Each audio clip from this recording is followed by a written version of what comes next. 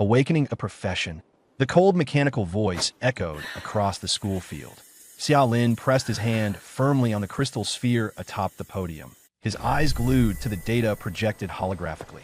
His throat felt tight. Someone like her, with 2100 mH, had a probability exceeding 80%. Precisely for this reason, Xiao Lin's 3000 mH resulting in merely an archer made it all the more bewildering. The next moment, Qin Xianxue reached out and laid her hand on the crystal sphere. A dazzling golden light burst forth. The mentor's voice trembled audibly. Qin Xianxue, hidden profession, dragon pack bearer. The venue fell silent momentarily before everyone collectively froze in shock. A hidden profession had truly appeared, though they had mentally prepared for this beforehand. Actually witnessing it rendered them speechless. Even the mayor at the front row center had a face that instantly lit up with joy, positively radiant. The spectators, starting from astonishment, gradually transitioned into reverence. No one felt jealousy. For her background, her appearance, and now her profession, Qin Xianxue had already far surpassed 恭喜秦 anything 千 they 雪 could compete with. 成为男士 The 有史 mentor 以 was 来第一位 brimming with 觉醒 excitement. 隐藏职业的选手。 Congratulations, Qin, for becoming Nanchu's first ever hidden profession awakener. Even as he spoke, he hadn't realized that his posture subconsciously baked It's for your it. A time to mentor bowing lead. while speaking to a freshly graduated student. Yet this sight no one found it. There was a problem. Qin Xianxue returned the gesture with a smile of joy on her face. Her gaze swept across the audience below and finally landed on Xiao Lin. Seeing Xiao Lin looking at her, she slightly raised her chin with a hint of provocation before turning and stepping off the stage. 看来 Xiao Lin 下 gave 回 a 电视没 bitter 希望了。 smile and let out a soft sigh. Looks like the Warsoul Pavilion is out of reach. The Warsoul Pavilion was an awakened organization directly under the command of the Dragon Nation's military. Getting in meant being prioritized for national cultivation.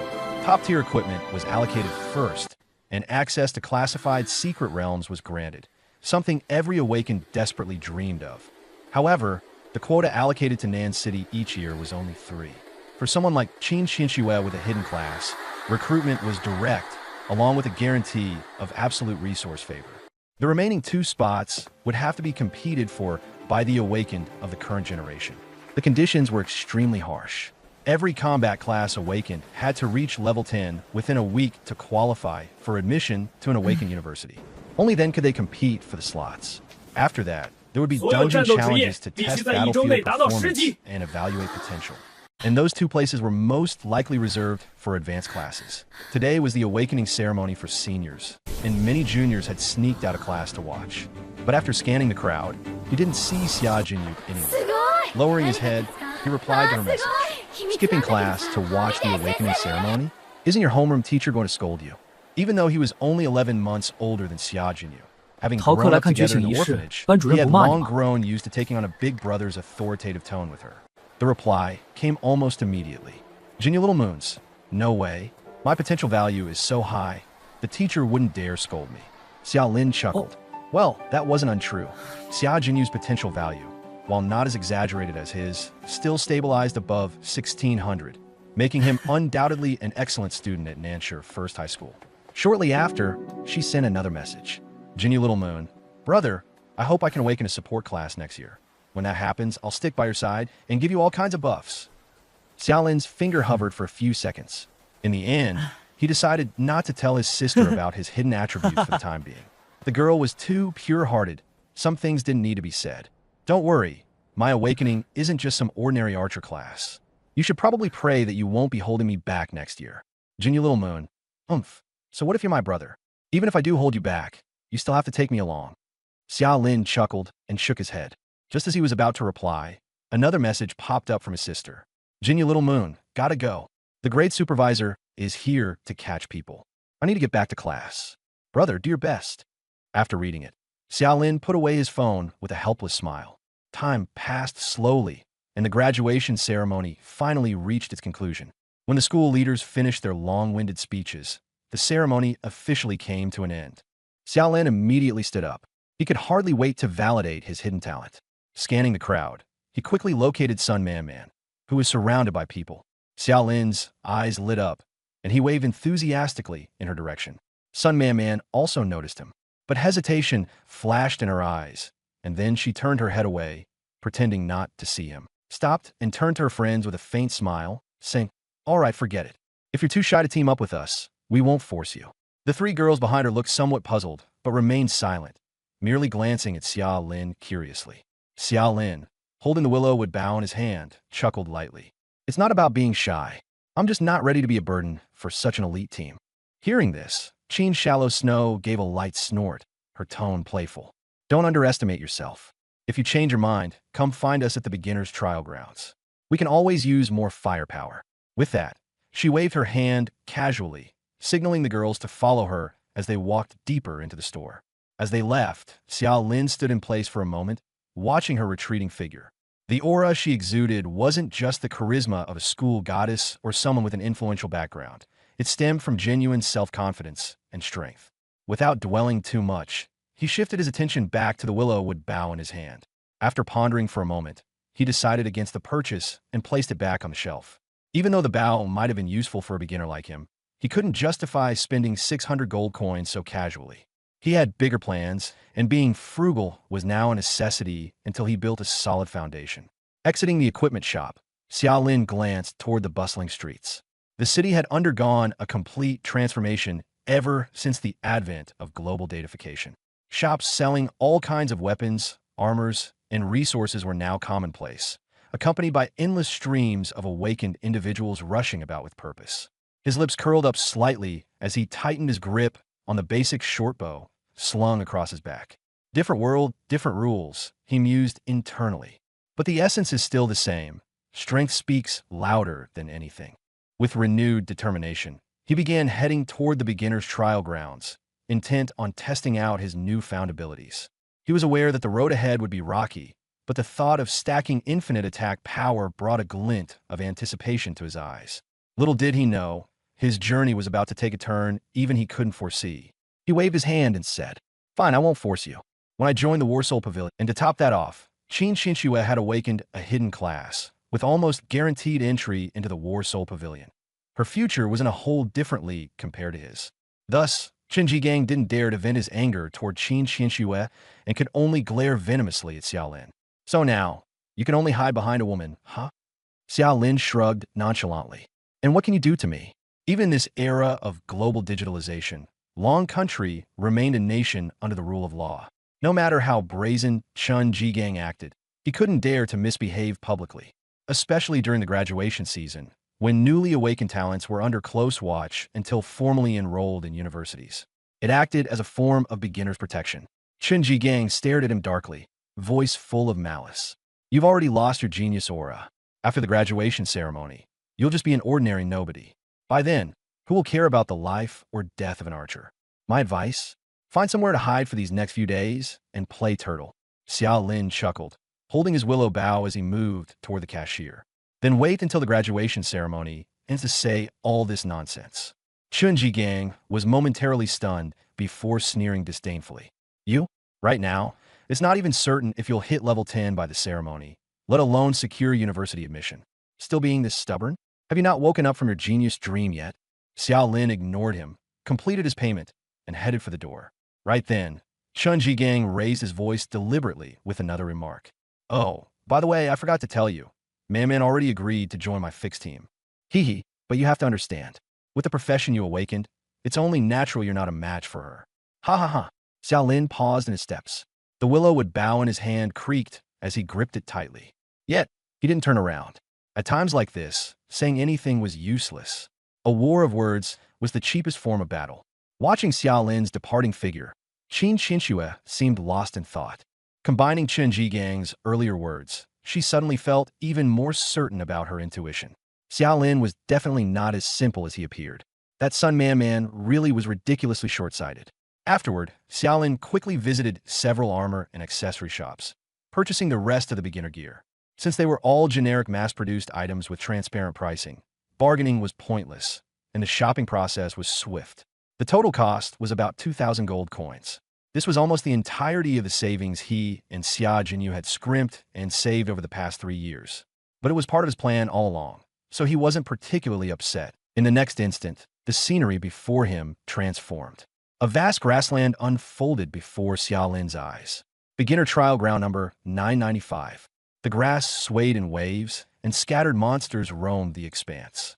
These monsters were all covered in the theory lessons taught at school, so Xiaolin was no stranger to them.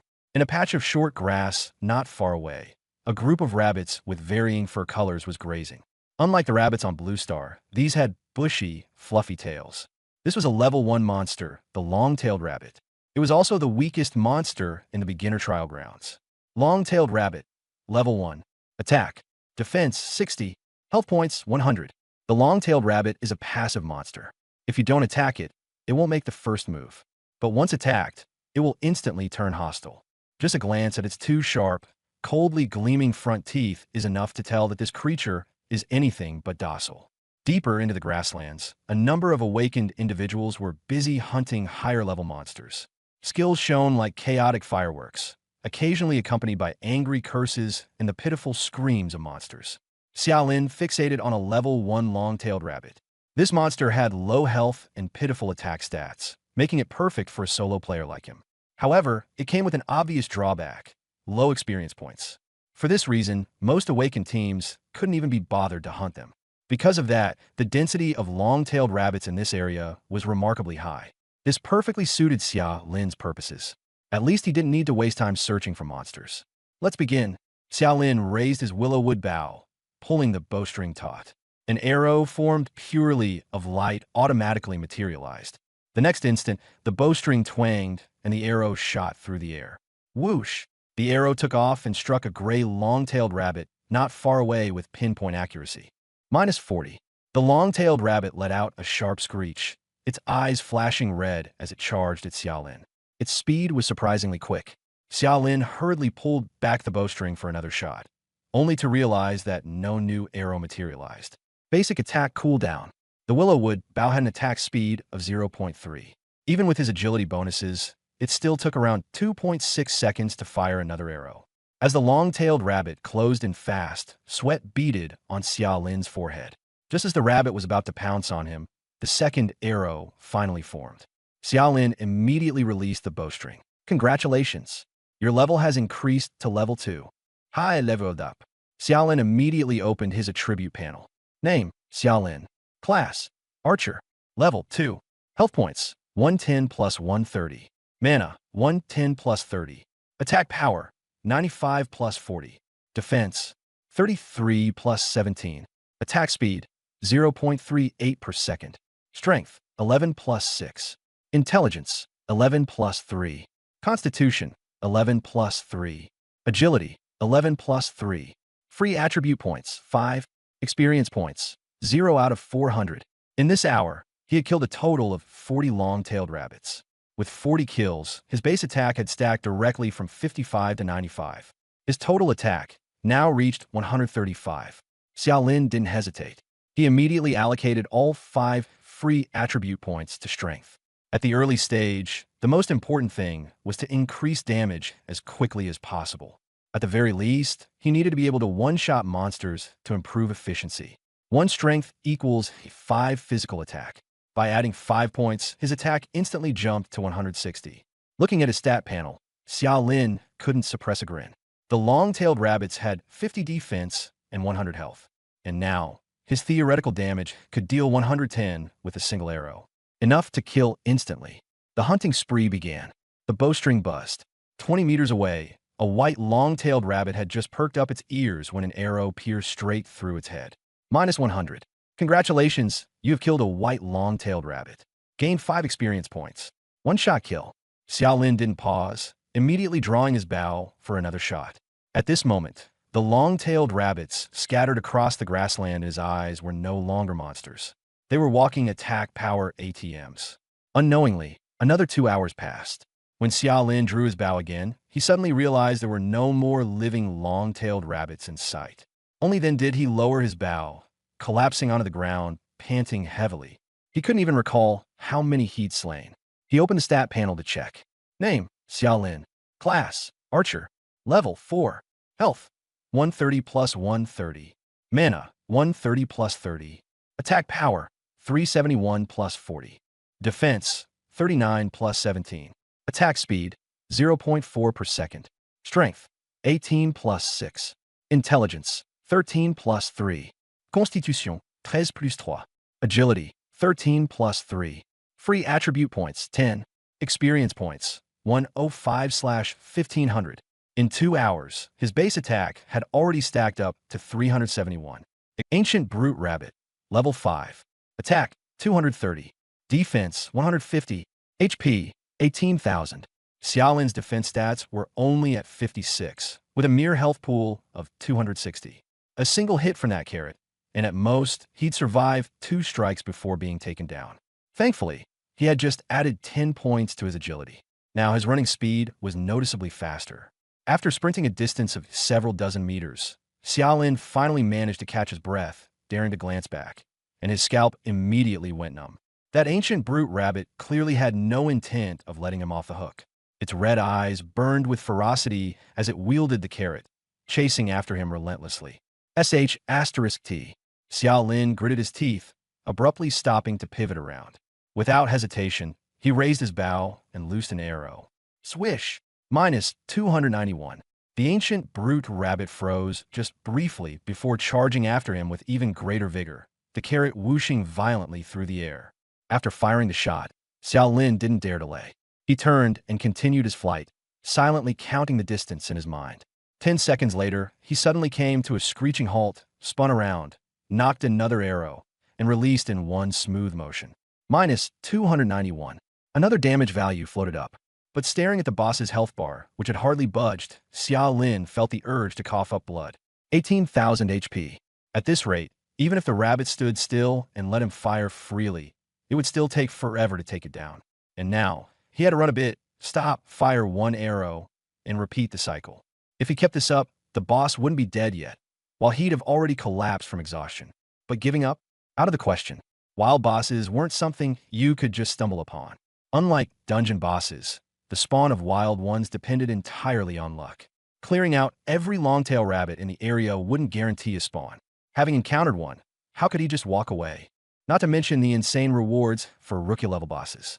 Significant amounts of experience points, mountains of gold coins, and most importantly, a guaranteed drop of an epic tier purple gear item. Even though it was just a level 1 item, epic gear was epic gear. Its stats weren't something basic items could ever compare to. And so Xiaolin gritted his teeth, running and firing, wearing the boss down bit by bit. The ancient brute rabbit's health bar steadily decreased. An hour passed. Xiaolin had already fired over 50 arrows. Finally, the ancient brute rabbit's health had dropped to about a quarter of its full bar. By now, however, Xiaolin was nearing his limits.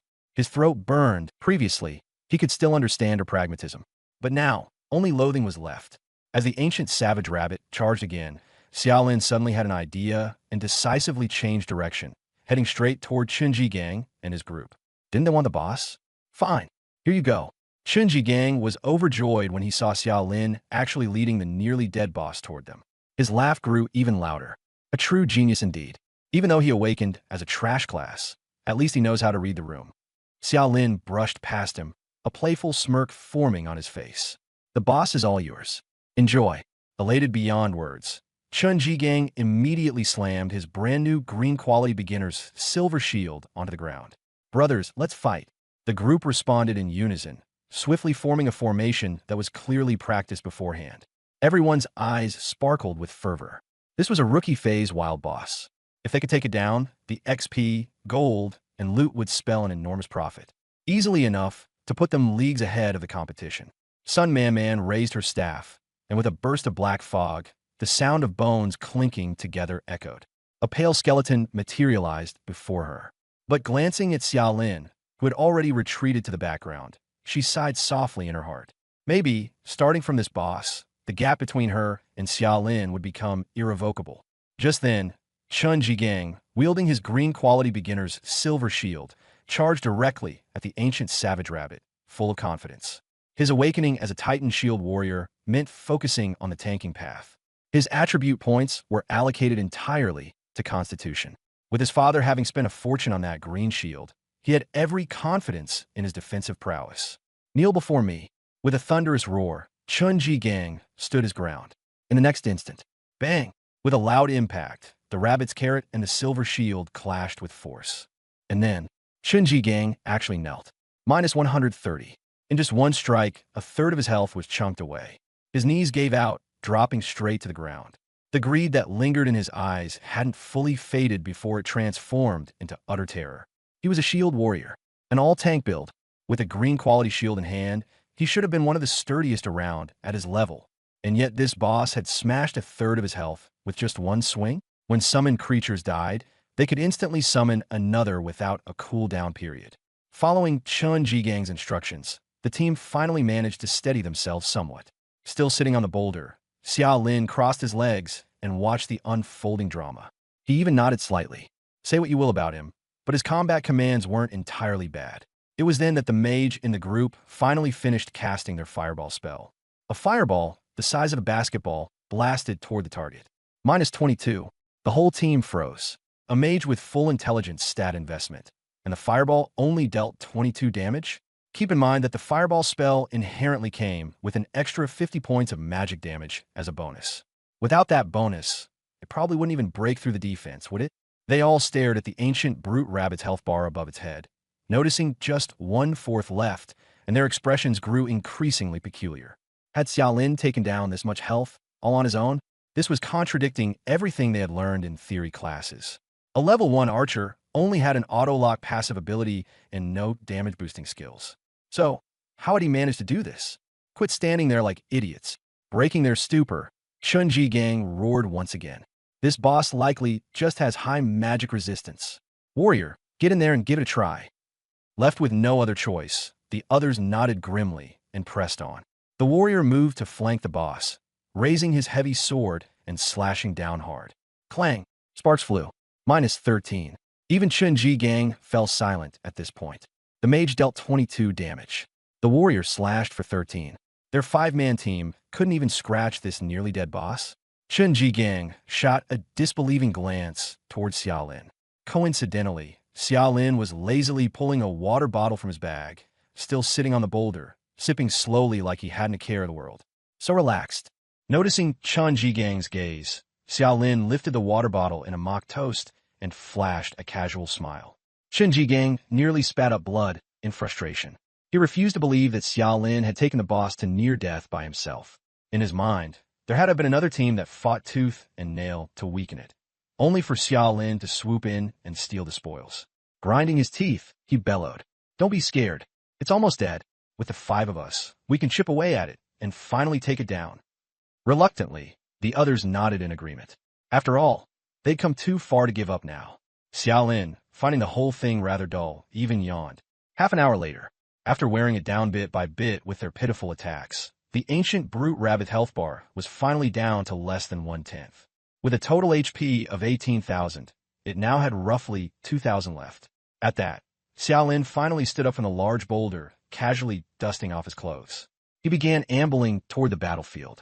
"Xiaolin, what the hell do you think you're doing?" Chun Jigang's sharp eyes caught sight of Xiaolin approaching, and he spun around abruptly, his tone filled with alarm. Xiaolin raised his hands in mock surrender, smiling harmlessly. "Relax. I just saw how hard you were struggling and thought I'd lend a hand. Stay the hell away. This boss is ours. I'm telling you, this is a danger zone. If someone dies here, it's all part of the game. If you try anything, damn it." Before Chun Jigang could finish his threats, a sharp wind rose behind him. Bam! The ancient savage rabbit hurled a carrot, striking him squarely. Chun Jigang hastily raised a shield to block, but the impact still sent him tumbling like a dog eating dirt. The little bit of health he had just recovered evaporated by another third. Terrified, he scrambled to his feet and stopped spouting threats altogether, turning to continue his escape. Xiaolin shook his head slightly. "If you keep fighting like this, it's far too slow. My time is very precious." His words caught the group off guard. Could it be that Xiaolin really had some unique method? Otherwise, how could a mere archer have reduced the boss's HP by 3/4? The next moment, under everyone's stunned gaze, Xiaolin grinned and pulled out a region loudspeaker item from his system backpack. Then, without hesitation, he shouted into it. "Everyone, over here, we've got a low-health novice boss. Super weak, on its last breath. First come, first served. Hurry before it's gone. Coordinates, 774, 881. Instant silence fell over the air. "You son of a..." Chun Jigang was so furious, he almost couldn't speak. Xiaolin maintained his innocent expression. Many hands make light work, right? We're all classmates here, and you're working so hard. This is the least I could do." Hearing that, Chun Gang's lungs nearly exploded. It was the exact same thing he had just said to mock Xiao Lin earlier, now thrown back at him word for word. If not for the boss still chasing him down, Chun Gang really wanted to turn around and bash Xiao Lin to death with his shield. Wild Zone bosses were different from dungeon bosses. Usually, it took several teams working together to bring one down. But the final rewards? They went to whoever landed the last hit. This meant that no matter who painstakingly whittled the boss down to low health, the loot would belong to whoever stole that final blow. This was the very reason why Chun Gang was utterly falling apart. His worst fear was spending all that effort only for someone else to swoop in at the last second and reap the rewards. Ironically, he'd conveniently forgotten that this was exactly what he had intended to do himself. As soon as Xiao Lin's region announcement went out, it didn't take long before the sound of hurried footsteps filled the surroundings. Holy crap, there's really a boss here. Man, there are still good Samaritans out there. Bless their kind souls forever. Quick, quick, quick. Mages, save your skills and position for the last strike. Haha, it's finally my chance to strike it rich. In less than 30 seconds, over a dozen people rushed in from all directions. The entire long-tailed rabbit zone erupted into total chaos. Chun Gang, watching the rapidly growing crowd, saw red. His eyes practically burned as he roared. Who the hell dares steal my boss? Do you know who I am? Everyone paused momentarily and looked at Chun Gang in unison. Who are you? Chun Gang slammed his shield heavily into the ground, sneering coldly. I am Chun Gang. His declaration was met with blank stares all around. No one recognized him, and it wasn't surprising. The novice trial grounds were vast, each numbered separately.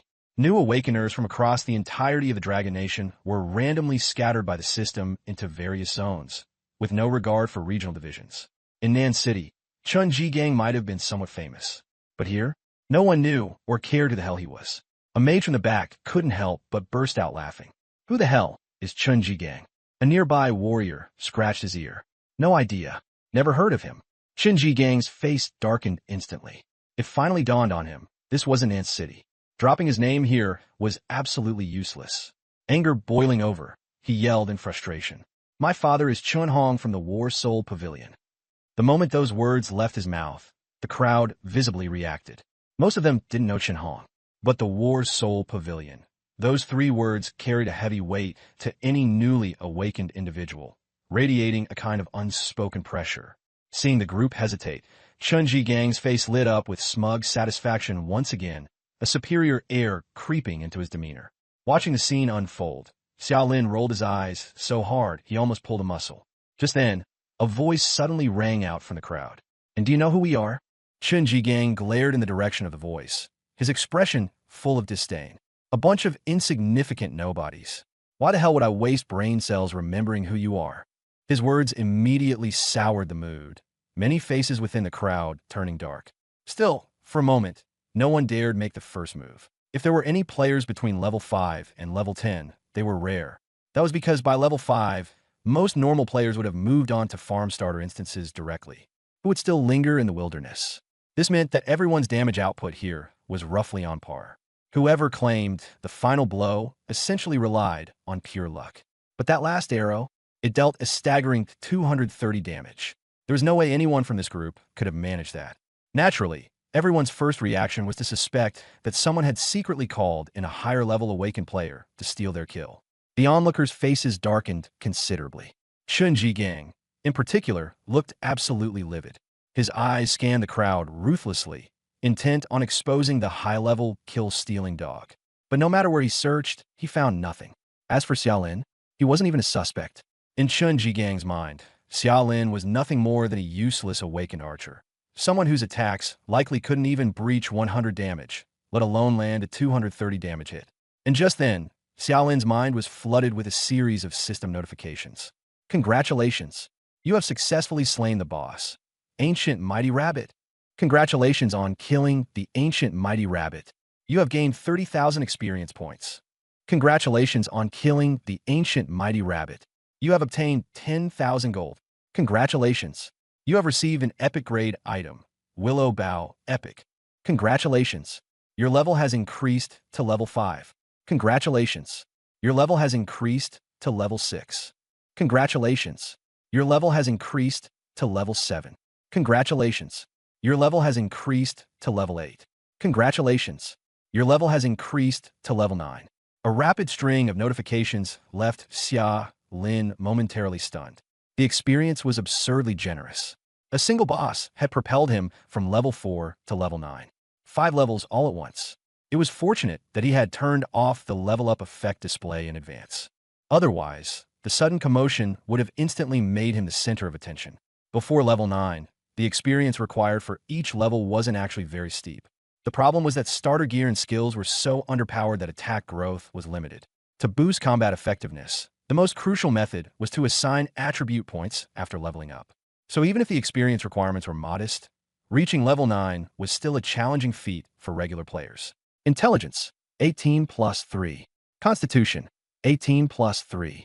Agility, 28 plus 3. Available attribute points, 25. Experience points, 7,213/25,000. Xia Lin studied the panel for a moment, murmured a soft and without hesitation, allocated all 25 points into agility. The next second, his agility stat skyrocketed. His attack speed jumped from 0.49 to 0.64 attacks per second. That was roughly an arrow every 1.6 seconds. Much faster than before. Nodding in satisfaction, Xia Lin closed the panel. He then retrieved the epic grade willow bow from his system inventory. The quality of gear was divided into 5 tiers. White, basic gear with no attributes. Green, elite gear with 1 attribute. Blue, rare gear with 2 attributes. Purple, epic gear with 3 attributes. Golden, legendary gear with 4 attributes. The higher the quality, the better the primary stats and the more additional attributes. Initially, Xia Lin had bemoaned the fact that it was a weapon that dropped. But when he activated the Identify skill and took a clearer look at the weapon stats, he froze. Willow Bow, Epic. Attack Power, plus 18.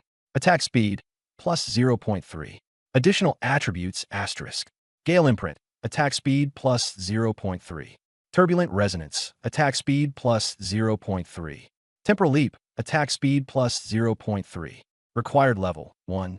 This, Xia Lin was momentarily dumbfounded. Then a slow grin began to spread across his face.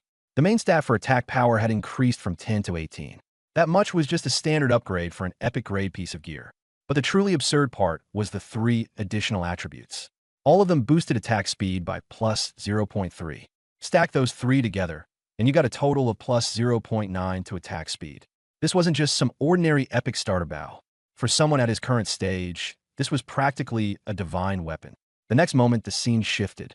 A pungent mix of decaying leaves, dirt, and the tang of blood hit him squarely in the nose. Blinking his eyes open, Xia Lin saw that he was already standing inside a beginner's instance dungeon. The Cobalt Wolf Den. The entire dungeon was designed with a 3-layered circular canyon structure. At this moment, he stood, standing on a 10-square-meter platform, surrounded by a faint, glowing barrier. This was the safe zone, roughly 1 arrow every 0.4 seconds. With that kind of speed combined with his near-peerless attack power for his level, it was simply absurd. Initially, Xia Lin had considered joining a party to tackle the beginner dungeon. After all, dealing with packed mobs with enhanced stats in a dungeon was risky for a solo player. If he got surrounded, the consequences could be dire. But now, armed with this bow, the pressure lifted significantly. Unless it was absolutely necessary, he didn't intend to reveal his hidden talents. Xia Lin stepped out into the dim alley. Currently, he was level 9, just 1 step away from meeting the admission qualification for the Awaken Academy. The teleportation center was vast. The high dome loomed above, and the place was bustling with people coming and going. The dungeon hall, in particular, buzzed loudly with people calling out for party members. Most of those shouting for teammates were low-level awakened with ordinary professions. Those who had awakened advanced professions, however, were either already scouted by the War Soul Pavilion or recruited by top guilds. They didn't need to gather randoms like this. Xia Lin paused briefly in front of the guideboard in the hall, confirming the location of the rookie dungeon teleportation array, and then walked directly toward the northwest corner. The hall was packed with people, but near the entrance to the rookie dungeon, there were barely any. That made sense. The rookie dungeons were transitional, meant for levels 5 to 10, and were only bustling during graduation season. Once everyone hit level 10, they'd naturally move on to higher-level dungeons. Looks like there aren't many at level 5 yet.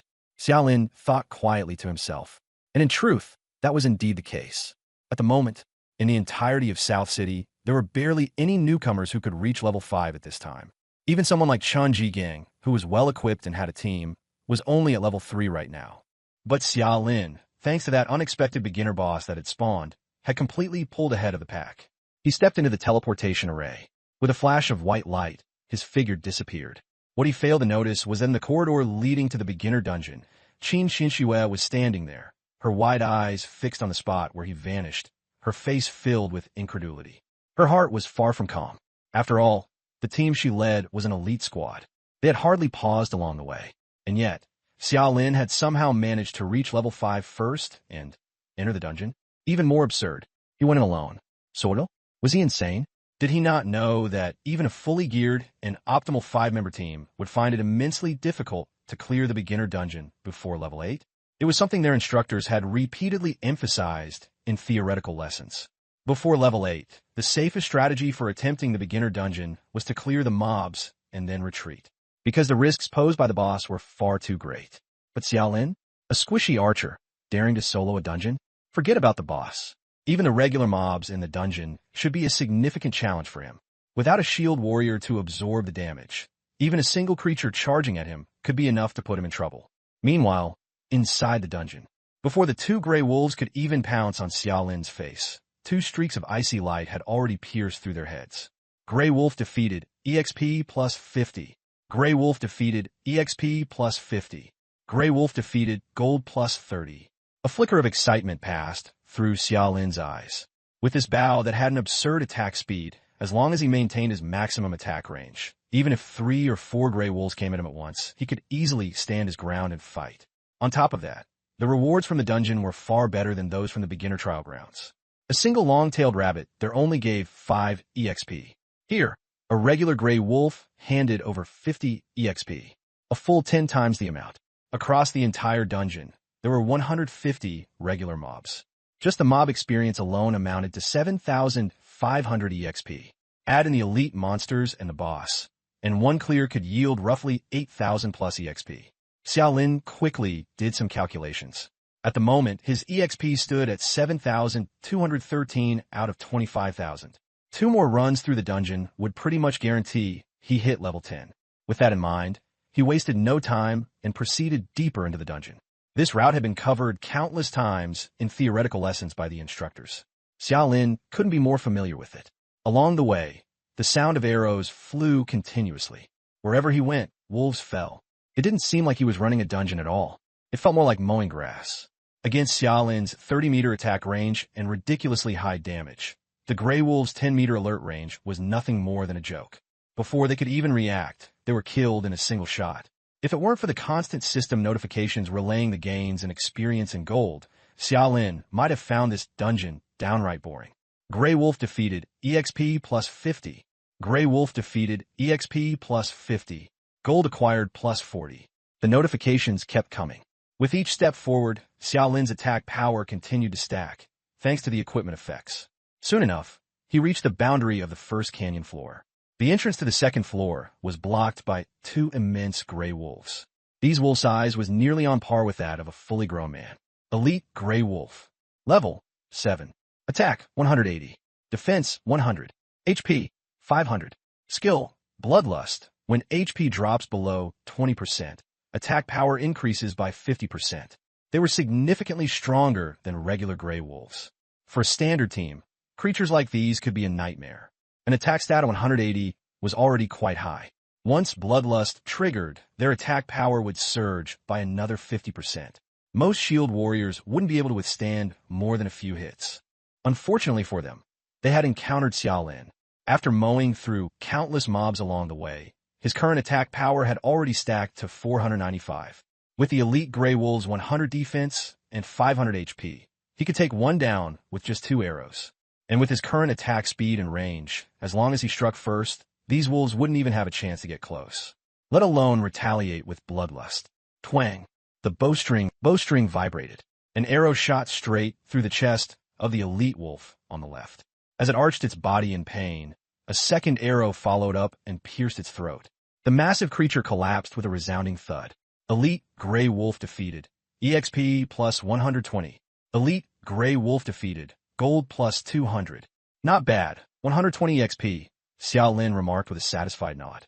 The other elite wolf, startled by the commotion, raised its head to let out a howl. But before the sound could escape halfway, it transformed into a pitiful whimper of death. 2 arrows broke through the air, pinning it to the rock wall. Its claws were still, in a nervous twitch. Watching the scene unfold, Xiao Lin couldn't help but laugh.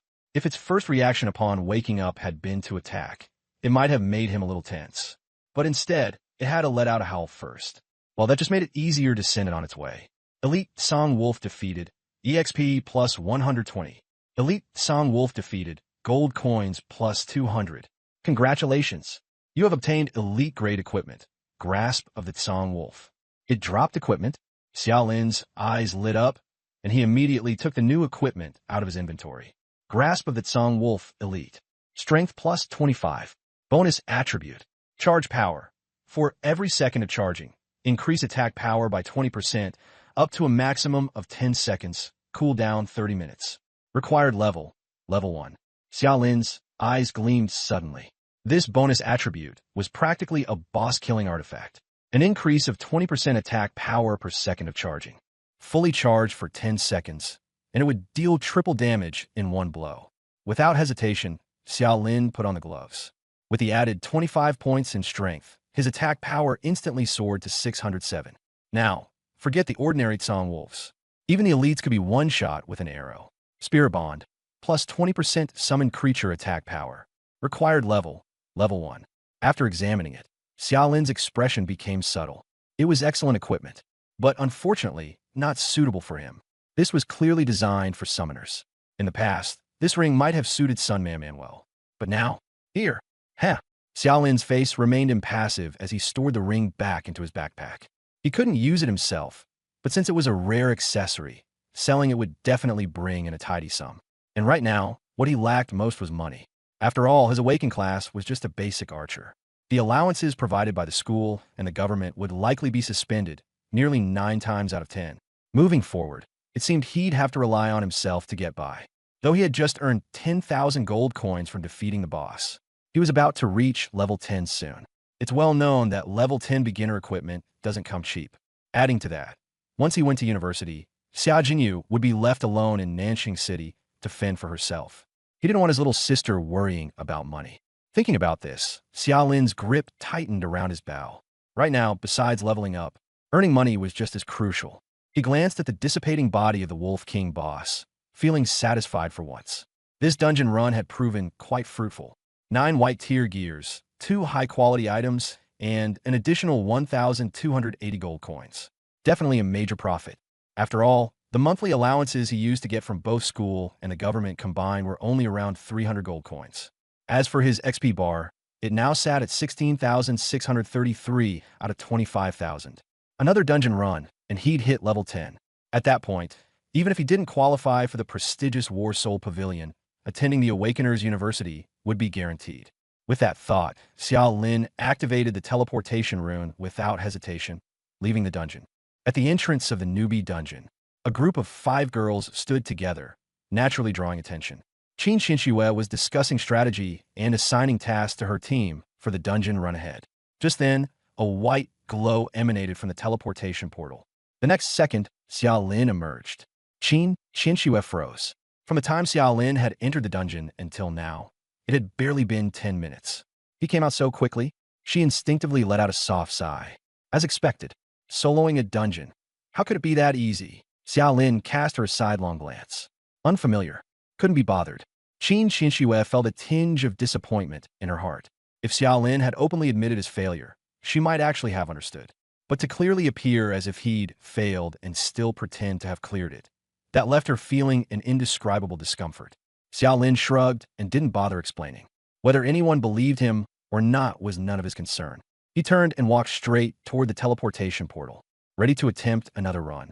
As long as he cleared it one more time, he could reach level 10. It wouldn't take long. After finishing, he could head home in time to make dinner for his sister. Too many frozen dumplings wouldn't be good for her health. Qin Xinxue watched him walk toward the teleportation portal alone and sighed inwardly. Did this guy even pay attention in class? Did he not know about the cooldown mechanism for dungeons? She was just about to call out to stop him, But then her phone suddenly rang. Pulling it out, she saw the caller ID, her father, Qin Bai. She answered immediately. But before she could say anything, Qin Bai's hurried voice came through the phone. Qin Shue, where are you right now? I'm at the newbie dungeon teleportation center. Qin Shue felt puzzled. Her father was usually very composed and rarely spoke in such tone. The teleportation center? Perfect. Qin Bai's tone turned distinctly serious. The clear record for the newbie dungeon in Nanshur has been broken by someone who did it in 17 minutes and 36 seconds. Did you see who came out of the dungeon portal? What? Qin Shue froze completely. She was all too familiar with the difficulty of the newbie dungeon. Even a well-coordinated full team usually needed 3 or 4 hours to clear it. The previous fastest record in Nanshur was 42 minutes. That was achieved by a team consisting of 1 tank, 1 healer, and 3 DPS, all level 9 with top-tier gear, systematically pushing their way through. Most of their time had even been spent on the boss. And now someone cleared it in just 17 minutes and 36 seconds? What did that even mean? Just running a lap through the dungeon map would take about 10 minutes, wouldn't it? If this was true, not just Nanshur, but the entirety of Longwool would explode with shock. Qin Bai barely hesitated before dialing another number. The line connected after just 2 rings. President Qin, in 10 minutes, I need a full dossier on a graduate from Nanshur No. 1 High School named Xia Lin sent to my phone. Understood, President Qin. Inside the dungeon, Xia Lin was making progress even more effortlessly now. His attack stats continued to stack, and the entire process felt like a leisurely stroll. Killed Grey Wolf, experience plus 50. Killed Grey Wolf, gold coins plus 30. Killed Grey Wolf, experience plus 50. Killed Grey Wolf, experience plus 50. Killed Grey Wolf Elite, experience plus 300. Killed Grey Wolf Elite, gold coins plus 220. Killed Grey Wolf, experience plus 50. System notifications rang out nonstop. Xia Lin strolled casually through the dungeon and cleared it once again. The rewards this time were even higher than before. Just from gold coins, he netted a total of 2,400. Additionally, he obtained 7 white-grade pieces of equipment, 3 green-grade pieces, and 1 blue-grade item. While the white-grade items were of little use, the store would repurchase them at half price. Selling all 7 white items could fetch roughly another 1,000 gold coins. Among the decent equipment, the most valuable was a pair of rare blue boots. Plus 15 to strength, plus 20 to constitution. There was also a green necklace. Though its primary attribute added intelligence, its special stat offered plus 10% physical attack, which made it incredibly valuable. Both of these items suited Xia Lin perfectly, so he equipped them right away. As for the remaining 2 green items, he didn't need them and planned to sell them. Just then, as the Grey Wolf King collapsed before him, he heard the notification he had been waiting for most. Congratulations! Your level has increased to 10. Congratulations! You gained a new skill, Splitting Arrow. Finally, level 10. Xia Lin's eyes lit up, and he immediately opened his skill panel. Splitting Arrow was the standard active skill unlocked by archers at level 10. The effect was straightforward. When activated, for 30 seconds, every basic attack would split into 3 arrows, each dealing 60% of the original attack's damage. Cooldown, 5 minutes. For archers, this was their only area of effect skill. Typically, this skill was best suited for clearing lower-level mobs, since pulling 3 monsters at once in a dungeon often meant death for fragile archers. But for Xia Lin, this wasn't a problem at all. His current attack speed was extraordinary, and his attack power had skyrocketed. It was as if the shield didn't physically exist. Thinking for a moment, he retrieved an assassin's dagger from his system inventory. Aiming the blade at his arm, he gently stabbed forward. The moment the blade stopped less than a millimeter from his skin, a transparent, crystalline shield materialized instantly. The dagger froze midair. It couldn't pierce further. Simultaneously, a faint, red numeric value appeared above his head. -1. Xia Lin immediately checked his interface. Indeed, beneath his health bar, there was now a pale red shield bar. Its value matched his attack stat exactly. 1041/1042. This trait, it's practically tailor-made for me. Xia Lin couldn't help but murmur under his breath. The shield essentially acted as additional health. As long as the shield wasn't shattered, no damage would reach his actual body. Even more ruthless, when the shield broke, it would unleash an immediate AoE explosion. And the damage? Also 100% of his attack power. That Xia Lin thought was just nasty. If he were really surrounded one day, the shield shatter effect would likely clear an entire area in an instant. Pair this with the shield scaling with his attack. The higher his attack, the thicker the shield. The more he grinded, the stronger he would become, and the tankier he'd get. Thinking about all of this, Xiaolin couldn't hold back the smile spreading across his face. So, next priority is grinding monsters as always. Finished speaking, he promptly activated a teleportation stone, exiting the dungeon. When he reappeared in the teleportation hall, Qin Xinxue and her team were nowhere to be found near the beginner dungeon's entrance. While Qin Xinxue had been curious about Xiaolin's record-breaking run, leveling up took precedence. Every minute of experience before graduation day was invaluable, and so, she'd already entered another dungeon. Xiaolin glanced around the now-empty teleportation hall, then pulled out his phone to check the time. It was nearing 8 p.m. Though the hall was ablaze with bright lights, you wouldn't have guessed it was night outside. He was just about to call Xia Jinyu when his phone started ringing on its own. Seeing the name on the screen, Xiaolin smiled. Big bro. As soon as the call connected, Xia Jinyu's voice came through, but it didn't sound as lively as usual. Are you almost home? I've been waiting for you to have dinner. Xiaolin knew his little sister too well. Hearing her tone, he immediately understood something was bothering her. Yeah, just left. I'll be home soon. He didn't press for answers yet, keeping his response simple. After hanging up, Xiaolin hurried back home. Before reaching the rental apartment, he spotted a familiar figure in a dark blue school uniform standing by the door from a distance. The girl stood on tiptoes, waving excitedly towards him. Xiaolin's brows furrowed. Why are you standing outside? I didn't have anything to do, so I came out to see if you were back. Xia Jinyu carried the natural grace of a Jiangnan girl. Her slender frame was draped in a faded school uniform jacket, worn loosely, which only made her skin look fairer and her eyes brighter. Seeing Xiaolin return, she immediately broke into a small jog to meet him. Noticing how pale her face was, Xiaolin's frown deepened. It's so cold out, and you didn't think to wear more? What if you catch a cold? As he spoke, he lightly pinched her wind-chilled cheeks. Though his words seemed chiding, his tone was filled with concern. I'm not cold. Xia Jinyu quickly shook her head, forcing a smile as she instinctively hooked her arm through his. Looking up at Xiaolin, her gaze was full of care. Big bro, was your training today suck? Lee, are you okay? Are you hurt? I'm Fine. Actually, today's been quite fruitful for me. But you? Xiaolin looked at her forced smile and got straight to the point. Is something wrong? No, nothing. Xia Jinyu quickly denied it. It's just, I'm a bit worried about you. Xiaolin felt warmth in his heart. He raised his hand to ruffle her hair, his voice softening. Silly girl, what is there to worry about? Didn't I tell you? The class I've awakened isn't just any ordinary archer. I'm strong. Stop overthinking things. But, Xia Jinyu hesitated, stealing a glance at him. There was clearly something still weighing on her mind. What's going on with you? Xiaolin's tone grew more serious. Xia Jinyu bit her lip, as if summoning all her courage, and finally spoke softly. Today at school, I saw Sun Man Man. Xiaolin's eyes turned icy in an instant. Did she bully you? In that moment, his aura became visibly colder. No, no. Xia Jinyu quickly shook her hands. Then, after a short pause, she hesitantly continued. I saw her getting really close to some guy I didn't know. It was behind the grove near the sports field. I don't think their relationship seems right. After saying all this, she tensed up entirely, her eyes fixed on Xiaolin's reaction. She genuinely feared her brother would be hurt.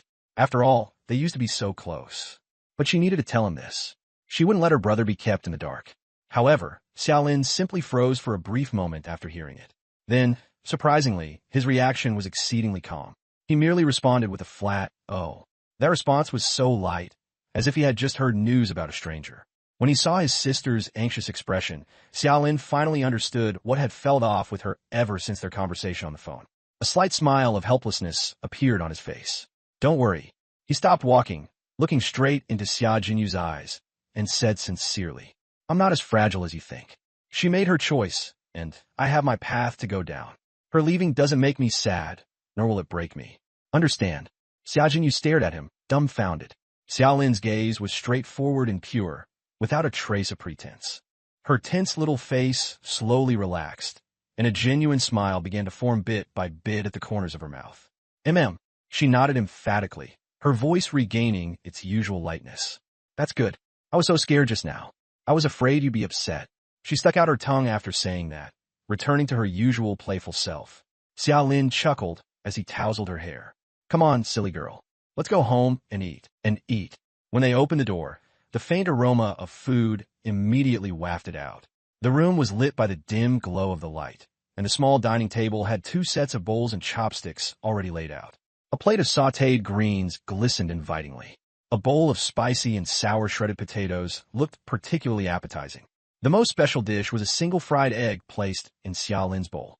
Thin, slightly crispy edges, emitting a rich aroma.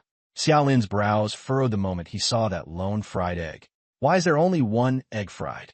Xia Jinyu's eyes immediately avoided his. I already ate mine. She didn't dare meet Xiaolin's eyes. Her words betrayed the obviousness of her lie. Seeing the evasive look in her eyes, Xiaolin immediately understood. His nose stung slightly. He sighed softly and, without saying another word, walked into the kitchen. He reached for the worn apron decorated with little floral prints and tied it deftly around himself. Brother, you don't have to. Xia Jinyu quickly followed him inside, her voice full of urgency. I'm really trying to lose weight lately. Look at me, I've gotten so chubby. I don't even want to eat eggs. You've gotten so thin. What are you talking about losing weight for? Xiaolin didn't even turn around, opening their small refrigerator to take out the last 2 eggs from the very back. He lit the stove, poured in the oil. Soon, the sizzle of hot oil filled the air. The 2 eggs cracked and splayed out over the pan, the whites immediately setting into shape. Brother, Xia Jinyu stood by the kitchen doorway, her eyes fixed on the eggs in the pan. Her brow furrowed tightly with heartache. We don't have many eggs left at home. You're going to be fighting monsters daily from now on, and that'll take a lot out of you. These should be saved to help you stay strong. The more she spoke, the more her voice brimmed with distress. To her, those eggs might as well have been gold. Xiaolin's heart grew even warmer. Without looking back, he stayed silent, flipping the eggs until both sides turned golden and fragrant. He plated them and brought them out to the table. Dinner time, he called out gently. Xia Jinyu walked over with dragging steps, still looking reluctant. Xiaolin smiled, picking up his chopsticks and placing the larger fried egg into her bowl. Don't worry. From now on, we won't have to live like this anymore. Xia Jinyu froze for a moment and hesitated before responding. But today at school, I heard Lin Xiao say that starting next month, the school won't be giving us stipends anymore. We'll need to spend more carefully. Plus, you'll still need to buy equipment after reaching level 10, said Xia Jinyu. Lin Xiao, Xiaolin's face darkened. That guy from your class who's always pestering you, right? Xiaolin had heard of this name several times from his younger sister. Using the fact that his dad was the vice principal, Lin Xiao strutted around the school like he owned the place. If he brought up something like this specifically now, he'd clearly be up to no good. Yeah, Xia Jinyu answered softly, her voice dropping in volume. He said he could help us keep our stipends as long as I agreed to... Before she could finish her sentence, Xiaolin interrupted her with a cold snort. Seeing that her brother was truly angry, Xia Jinyu quickly added, Don't worry, I won't fall for something so childish like that. Glad to hear it, Xiaolin said with a frosty expression. You know what kind of person he is. Keep your distance from him in the future. Watching her nod earnestly, Xiaolin's hardened expression eased somewhat. As for the stipends, it's understandable that they're stopping. I'm already graduated and no longer a student. It's fair that the school doesn't give them to me anymore, he said, looking at his younger sister with a serious and determined tone. Besides, I'm now an awakened individual from the combat division, making money and supporting the family. I'm capable of doing that. There's no need for you to starve yourself to save a bit for me, understood? Hearing this, Xia Jinyu's nose tingled, and she quickly lowered her head without saying another word. Putting down his chopsticks, Xiaolin reached out to ruffle her hair, his voice softening. All right, let's eat. At that, he cracked a smile, his tone becoming lighter. By the way, I had some luck today. I was even thinking about taking you to try that Old Zhang's beef hot pot you've been talking about nonstop. Old Zhang's beef hot pot. Xia Jinyu's eyes instantly lit up. Brother, you got something good? Though she hadn't awakened yet, Xia Jinyu had certainly heard plenty of stories about awakened individuals getting rare loot from dungeons and striking it rich overnight. Xiaolin nodded slightly. You could say that. That's amazing. Xia Jinyu perked up immediately, her face brimming with excitement. Brother, what did you get? Rare ores? High-grade herbs? Or valuable equipment? Xiaolin didn't answer directly. Instead, he smiled, took out his phone, opened the wallet interface, and pushed it toward her. See for yourself. After the world went into full data integration, system gold coins were directly linked to real-name e-wallets. Any money dropped from slaughtering monsters was deposited directly into the wallet. Xia Jinyu initially glanced at it casually, but quickly looked again. She grabbed the phone and began counting seriously. 1, 10, 100, 1000, 10,000. As she counted, her eyes grew wider and wider. After confirming back and forth multiple times, she abruptly looked up at Xiaolin, her mouth agape. 14,000 gold coins? Her voice wavered, rising several decibels higher. That was no small amount. Currently, 14,000 gold coins could convert into what used to be over 100,000 in the old currency. This was an enormous fortune, one that the siblings couldn't have saved even with years of thrifty living. Yeah, Xiaolin nodded with a smile. For real. Still in disbelief, Xia Jinyu glanced quickly at the screen a few more times. After it became clear she hadn't imagined things, she nearly exploded with excitement. Brother, you earned so much in just half a day, right? Wow, this is amazing. Unable to contain her joy, Xia Jinyu hugged Xiaolin's arm tightly and shook it with force. Tomorrow we're definitely going to Old Zhang's. I'm ordering 2 servings. No, 3 servings of the priciest marbled beef. I'll also get duck intestines, 2 servings, and fatty beef rolls, shrimp paste, tripe, and ox throat. I'm eating till I'm full. Looking at her eagerness, as though she wanted to rush to the hot pot restaurant right this instant, Xiaolin couldn't help but laugh aloud. All right, no problem. Tomorrow, I'll make sure you eat to your heart's content. Inside their small rental apartment with its dim lighting, the siblings' laughter filled the air, surrounding the room with a newfound warmth. Xia Jinyu didn't think twice about the egg she'd been saving and eagerly took a big bite of the fried egg in her bowl. As she ate, she excitedly rambled on about what they should order at the hot pot restaurant, chatting nonstop. Xiaolin simply listened with a gentle smile, his gaze full of affection. Early the next morning, as sunlight broke through the thin mist, Xiaolin was already awake. It was the weekend. Last night, he promised his younger sister to take her to the trading post to look around and sell off some equipment he couldn't use. At this hour, Xia Jinyu was still fast asleep. Not in a hurry to wake her, Xiaolin went about his morning routines, a quick wash, preparing some breakfast to place on the table, then headed out. He had already reached level 10 now. However, he wasn't planning to switch out his level 10 equipment just yet. The reason was simple. With his current attack and shield, the significance of basic equipment is negligible. Agility, 57. Unallocated stat points, 5. Experience, 463/30,000. Xiaolin focused on the 1484 attack stat, and he couldn't help but grin. Just a few minutes ago, that number had been 1042, and now it had gone up by 442 points, all in under 5 minutes. The speed of improvement was absurd. The monsters in the novice trial grounds had a respawn time of half an hour. Xiaolin, of course, wasn't going to waste time waiting. He crushed a teleportation stone and returned to the teleportation hall. Then he selected a new novice trial ground map at random, paid 10 gold coins, and teleported again. With over 1,000 different maps in the novice trial grounds, it was essentially a new map every time. Earlier, he had landed in map 659. This time, he was in map 016. The scene was similar. Xiaolin didn't hesitate to engage, immediately activating Split Arrow and unleashing another wave of slaughter on the fluffy long-tailed rabbits in the grass. Arrows streaked everywhere. The long-tailed rabbits fell in swathes. Several moments later, the teleportation array's white light shone again. Xiaolin, radiating excitement, walked out and disappeared the next second. Those waiting in line for party formations near the teleportation platform were dumbfounded. What kind of operation is this guy running? Someone couldn't hold back their curiosity and asked. The person next to him also looked puzzled. No idea. Maybe he didn't get the map he wanted? Favorite lucky number? Just like that. When the teleportation array lit up for the 7th time, Xiaolin once again appeared in the teleportation center. He was preparing to teleport again when his phone in his pocket suddenly vibrated. Xiaolin took it out and looked. It was a missed call notification. Xia Jinyu had called twice. Since the monster map and Blue Planet weren't in the same dimension, the phone lost signal as soon as he teleported. Unless both parties were awakeners, they could only communicate via the system's friend feature.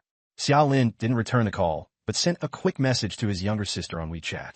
Coming back soon. He had promised Xia Jinyu earlier today that he would take her to the trading hub for a stroll, so he could only pause his journey temporarily and leave the teleportation hall. After a morning of intense monster hunting, his attack stats had skyrocketed from 1042 to 3726. Even he had no sense of what that number truly meant. The theories taught back in high school were no longer applicable. He didn't even know what a 3,726 attack power meant at a university level. When he got home, Xia Jinyu was sitting casually at the dining table, slowly eating her breakfast. She was still wearing her oversized school uniform. Her long hair was tied into a simple ponytail with a few loose strands framing her face. The morning sunlight streamed in through the window, casting a gentle glow on her, making her look thin and sweet. Seeing Xia Lin return, she looked up at him, her crescent-shaped eyes carrying a hint of groggy sleepiness. "Brother, you're back." She still had half a mouthful of porridge, so her words were slightly muffled. The spoon in her hand swayed lightly, and the cuffs of her school uniform were slightly whitened from too many washes. Xia Lin's heart softened as he replied with a slight, "I'm going to take a shower first. After that, I'll take you to the trading hub. We'll sell off some gear and buy you a few clothes while we're at it." Xia Jinyu froze for a moment, then immediately shook her head. "Brother, no need. My school uniform is enough. You're an awakener now. There'll be more important expenses in the future." Xia Lin didn't respond and just quietly gazed at her. Under his stare, Xia Jinyu hesitated, her voice soft as she said, "Brother, I really don't care about what I wear. As long as you're here, I'm not afraid of anything." Xia Lin sighed gently, reaching out to pat her head as he smiled and said, "Don't worry. From now on, we won't have to endure tough days anymore." Autumn days were comfortably crisp. The sunlight fell warmly on the streets, serene and soothing. Once out the door, Xia Jinyu was quickly cheered up by the lovely weather, bursting with her usual vibrant energy, dragging Xia Lin around to explore every corner. After global digitization, trading hubs had become the busiest places in every city. The Nan City Trading Hub was located in the heart of the city at Dragon Sword Tower. The entire building occupied a massive area, being one of Nan City's defining landmarks. Once Xia Jinyu had her fill of sightseeing, Xia Lin led her to the entrance of Dragon Sword Tower. Here was unlike anywhere else. At the entrance, instead of ushers or regular security, two burly men in black uniforms stood guard. Both had an identical badge pinned to their chests. A dragon coiled around the blade of Pan Gu's sword. The dragon sword emblem, the insignia of Battle Soul Pavilion. Indeed, in every city of Long Nation, the trading hubs operated under the auspices of the Battle Soul Pavilion. Of course, that didn't mean these trading hubs were so critical that they warranted full-time guarding by formal members of the Battle Soul Pavilion. After all, there were only a few thousand Battle Soul Pavilion members across Long Nation. Barely 20 might officially operate in Nan City. The guards at the entrance were more like outsourced security. Moreover, Dragon Sword Tower wasn't merely a trading hub. It also served as the Nan City office for the Battle Soul Pavilion. So having their personnel stationed at the entrance was perfectly understandable. Inside Dragon Sword Tower, the areas were divided into trading zones, auction zones, and office zones, separated by floor. Xia Lin first took Xia Jinyu to explore the trading floor on the first level, eventually stepping into a shop dealing in lower-tier equipment. Unlike roadside stores, the inventory here was much more comprehensive. Outside, buying a full set of equipment might require running between multiple stores. Weapons, armor, accessories, and protection gear had to be sourced individually. But shops in the trading hub were essentially one-stop solutions. As soon as they entered, a sales assistant in a Chong Sam walked up, her voice gentle and pleasant. "Hello, how can I help? Looking to buy some equipment? I can show you around." Xia Lin shook his head with a polite smile. "Hi, I'm actually here to sell equipment." "Understood, please follow me." The assistant's expression didn't shift in the slightest, maintaining her professional smile as she gestured politely and led the way. Xia Lin followed her toward the buyback section. Throughout their walk, Xia Jinyu's eyes were wide with curiosity. "Brother, the equipment here is incredible." She glanced around animatedly, her expression full of wonder. When they passed the weapons section, she suddenly stopped in her tracks. Xia Lin followed her gaze and saw her staring fixedly at a row. The staff shimmered as her eyes lit up. "What's wrong? Brother, look. These staffs are so beautiful." She pointed at one of them, her eyes sparkling with excitement. "That gem on that one is huge." Xia Lin couldn't help but chuckle a little. The salesperson standing nearby didn't rush them. Instead, she smiled warmly and said, "Little girl, this is the Seven Treasures exquisite staff. It can only be used by those who have reached level 20 awakening." Level 20? Upon hearing that, Xia Jinyu immediately stuck out her tongue and whispered, "That must be super expensive, right?" The salesperson was amused by her, shaking her head gently. "Not at all. By the time you reach level 20, it wouldn't seem expensive at all. Let's go." Xia Lin reached out and gently patted the top of his sister's head. "Okay." Though Xia Jinyu responded, her feet stayed planted on the spot. Her gaze was still glued to that staff. Xia Lin smiled wryly. "All right, Just stay here and look around for a bit. I'm going to sell some equipment and we'll come back to get you. Okay.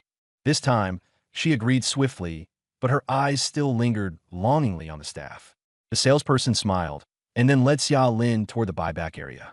It was likely still early, as the buyback section was rather quiet. Only a middle-aged man sat late. In that brief moment, Xia Lin noticed the man's Adam's apple bobbing heavily. Xia Lin had a strong hunch. This ring was likely worth far more than he had anticipated. Sure enough, the middle-aged man cleared his throat, attempting to appear calm as he said, "This ring has excellent attributes. However, it's fairly niche, as it's best suited for summoner classes. How about I'll give you 30,000 gold coins." On the surface, Xia Lin remained unmoved, but inside, he almost burst out laughing. This man was quite the actor. However, the trace of excitement that he couldn't fully suppress in his voice gave him away. 30,000? That was definitely not the true value of this ring.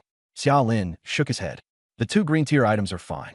I'll sell them to you, as per your price. But as for this ring, I'll think it over." Speaking, he reached out, intending to take the ring back. The middle-aged man, seeing this, panicked a little.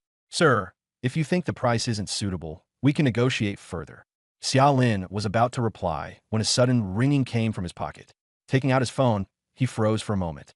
The caller ID displayed, Qin Qianxue. It was indeed a little unexpected. Though they'd been classmates for 3 years and were on familiar terms, they hadn't even added each other on WeChat, let alone made calls. After all, back then, Xia Lin had always had Sun Man around him. Xia Lin cast an apologetic glance at the middle-aged man and pressed the answer button. "Hello." On the other end, a crisp voice sounded immediately. "Xia Lin, where are you?" Xia Lin glanced at the ceiling of the exchange hall, feeling a little strange about why she was looking for him. "I'm at the exchange hall." "Why?" On the other end of the line, her voice carried a hint of amusement. "I'm looking for you to hang out." Xia Lin rolled his eyes outright and blurted out, "My mom told me not to play with fools." A long silence followed over the line. Xia Lin regretted it after saying that. His words had slipped out too easily. Their relationship wasn't that close, and those words were undeniably impolite. He was about to add something else when he heard Qin Qianxue's voice again through the phone, slightly nasal. "Did your mom also never teach you not to talk to beauties like that?" Xia Lin then realized that she wasn't actually upset. He chuckled softly. "No, nobody ever taught me that. I grew up in an orphanage." Lin Xiao, acting as if he didn't notice the clear disgust in her eyes, took a necklace out of his pocket and held it out to her. "I personally picked this necklace for you. It's for you." His eyes held a faint confidence of inevitability, almost carrying a triumphant glow. To him, Xia Jinyu seemed nearly flawless. Beautiful, clean, good-tempered. Her only flaw was being poor. But in Lin Xiao's eyes, that was the easiest point to exploit. A problem that money could solve wasn't a real problem. His gaze drifted to the delicate curve of her collarbone, peeking through her neckline. In his mind, he had already started imagining the scene of personally putting the necklace on her. "If there's nothing else, please step aside. I need to find my brother." Xia Jinyu didn't even spare a glance at the necklace. Her voice was calm, without a hint of emotion. "Your brother?" Lin Xiao glanced in the direction she intended to go, but saw no sign of Xia Lin. The corners of his mouth curled up in disdain. "By the way, about what I mentioned to you yesterday, have you thought it over?" "There's nothing to think about." Xia Jinyu's tone grew even colder. "I will never agree to it." "Why?" A sinister glint briefly flashed through Lin Xiao's eyes before he quickly suppressed it. "Because I don't like you." With those words, Xia Jinyu moved to sidestep him, preparing to leave. But just as she passed him, Lin Xiao suddenly grabbed her arm. Being rejected to his face like this ignited a rage inside Lin Xiao. His face twitched, and his tone turned menacing. "Aren't you afraid your family's subsidy will be canceled? Aren't you thinking of your brother? Without the subsidy, he won't even have the money for his university tuition. Let go. You're hurting me." Xia Jinyu's expression changed, and she immediately started to struggle. But Lin Xiao's grip was firm. No matter how many times she tried to shake him off, it was no use. "If you don't make yourself clear today, I won't let go." Lin Xiao's eyes reddened as he glared at her furiously. Xia Jinyu's brows furrowed tightly, her icy glare pinning him. She was about to say something when her expression suddenly shifted. She looked pitifully distressed in an instant. But right now, Lin Xiao was consumed by anger and didn't notice her changing expression at all, still staring at her like a rabid dog. The next moment, a cold and heavy voice came from behind him. "Having strategies is one thing, but being able to bear the consequences is another. Since you want to play, I suggest you think carefully about those consequences first. Though he was smiling, Lin Xiao couldn't help but feel a chill run down his spine for no reason. Forcing bravado, he snarled, "You just wait," and stormed off. Watching his retreating figure, Xiao Lin's eyes grew frostier. So what if you're the vice principal's son? Anyone who dares to touch his sister, he won't let it slide. Brother. Xiao Jinyu gently tugged at him. Xiao Lin snapped out of his thoughts, turned to her, and lightly patted her head. Getting cornered and didn't even think to call for help? Where's all your usual cleverness? Xiao Jinyu smoothed her ruffled hair and pouted. Shouting for help loudly would be embarrassing. I refuse to believe he'd dare do anything to me in such a public place. You. Xiao Lin was so angered by her response that he nearly gave her another pat. Quickly, Xiao Jinyu covered her head and backed away. All right, I was wrong. Next time, I'll shout loudly, or if worse comes to worst, I'll just flop on the ground and start making a scene. Is that okay? Xiao Lin rolled his eyes at her. There's no need to go that far. If I'm already throwing away my dignity, might as well go all out, she muttered under her breath. Let's go. Xiao Lin gave her an exasperated look and began walking out. The two wandered through the trading hall for a while more. Not long after, they saw Qin Xinxue walking in through the main entrance, her high heels tapping against the floor and her long legs striding confidently. She smiled faintly as her gaze landed on Xiao Lin. Leaving the girl behind while shopping? That's not a good habit, you know. The comment was directed at Xiao Lin, but her gaze was clearly fixed on Xiao Jinyu. Xiao Lin opened his mouth to respond, but Xiao Jinyu beat him to it, bounding forward. It's really Senior Qin.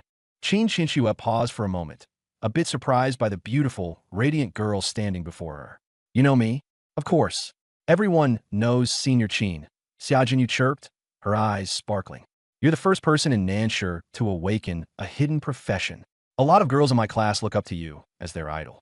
After hearing this, Qin Xinxue smiled and shook her head, then shifted her gaze towards Xiao Lin. Xiao Lin gently pulled his sister back to his side. My sister, Xiao Jinyu. So, she's your sister. Qin Xinxue finally understood, laughing as she replied. I've heard you have a genius sister. I didn't expect her to be so pretty as well. Senior Qin, is far prettier, Xiao Jinyu responded with a smile. Her next words, however, set the room abuzz. If my brother could find a girlfriend as beautiful as Senior Qin, that'd be amazing. Poof, cough, cough, cough.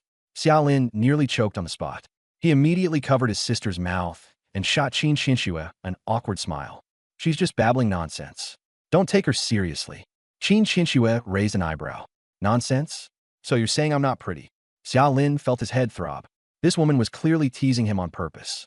He quickly coughed to divert the conversation. Why are you looking for me? Qin Xinxue rolled her eyes at him. If it wasn't for something important, she'd love to keep teasing him. My dad wants to meet you. Her words made Xiao Lin visibly pause. Qin Bai, the head of the Zhanhuan Pavilion's Nanshi branch, an identity that held more weight than even the mayor. What could someone like that possibly want with him? If this had been before his awakening, or back when his potential value of 3,000 had just been detected, it would have made sense for Qin Bai to want to meet him. But now, on the surface, he was just an ordinary archer. What reason could there possibly be for the other party to meet him? Xiao Lin furrowed his eyebrows slightly. Could it be that his hidden talent had been exposed? But he quickly dismissed the thought. Impossible. As long as he didn't actively display his attribute panel, no one could possibly know his detailed attributes. Even in a world this digitized, personal panels were still the most private of information. Even if the individual willingly revealed their panel, they could still choose to hide portions of its content.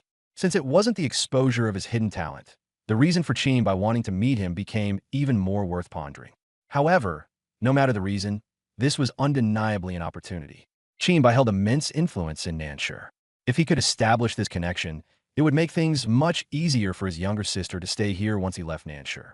Thinking this far, Xiao Lin quickly came to a decision. I'm available anytime. It mainly depends on Uncle Qin's schedule. Qin Xinxue thought for a moment. If you're free now, my dad should be in his office on the top floor. I can call and check first. The Longting building was one of the headquarters of the Zhanhuan Pavilion after all. It wasn't unusual for Qin Bai to be here now. Sure, Xiao Lin nodded. Qin Xinxue stepped aside to make a call. Before long, she returned. My dad originally wanted to invite you over to our place tonight. But since everyone's here now, we might as well meet first, so we don't delay your monster grinding. Hearing the words, come over to our place, Xiao Lin's eyes moved slightly. That attitude was no longer just a simple work matter. If it were only business, talking in the office would have been enough. An invitation to the house clearly meant something different. All right, Xiao Lin nodded. Then let's head to the elevator lobby. My dad's already had someone come down to meet us. As Qin Qinxue spoke, she led the way toward the elevator. Soon, the group was escorted up to the top floor. Qinbai's office was very large, but there wasn't much inside. A long office desk was placed against the wall. The rest of the space held only a tea table and a few filing cabinets. There wasn't even any decoration on the walls. The whole room was empty. By the time Xiao Lin and the other two entered the office, Qinbai was already sitting beside the tea table. A water kettle by his side was steaming. He had a square face, thick brows and large eyes, and a sturdy build. Even seated, it was clear this man was tall and strong. His expression was also very serious. Xiao Lin took one look and made a judgment in his mind first. Not easy to talk to. Dad, Qin Qinxue called out first, then walked straight over and plopped down on the sofa beside him. She casually grabbed a cushion and tucked it behind her lower back, then propped her long legs up on the armrest, acting completely at ease. Qinbai glanced at her, saying nothing. He was obviously used to it. Hello, Uncle Qin. Xiao Lin and Xia Jinyu weren't nearly as casual. The brother and sister walked up to the coffee table and greeted him properly and respectfully. Xiao Lin, right? Don't stand there, come sit. Then in the very next second, the Qinbai whom Xiao Lin had just mentally decided was hard to get along with suddenly broke into a grin. A face like that with a smile like that always felt a little out of place. Xiao Lin quietly sighed inwardly. Still too young. When it comes to reading people, he still had a lot to learn. After thanking him, he led Xia Jinyu to sit across from him. Although the siblings weren't as relaxed as Qin Qinxue, influenced by her, they weren't overly jigging either. Qinbai warmed the cups and poured tea as he said, I wanted to set up a meeting with you for a while, but I had too many things on my plate, so it got delayed until now. After speaking, the tea was pushed in front of Xiao Lin and Xia Jinyu. Xiao Lin lightly tapped the table to express thanks, and was also very polite in his words. Uncle Qin, you're busy with a million things every day. Today it's us who are troubling you. He said it beautifully, but he actually didn't take it too seriously. If the other party really wanted to meet him, they should have met before his awakening. Since they didn't meet back then, there was even less reason to now. After all, in other people's eyes, he had already gone from a super genius to an ordinary archer. So he wasn't in a hurry to ask. He would wait for the other side to speak first. Qinbai waved his hand and said with a smile, Don't mention troubling me. You're the awakener with the highest potential value in the history of Nanshur, so I should meet you. While saying this, Qinbai kept observing Xiao Lin's reaction. In the end, Xiao Lin's expression was very calm, showing no ripple at all. This couldn't help but make Qinbai feel a bit strange. Was this kid really a high school graduate who had just finished school? Xiao Lin just smiled. Sorry to disappoint you, Uncle Qin. My potential value ultimately only awakened into an ordinary archer. Qinbai froze for a moment, stared at him for a few seconds, then suddenly burst out laughing. An ordinary archer? Being too modest at your age isn't a good thing. Normally, students of this age, especially those who had only awakened not long ago, when facing someone of his level, would be desperate to boast as much as possible about how impressive they were, trying every possible way to prove that he was valuable. After all, the person in charge of the Nanshur branch of the Battle Soul Pavilion had considerable authority when it came to recruitment quotas. But Xiao Lin's attitude was instead a little abnormal. Xiao Lin lifted his teacup and took a sip, then spoke at an unhurried pace. Uncle Qin is right. Even if he's only an ordinary archer, he shouldn't belittle himself. The corner of Qinbai's mouth twitched. This kid really was slippery. He looked at Xiao Lin with a smile that wasn't quite a smile. Why don't we just get straight to the point? Xiao Lin's hand, which was holding the teacup, paused for a moment. Then he smiled and asked, Then what does Uncle Qin want to talk about? This really wasn't him pretending not to understand. Since awakening until now, he had been grinding monsters and leveling up the whole time, and had never revealed any of his cards to outsiders. So he truly wasn't sure how much Qinbai actually knew. It always felt like in one way or another, the other side had already guessed something. Qinbai also stopped beating around the bush and lightly tapped his finger on the table. Yesterday, a newbie dungeon record in Nanshur that had stood for 10 years was broken by someone with a ridiculously outrageous result. And I heard it was a solo clear. Xiao Lin first froze, then finally reacted. So that was it. He had just breezed through the dungeon so smoothly yesterday that he really hadn't even thought about breaking a record. Thinking of that, he scratched the back of his head a little awkwardly. I broke the record? I honestly didn't pay much attention. Xiao Lin, before Qinbai could say anything, Qin Qinxue exploded first. She took her legs off the armrest and glared at Xia Lin angrily. I'm a hidden class job, and I brought 4 advanced class jobs with me. We slogged through that dungeon for over 2 hours just to clear the mobs, and we didn't even dare touch the boss before backing out. You cleared it solo, and you say you didn't notice? Are you doing this on purpose to piss me off? Seeing her face turn nearly red with anger, Xia Lin almost couldn't hold back a laugh. He kept his expression calm and said flatly, "Killing a few wolves that hard?" As soon as those words came out, Qin Xinxue almost went ballistic on the spot.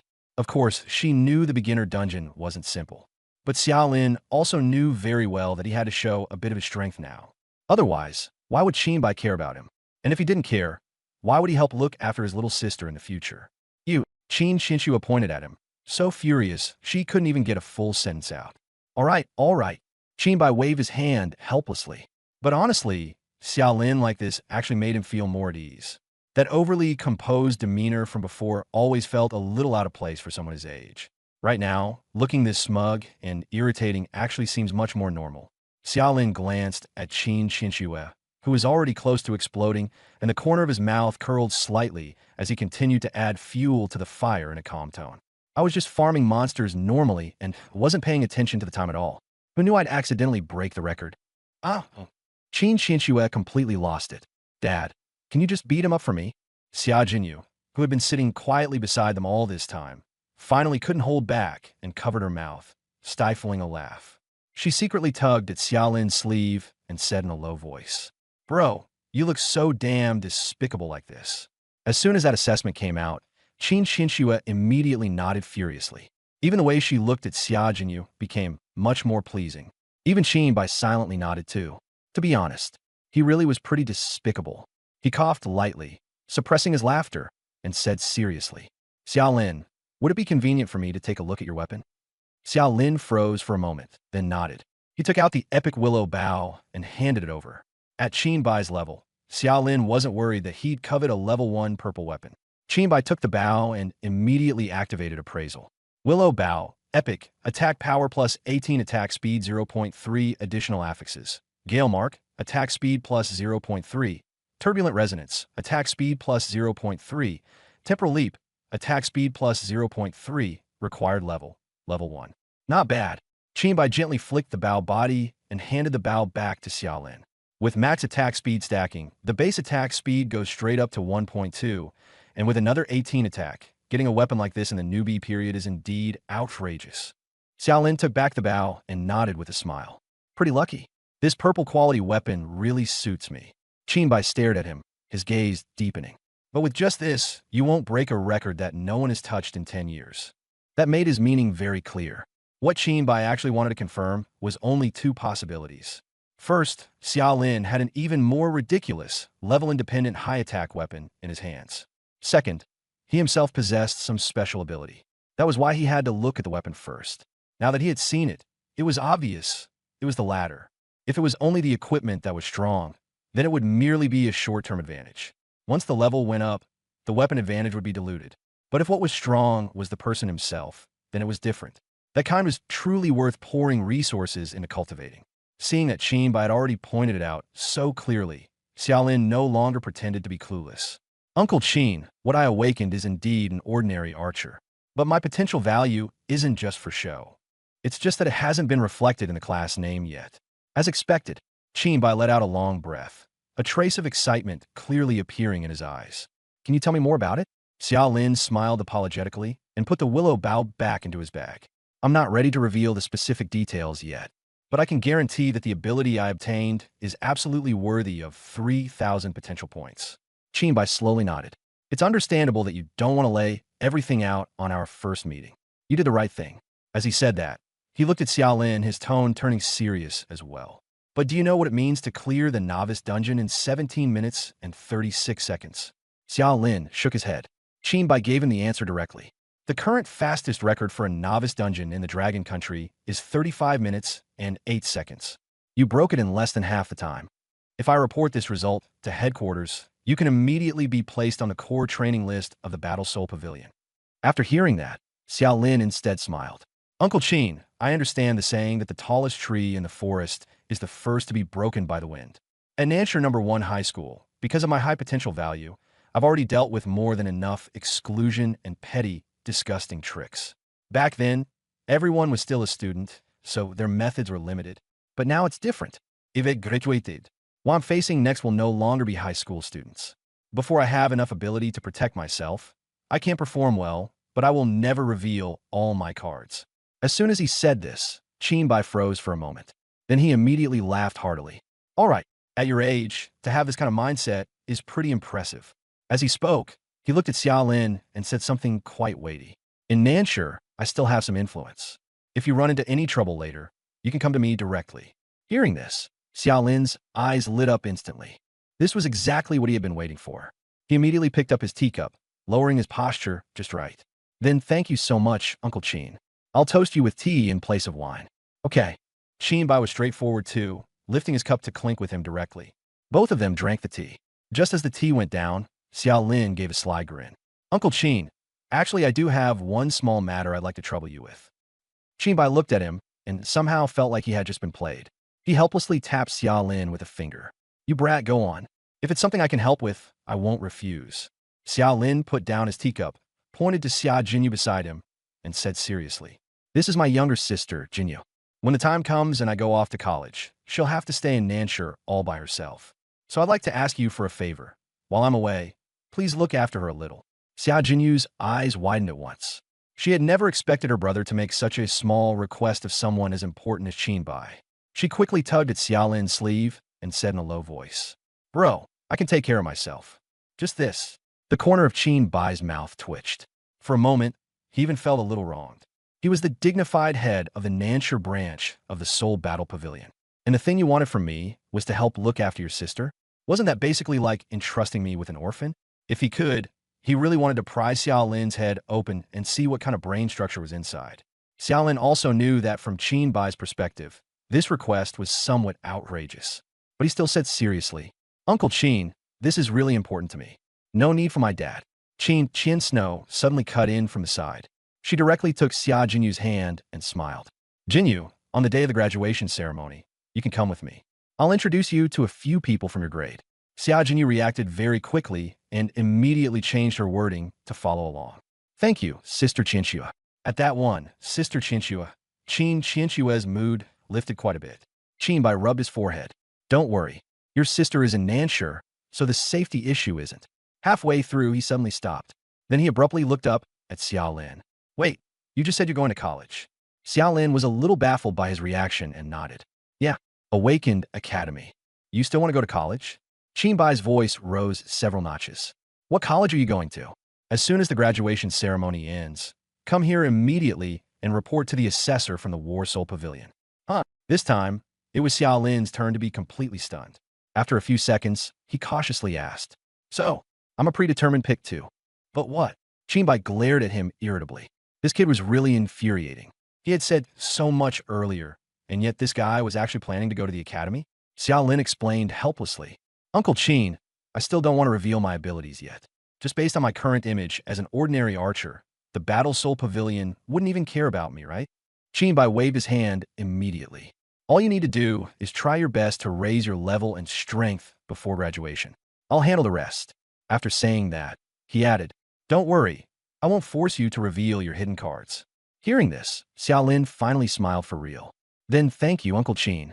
Of course, he wasn't stupid. If he could avoid exposing his hidden cards and still get straight into the Battle Soul Pavilion, why would anyone still go to the academy? The resources the Battle Soul Pavilion offered were simply not something an ordinary Awakened University could compare with. Qinbai poured him another cup of tea and shook his head as he said, No need to thank me. You're a talent. I don't know exactly what your ability is, but just based on the achievements you've shown so far, you're already qualified to enter the Battle Soul Pavilion. As he said this, Qinbai's tone suddenly grew a little heavier. Besides, the path into the Battle Soul Pavilion isn't as easy as you imagine. The situation in our dragon country isn't very optimistic right now. Xiaolin raised his brows slightly. Why do you say that? Qinbai paused for a moment, and in the end, still let out a sigh. These matters, once you enter the Battle Soul Pavilion, you'll naturally know. There's no point telling you now. Xiaolin nodded. That was true enough. No matter how strong he was now, he was still, in the end, a newly graduated Awakened. As for matters at the national level, even if he knew about them, it wouldn't change anything. The few of them chatted casually a bit more after that. Then Xiao Lin got up and left with his younger sister. Seeing that they were about to leave, Qin Xinxue also stood up. By the time the three of them came out of the exchange, it was almost noon. Xiao Lin looked up at the sun and turned to ask Qin Xinxue, "We're heading home for lunch. What about you?" Qin Xinxue seemed like she wanted to say something, but hesitated for a moment. After a brief silence, she finally said, "Why don't we have lunch together? My treat." After saying that, she hurriedly added another sentence, as if afraid of being misunderstood. "Just consider it a celebration of my meeting Sister Jingyu." Xiao Lin smiled. "Sure, though I should be the one treating. After all, you just helped me. I said I'd treat, so I'm treating." Before he could finish, Qin Xinxue cut him off directly. "If you really want to thank me, pay me back in some other way." Xiao Lin was stunned. "Use what to pay off the debt." Qin Xinxue averted her eyes slightly and waved her hand. "Let's talk after we eat. Better say it first." Xiao Lin looked suspicious. "Otherwise, I'm afraid I won't be able to eat." Qin Xinxue's ears instantly turned red. She wanted to say it, but it was a little hard to get the words out. Seeing her expression, Xiao Lin's expression suddenly turned strange. "You couldn't possibly," he said tentatively. "Want me to repay you with my body, right? You're dreaming." Qin Xinxue raised her foot as if to kick him, but halfway through she abruptly changed it into a stomp. "Then what do you want me to use to pay off the debt?" Xiao Lin spread his hands. "Besides that, it doesn't seem like I have anything else on me that would catch your eye. Take me to level up." Qin Xinxue blurted it out quickly, then immediately turned her face to the side. As soon as she turned her head, she happened to see Xia Jinyu beside her, barely holding back laughter, and her face immediately flushed even redder. "Huh?" Xiao Lin froze for a moment. She had spoken too fast, and he hadn't heard clearly. "Huh? What?" Qin Xinxue gritted her teeth, turned back, and glared at him. "You're so amazing. You can clear the newbie dungeon in just over 10 minutes. What's wrong with asking you to take me along and level me up?" Xiao Lin rolled his eyes. "If you want me to do it, just say so. Why are you being all shy and awkward?" I thought your head." Qin Xinxue glared at him in fury. She was already cursing him in her heart. This lousy guy, why can't he be a little more proactive? Seeing her flustered and embarrassed expression, Xiao Lin couldn't help laughing. "It's just this little thing. If you wanted me to help, why not just say so? You make it sound like you're trying to ask me for a bride price and are too embarrassed to bring it up." "Xiao Lin, are you looking for death?" Qin Xinxue completely blew up and directly hit him with her handbag. "Cut the crap. Are you taking me or not?" "I'll take you then." Xiao Lin agreed very readily this time. But the next second, as if he had suddenly thought of something, his expression stiffened. But it seems there's a problem." "What problem?" Qin Xinxue's eyes widened. "I can't enter the newbie dungeon anymore." Xiao Lin looked innocent. "What do you mean?" Qin Xinxue froze for a moment. Then, as if she had suddenly realized something, she went rigid. "You don't tell me. You're already level 10? Xiao Lin nodded. The air went silent. Qin Xinxue was utterly stunned. Level 10? How is that possible? From awakening until now, it had only been one day at most. As for her, she was a hidden class, and even with a team of advanced classes, she was only level 7 so far. And yet Xiao Lin was already level 10? Who exactly was the hidden class here? Not to mention that hurdle from level 9 to 10, where the experience required was insanely high to begin with. How on earth did you do that? Qin Xinxue was completely dumbfounded. Xiao Lin could only give an awkward laugh. Just casually killing some monsters, I guess. This time, Qin Xinxue didn't even bother scolding him. She just stared dumbly at Xiao Lin, her mind spamming furiously. Cheat code. This guy was definitely cheating.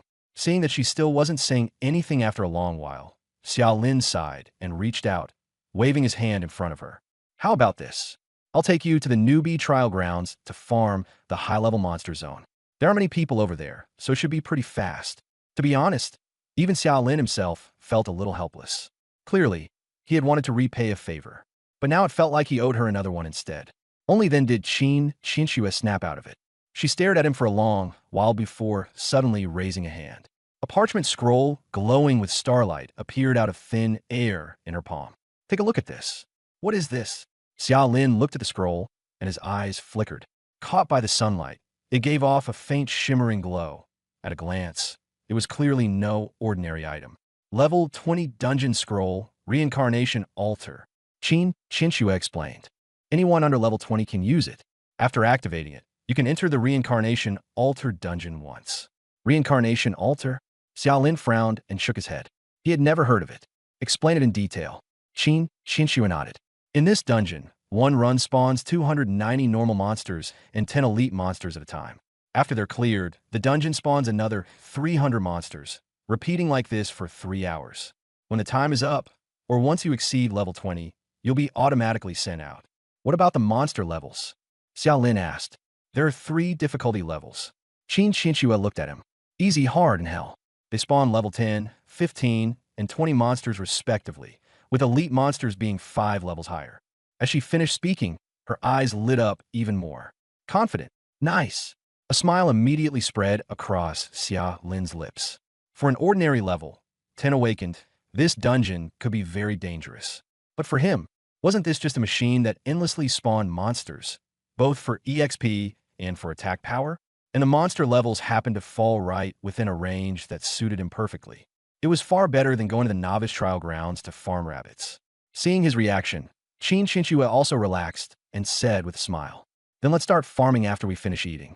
The gold and equipment that drop inside are all yours. I just want the experience. All right, Xiaolin agreed very readily. Only after agreeing did he feel a little awkward inside. He had originally wanted to return a favor. Why did it feel like he'd ended up owing another one? Thinking of this, he asked again, Where did you get this scroll? My dad bought it at an auction a few days ago. Qinshu said lightly. 100,000 gold coins. Xiaolin fell silent immediately. Forget it. He'd just have to owe this favor for now. Let alone 100,000 gold coins. Even if he sold himself along with his underwear right now, he still wouldn't be able to scrape together that amount.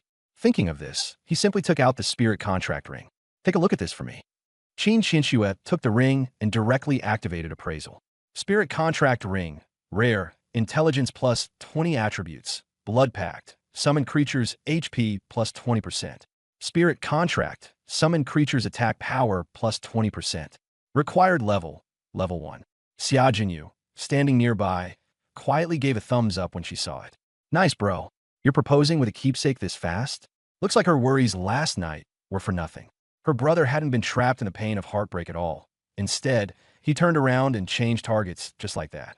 Xiaolin didn't notice his sister's outrageous imagination. He was only staring at Qinshu's expression. He still remembered that the appraiser at the trading hall had quoted this ring at 50,000 gold coins in the end. But the man's reaction was clearly wrong. That was why he didn't sell it. For these 3 years, in order to save up 2,000 gold coins to buy a full set of white quality gear, I've been scrimping every possible way with myself and my little sister. Now, even a random piece of equipment could be worth tens of thousands. Thinking of this, Xiaolin couldn't help glancing at his skinny little sister beside him, and a trace of guilt appeared in his eyes. From now on, he would never let her suffer like this with him again. As it happened, Xia Jinyu was also looking at him. Seeing that look in her brother's eyes, she immediately misunderstood again. What's going on? Could it be that her brother was afraid she'd get jealous of his future sister-in-law? Thinking of this, warmth spread through her heart. She quickly reached out and took Xiaolin's hand, sending him a reassuring look that said, Don't worry, I get it. Xiaolin's heart softened even more. He raised a hand and patted her head. The siblings each thought the other was worried about their suffering, one overbearingly concerned that the other was under pressure from romance. Their thoughts were completely on different channels. At this point, Qinshu also turned off appraisal, took a deep breath, and said, Xiaolin, where did you get this item? The newbie dungeon dropped it yesterday, Xiaolin asked. How is it? This. Qinshu's expression clearly changed. This ring is extremely valuable. 20 intelligence, plus 2 summon boosting affixes. It's practically a perfect match for summoning classes. That's what I think too. Xiaolin nodded. But the limitations are too strong. It's only suitable for summoners. You know nothing. Qinshu immediately got anxious. That's not called a limitation. That's called exclusivity. Although this ring is only a level 1 piece of equipment, both of its affixes are percentage boosts. For a summoning class, something like this can absolutely be worn for a lifetime. Hearing that, Xiaolin felt it made a lot of sense. Limitation and exclusivity were, in essence, the same thing. But phrased differently, its value changed all at once. Then how much do you think it's worth? Xiaolin asked. Xiaolin hadn't really held out much hope to begin with. As a result, just as he extended his palm, about to say, that appraiser only offered me 50,000 before the words were even out, Qinshu had already exploded first. 500,000? That guy's way too shady. This ring is worth At least 1 million. Sell it to me. 1 million. This time, it was Xiao Lin's turn to nearly bite his tongue. What he had wanted to say was 50,000. In the end, she directly imagined it as 500,000 and still said it was too shady. 1 million gold coins? For a moment, he could hardly believe it. Yes. Qin Qianxue nodded, her tone extremely certain. For a summoning class user, this ring is really too precious. 20 Baffenhao, Sung Ming, 20% attack. Calling it a divine tier piece of equipment wouldn't be an exaggeration. It's just that it's a level 1 item, so its base intelligence is only 20. Otherwise, if it went to auction, it could definitely fetch an even higher price. Xiao Jinyu beside them was also completely dumbfounded. She stared at that ring, her mind blank. 1 million? Gold coins? For this thing? Not even a single gem on it. It didn't even look as nice as that staff. Is it really worth 1 million? Xiao Lin asked again to confirm. 1 million gold coins, what did that equal? Roughly 10 million Longwu coins. In a place like Nanshur, that was already an outright path to financial freedom. Yes. Qin Qianxue nodded. If you're willing to sell it, I'll call my dad right now and have him transfer the money. Xiao Lin looked at her seriously for a few seconds. After confirming that she really wasn't teasing him, he finally believed it. At the same time, he cursed that appraiser to the skies. Shady merchant. Absolute swindler. But why are you buying it? Xiao Lin was a little puzzled. Isn't this ring only for summoning classes? Qin Qiansno looked at him in utter confusion. Isn't my class summoning-based? Wait, aren't you a divine dragon contractee? Xiao Lin was a little dumbfounded. Isn't a divine dragon a summoned beast? Qin Qiansno rolled her eyes at him outright. Or did you think I was transforming into a fire-breathing female dragon myself? Xiao Lin scratched his head and gave an awkward laugh. All right then. It was just that his understanding was not accurate enough. Seeing his expression, Qin Qiansno knew her guess had been right and said unhappily, So, are you selling or not? Or how much do you want for it? Xiao Lin thought for a moment, then smiled. No problem selling it to you. We know each other, so 800,000. This really wasn't him pretending to be generous. After all, to begin with, he had no idea how much this ring was truly worth. If Qin Qiansno hadn't told him, he might have really sold it for 50,000. Even if he didn't sell it to that appraiser, in Nan City, it would still be hard for him to get in touch with anyone truly capable of taking this ring off his hands. An auction house might be able to sell it for more. But the problem was, he might not even have the qualifications to get into an auction house right now. So at this price, he felt it was already enough. As a result, when Qin Qianxue heard this, she instead froze. She looked at Xiao Lin, and even her expression changed a little. Her face also slowly started to flush again. This guy, her mind was in complete turmoil. What was this supposed to mean? Deliberately giving her a discount? Xiao Lin saw that she hadn't said a word for a long time and thought she was moved to tears. He very loyally patted her on the shoulder. Don't get all emotional, just transfer the money. Qin Qianxue was made so embarrassed by his pat that she glared at him, then turned around and ran off to make a call. Before long, Xiao Lin's phone rang. Payment received alert. Your personal bank has received a transfer from Qin by 1 million gold coins. Xiao Lin was stunned. He looked up at Qin Qianxue. When Qin Qianxue came back, the redness on her face still hadn't completely faded. Seeing him look over, she averted her eyes and said softly in explanation, My dad said this ring is very valuable. 1 million yuan is already taking advantage of you, so we can't let you lose too much. Xiao Lin nodded helplessly. All right then. The Qin family was rich, after all. They probably didn't care about this extra 200,000. He'd just take it as helping the poor. He didn't bother being overly modest anymore. Turning to look at his sister, who had already been completely petrified, he smiled and said, Let's go. Lunch today is on me. After eating, the two of them went straight to the teleportation center. The Samsara altar was a special instance, and it used a dedicated teleportation array. After the two of them stepped into the teleportation array, glowing with a deep blue light, Qin Qianxue first sent a party invite. Xiao Lin confirmed it. Right after that, Qin Qianxue tore open the scroll. Golden light burst forth instantly, completely enveloping the two of them. Then a difficulty selection popped up before Xiao Lin's eyes. Easy hard hell. Qin Qianxue's finger had already almost tapped easy, but then Xiao Lin raised a hand and stopped her directly. According to Qin Qianxue's previous explanation, simple mode spawns level 10 monsters. Hard mode, level 15. Hell mode, level 20. And elite monsters are another 5 levels higher. But the problem was, after frantically farming in the newbie trial grounds this morning, Xiao Lin's attack had already stacked to over 3,700. When he had a little over 300 attack before, he could one-shot the level 5 wolves in the novice dungeon. So now, with over 3,700 attack, one-shotting level 15 normal monsters shouldn't be a problem. Pick hard, Xiao Lin said calmly. If it weren't for the fact that this scroll was worth 100,000 gold coins, and a failed run would be too embarrassing, he would even have wanted to try hell. Qin Qinshu hesitated for a moment, then gritted her teeth and moved her finger from simple to hard. A flash of white light. After a brief moment of blindness, the scene before them had changed. It looked like a huge underground cavern. The space wasn't especially exaggerated, about the size of a football field. There was a small altar in the middle, and at this moment, they were standing in a safe zone on a square platform at the edge. Below the platform were more than 10 stone steps. Around them, a group of black and red wild boars was wandering about. Boar monster, normal level, 15, hard mode, attack, 420 defense, 200 HP, 1200.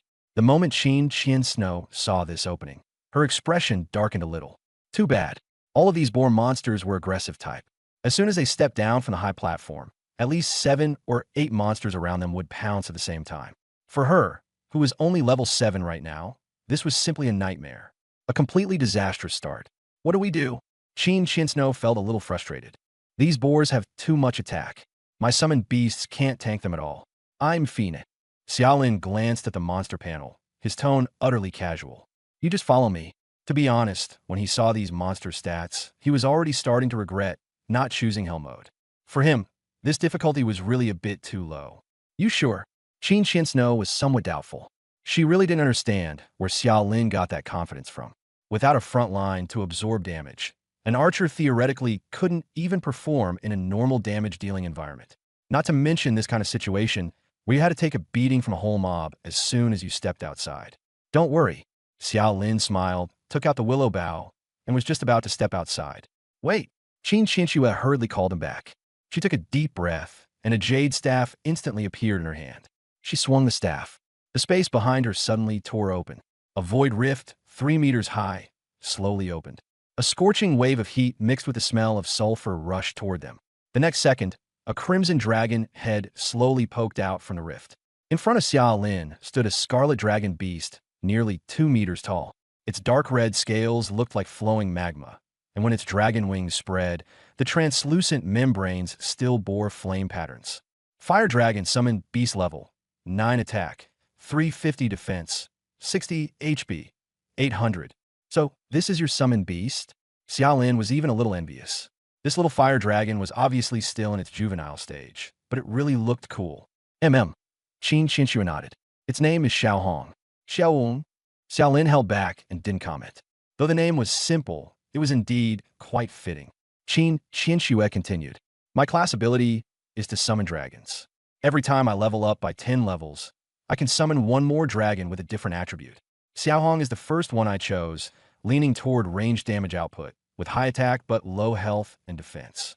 When I reach level 10, I'll choose a more defense-oriented earth dragon to pair with it. Xiao Lin nodded, though there was still a hint of envy in his eyes. This class was getting more and more absurd the more he heard about it.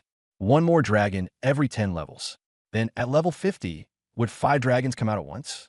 Just thinking about it was terrifying. Can it level up too? Xiao Lin stared at Xiao Hong's status panel and suddenly asked. Ordinary summons didn't have the concept of levels. For example, the skeleton monster that Sun Man summoned would always be level 1 no matter how long it stayed alive. If they wanted to grow stronger, the only way was for the summoner to add more intelligence or rely on equipment bonuses. But Qin Qinshu's Fire Dragon had come out at level 9. It clearly wasn't the same as an ordinary summoned beast. It was more like a true battle pet capable of growth. No wonder she had even given it a name. Yes, Qin Qinshu raised her hand, and Xiao Hong actually obediently lowered its head, leaning over and letting her pet it. As she stroked it, she explained, My summons can level up during battle, and they need less experience than Awakeners do. So right now, it's already 2 levels higher than me. Hidden classes really don't play by the rules. Xiao Lin sighed with emotion. The more Xiao Lin looked at Qin Qinshu's class, the more outrageous it seemed. Later, I'll have Xiao Hong go out first and draw those wild boar monsters away a bit. Try to pull them farther, then we'll make our move. She began explaining her plan, but Xiao Lin asked another question first. What happens if the summoned beast dies? Qin Xinxue tugged at the corner of her mouth. Lose one level, and loyalty drops by 1%. If loyalty falls below 30%, I won't be able to summon it anymore. Can loyalty be restored? Not sure yet. I guess there'll be a way later. Xiaolin nodded and didn't ask anymore. He glanced at the countdown above the system and smiled. You and Xiaolong, just follow me. Let's begin. As soon as he finished speaking, before Qin Xinxue could object, he had already stepped out of the safe zone. The next second, the several wild boar monsters nearby instantly tensed up. A pair after pair of blood-red little eyes locked onto him in unison. Sharp pig squeals rang out. Several monsters erupted almost at the same time, snorting white breath from their noses, tusks gleaming, charging toward him from several directions at once. Split arrow. Xiaolin let out a low shout as the bowstring shuddered. Arrow light burst forth. Whoosh, whoosh, whoosh. Whoosh, whoosh, whoosh. The sounds of arrows piercing flesh were almost one continuous crash. The charging movements of those wild boar monsters came to an abrupt halt. They didn't even have time to catch their breath. Several of the monsters simply kept their pouncing postures and collapsed to the ground with a thud. The team successfully killed Red Wild Boar, EXP plus 140. The team successfully killed Black Wild Boar, EXP plus 140, obtained gold plus 320. The team successfully killed Black Wild Boar, EXP plus 140. The team successfully killed Black Wild Boar, EXP plus 140. Congratulations on obtaining a white grade item. Fine Steel Sword. The team successfully killed Red Wild Boar, EXP plus 140. System notifications began flooding the screen like crazy. Holy crap, that much EXP? Xiaolin's eyes lit up. 140 for one. That was almost 3 times the EXP from the Novice Dungeon Grey Wolf. And that was after the experience was split in party mode. If he solo farmed, it would be even higher. And for him, this place was basically no different from the Novice Dungeon at all, with 3,700 plus attack sitting there. No matter what kind of monster it was, one arrow was enough. He quickly did the math. Level 10 to 11 required 30,000 EXP. At this efficiency, just over 200 monsters would be enough to level up. Thinking of this, he didn't stop at all. He beckoned to Qin Xinxue, who was still in a daze, and turned to push forward. The arrow rain resumed.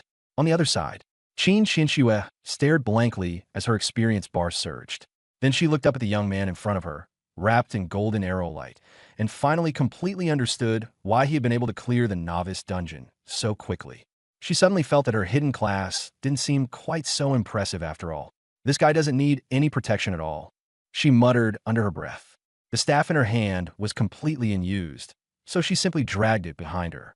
One person and one dragon just followed behind with blank expressions. Buzz. She had barely taken a few steps when 2 pillars of golden light almost simultaneously descended upon her and Xiaohong. She leveled up. Qin Xinxue froze, then immediately opened her panel. After thinking about it, she still put all her attribute points into intelligence. The growth of her summoned beast mainly scaled with her own intelligence. Xiaohong was a fire-type magical attack unit, so she casually gave it 1 vitality and 4 intelligence. Before she could even close the panel, a second pillar of light for leveling up descended. She leveled up again. Looking at the level up prompt, Qin Xinxue's heart trembled. This speed was truly like a dream. Up ahead, Xiaolin pushed forward all the way. The monsters in the reincarnation altar were falling one after another like wheat being cut down. The corpses on the ground kept piling up higher and higher. Less than 5 minutes, the entire first wave of 300 wild boars was wiped out just like that.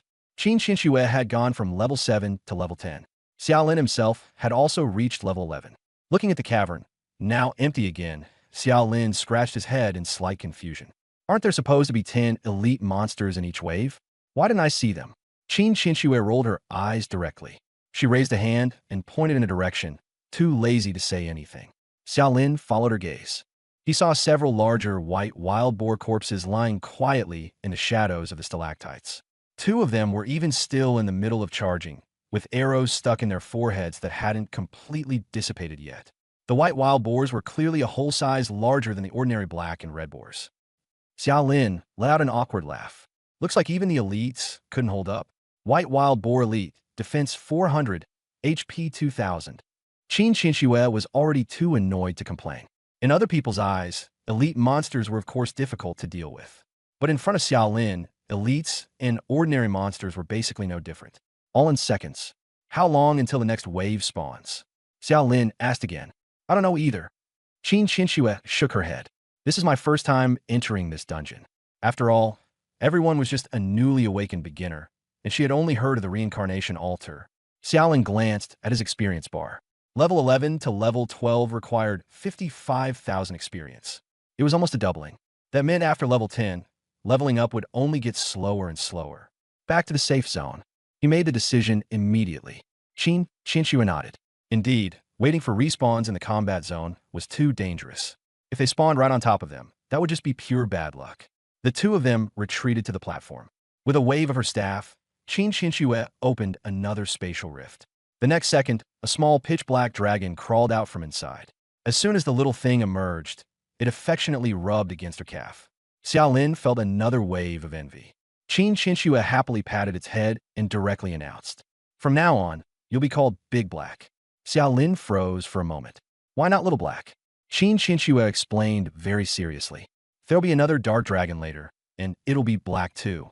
That one should be called Little Black. Otherwise, this one, as the older brother, will be unhappy. That makes sense.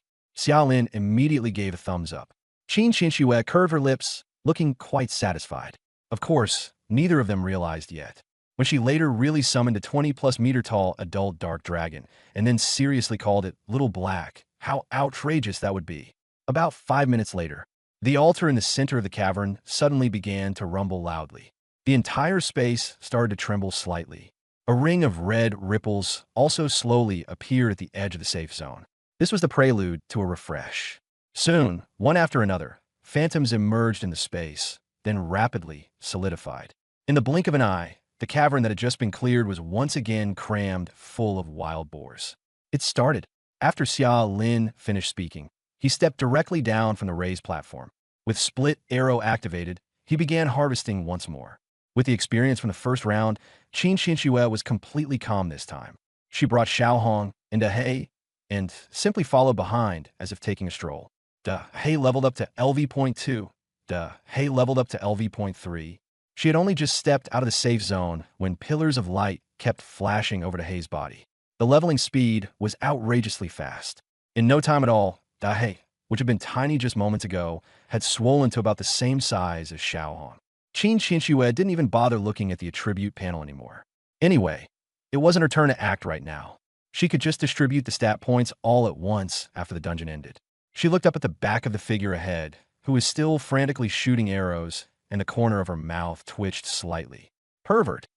At the same time, in the city center, on the top floor of Longting Building, in Qin Bai's office, sunlight streamed in through the huge floor-to-ceiling windows, and the tea on the desk was still steaming. I didn't expect the assessors coming to Nanshire this year to be the two of you. Qin Bai lifted his teacup and took a sip, a faint smile on his face. Zhang Ling, sitting opposite him, had a body as sturdy as a wall, but a somewhat roguish look on his face as he grinned. Boss, isn't it because I heard our Qinxue awakened a hidden class? I specially fought to come here. As he spoke, he even stretched, and with a movement, the neckline of his camouflage t-shirt opened slightly, revealing a sliver of a gruesome scar. It was a beast claw wound running down from his collarbone and disappearing into the inside of his shirt. Level 53, Advanced Profession, Xuanwu Battle Shield. He looked very rugged, but when he spoke, there was a distinctly familiar warmth. Next to her, Shirsu had a long, fiery red ponytail. She looked neat and capable, with a spirited air about her. She picked up her teacup, took a sip, and let out a sneering laugh. Come on, barbarian. You're obviously just after the roast goose here. Zhongling immediately looked displeased. You dare say you're not after it? Shirsu's expression didn't change at all. I'm not after it. Then the corners of his mouth curled. I mainly miss Boss. Of course, if Boss insists on treating me to a roast goose, I can force myself to eat a couple of bites. Qin Bai smiled and shook his head. You always picking on barbarian. As he spoke, a hint of nostalgia also appeared in his eyes. But come to think of it, it's been many years since we last got together. The sharpness in Shirsu's gaze gradually faded, replaced by a trace of reminiscence. Those were good times. 5 people, leveling together, running dungeons together, afraid of nothing. In the office, the atmosphere suddenly fell silent. Bang! Zhang Ling drained his tea in one gulp and slammed the cup hard onto the table. That sound was especially loud in the quiet office. A fierce look suddenly flashed in his eyes, as if he wanted to tear someone apart. It's all the fault of those damn co-countries dogs. If they hadn't been so vicious and underhanded, Li Yi and Sister Yun wouldn't have. Barbarian. Shirsu immediately cut him off in a low voice, giving him a warning look. Zhang Ling suddenly came to his senses. The ruthless look on his face stiffened at once, turning into annoyance. He hurriedly looked at Qin Bai, his expression somewhat panicked. Yeah. Qin Bai set down his teacup, his gaze drifting outside the window. Li Yi, that kid, didn't have much guts, but whenever there was danger, his support never let us down. Not to mention Xiaoyan. That spiritual healing technique of hers has saved us who knows how many times. As he said this, his voice clearly grew lower. Shirsu's eyes also turned a little red. Looking out the window, she said softly, "They're all watching us from up there. If Sister Yin could see Qinxue doing so well now, she'd definitely be very happy." Qinbai took a deep breath and slowly withdrew his gaze. When he spoke again, his voice already carried a cold hardness. Our Zanhong was originally the special troops of the Dragon Nation. Xiaoyun and Li Yi died on the battlefield. I'm proud of them. But, as he said this, his gaze suddenly turned icy. The temperature in the entire office seemed to drop a few degrees. We still have to avenge them. Zhang Ling's fist clenched instantly, the veins on the back of his hand bulging. Shirsu also pressed her lips together tightly. In both of their eyes, there was only the same fire. After a long while, Qin Bai slowly exhaled, his voice steadying again, though it was heavier than before. We need to avenge this, but right now, the foundation of the Dragon Kingdom is already almost unable to hold. He looked up at his two old teammates, his gaze sharp as a blade. 2 consecutive defeats in a national fate war, and our national fortune has already fallen to rock bottom. If this year we still can't break into the top ranks, and our national fortune keeps plummeting, he didn't finish the consequences. But the 3 people present all knew them too well. After the global datafication, the national fate war held once every 10 years was the knife hanging over every nation's head. The rules were simple and brutal. Each country selected the 5 strongest among that year's newly awakened, formed a team, and threw them into a dedicated battlefield to fight for a month. In the end, whoever seized the most resources won. Among the 150 countries on Blue Star, the top 10 directly divided 10% of the national fortune from the remaining 140 countries. And the Dragon Kingdom had already failed to make the top 10 3 times in a row. National fortune was not an illusion. It directly affected the probability of battle class awakenings among graduates nationwide, affected monster killing experience, affected drop rates, and even affected dungeon and wild monster density. If national fortune fell, it meant the new generation would grow weaker. If the new generation grew weaker, the next national fate war would be even weaker. It was a vicious cycle. Once you get caught in it, the country will only fight itself into worse and worse ruin. The sadness in Shirsu's eyes was completely withdrawn, and she once again turned sharp. So this time, we absolutely cannot lose again. The higher-ups' attitude is already very clear. At any cost, dig out the real geniuses. We came to Nancy not just to recruit students. We came to act for the Seoul Battle Pavilion and for the National War Reserve Team, to find a blade that can break the deadlock. This time, we absolutely cannot fail again. Qin Bai slowly nodded, his voice low. Maybe Nancy really can give you some surprises this year. He paused, his gaze carrying a deeper meaning. There are a few youngsters whose potential is far from ordinary. When Zhang Ling heard this, the heaviness from before finally eased a little. Boss, if we're talking about surprises, isn't the biggest surprise this year our own Qinxue? As he spoke, he got more and more energized. Out of all of Longhua, only 3 hidden classes have appeared this year, and Qinxue is one of them, and she's a divine dragon contracted one at that. This is top-tier stuff among hidden classes. The more Zhang Ling said, the more excited he became. The power of the divine dragon. As long as she's cultivated well, she'll definitely be a trump card seed for the war over national destiny. Shirsu was much calmer than he was. She didn't get completely carried away by Qinxue's halo and went straight for the key point. Boss, you just said there are a few youngsters. Aside from Qinxue, who else is worth focusing on? We don't have much time. We need to lock onto a target as soon as possible. Qin Bai didn't rush to answer. He simply tapped the rim of his teacup slowly, producing crisp, rhythmic clicks. It wasn't until Zhang Ling was nearly unable to sit still that he finally pushed a thin dossier in front of the 2 of them. Shirsu picked it up first. She read quickly, but the farther she got, the tighter her brows knit. By the end, her face was full of confusion. An archer? She handed the file to Zhongling and looked at Qin Bai, her expression extremely complicated. Boss, the potential value in this file is indeed ridiculously exaggerated. But what he awakened was just the most ordinary archer, and there's no mention of any special talent in the dossier. This doesn't fit the selection standards of the Battle Soul Pavilion at all, especially the reserve team of National Destiny. This dossier was Xiaolin's basic file that Qin Bai had previously asked someone to retrieve. What was written in it was nothing but records that were publicly available at school. As for Xiaolin's performance after awakening, there wasn't a single word. Qin Bai seemed to have anticipated that she would say this, and there was even a hint of a meaningful smile on his face. I promised that kid I wouldn't take the initiative to expose his trump card, so I can't tell you the exact reason. As he said that, his tone suddenly sank, each word clear. But I can tell you this very clearly right now. In this round of 3 spots for the South City War Soul Pavilion, there must be one for Xiaolin. Shirsu's expression changed at once. She lowered her head and glanced at the documents, visibly conflicted. But in the end, she still, boss, sorry. If it's just based on this information, plus your recommendation, I can't agree to it. This year's spots are tied to the National Destiny Reserve team. There's no room for any favoritism. In her current understanding, Qin Bai was trying to use connections to forcefully push a junior into the Battle Soul Pavilion. But considering the current state of Long Country, this kind of thing was unacceptable to her. What made it even harder to tolerate was that the person proposing this matter was the captain she had trusted the most in the past. Next to her, Zhongling had already quickly read through the file. He furrowed his brows slightly and directly pushed the documents back in front of Qin Bai. He didn't say a word, but his stance was clear. He stood with Shirsu. Qin Bai looked at the documents that had been pushed back, and the smile on his face disappeared instantly. The atmosphere in the office seemed to chill along with it. You all like this? His voice dropped, holding back his anger. I'm a little angry. Boss. Zhongling was actually a little uneasy too, but he still steeled himself and spoke up. Even if you beat me up right now, I still can't agree to this. Shirsu also raised her head this time, no longer avoiding his gaze. Boss, I'm sorry. This election is tied to the fate of the nation. What we're looking for is someone who can carve out a path for the Dragon Country on a real battlefield. I can't treat that as a joke. Her tone was very light, but there was not the slightest bit of compromise. Qin Bai narrowed his eyes and slowly leaned back into the chair, a cold curve appearing at the corner of his mouth.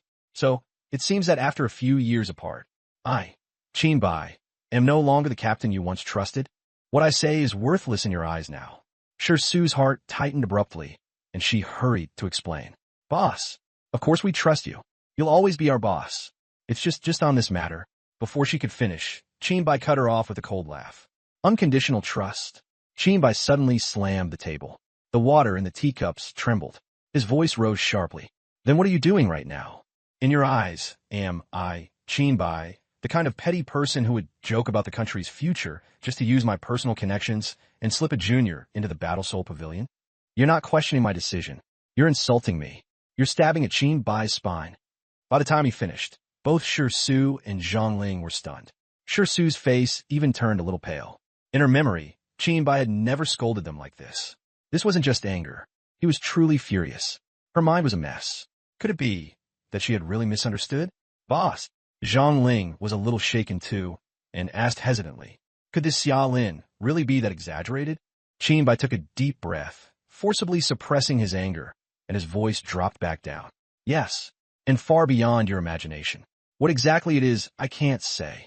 But I can tell you this, don't just stare at the job title. Then, he directly dropped an even heavier line. Xiaolin's test potential value is 3,000 mH because the instrument in Nansha only goes up to 3,000. If you had to choose only one between Xiaolin and Qinxue for the National Fate Battle roster, Xiaolin has higher priority than Qinxue. What? Zhongling shot straight up from the sofa. His eyes nearly bulged out. Shirsu also froze completely, mouth slightly open. On both of their faces was the same expression. Impossible. What was Qinxue? A dragon god contract holder, a top-tier hidden class. And now, Qin Bai was actually saying that an ordinary archer ranked above her in priority? This was no longer just ridiculous. This was outright flipping the table. The two hurriedly lowered their heads and flipped through the materials again. But no matter how they looked, only that most outrageous potential value of 3,000 mH stood out. Everything else showed absolutely nothing unusual. The two looked at each other. This time, both of them could see hesitation in each other's eyes. They knew better than anyone what kind of person Qinbai was. His judgment, his vision, and his character had all been tested with his life. If he was furious to this extent today, even to the point of saying it insulted his dignity, then that meant this Xiaolin probably really had something they had completely failed to anticipate. All right, let's stop here for today. Qinbai waved his hand. Take the materials with you and look through them at the hotel. Zhang Ling still hadn't come to his senses. Qinbai's gaze turned cold. What? You got something else? Boss. Only then did Zhang Ling react. He quickly forced out a flattering smile, rubbing his hands together as he spoke softly.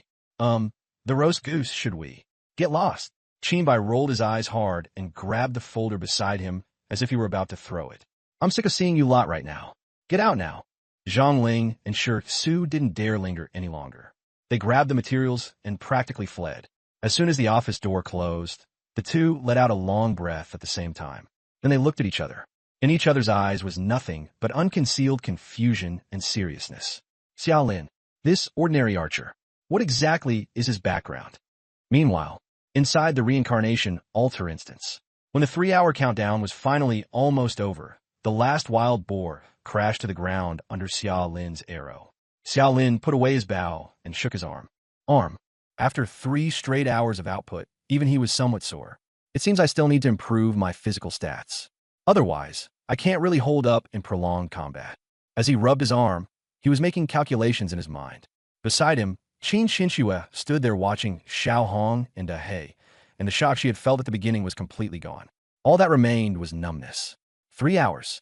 Her level had skyrocketed, jumping all the way from level 7 to level 15. Xiao Hong was even more exaggerated, reaching level 22. He had also reached level 20. And the teammates she had run the beginner instance with yesterday were probably still struggling around level 8 now. Thinking of this, Qin Xinxue couldn't help but get a headache. How was she supposed to explain this when they went back? Yesterday they were still good teammates. Today there was already a huge level gap. They couldn't even run the same dungeon anymore. Just thinking about it made her feel awkward. But Xiaolin had absolutely no such trouble. At that moment, he was in an unbelievably good mood. These 3 hours had been incredibly rewarding. He'd earned over 30,000 gold coins, more than a dozen green quality items, 5 blue quality items, and so many white quality items he couldn't be bothered to count. He quickly skimmed through the equipment. The result was a little disappointing. Out of the 5 blue items, not a single one could be used by an archer. They were either heavy armor, robes, or two-handed heavy weapons. Xiaolin clicked his tongue, but he didn't care too much. Blue quality gear was no longer something he absolutely needed now. Immediately after, his gaze fell on a green ring. Wild Breath Ring green. Strength plus 35 berserk. Physical damage plus 10% level 10. This is pretty good. Xiaolin's eyes lit up. For others, diversified stats might be more important. But for someone like him, whose base attack was absurdly high, the most valuable thing was this kind of affix that directly increases damage by a percentage. Without another word, he put on immediately. Then he rummaged through the pile of white rarity gear and picked out a few level 10 items with decent stats, replacing the level 1 beginner white gear he had been wearing. Even though they were all just white gear, the gap in base stats between level 10 and level 1 was right there. After changing gear, he immediately pulled up his attribute panel. Name, Xiaolin class. Archer level, 15 HP. 1440 shield, 1486 3 mana, 300 attack power, 14863 defense, 235 attack speed, 3.1/SEC strength, 94 intelligence, 30 constitution, 64 agility, 79 free attribute points, 30 experience, 75690/320000. After switching to level 10 gear, his overall base stats have been boosted significantly. His HP had finally broken 1,000 as well. He and Qin Xinxue were both level 15. However, his experience bar was clearly much fuller. Over these 3 hours, relying on Soul Devouring Mark, he had forcibly stacked his base attack to 11182.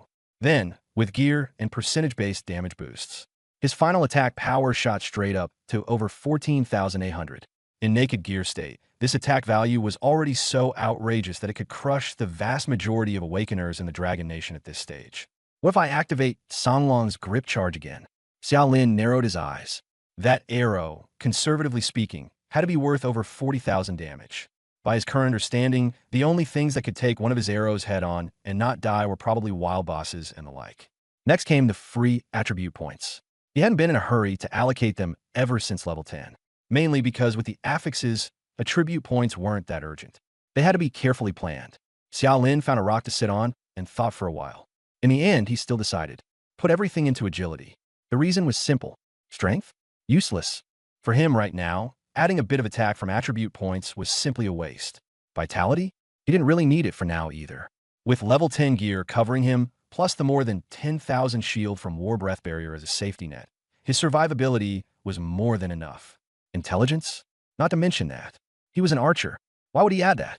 So the only thing that was truly valuable was attack speed. All 30 free attribute points were added to agility. Agility directly rose to 109. His attack speed instantly shot up to 3.8 arrows per second. In other words, while using split arrow, he could already consistently fire 10 arrows in a second. His firepower coverage had just jumped to another level. Only about 250,000 experience points left to level up. Xiao Lin glanced at the experience bar, the corners of his mouth lifting slightly. That number was a mountain to other people. To him, it was just the next easy little goal. Soon, the countdown completely hit 0. The surrounding space began to distort and blur. A beam of white light descended, enveloping the two of them. A second later, the light faded. The two of them were sent back to the teleportation center. You don't seem very happy. Xiao Lin looked at Qin Xinxue, who had stayed silent the whole time. Qin Xinxue tugged at the corner of her mouth, showing a somewhat helpless smile. It's not that I'm unhappy. I'm just a little stunned. I originally thought reaching level 10 today would already be amazing, but then I jumped straight to level 15. Who would believe such leveling speed if I told them? After hearing that, Xiao Lin couldn't help but laugh. Is leveling up fast not a good thing? So many people would kill for that. It is good, but Qin Xinxue scratched at her hair, obviously genuinely frustrated. The problem is I don't know how to explain it to Lin Weiyin and the others now. Yesterday, we were still running the newbie dungeon together, and today we're completely on different progressions. She didn't finish, but the meaning was already clear. The level gap was too big, and the relationship between teammates immediately became awkward. Xiao Lin looked at her mussed-up hair and shrugged. I really can't help you with that. 3 o'clock in the afternoon. The teleportation center was at its busiest. Crowds surged everywhere, and awakeners were everywhere you looked. People forming parties, selling materials, shouting, bragging, cheering, and battle pets barking and squawking wildly. The noise blended into a huge din, surging straight up toward the dome. Xiao Lin and Qin Xinxue came out one after the other from the special dungeon-used teleportation array. Qin Xinxue was still troubled over the teammate issue. Xiao Lin, on the other hand, suddenly raised an eyebrow and rolled his eyes, because in the crowd, he spotted a particularly eye-catching 5-person team at a glance. Not because they were especially handsome or beautiful.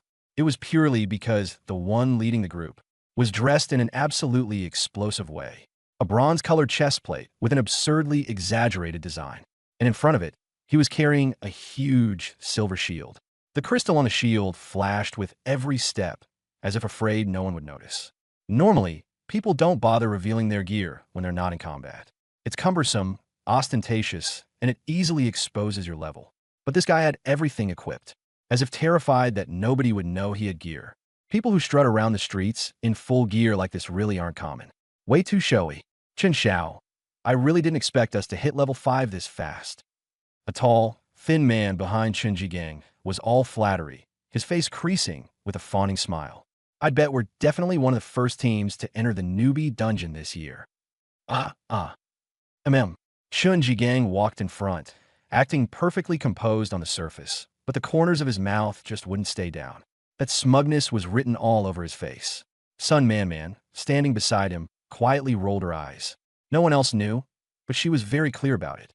At a time when everyone wished they could make one day stretch into 2, Chen Jigang could still sleep until nearly noon before leisurely coming out to assemble.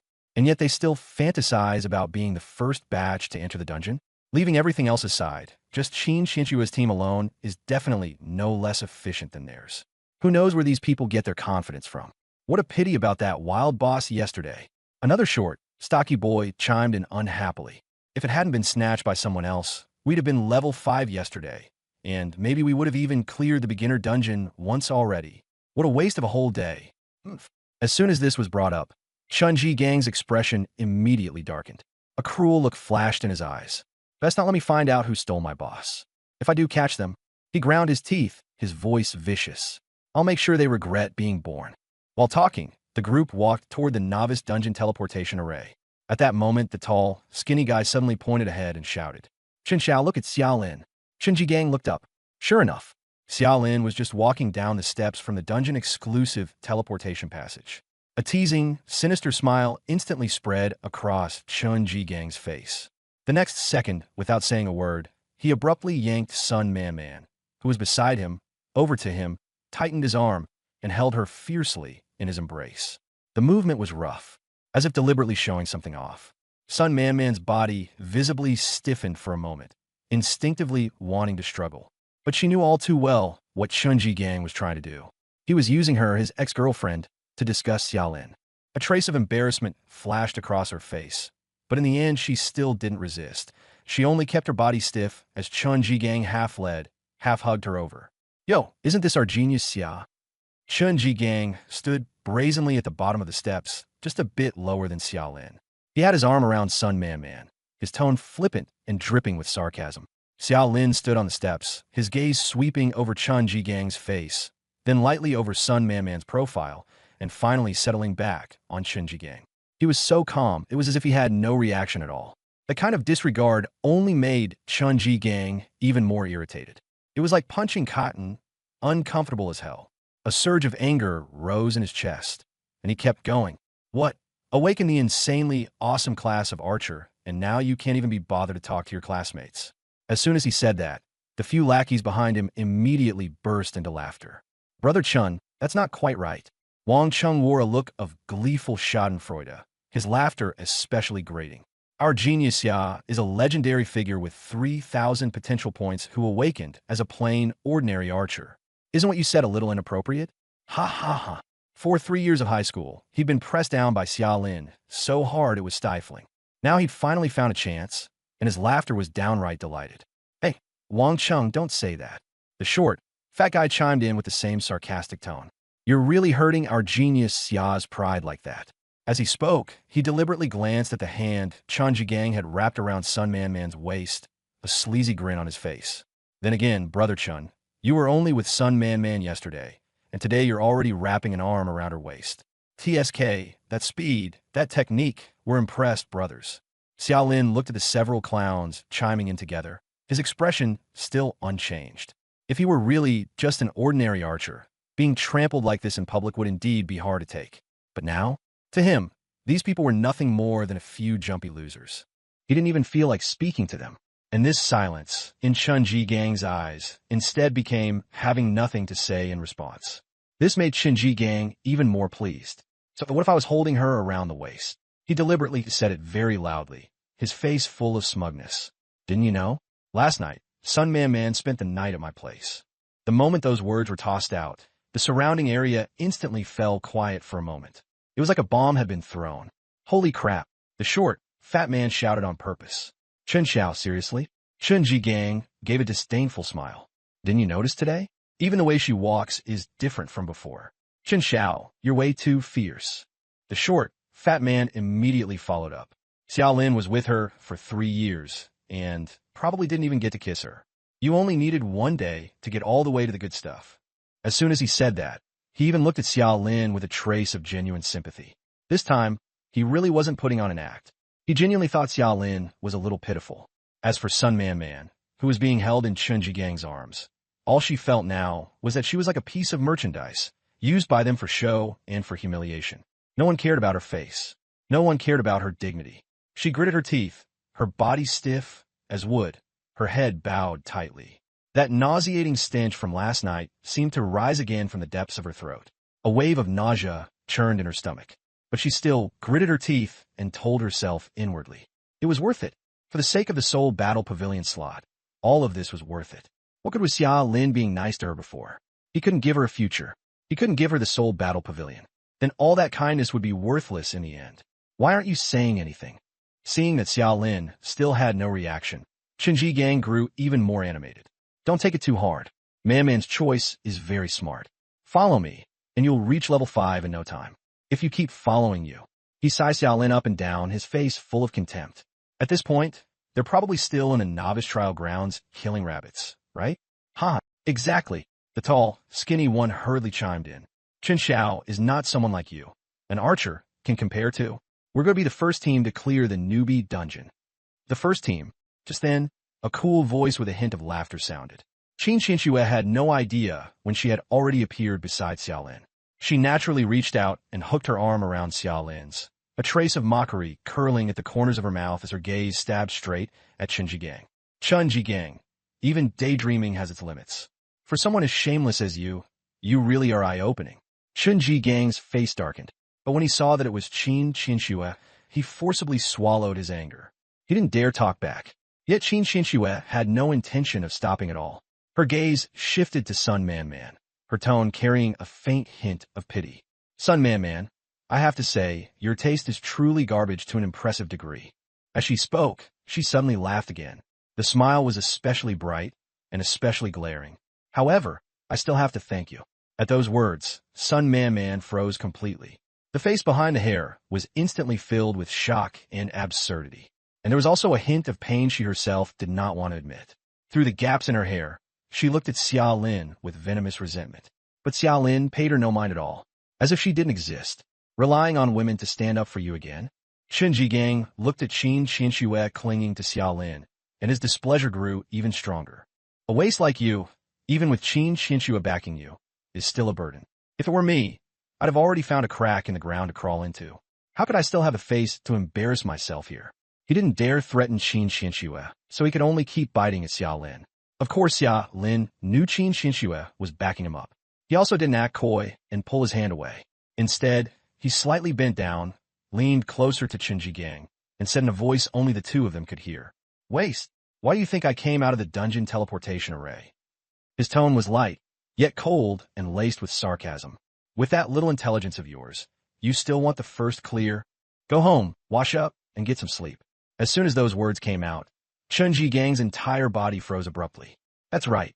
He had indeed just seen Xiaolin walk out from the dungeon teleportation array with his own eyes. He had just been thinking about how to humiliate Xiaolin, and had actually ignored that detail. And now, that detail was like a bucket of ice water poured straight over his head. Whether it was a beginner dungeon or a special dungeon, you needed to be at least level 5 to enter. In other words, Xiaolin was at least level 5. The smug look on Chen Jigang's face vanished in an instant. In its place was a dark, iron blue expression. He stared fixedly at Xiaolin, his gaze completely changed. Impossible. Impossible. He had only awakened yesterday. With his family spending money on gear and a fixed team backing him, he had fought tooth and nail just to barely reach level 5 by now. How could Xiaolin, an archer everyone had written off as trash, also be level 5? Unless that boss from yesterday, that ancient savage rabbit they had painstakingly whittled down to low health, only to have someone snatch the last hit at the end. The moment this thought surfaced, Chen Jigang practically exploded. His breathing turned heavy at once, and the veins in his eyes bulged red as he nearly roared. Xiaolin, was that boss yesterday stolen by you? You fucking bastard? Stolen? Xiaolin sneered. That was my boss to begin with. After saying that, he slowly straightened up and looked down at Chen Jigang, a cold, mocking smile curving at the corners of his mouth. Idiot. The entire room fell silent instantly. No one said a word. Xiaolin couldn't be bothered to give Chen Jigang another glance. He tilted his head and said softly to Qin Xinxue beside him, who was suppressing a smile at the corners of her mouth. Let's go, mm. Qin Xinxue gave a slight nod, hooked her arm through his, and completely ignored Chen Jigang's murderous glare as they brushed past him side by side. They headed toward the exit of the hall. Chen Jigang stood frozen in place, staring fixedly at Xiaolin's retreating back. His eyes looked poisoned. The muscles on his face were twitching. Finally, he squeezed out a few words through gritted teeth, one by one. Fine, very fine. Xiaolin. He remembered that boss from yesterday very clearly. The damage from that arrow was absolutely absurd. Over 200 in a single shot. A normal newbie could never deal damage like that. What did that mean? It meant Xiaolin definitely had some ridiculously overpowered gear in his hands. A weapon of no level, or some other kind of treasure. That guess made Chen Jigang's heart start pounding wildly. I'd like to see whether you, this bottom-rung piece of trash, can really keep hold of what's in your hands. Outside the teleportation hall, The late autumn sunset painted the entire city of Nanshur a warm orange. Qin Xinxue lowered her head and glanced at the hand that was still hooked around Xiaolin's arm. Just now, she had almost instinctively linked her arm with his. Now that she thought about it, even she felt it was a little sudden. And under this sunset glow, the gesture seemed especially intimate. Her ears turned slightly red. Then, pretending to be calm, she gently pulled her hand back. The movement was tiny, as if she had only casually straightened her sleeve. Ahem. She cleared her throat and deliberately avoided looking at Xiaolin. There was still a hint of unnatural tension in her voice. Don't get the wrong idea. I just couldn't stand watching them bully people, and I wanted to annoy them a little while I was at it. Xiaolin stopped and looked at her. He nodded very calmly. I know. Thank you. That reaction is way too calm. So calm that Qin Xinxue suddenly felt a strange emptiness inside. It was like something had lightly tickled her heart, an itch with a faint, indescribable sense of loss. She quickly shook off that odd feeling, lifted her chin, and regained her usual tsundere attitude. Just one thank you. I even sacrificed my reputation just to help you out. And that's all you've got for me. Xiaolin looked at her like that, and a trace of a smile flickered in his eyes. After thinking for a moment, he said very seriously, "Didn't we discuss this in depth this morning? If you're really that hungry for my body, go die." Qin Xinshue's face instantly turned bright red, and she raised her hand to hit him. But halfway through, her fist froze in place. She could only glare at him fiercely, even the roots of her ears red with embarrassment. Anyway, it's not going to be let off that easily. Xiaolin shrugged indifferently. Then he gently tapped the air with his finger. A faint glow flashed. A necklace appeared in his hand. The silvery white chain had a warm sheen, and the pendant was a teardrop-shaped sapphire, glowing softly in the sunset. "Here, this is for you. Pretty good luck." Another one dropped, and it's a summoner-exclusive item. Qin Xinxue froze for a moment, then took it. Appraisal activated. The next second, her eyes lit up. Clear Heart Tear Necklace. Rare. Intelligence plus 50 affixes. Contracted Healing. Consumes 50% of the summoner's mana to restore 50% of the summoned beast's HP. Beast Soul Revival. After the summoned beast leaves combat, it restores 2% HP per second. Required level 10. Awesome. She looked up at Xiaolin, her eyes shining brightly. This necklace is worth at least 50,000 gold coins. Are you sure? You're just giving it to me like this? Yeah, it's yours. Xiaolin smiled. Thanks. Qin Xinxue lowered her head and played with the necklace, the corners of her mouth lifting as well. I'm very satisfied with this gift. After saying that, her tone became a little more serious. But I'll probably slow down my leveling first and wait for Lin Wayne and the others. Otherwise, if that plastic girl squad others blows a fuse, I really couldn't handle it. Xiaolin nodded. Right now, the highest level record in Nanshur before graduation was only level 16. The two of them were already level 15. There really was no need to keep charging ahead like crazy. And the Awakener Academy's admission threshold was only level 10. It was only 5 levels away. But that 5-level gap in experience was already enough for a newcomer to go from level 1 to level 10 more than 10 times. Better keep a low profile. Xiaolin thought silently to himself. At night, the Chen family. The study door was tightly shut. Under the dim yellow light, cigar smoke drifted slowly through the air. Chen Jigang stood before the massive mahogany desk, and the fury he had carried after being humiliated at the transfer center had long since hardened into a colder, more vicious resentment. Behind the desk, in a leather chair, sat a middle-aged man around 50 years old. He was very well maintained and carried himself with great authority. Chen Hong, head of the logistics group of the Southern City branch of Warsoul Pavilion. Though he and Qin Bai were both in Warsoul Pavilion, their foundations were completely different. Qin Bai was the branch head of Southern City, parachuted in from headquarters, the true top authority. Chen Hong, on the other hand, was a core figure of the Chun family of Southern City. Relying on the family's Chamber of Commerce and its deeply entrenched connections, he had firmly secured the position of head of the logistics group. The logistics group was responsible for equipment procurement, maintenance, and distribution. It was a lucrative post with considerable power as well. Through this position, Chen Hong had tightly bound the Chun family Chamber of Commerce and the resources of Warsoul Pavilion together, though he still couldn't compare to Qin Bai's level. In Southern City, his influence was still immense. At this moment, Chen Hong was slowly setting down the report in his hand, looking up at his only son. Those eyes were extremely sharp, like an eagle's. At a glance, he could tell the resentment Chen Jigang had failed to suppress. It's this late, and you're still this angry?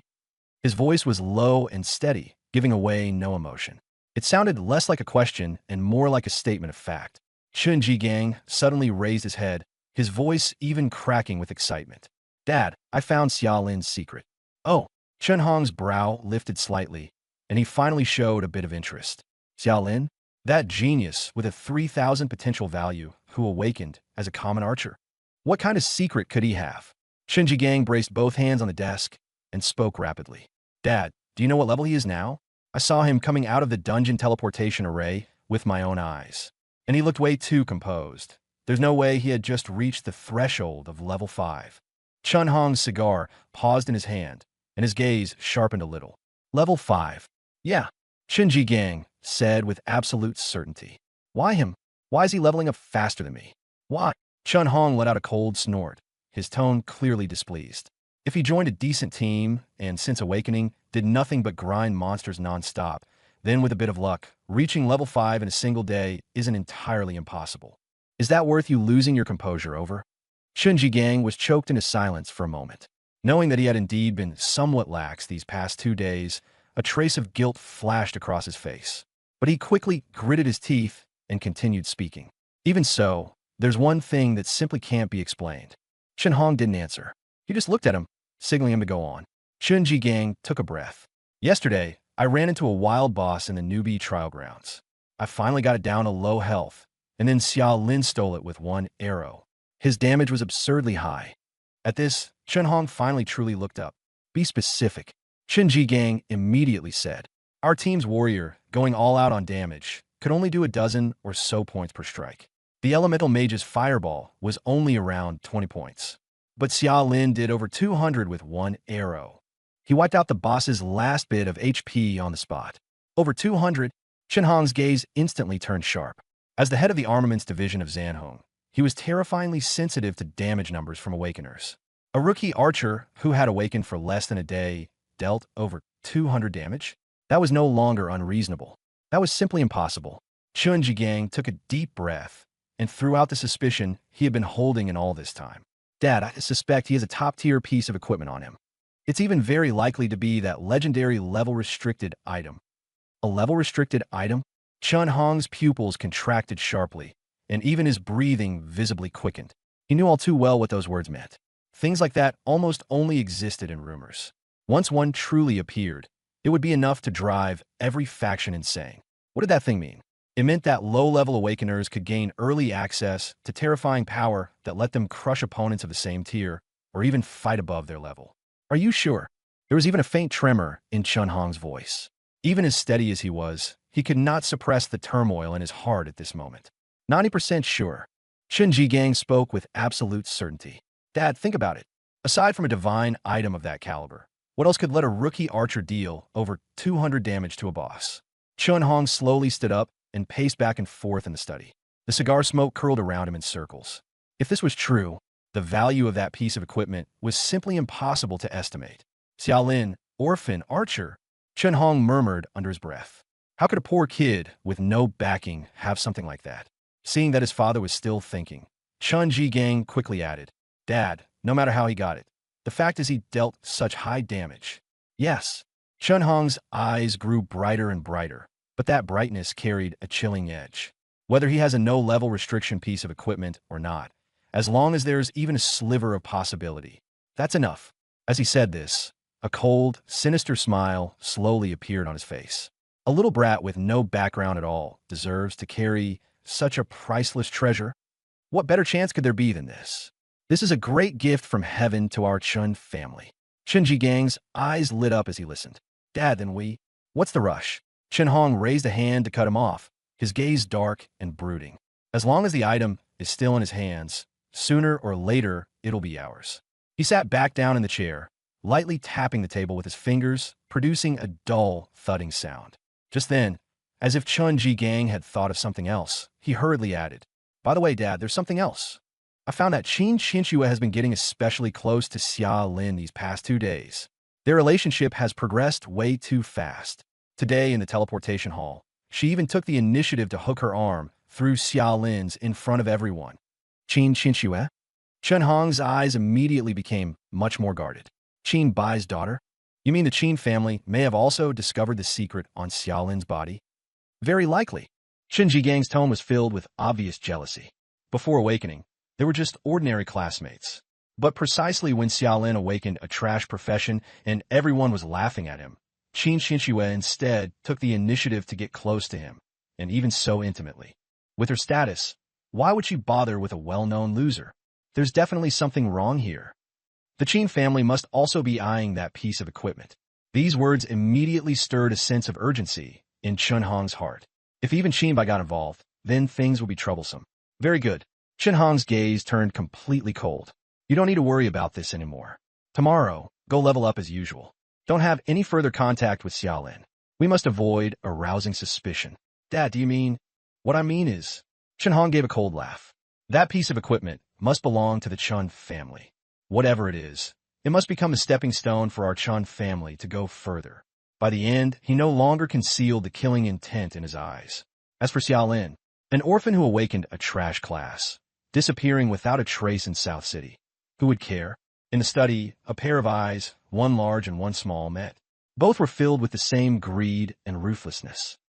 The next morning, the morning mist had not yet fully cleared, and dense, monotonous sounds of arrows slicing through the air were already echoing across the edge of the rookie trial grounds. Xiaolin walked alone at an unhurried pace through the grass. The bow in his hand had already turned into a merciless harvesting machine. One arrow after another, launched with pinpoint accuracy into the bodies of the dazed long-tailed rabbits, sending up tiny glimmers of experience light. Although he didn't want to push his level too high and draw too much attention, this matter of stacking attack power absolutely could not stop. That was his foundation, and also his greatest trump card. An hour passed. Mechanical, boring, but absurdly efficient. By the time the morning mist had completely dispersed and sunlight spread across the grassland, Xiaolin finally stopped. He opened a panel, looked at the attack power line. Attack power, 18068. 1 hour. Another 3,000 or so increase.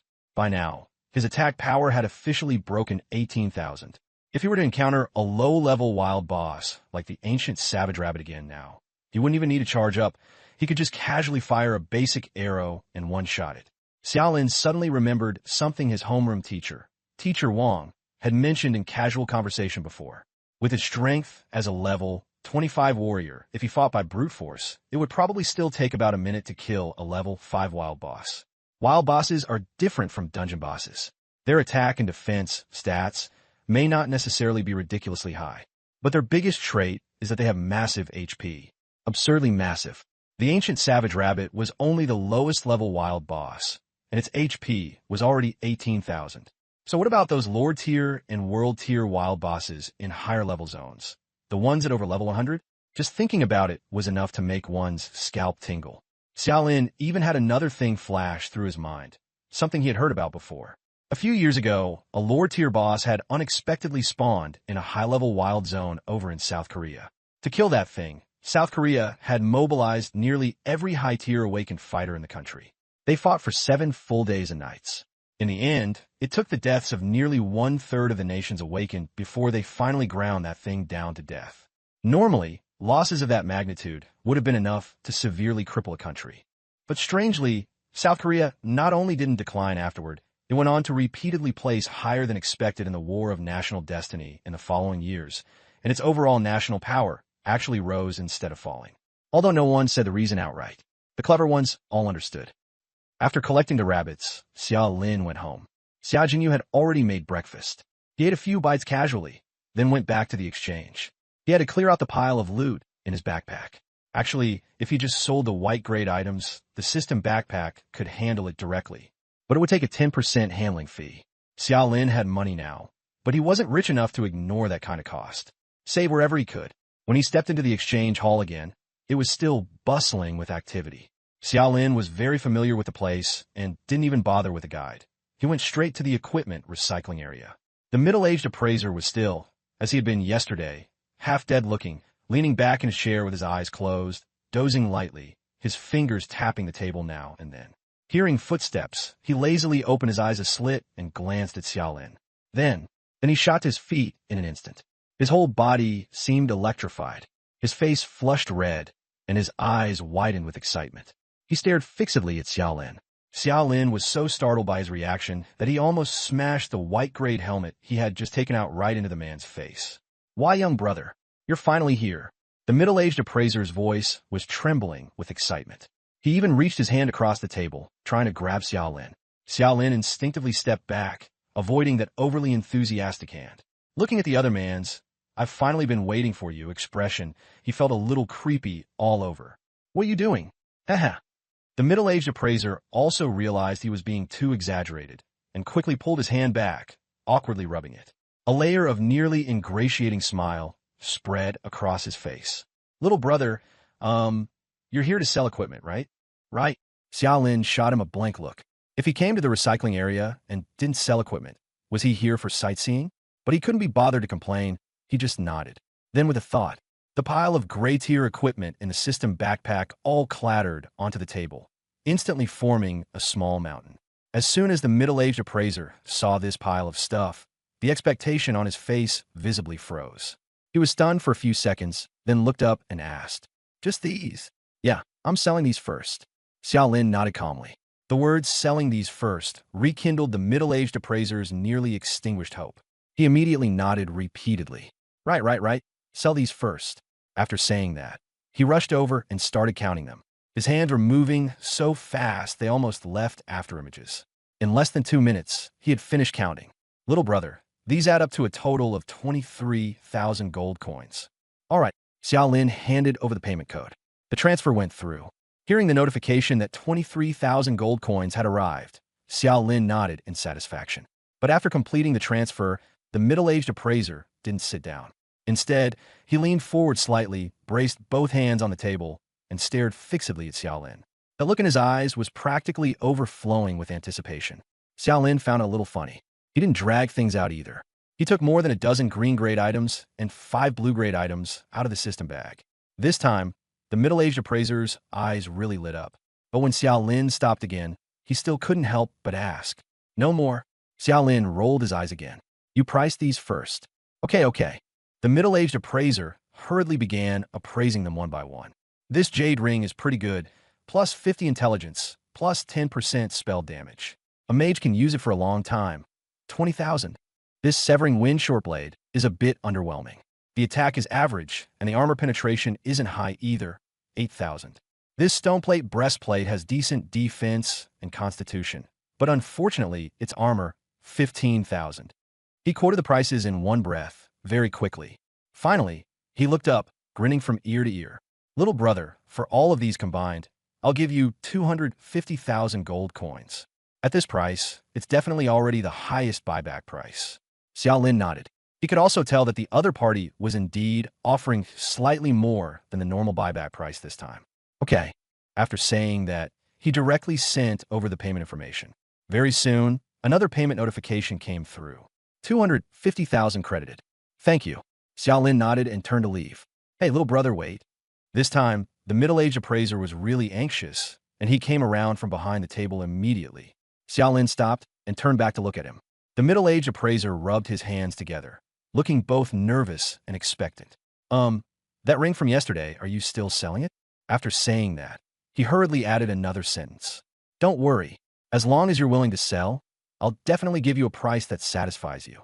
I was blind yesterday, but this time I'll absolutely give you a fair price." "It's already been sold." Xiaolin remained very calm. "Sold." The middle-aged appraiser's face instantly went pale, and even his voice rose sharply. "Sold? Sold to whom? For how much?" "There's no need to tell you that." Xiaolin's tone was still flat. After speaking, he turned and left directly. He could actually understand the other man. In the recycling business, what they lived on was sharp judgment and experience. Picking up bargains was their way of making money. Lowering the price yesterday was greed. Regretting it today was normal. But the problem was, the ring was already in Qin Xinchue's hands. Talking about it now was just a waste of time. After leaving the exchange, Xiaolin lowered his head and glanced at the balance in his mobile banking app. Over 1.3 million gold coins. This string of numbers suddenly gave rise to an idea in his mind. And once it surfaced, he could no longer suppress it. He wanted to buy a house. Buy a house that truly belonged to him and Xia Jinyu. Never rent again. Never have to watch the landlord's face again. Never have to worry that one day the landlord would be in a bad mood and say they weren't renting anymore or raise the rent. Anyone who has never rented a place will never understand that feeling. Living in someone else's house, you even have to be cautious with your breathing. Before doing anything, you have to think about whether the landlord might have an opinion. When the contract is about to expire, your heart starts to hang in the air, afraid they won't renew it, afraid they'll ask for more money. And now, he didn't want to live like this anymore. He didn't need to discuss with Xia Jinyu where to buy the house at all, because his younger sister had already said it too many times. Brother, the houses over at Yunqi Shaoju are so beautiful. Brother, I heard from my classmates that the houses there all come with small courtyards. If we had one too, I'd definitely fill it with flowers. Brother, when I awaken to a good profession in the future and make a lot of money, I'll definitely buy you a house with the biggest garden in Yunqi Shaoju. Yunqi Shaoju was a famous villa district in the western suburbs of Nanshur, with a quiet environment and exquisite little courtyards attached to the houses. Nanshur was only a fifth-tier city, and housing prices weren't high. A villa in Yunqi Shaoju cost only 3 to 400,000 gold coins. And now, Xiaolin had more than 1.3 million gold coins in hand. Buy a house. Buy in Yunqi Shaoju. Buy it today. He didn't tell Xia Jinyu, planning to give her a surprise. He hailed a taxi and got in, saying directly, "Take me to the sales center of Yunqi Shaoju." All right, the car drove all the way toward the western suburbs. The skyscrapers were getting fewer and fewer, and the greenery was growing denser and denser. When he was close to a small grove, Xiaolin suddenly said, "Driver, pull over at the side up ahead." The driver was stunned. "Buddy, we're not there yet. There's nothing around here. No village ahead, no shop behind." "I know. I've got some personal business," Xiaolin said calmly. "I'll pay the fare as usual." The driver glanced at him. For some reason, he felt a little uneasy, but he still pulled the car over to the roadside. Just as the car came to a stop, the black off-road vehicle that had been following behind suddenly charged forward, slammed on the brakes, and cut directly in front of them, blocking the road. The next second, the door opened. 3 men in black jumped out. One was a bald man with a scarred face, twirling a dagger in his hand. One was a burly brute carrying a battle axe on his shoulder. One was a cold, skinny man holding a dart between his fingers. The 3 of them came straight over, staring Xiaolin down, completely ignoring the driver whose face had already gone pale. The bald, scar-faced man grinned. "Kid, you've got guts. You knew we were following you and still dared to stop on your own." Actually, Xiaolin didn't want to stop either. It was just that the other party was driving an off-road vehicle, and a taxi simply couldn't outrun it. Being forced to stop was only a matter of time. The reason they hadn't acted yet was just because they were picking a place. The burly man laughed loudly. "Boss, could he be scared stupid? He's not even running." The skinny man gave a sinister smile. "We were worried you'd keep hiding in the city and we'd never get a chance to make a move. Didn't expect you to run out into the middle of nowhere to die." Xiaolin stood beside the car, expressionless. He casually shut the door, and with a flash of light in his hand, a willow bough appeared. The burly man got even more amused. "You're actually showing your weapon? Want to fight us?" Xiaolin said flatly. "Chunji Gang sent you? Just because I called him an idiot once?" In Nan City, the only one who had both a grudge against him and backing was Chunji Gang. The scar-faced man narrowed his eyes and sneered. That was only the secondary reason. Xiaolin frowned. "Anything else?" The scar-faced man grinned. "You're going to die soon anyway, so I might as well tell you. Our boss has his eye on the top-tier gear you're carrying. Treasure isn't for someone like you. If you know what's good for you, hand it over." Xiaolin froze for a moment and looked at the willow bough in his hand. Although this bough was a purple epic-grade item, its level was too low. To put it bluntly, it was just beginner transition gear and wasn't worth such a big fuss. Has the Chun family gone this broke? Besides, aside from Qinbai, he hadn't shown this bough to anyone else at all. Could the information have leaked? As he was thinking, the burly man had already grown impatient. "Boss, enough nonsense. Just kill him and go back to sleep." "Wait." Xiaolin suddenly spoke up. The burly man actually paused for a moment, then came to his senses and instantly flew into a rage. "Damn it, you tell me to wait, and I wait? Get it straight. Who's calling the shots now?" Xiaolin curled his lips and deliberately provoked him. "You need to send out 3 people just to deal with a rookie like me. Looks like your level isn't all that great either." The burly man really exploded. "Bullshit. All 3 of us are level 25 awakeners. We're here to kill you not because you're so impressive, but because what you're holding is too important." "Oh." Xiaolin nodded, completely reassured. "Only level 25. As expected, not much." 3 level 25s were still within his control. The burly man was furious. You're asking for death.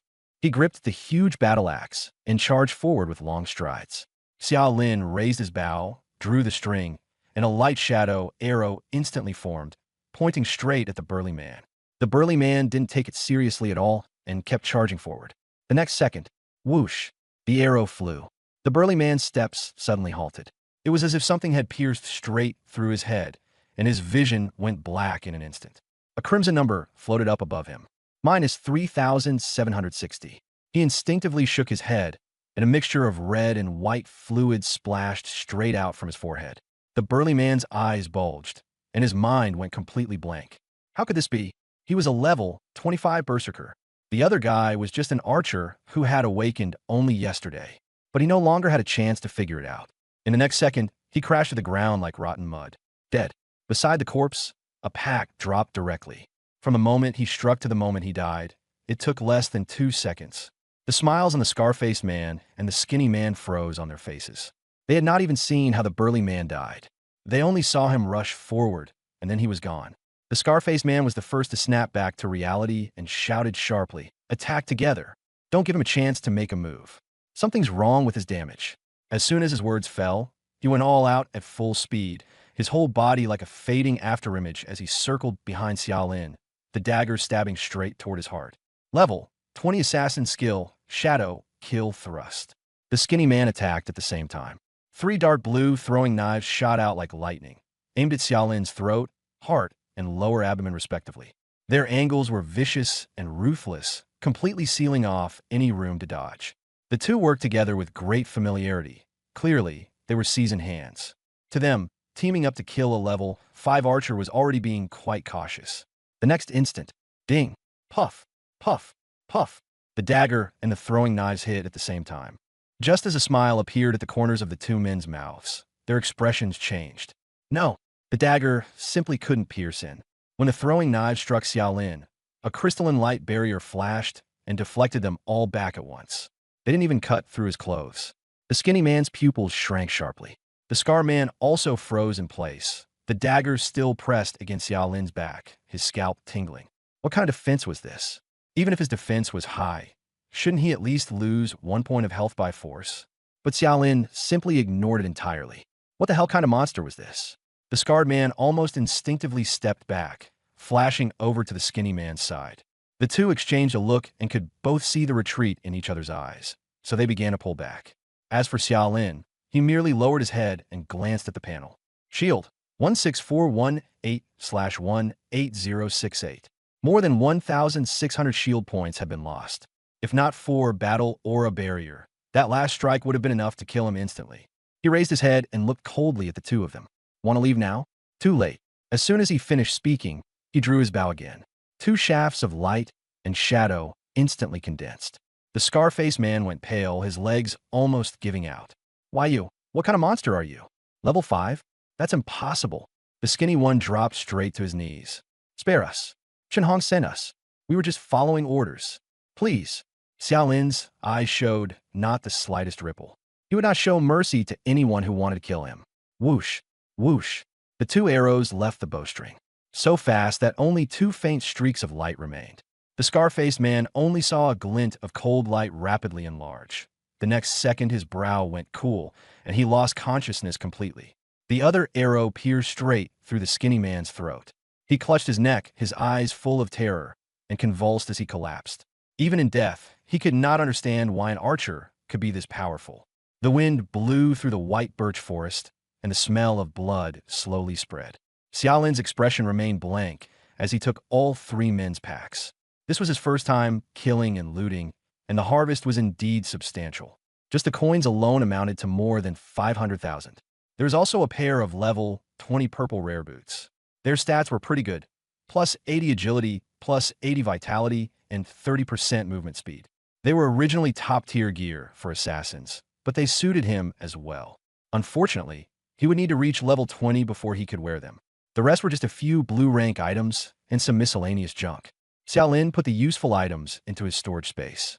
He couldn't be bothered to look at the 3 corpses on the ground again and turned back toward the taxi. The driver had long since been scared senseless, cowering in the driver's seat and trembling. Xiao Lin opened the door and got in, his tone still calm. Driver, Keep going. To the Yunqi Xiaozhu Sales Center. Only then did the driver come to his senses. Looking at the young yet terrifyingly composed face in the rearview mirror, he swallowed hard and hurriedly started the car. The taxi went around the off-road vehicle and returned to the tree-lined avenue. Not long after Xiao Lin left, two figures appeared silently at the scene. One of them was as sturdy as a steel tower, wearing a camouflage tank top that revealed a body full of muscle, with a beast claw scar on his chest. It was Zhang Ling. He crouched down to inspect the three corpses, his expression growing more and more solemn. Damn, the boss really wasn't wrong. This kid isn't just impressive, he's basically a humanoid beast. Zhang Ling sucked in a breath. 1 against 3, and every kill was a one-hit finish. He was ruthless. Shirsu beside him said nothing, only calmly scanning the scene. When she saw the thrown-off throwing knives on the ground, her brows furrowed slightly. It's not just high-attack power, Shirsu said softly. There's something strange about him. Either he has insanely overpowered defensive gear, or some powerful protection skill we don't know about. I think even the boss underestimated him. Zhang Ling nodded. So what do we do now? Clean up after him. Mosa, vi sununtai nodded. Call the Nanchur Police Bureau and tell them we found a local awakened criminal force. And after they resisted arrest, we killed them on the spot. Tell them to come handle the scene immediately. Clean it up thoroughly. Leave no traces and make sure no outsiders know anything happened here. Zhang Ling froze, his face full of contempt. You're even going to steal a kid's credit? Shirsu rolled her eyes at him. The credit will be returned to him later. Since he wants to keep a low profile for now, we'll help him out. After speaking, she looked again in the direction Xiao Lin had left, a faint, meaningful smile curling at the corners of her mouth. This Xiao Lin is hiding a lot deeper than I thought. He's even more interesting than I expected. Let's go back and report. Zhang Ling nodded and grabbed some roast goose on the way. The two of them flashed away and quickly vanished into the birch forest. Yunqi Xiaozhu was indeed worthy of being a flagship high-end residential complex in Nanchur. The facade of the sales center was made of a large glass curtain wall. When sunlight shone on it, it was bright but not blinding. The landscape pool was crystal clear, koi swam back and forth. The greenery was neatly trimmed, and the air carried a faint fragrance of plants and wood. A huge crystal chandelier hung in the lobby, and in the center stood a large-scale model of the entire community, with the villa layout and landscaping displayed clearly at a glance. Xiao Lin walked in and went straight to the scale model. At that moment, a female consultant in uniform came over and said, "Hello, may I ask what I can?" Halfway through her sentence, she suddenly froze. Huh, Xiao Lin. Xiao Lin also froze for a moment. Looking up, he immediately smiled. Sister Lin. The person in front of him was Lin Wan. She was Xiao Lin's neighbor at his rented apartment, raising her 6-year-old daughter, Nyo alone. She was usually very kind and had helped their siblings quite a lot. Xiao Lin, it really is you. Lin Wan was both surprised and delighted, but quickly became puzzled. Why are you here? Looking at houses, Xiao Lin said with a smile. Looking at houses? Lin Wan's voice rose a little, and she quickly lowered it again. Xiao Lin, the houses here are very expensive. The cheapest ones cost over 100,000 gold coins, and the villas are even pricier. She didn't say the rest, but the meaning was already very clear. After all, she knew very well what Xiao Lin's family situation was like. Xiao Lin smiled and didn't bother explaining further. It's fine, Sister Lin. Help me introduce them. Lin Wan saw that his expression was serious. Although she felt helpless, there were no customers at the moment anyway, so she led him over to the sand table. Yunqi Villa is divided into 3 areas: Lanyu Bay, Qixia Garden, and Yending Tianyu. She introduced it very seriously, going over everything from unit layouts to lighting, from views to decoration, and then property services. Xiao Lin listened quietly, and in the end his gaze settled on a single detached villa in Yending Tianyu, the one with the best location. That villa had an especially large yard. Linjia, how much is this one? He asked directly. Lin Wan followed his gaze. At first she was startled, then she smiled and said, "Your eye for property is pretty good. This is actually my favorite one too. It's on the top of the slope, so it has the best view. You can see the whole complex and the Jiang scenery in the distance. The front and backyards together are 150 square meters, and the decoration standard is also the highest." She lowered her voice. Market price, 580,000 gold coins. 580,000. A little more expensive than Xiao Lin had expected. But looking at that spacious yard, he had already made up his mind. Seeing that he said nothing, Lin Wan thought the price had scared him and was just about to comfort him with a few words. Linjia, I'm taking this one. Xiao Lin spoke directly. Huh? Lin Wan froze on the spot. You're really buying it? Yeah, this one. Xiao Lin nodded. I've already awakened. Yesterday, I got a pretty good piece of equipment from a dungeon and made some money. Just go ahead and prepare the contract. Lin Wan was stunned for a few seconds. Her eyes were full of envy, and in the end, she forced out one sentence. Damn. Xiao Lin couldn't help but laugh. He really hadn't expected the usually gentle Lin Jie to swear. Lin Wan came back to her senses and first glanced around furtively. After confirming no one was approaching, she leaned in and said softly, "This unit can be brought down to 500,000 at the lowest, but it needs the manager's approval. Later, just slash the price as hard as you can. If he doesn't agree, pretend you're going to leave. Houses aren't selling well right now, so he'll probably give in." Xiao Lin teased her with a smile. Sister Lin, that counts as corporate espionage, doesn't it? If the company finds out, you'll be fined.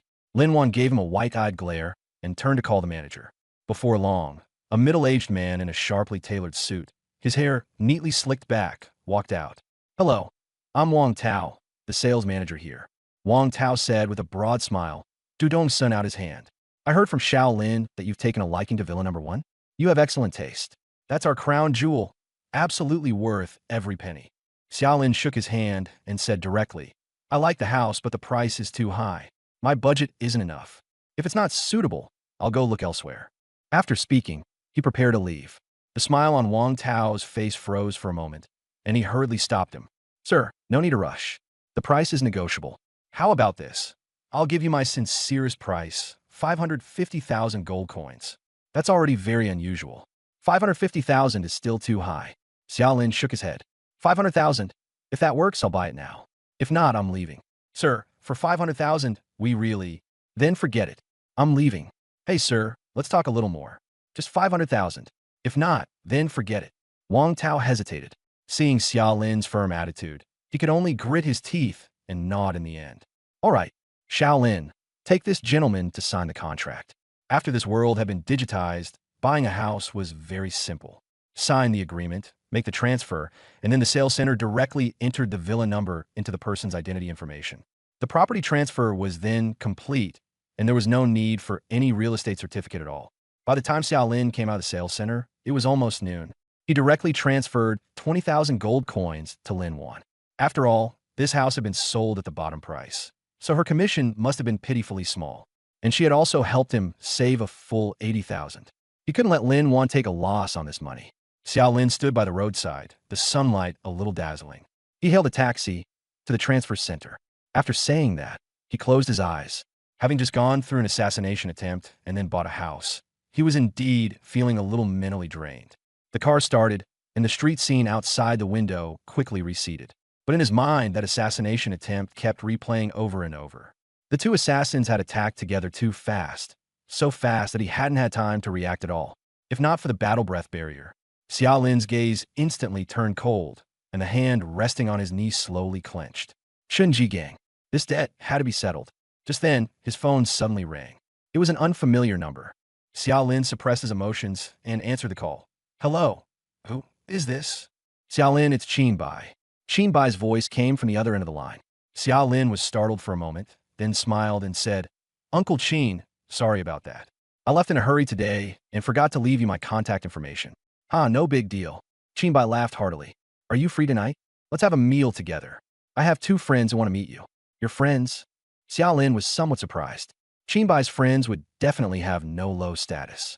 Why would they be interested in him, a newcomer who had just awakened? Though puzzled, since Qin Bai had asked, he had no reason to refuse. "No problem. You choose the place, and I'll be there on time." "Okay, I'll send the address to your phone in a bit." Qin Bai paused, then added, "Oh, and bring the girl, Jinyu, too. She can keep company with Qianxue. It's livelier when young people are together." "All right." After hanging up, Xiao Lin casually sent a message to Xia Jinyu, then closed his eyes again. The matter of the assassination had always weighed on his mind. He needed stronger offense. He had to stack the soul slaughter imprint to a level strong enough to crush everything. So in the afternoon, Xiao Lin went straight to the edge of the beginner trial grounds and started frantically farming long-tailed rabbits. No danger, no twists. Only mechanical shooting. Draw the bow. Release the arrow. Hit. Draw the bow. Release the arrow. Hit. One long-tailed rabbit after another fell, and his attack kept stacking higher bit by bit. He was like an untiring machine, with no unnecessary movements at all. Sweat had long since soaked through his back, and beads of sweat kept dripping from his temples. But the hand holding the bow remained terrifyingly steady, and there was not the slightest fluctuation in his gaze. Occasionally, a beginner passing by would spot the scene from afar and couldn't help stopping to take a look. Is that guy crazy? His damage is already that high, and he's still farming rabbits in the beginner area? Who knows? Maybe he got beaten up badly in the advanced zone and came to the beginner area to vent. Stay away. It's kind of creepy. Xiaolin couldn't be bothered to care at all. In his world, there was only the sound of bowstrings, the whistle of arrows through the air, the white flashes as targets fell, and the ever-stacking soul slaughter imprint. Time passed bit by bit. The sun set, and the sky gradually darkened, until the final arrow was fired and a long-tailed rabbit fell to the ground. Xiaolin finally stopped. He looked down at the attribute panel. Attack power, 27904. In a single afternoon, his attack power had risen by nearly 10,000 points. About enough. Xiaolin rubbed his aching arm, put away the willow wood bow, activated the teleportation array, and his figure quickly vanished in a flash of white light. On the other side, at the Chun family villa, Chen Hong leaned back on the leather sofa, a string of rosewood Buddhist beads in his hand, his expression calm. Chen Jigang, however, could not sit still and kept pacing back and forth in the room. Dad, why is there still no news? Chen Jigang stopped and asked impatiently. In his mind, he had already imagined countless times what it would look like for him to be wearing no-level gear. As long as he got the equipment, he would definitely stand out in the War Soul Pavilion selection. Just thinking about it made him tremble with excitement. Chen Hong closed his eyes and said faintly, "What's the rush? He's just a rookie. With assassins 3 levels above him, hunting him down, do you really think he can turn the tables? Once they finish the job, we'll naturally get news." He said that, but the speed at which he was rubbing the Buddhist beads had clearly quickened a little. Obviously, he wasn't as calm as he seemed. Chen Jigang licked his lips, his eyes full of greed. "Dad, if Xiaolin really has no level gear, then we'll make a huge profit this time. Once we get the stuff, let alone joining the War Soul Pavilion. Even if the War Soul Pavilion begged me to join, I'd still have to see what kind of mood I'm in." Chen Hong nodded slightly, then glanced at the clock in the corner of the wall, his brow gradually furrowing. Their efficiency is getting worse and worse, dealing with one rookie, and they still dragged it out for an entire afternoon. As he spoke, he picked up his phone and dialed an encrypted number. "Beep, beep, beep. The number you have dialed is not in service. Please try again later." The cold electronic voice of the automated message sounded over and over. Chen Hong's hand, which had been rubbing the prayer beads, suddenly froze. A bad feeling welled up in his heart. The composure in his eyes vanished, leaving only a grim look. "Dad, what is it?" Chen Jigang hurriedly asked. "Out of service," Chen Hong said with a furrowed brow, his voice heavy. "What?" Chen Jigang also panicked. "Weren't 3 people sent? What about the other 2? Chen Hong said nothing and continued scrolling through his contacts, dialing one number after another. The result was the same. All of them were out of service. He slowly lowered his phone, his face dark and terrifying. "Dad, still can't get through?" Chen Jigang's voice had changed. "Shen Onglu did." The living room fell into a deathly silence.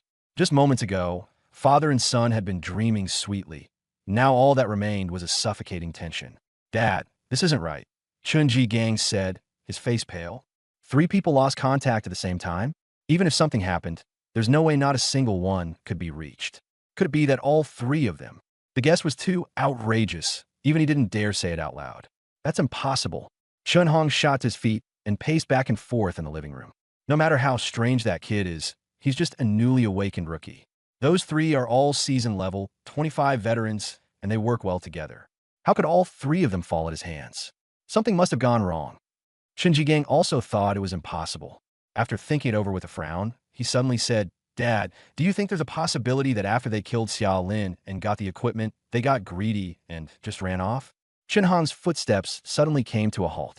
This sentence was like fire, instantly burning away all the unease in his heart. Right, that must be it. The more Chen Hong thought about it, the more reasonable it seemed. Even if they were his trusted men, when faced with such a tremendous temptation, they might not be able to resist it. He slammed his hand hard on the coffee table, making even the ashtray jump. "You 3 bastards. You dare betray me? Do you really think Chen Hong is made of clay?" He trembled all over with rage, his face twisted with fury. Chen Jigang was also inflamed with anger. Damn it, those three backstabbing dogs. Dad, we absolutely can't let them go. Find them, and I'll skin them alive myself. Of course I won't let them go. Chun Hong gritted his teeth. I'll make them understand what happens when they betray me. Just then, Chun Hong's phone suddenly rang. Both father and son stiffened at the same time, turning to look at the phone in unison. Chun Hong took a deep breath and answered the call. Speak. His voice was full of suppressed fury. A voice came from the other end of the line. Mr. Chun, someone from our police department sent word that the bodies of Viper, Scorpion, and Bull were found in the birch forest in the western part of the city. What? They're all dead. Chun Hong froze on the spot. By his judgment, even if Xia Lin really had a no-level weapon, it was impossible to kill 3 level 25 assassins at once.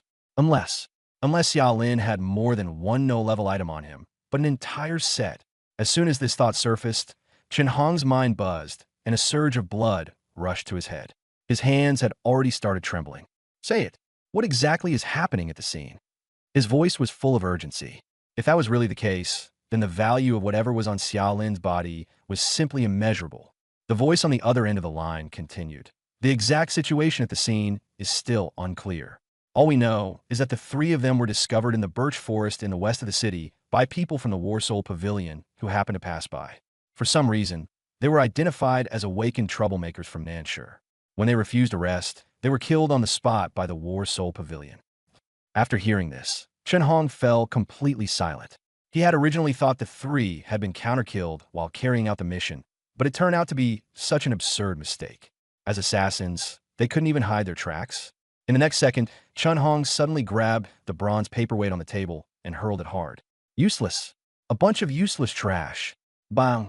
The antique vase beside him was smashed to pieces on the spot. Serves them right. Those 3 worthless things. They couldn't even handle this much.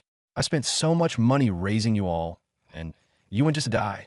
His eyes were bloodshot, and his face twisted grotesquely. There was not a trace left of his usual composed demeanor. Chun Jigang was startled. Dad, what exactly happened? Chun Hong was, after all, an old fox. After venting his anger, he quickly forced himself to calm down again. He sat back down on the sofa and let out a long breath. Those 3 pieces of trash hadn't even finished the job before they were discovered by people from the Warsoul Pavilion and killed in the birch forest. What? Chun Jigang was speechless. They were at least the capable men you raised. How could they make such a basic mistake? After saying that, he became anxious again. So what do we do now? The graduation ceremony is about to start. If Xia Lin really gets selected by the Warsoul Pavilion because of that classless weapon, it'll be much harder to deal with him then. He wanted to kill Xia Lin, and it wasn't just for the gear. That day at the teleportation center, he had originally wanted to humiliate Xia Lin, but instead he was the one humiliated. Especially that line, idiot, which felt like being slapped in public. If it really came down to a choice between the 2, he even wanted to kill someone first. Let's put this matter on hold for now. Chun Hong's expression was ugly as he rubbed his temples. In Longhua, murder was already a serious crime. Not to mention he was a member of the Battle Soul Pavilion, and the one he wanted to kill was a newly awakened rookie. If this got out, it would become a huge problem. You stay out of this for now, Chun Hong said in a low voice. Let's see how things develop later. It'd be best if those 3 trash didn't expose their identities before they died. If word gets out that we wanted to kill Xia Lin, it'll cause us big trouble. Dad, shut up. Chun Hong cut him off directly. For the next few days, you'd better honestly go grinder level. Right now, there's probably only 1 recruitment spot left for the Battle Soul Pavilion. If you're still like this, I won't be able to help you even if I want to. As he said that, he seemed to remember something and asked, that girl beside you, what was her surname again? Her. Chun Jigang sneered, full of disdain. It doesn't matter, I was just playing around. She can be tossed aside anytime. Chun Hong nodded, closed his eyes tiredly, leaned back into the sofa, and waved his hand. Chun Jigang didn't dare say anything more either, and turned to leave the study. On the other side, after Xia Lin got home, he first washed off the faint smell of blood on his body, changed clothes, then took Xia Jinyu, whom he had prepared in advance, and went out. Wangjiang Tower was one of the top places in Nanshur. Standing by the river, brilliantly lit, it was practically a symbol of status. Outside the floor-to-ceiling windows was the night view of the entire river, with neon lights reflecting on the water, dazzling to the eye. Waiters shuttled back and forth in the lobby, and the air was filled with a faint, luxurious fragrance. Bro, is Uncle Chin really going to treat us to dinner here? Xia Jinyu looked around at the lavish decor, her voice brimming with excitement. Xiao Lin smiled and rubbed her head. Let's go. Xiao Jinyu happily hooked her arm through his.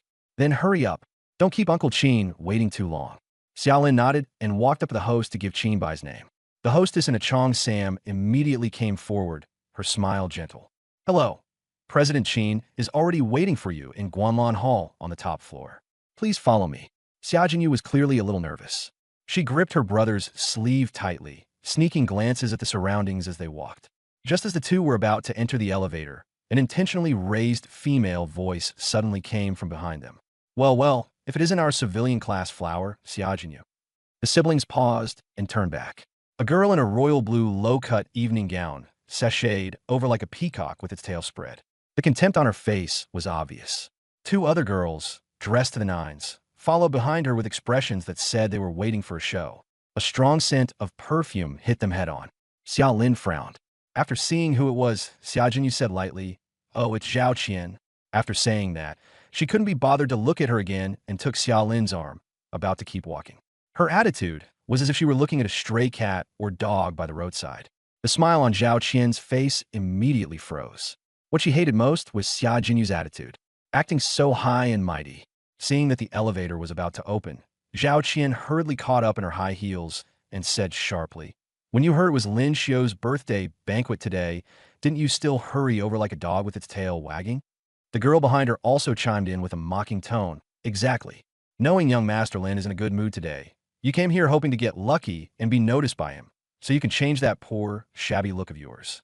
Another one also looked at Xiao Jinyu's floral dress with disgust. With someone like her, she still wants to climb the social ladder? Xiao Lin's eyes turned cold at once. But before he could speak, Xiao Jinyu had already turned around. Tilting her head, she smiled especially obediently, her voice crisp and clear. "Oh, so today is Lin Xiao's birthday? Thanks for reminding me." But she deliberately drew out the last word. "You're his sycophants coming to celebrate his birthday. I'm not. As for the special favor you mentioned, you can keep it for yourselves." A passing waiter nearby couldn't help it and almost burst out laughing, then quickly lowered his head and pretended he hadn't heard anything. Even Xiao Lin was stunned for a moment. He really hadn't expected his little sister to have such a sharp tongue. Sure enough, Zhao Qian's face instantly turned the color of pig liver, and she was so furious her voice even cracked. "Xiao Jinyu, quit pretending. If you're not here to celebrate Lin Xiao's birthday, then a poor wretch like you doesn't deserve to step into Wangjiang Tower." Xiao Jinyu stuck out her tongue smugly. "Sorry, I was invited here for dinner today." "Invited?" Zhao Qian burst out laughing on the spot, as if she'd heard the biggest joke in the world. "Who would invite a poor wretch like you to Wangjiang Tower? What, did you latch onto some nouveau riche? Or have you finally come to your senses and decided to sell yourself for a good price? Someone like you probably isn't even worth a meal here, right?" The two girls behind her chimed in as well. "Exactly. She should look in a mirror. Don't dirty the carpet at Wangjiang Tower." As they spoke, they deliberately glanced at Xiao Lin, their faces full of contempt. But Xiao Jinyu not only didn't get angry, she got even more energized instead. "Yeah, I really did latch onto a rich guy." After saying that, she directly leaned her head on Xiao Lin's shoulder, smiling like a little fox. Unlike some people who sharpen their noses and try to throw themselves at someone, but still aren't wanted. The words weren't loud, but every syllable stabbed. Zhao Qian exploded on the spot. "Xiao Jinyu, you bitch. Who are you calling a clingy freeloader? Whoever responds, I'm talking about them." Xiao Jinyu took a light step back. Neatly dodging the hand, she reached out. Xiao Lin also stepped forward with her, shielding his sister behind him. The look he gave Zhao Qian was as cold as a blade. Zhao Qian had already raised her hand, but that single look made her heart turn cold. Her slap froze in midair, and she didn't dare bring it down at all. Hidden behind her brother, Xiao Jinyu felt an overwhelming sense of security. She lifted her chin at Zhao Qian and deliberately waved a hand in front of her nose in disgust. "Bro, let's go quickly. It smells so weird here. It's giving me a headache." Xiao Lin nodded slightly. He could see it very clearly. The hand Xiao Mei had just hooked around his arm tightened for a moment, then relaxed, and a trace of smugness flashed through her eyes. He found it a little amusing. It seemed this little bird he had always protected wasn't as soft as she looked. Just then, the elevator doors opened. The siblings were just about to step inside when another voice came from behind them. "Jinyu." The two of them turned around. A young man dressed in a branded casual outfit was walking in from the entrance, a smile he clearly thought was very handsome on his face. It was Lin Xiao. The moment he saw Xia Jinyu, his eyes were glued to her, sweeping over her again and again without the slightest concealment, filled entirely with possessiveness. Lin Xiu walked a few steps closer and curled his lips. I knew it. In the end, you still came. Looks like you still have me in your heart. He spoke gently, but that condescending, magnanimous tone of granting a favor was impossible to hide. When he finished, he completely ignored Xia Lin and reached straight for Xia Jinyu's wrist. Keep me company tonight. I can overlook what happened before. Xia Jinyu's expression changed at once, her eyes full of disgust. His gaze and actions made her feel revolted beyond words. The next second, Xia Lin struck out directly and slapped Lin Xiu's hand away. The force was heavy. Lin Xiu cried out in pain on the spot, and even his wrist turned red. Xia Lin's face was expressionless, but his gaze was terrifyingly cold. Looks like you didn't remember a single word I said to you the other day. Want to keep that hand? Lin Xiu held his wrist, his face dark, sizing up Xia Lin before sneering. TSK, I thought who it was. Isn't this just Jinyu's brother, the one who awakened some trash class? What? You're putting on airs in front of me now. Ever since he'd suffered a loss at the exchange center last time, Lin Xiu had someone investigate Xia Lin. After the investigation, he was so angry he nearly blew up. Given his status, he had actually been beaten by a trash archer who lived off school subsidies. To him, it was simply a huge humiliation. With malice in his eyes, Lin Xiu glared at Xia Lin and sneered, Why bother? Since you've already sent your sister to my doorstep, don't pretend to have any dignity. If I'm unhappy, one word from my dad and your future is over. Bang! Xia Lin said nothing at all and raised his hand to slap him. The slap wasn't fast, but it was heavy. 5 finger marks instantly appeared on Lin Xiu's face, and blood even seeped from the corner of his mouth. Stay away from my sister. Xia Lin's voice wasn't loud, but it was chilling. Lin Xiu covered his face, shocked and furious. You fucking dare to hit me? When Xia Lin had slapped his hand away just now, he could still comfort himself by saying Xia Lin was only trying to preserve the last shred of his dignity. But now, this slap had truly been a public humiliation. Lin Xiu completely exploded, pointing at Xia Lin as he cursed. Fuck your mother. You don't know what's good for you, huh? Do you know who my dad is? My dad is Lin Guodong. I'm going to make you. Bang. Another slap. This time, it landed directly on the other side of his face. Lin Xiu's head tilted to one side, his vision going dark, and the other side of his face swelled up too. The pain was so bad tears came his eyes. He covered his face with both hands, utterly wretched. Xia Lin leaned down slightly, stared at him, and said each word slowly, Stay far away from my sister. Otherwise, don't even mention that your dad is the vice principal. Even if your dad were the mayor, to me, you wouldn't amount to anything. That blatant contempt and killing intent immediately sent a chill through Lin Xiu's heart, and he instinctively took 2 steps back. The entire hall fell silent in an instant. No one had expected Xia Lin to dare slap Lin Xiu twice in public. Impudent. Just then, a furious shout rang out. A middle-aged man in a dark jacket, with slick-back hair and a beer belly, strode over quickly. It was Lin Xiu's father, Lin Guodong, vice principal of Nanshire No. 1 High School. Xia Lin, you got some nerve. Before Lin Guodong even arrived, his anger had already surged up. At a glance, he saw the 2 symmetrical handprints on his son's face, and his rage exploded instantly. He strode up to Xia Lin, his finger almost jabbing into Xia Lin's face, spitting as he shouted, In broad daylight, you dare hit someone in a public place. Who gave you the guts? You're utterly lawless. Xia Lin straightened up, shielding Xia Jinyu completely behind him, with not the slightest hint of fear on his face. He looked at Lin Guodong, a mocking smile at the corner of his mouth. Vice Principal Lin, your son laid his hands on my sister first and spewed filth with that mouth of his. I was just teaching this trash a lesson for you. What? Only your Lin family is allowed to set fires while others aren't allowed to light lamps. Or is your Lin family already so powerful that it can ignore the law? Who couldn't throw around accusations? Teach him a lesson. Lin Guodong's voice shot up sharply as if he had heard a joke. And you call this teaching him a lesson? He stood there with his belly out, wearing a haughty expression, deliberately speaking loudly so everyone could hear. Xia Lin, don't think that just because you've awakened a profession, you can be ignorant of your own place. What did you awaken? An archer. The most ordinary profession. On the battlefield, you'd be nothing but cannon fodder. The more he spoke, the more worked up he became. What are you supposed to be? A poor student living off the school's relief stipend. A waste who awakened an ordinary profession. And you still think you're qualified to discipline my son, Lin Guodong? I'm telling you, with just one word from me, I can make sure you don't even get into the worst Awakener Academy. I can make your sister unable to stay at Nanshire number 1 high school. Do you believe that? He looked at Xia Lin as if he were looking at an ant that could be crushed at any moment, because he knew it all too well. For poor students, the Awakeners Academy was the only chance to turn their lives around. This move had always worked like a charm for him. Sure enough, after he finished speaking, Xia Lin frowned slightly. Seeing this, the smugness in Lin Guodong's eyes deepened.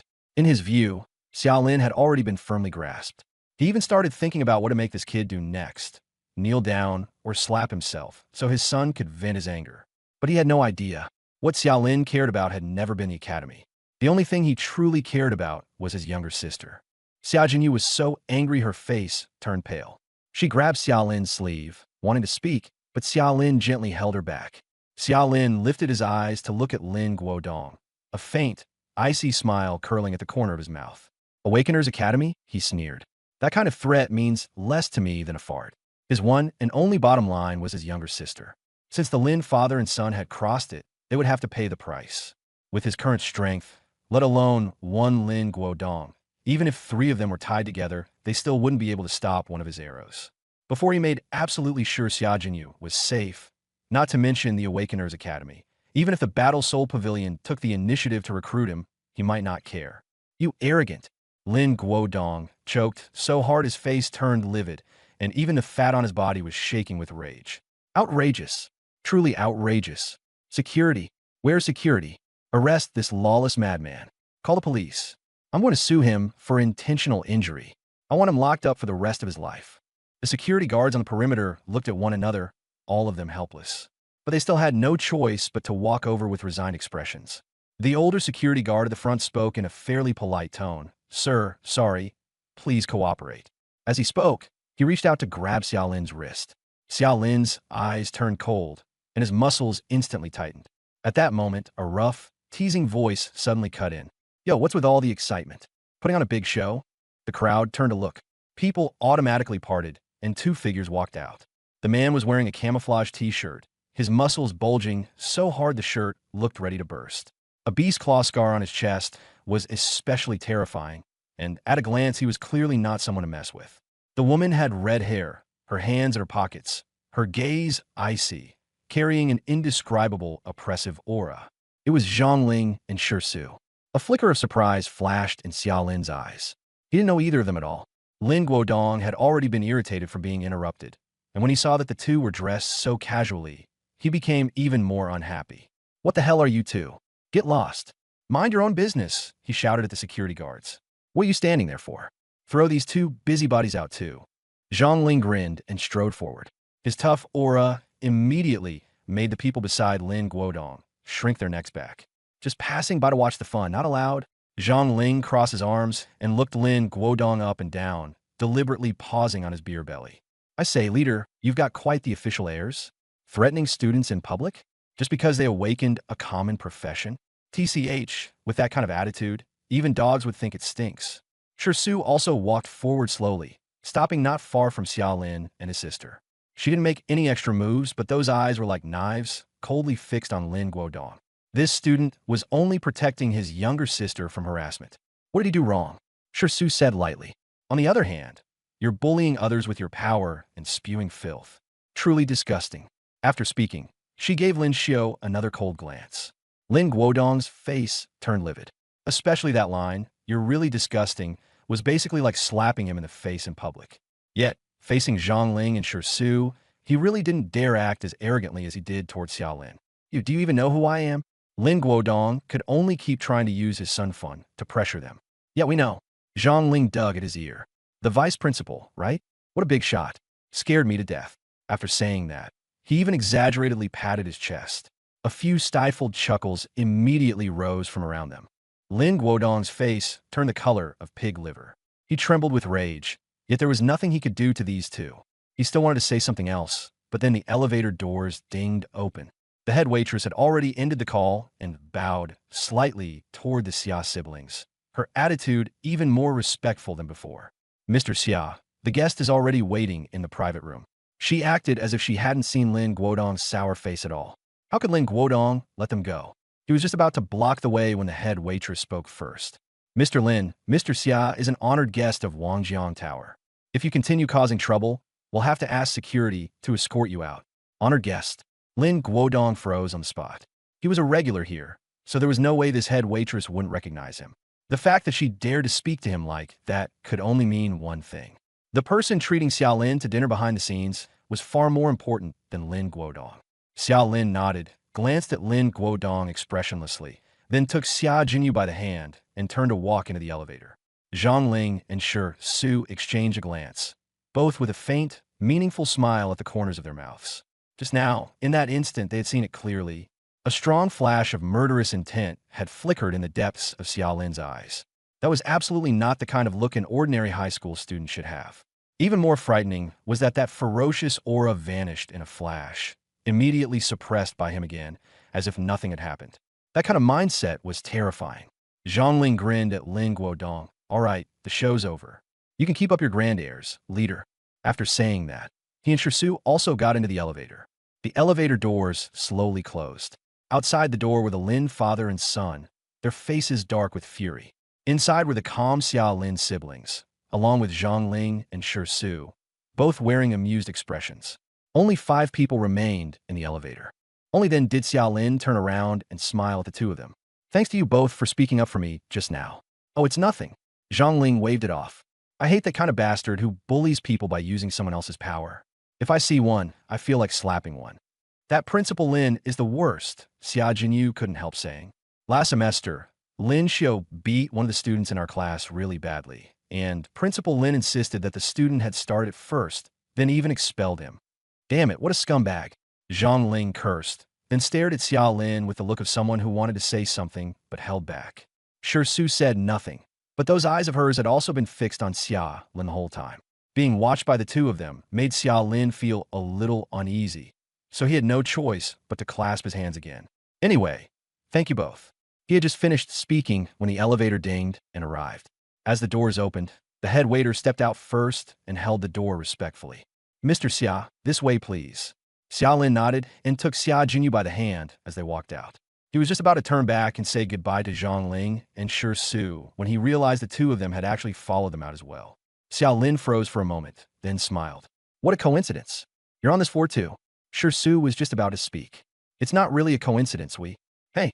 Zhang Ling suddenly slapped his thigh, cutting her off directly. In the next second, he darted forward in a flash, acting especially familiar as he threw an arm around Xiao Lin's shoulder and half-pushed, half-dragged him forward. Bro, my name's Zhang Ling. Meeting each other is fate. Didn't you just thank us? Then why not treat us to a meal? That shouldn't be too much, right? As he spoke, he even shot Shi Su a quick wink over his shoulder, his face full of sly amusement. Shi Su rolled her eyes, but didn't expose him. The smile on Xiao Lin's face stiffened on the spot. This guy was way too familiar. He coughed lightly, casually freeing himself from Zhang Ling's arm and trying hard to remain polite. Brother Zhang, I'm really sorry. Today an elder is hosting, and it's not convenient to bring friends along, so… Bro, that's not being a good host. Zhang Ling waved a hand dismissively, his face full of contempt. Why wait for another day when today works? We're not picky. A free meal is fine. Besides, anyone who can host a dinner at Wangjiang Tower must be a big shot. It'll be a good chance for us to broaden our horizons. The veins at Xiao Lin's temples were starting to twitch. Just as he was thinking about how to refuse, Zhang Ling had already followed the head waiter and headed off on his own toward the Guanlan Hall. Xiao Lin could only hurry after him. Shi Su shrugged, gave the slightly dazed Xia Jinyu a helpless smile, and slowly followed along. The front desk manager's professional smile stiffened for a moment, but in the end he said nothing. He simply raised a hand and lightly knocked on the door before pushing open the heavy carved wooden door.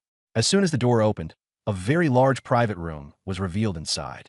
Beyond the floor-to-ceiling windows, the entire river view was laid out in full view. The private room also had a tea area. Qin Bai was sitting by the tea table drinking tea, while Qin Xinxue was lazily leaning on the single sofa beside him, her 2 long legs draped over the armrest. Xiao Lin was almost half-dragged, half-pushed through the door by Zhang Ling, still wearing an awkward expression that had not yet fully faded. Hearing the commotion, Qin Bai put down his teacup and looked over, not the least bit surprised. Haha, Xiao Lin, Jinyu, you're here. Cool me, seat. Qin Xinxue also sat up and waved at Xia Jinyu. Jinyu, come sit over here. Hello, Uncle Qin. Xia Jinyu greeted obediently and walked toward Qin Qianxue. Xiaolin also smiled at Qin Bai, just thinking about how to explain Zhang Ling and Shi Su, these two uninvited guests, when Qin Bai's gaze skipped right past him and landed on Zhang Ling behind him. Barbarian, I asked you to pick someone up. Why you look like you kidnapped Xiaolin back here? As soon as Zhang Ling heard that, his shameless demeanor from before instantly turned into a simple, honest look. Boss, that's not fair. I just think Brother Xiaolin's a good guy and wanted to get a little closer to him. I didn't bully him, really. If you don't believe me, ask Shi Su.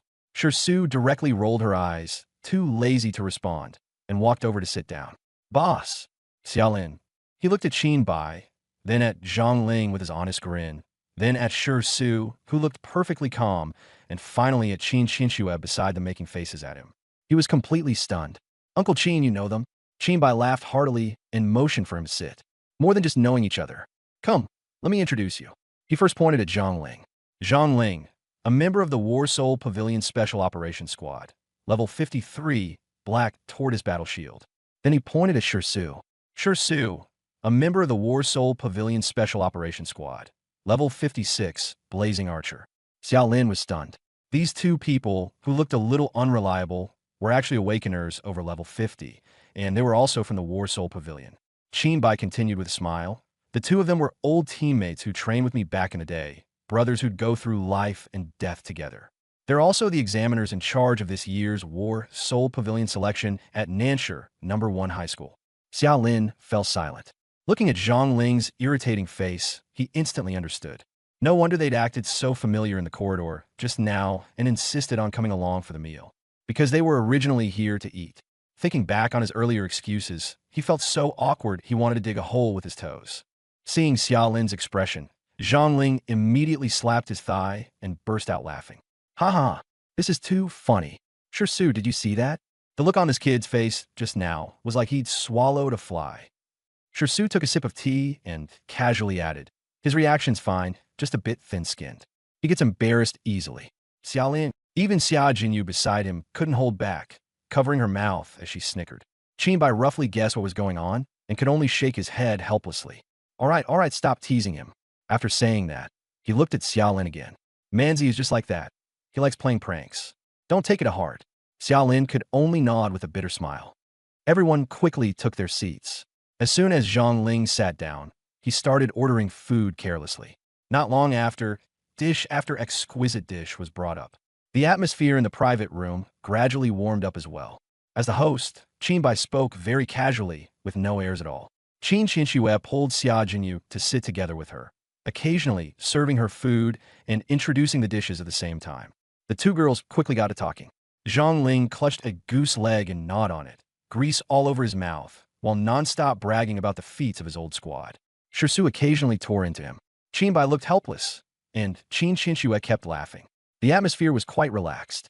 Only after several rounds of drinks did Qin Bai set down his glass, his expression gradually turning serious. Xiaolin, he looked at Xiaolin. You and Qianxue are both graduates who awakened this year. You've heard of the National Fortune Battle, right? Xiaolin nodded. The mentor mentioned it. Said it happens once every 10 years, but didn't go into detail. That's right. Qin Bai nodded. At that moment, Zhang Ling swallowed the meat in his mouth, and his expression darkened too.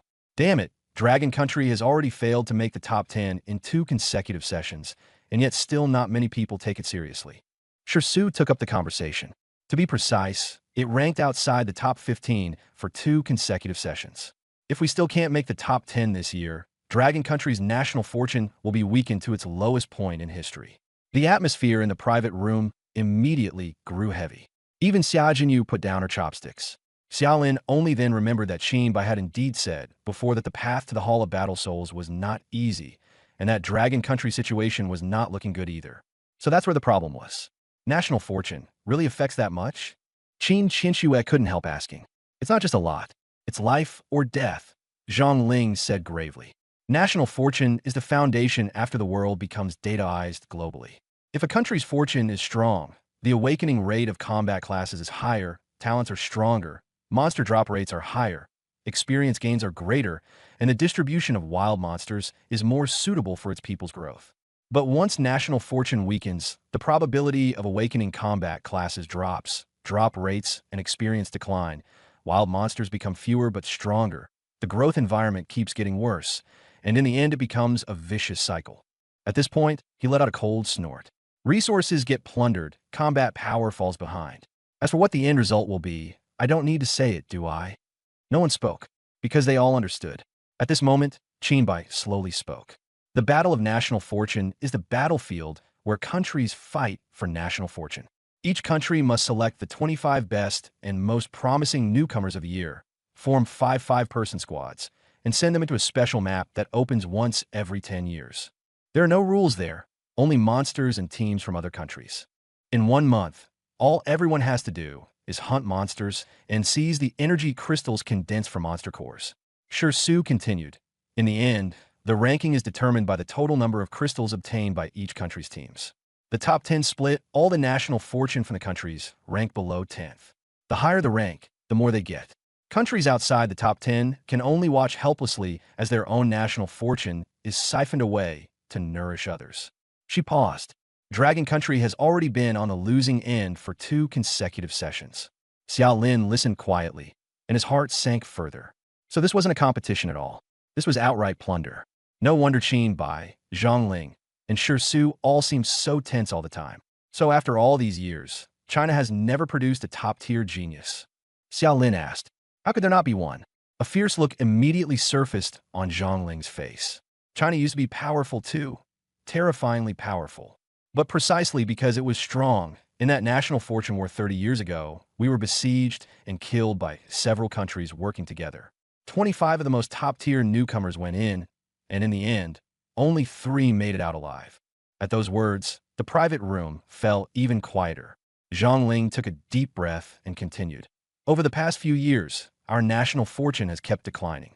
If we still can't make it into the top 10 this year, then it'll be hard for China to ever turn things around. So this year, it's a fight with our backs to the wall. We can't lose again. As he said this, he looked up at Xiao Lin. Xiao Lin, your potential is outrageous. Honestly, this year China's hope may really have to rest on you. Qin Bai and Su also looked at him. There was no pressure, but the importance they placed on him was obvious. Xiao Lin frowned slightly. He was a little confused. His hidden talent had never been made public. Why would these people place their hopes on him? He subconsciously looked at Qin Bai. But Zhang Ling immediately saw through his thoughts. Don't look at the boss. He never revealed anything about you.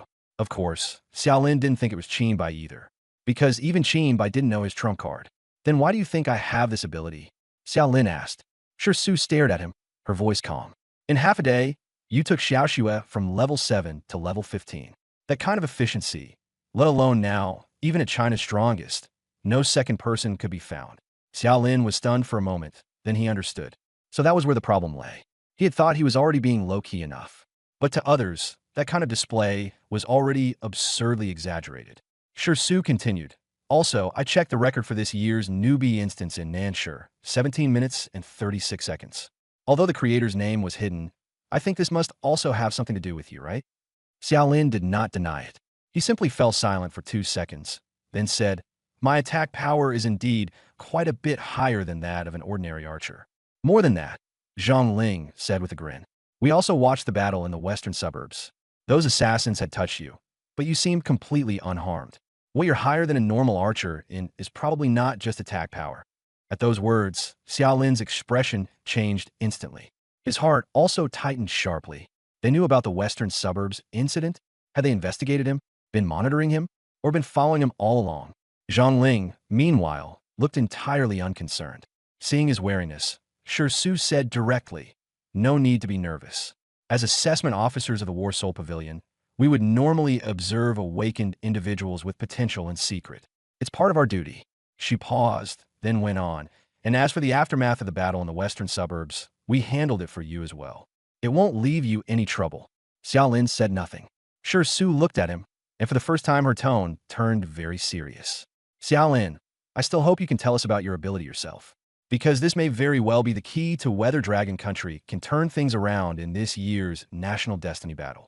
As soon as she finished speaking, Qin Bai and Zhang Ling also looked at him. Xiao Lin fell silent. His hidden trait was far too outrageous. Once exposed, the consequences are simply impossible to predict, especially at a critical juncture like the War of National Destiny. This isn't a matter of trust or distrust. It's that he couldn't possibly bet his life in someone else's hands. A few seconds later, Xiao Lin raised his head, his gaze calm and open. I'm sorry, Sister Sure. I can't say what my trump card is for now. If it's exposed, it would put me at great risk. Zhang Ling frowned, clearly dissatisfied, and was just about to speak. But Xiao Lin raised a hand, directly cutting off what he was going to say. If the country needs me to take part in the war of national destiny, I have no problem with that. Contributing to the country is only right. He looked at Qin Bai and Shi Su, and finally rested his gaze on Zhang Ling. Just give me a spot, and I'll do my utmost to win a ranking for the Dragon Kingdom. His voice wasn't loud, but it was steady. Zhang Ling opened his mouth, but in the end swallowed the words back down and could only irritably scratch at his hair. You brat. Shi Su looked at him, and her gaze gradually softened as well. I understand. She nodded. Since you're this cautious even about something like this, it can only mean your talent is indeed more important than we thought. With that sense of responsibility, that's enough. After saying that, she turned to Qin Xinxue. Xinxue, Xiao Lin, I now officially invite you to join the Soul Battle Pavilion and directly enter this year's Dragon Kingdom Reserve Team for the National Destiny Battle. The Soul Battle Pavilion will provide you with the best training resources and equipment support. Your goal is to obtain official team member status in the final selection 6 months from now. Qinbai also smiled. Welcome to the Soul Battle Pavilion. From today on, we're comrades. Yay! Qin Xinxue immediately cheered softly. Xiao Jinyu was also overjoyed, looking at Xiao Lin with eyes full of pride. Xiao Lin had actually already had a hunch, but he was still somewhat surprised to hear this arrangement. That settled just like that? He asked. Then do we still need to take part in the graduation assessment a few days from now? Zhang Ling instantly reverted to that look of someone enjoying the show. Of course you still have to take the assessment. Didn't you say you wanted to keep a low profile? Then just follow the procedure. As he said that, he grinned. But looking at your current strength, getting first place shouldn't be a problem. Xiao Lin didn't feel much about this. This was only natural. Over 27,000 attack power. At level 15, if a strength like that still couldn't take first place, that would be strange. Thinking of this, he suddenly had a thought. Just what level was he at now, anyway? So he looked at Shi Su. Miss Shi, I want to ask you something. You're a top-tier archer. Would it be convenient to tell me how much attack power you have now? I want to know roughly what high-level archers can reach. After hearing him out, Shi Su was a little surprised. She thought for a moment before speaking. I'm level 56 now, and my class is Fire Archer. My base attack power is about 32,000, and with my class passive Embrace of Scorching Ash increasing damage by 30%, my basic attack burst can exceed 40,000. 32,000. Xiao Lin's eyes narrowed slightly. By his understanding, even at level 56, it shouldn't be this high. Shi Su could see his confusion and gave a faint smile. Don't be too surprised. For archers, level is only the foundation of attack growth. What really widens the gap is equipment and resources. Resources? Xiao Lin blinked. He could understand equipment, but how could resources directly affect attack power too? Yes, resources. Shi Su nodded. Especially after level 50, leveling becomes increasingly difficult. For awakeners who want to keep widening their combat strength, apart from better equipment, the more important thing is equipment enhancement. For archers like us, the core resource for enhancement is Dragon Scale Core. Dragon Scale Core?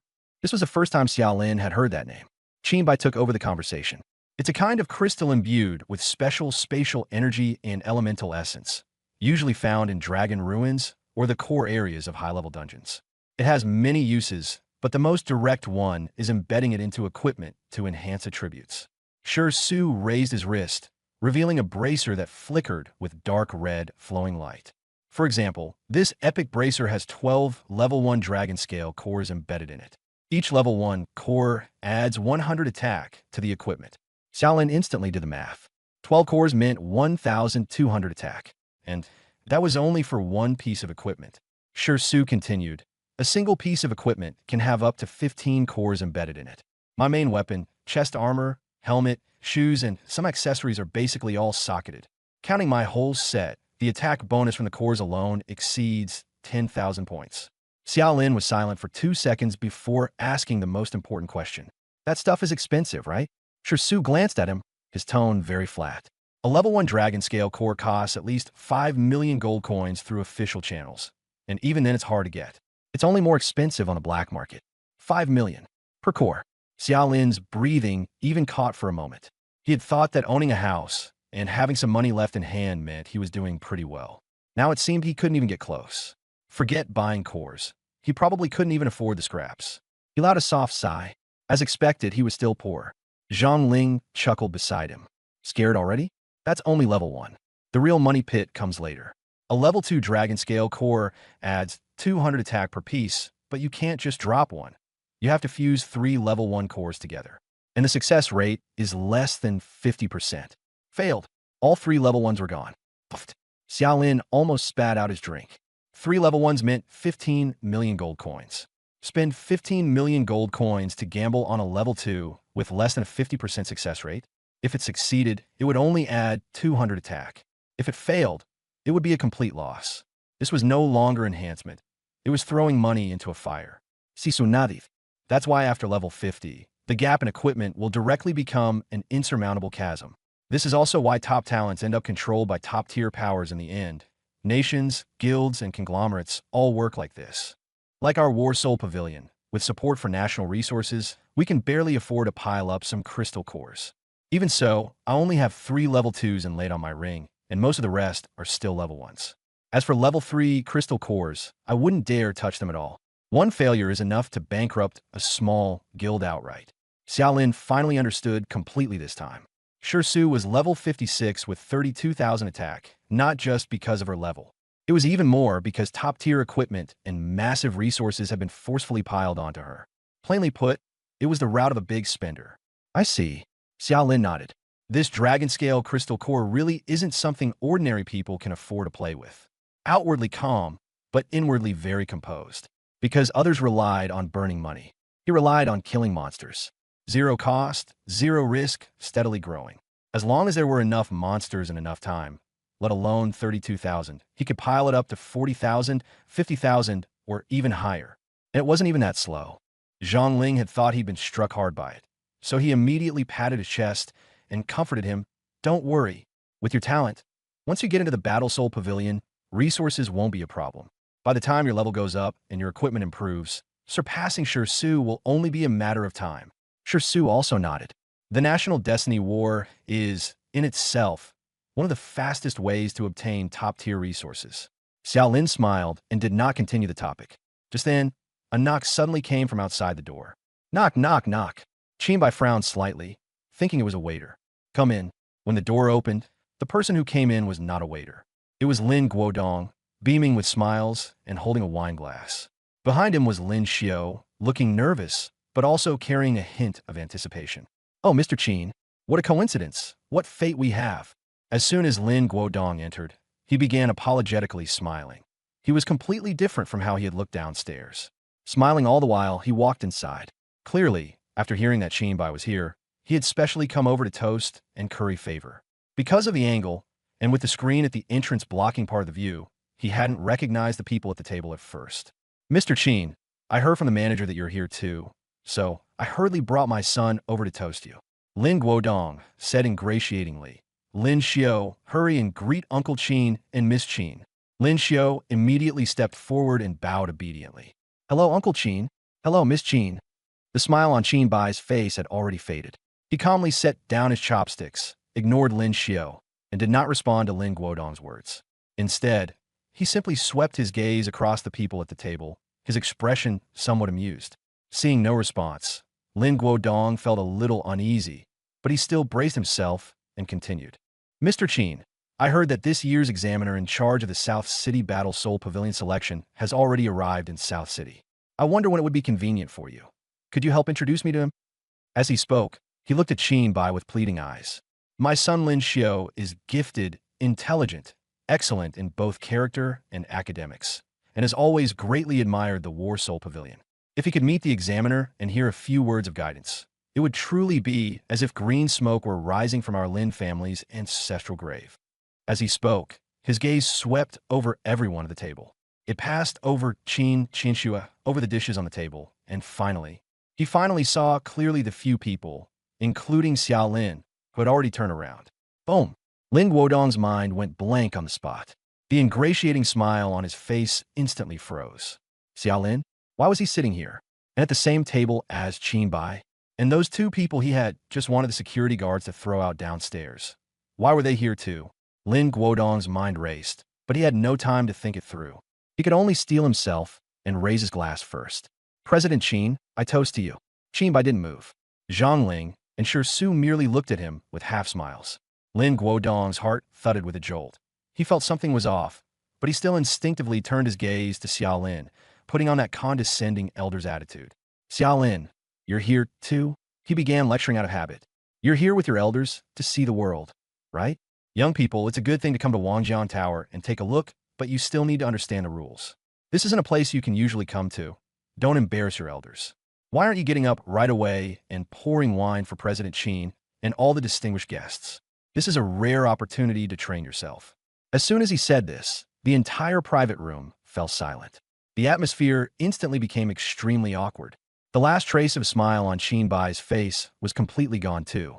Zhang Ling put down his chopsticks right away, looking at them as if they were idiots. The amusement in Su's eyes had already turned into undisguised mockery. Before Xiaolin could even speak, Qin Bai had already said coldly, Vice Principal Lin, are you teaching my guest how to do things? Gee guest. Lin Guodong's hand trembled, spilling a bit of wine. His expression changed instantly.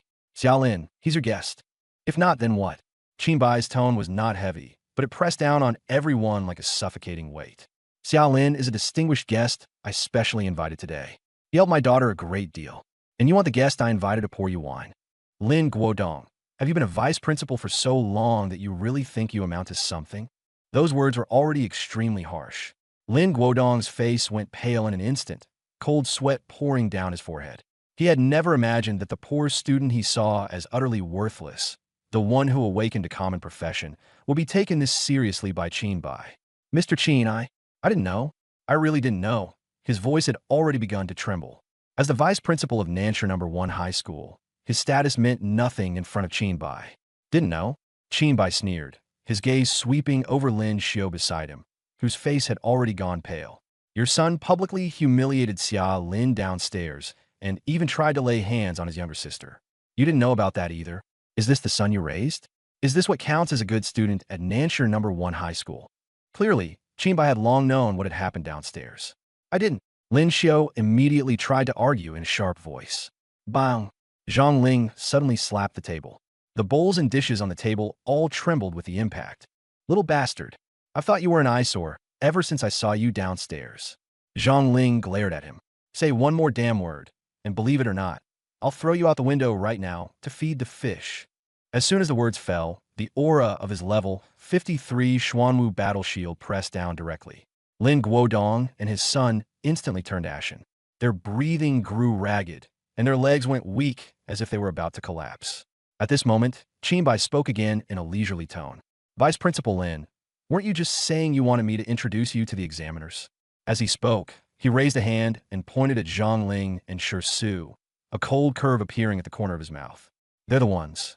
I just don't know whether, after personally watching what you father and son did downstairs, they'll still be able to make your Lin family's ancestral grave smoke rise.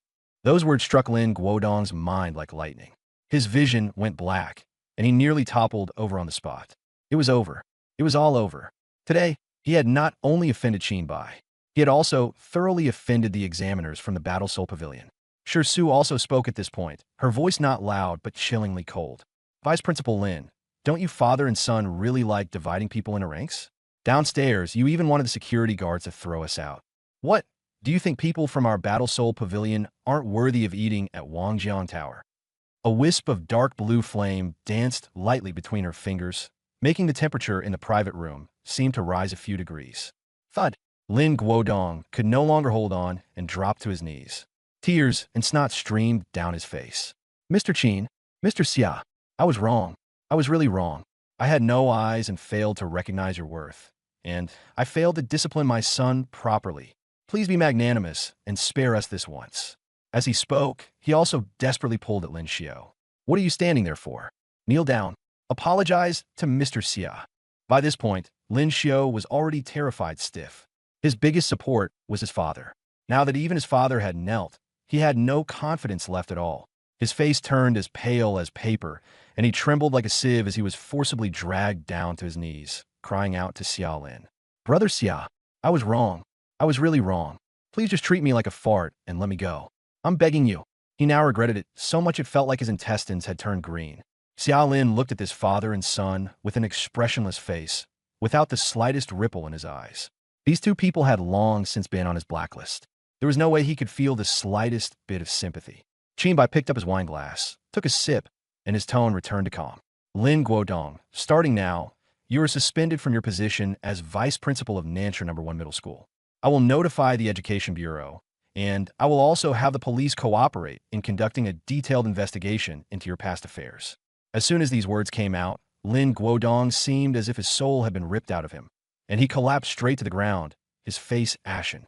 Lin Xiao was also completely dumbfounded. He knew his father was finished. Their whole family was finished. At this moment, Zhang Ling stood up. His tall figure bore down on them, carrying an overwhelming sense of pressure.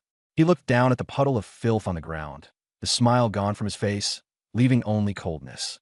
"Big boss, not enough acting downstairs? Came upstairs to keep performing, huh? Or did you come up here on purpose so I could see how you usually twist right and wrong and shield your useless son as he runs wild at school?" That final sentence landed like a hammer, and Lin Guodong's face went completely pale. The next second, "Get out!" Zhang Ling roared, frightening the father and his son so badly that they stumbled and crawled backward in retreat. The private room door closed again. The embarrassment and crying outside were completely cut off as well. Qinbai's face regained its warmth, as if nothing had happened just now. He raised his glass and looked at Xiao Lin. "Xiao Lin, the last time you asked me to look after Jinyu, were you talking about people like this?" "He counts as one." Xiao Lin nodded and calmly clinked glasses with Qinbai. The river breeze outside the window was gentle, and the night view remained unchanged.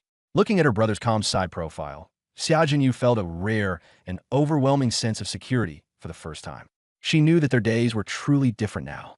Over the next few days, Xiao Lin spent almost every day in the beginner trial arena.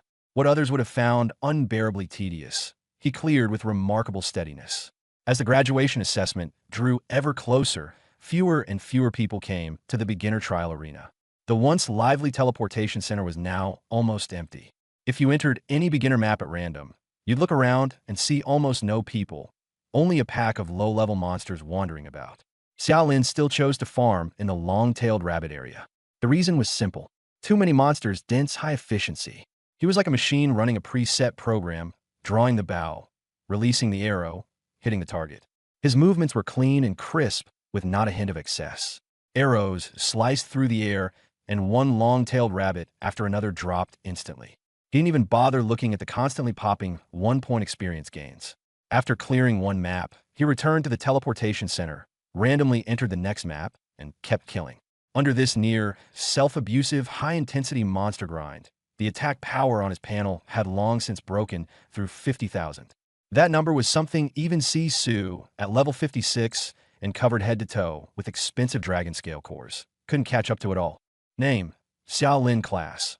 Archer level: 15 HP, 1440 shield, 54154 mana, 300 attack power, 54154 defense, 235 attack speed, 3.8/SEC strength, 94 intelligence, 30 stamina, 64 agility, 109 free attribute points, 0 experience, 125638/320000. Xiaolin glanced at his panel, his expression calm, without the slightest fluctuation. The graduation assessment was almost here, and the novice trial ground had long since been deserted. Awakened ones above level 5 had basically all run off to grind the higher experience novice dungeons. Someone like Xiao Lin, still grinding rabbits in the novice trial ground, probably couldn't be found a second time. After clearing another area of long-tailed rabbits, he teleported back to the center, ready to switch maps and continue grinding. A flash of white light. Just as he habitually started walking toward the long-tailed rabbit area, he suddenly heard the sound of fighting ahead. Xiao Lin was stunned. At a time like this, there was actually still someone fighting monsters in the novice trial ground, and it was the lowest level long-tailed rabbit area at that. Following the sound, he saw a fat guy wearing an obviously ill-fitting novice robe, round and bulky, his movements looking especially clumsy. He was also holding a small staff, repeatedly smacking it against the long-tailed rabbits. Each hit dealt only a few points of damage. The rabbits hopped around, and in turn kicked him twice, leaving him drenched in sweat and flustered. Li Shi. Xiao Lin was a little surprised when he recognized him. He was a classmate from his own class. Usually, he was quite the class clown in class, and Xia Lin had a pretty good impression of him. Besides, if he remembered correctly, Li Shi was also one of the few people at Nanshire No. 1 High School this year who had awakened a high-tier profession. And now, he was actually here hitting rabbits with his staff. No matter how you looked at it, the scene was absurd. Just as Xia Lin was still stunned, that long-tailed rabbit gave a nimble hop, dodged Li Shi's staff, turned around, and bit down on his wrist. Ah! Li Shi jumped up in pain on the spot. Xia Lin shook his head helplessly and raised his hand, firing an arrow. Whoosh thud! The arrow directly pierced the rabbit's head, killing it instantly. Li Shi was startled by the arrow that had suddenly flown in and turned around sharply while clutching his wrist. When he saw that it was Xia Lin, he immediately breathed a sigh of relief. Xia Lin! Li Shi was both shocked and delighted, and a little embarrassed. Why are you here too? Ha, what a coincidence. His forced, nothing's wrong, act couldn't have been more obvious. Xia Lin put away his bow and walked over to look at him. Fatty, what's going on with you? He glanced at Li Shi's sweat-soaked back and became even more certain. This guy still hadn't reached level 10. Hearing this, the smile on Li Shi's face immediately faltered. He wiped his sweat hard, his face full of utter despair. Don't even mention it, bro. I might be about to set a record, an advanced career awakened, and yet I can't even get into the Awaken Academy. Oh, Xia Lin raised an eyebrow. What happened? It was indeed pretty rare for an advanced profession wielder to end up still hunting rabbits the day before the graduation assessment. Li Shi let out a heavy sigh, his face filled with indignation. I awakened as a seal spell mage. Sounds pretty impressive, right? An advanced profession. But in the early stages of this class, it's honestly a total scam. Xia Lin was somewhat unfamiliar with the profession. Yeah, Li Shi immediately started venting. It's considered a support mage. The level 1 skill is called Power Seal Spell, and its effect is to grant one teammate a 10% attack boost. 10% attack. Xia Lin arched a brow. Isn't that pretty strong? For Awakened, skills that increase stats by percentages were already extremely valuable. If it were applied to him, that would mean thousands of extra attack points outright. But Li Shi looked miserable. It sounds strong, but in the early game it's basically useless. How much attack does everyone have at the start? At most a few dozen points. My 10% boost might add a few points of damage at best, basically the same as nothing. And I can only buff one person at a time. This skill in the early game is pure trash. Xia Lin was first stunned, then quickly understood.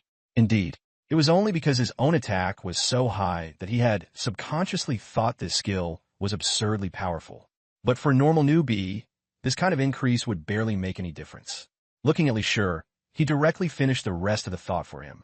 So, in the early stages, everyone's stats are low, so your skill doesn't make much of a difference. And you hardly deal any damage yourself, so nobody wants to party with you. They think you're just taking up a slot and splitting the experience. Exactly. Li Shi slapped his thigh, as if he had finally found soulmate. People bring a healer because they can restore HP and keep everyone alive. They bring damage dealers to improve efficiency. What do they bring me for? Because I'm fat and can take hits. I asked to join parties on my own, and when people see my skill description, they either refuse me outright or give me a couple of runs. Once they find out I'm really useless, they kick me out right away. I had no choice but to stand here with a lousy stick and poke at rabbits one by one. It takes forever just to kill one. I've really worked myself skinny these past few days. After saying that, he even patted his belly with a pained expression. I've been grinding myself to the bone just to reach level 8. Level 8. Everyone else is already running the beginner dungeons, and I can barely even handle a long-tailed rabbit. Nobody wants me in a party either. Graduation assessment? At this point, I think going to a construction site and moving bricks is more realistic. After hearing this, Xia Lin slightly frowned. Since your class is a high-tier class, what about its growth potential later on? Li Shi gave a bitter smile. Of course it gets strong later. Every 10 levels. Not only can I apply one more seal mark to a teammate, but the effect of each seal mark also increases by another 10%. The problem is, nobody's helping me early on. By the end of it, he looked as if he were about to cry from grievance. But Xia Lin had noticed another key point. Every 10 levels, the number of targets it can affect increases by 1. The effect increases by another 10%. That growth potential was indeed outrageous. If he reached level 40, he could grant a huge boost to an entire party. This was no longer an ordinary support class, but a strategic support class. Indeed, very strong. Xia Lin nodded. Li Shi was left with only a face full of despair. Strong is strong, but it's the kind of thing even dogs hate early on. Xiaolin glanced at his bitter face, then swept his eyes over the long-tailed rabbit area and said calmly, "Party up with me. I'll carry you and get your level up." Li Shi's eyes lit up at first, but quickly dimmed again. He looked at the beginner's bow in Xiaolin's hand and hurriedly waved his hands. No, no, no. Leveling up on your own isn't easy either. Even if you're an archer, at least you can still deal some damage. But if you bring someone like me, a total deadweight, I'd straight up take half your experience. Wouldn't that make your leveling even slower? No, I can't screw you over. He might not be very dependable most of the time, but he wasn't really heartless. In his view, Xiaolin, as an archer, wasn't having an easy time on his own either. But Xiaolin just replied, "I don't need experience." Li Shi looked dumbfounded. "What do you mean?" Xiaolin couldn't be bothered to explain and directly sent a party invitation. "I'm already high enough level to be done. I don't need experience. Accept it, and I'll carry you." You. You're level 10 already? Li Shi froze, then became even more confused. "Then why are you still killing rabbits here? Training your archery?" "Something like that." Xiaolin answered casually. "Accept it." Seeing that face of his, which didn't look like he was joking at all, Li Shi finally gritted his teeth. "Fine, let's treat a dead horse like a live one." He clicked accept. As soon as the party formed, Li Shi instinctively wanted to cast a strength imbue spell on Xiaolin first. That was the only thing he had to offer right now. Before the staff had even been fully raised, Xiaolin had already drawn his bow. Whoosh! A streak of golden light tore through the air, crossing over 20 meters in an instant. A long-tailed rabbit in the distance, still munching on grass, had its head blown apart and collapsed on the spot. Killed a white long-tailed rabbit, gained 1 experience point. Hearing the prompt, Xiaolin frowned. "I'm at a higher level now, so there's an experience penalty. The monsters here are too low level. Let's go to the level 7 area.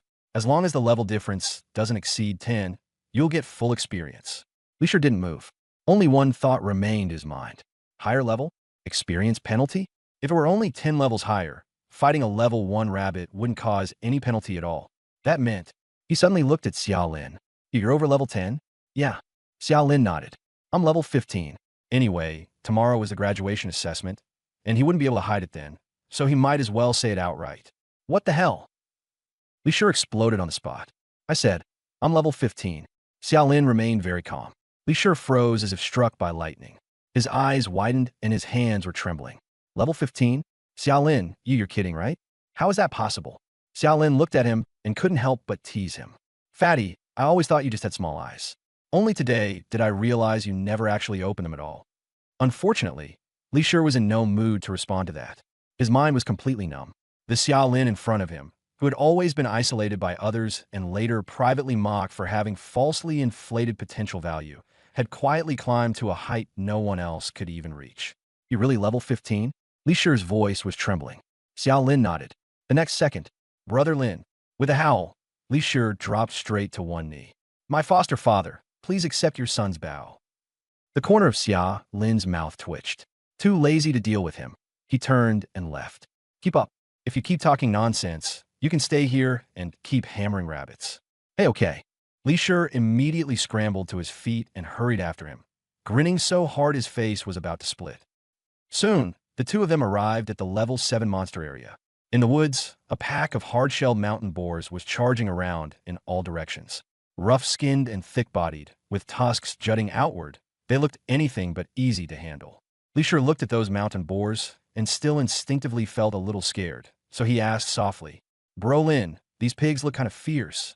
Stay close to me." Xiaolin only said 3 words. The next second, he raised his hand and drew the bow. Whoosh! That familiar golden light shot out again.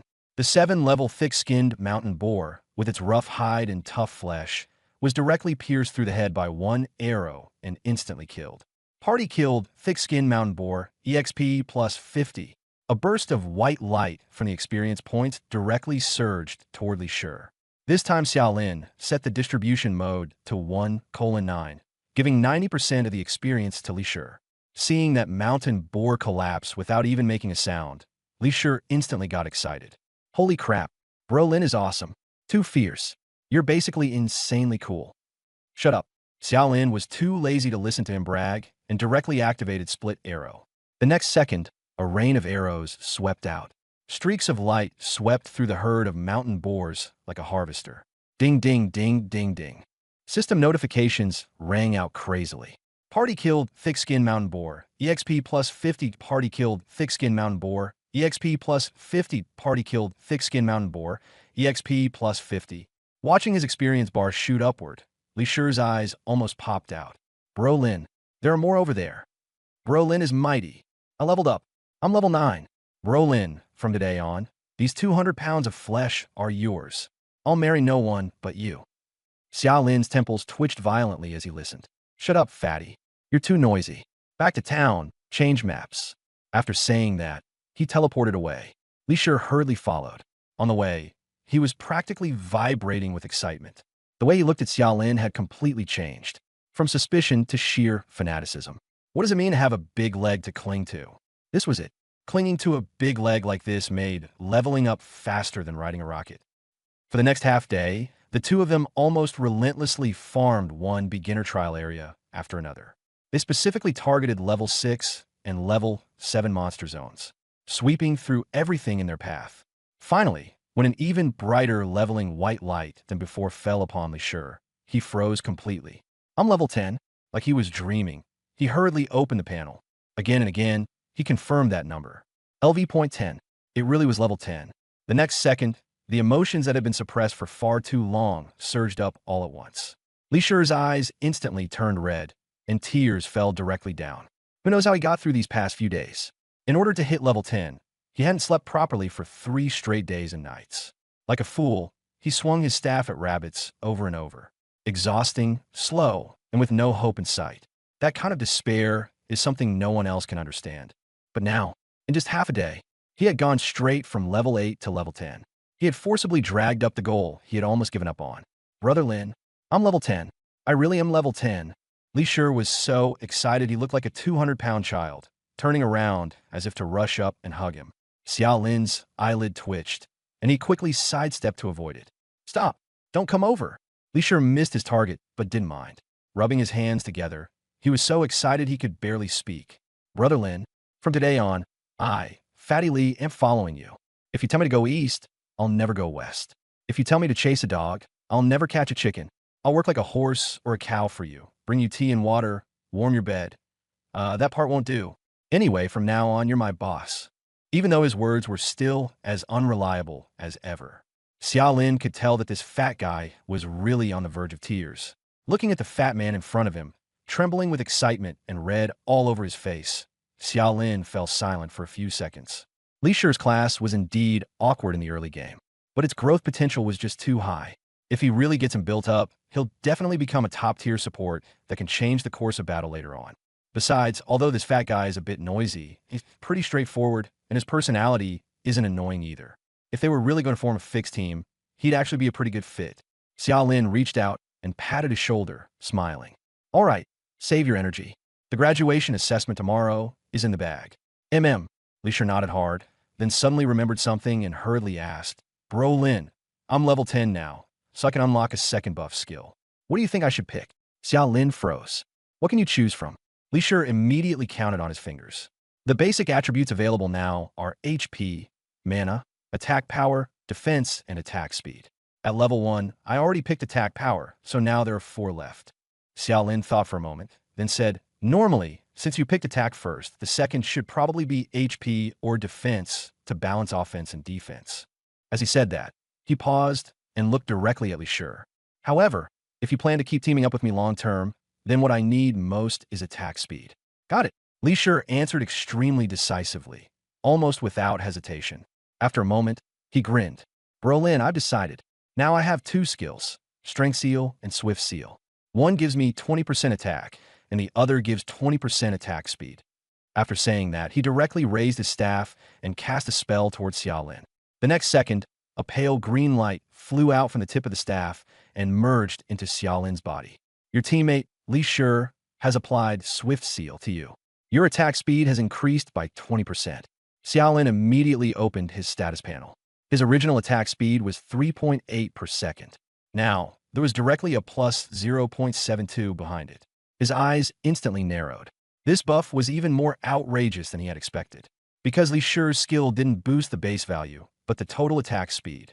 In other words, his attack speed didn't increase slightly. It jumped straight from 3.8 per second to 4.56 per second. This kind of improvement was no longer just a matter of adding a little data. It was a real qualitative change. Brother Lin, how is it? Seeing him stare at the panel without saying anything, Li Shi immediately felt a little unsure. Xiao Lin closed the panel and gave him a thumbs up. Awesome. Ha ha ha. Li Shi instantly went wild with joy. Let's go back to the city and get ready for tomorrow's assessment.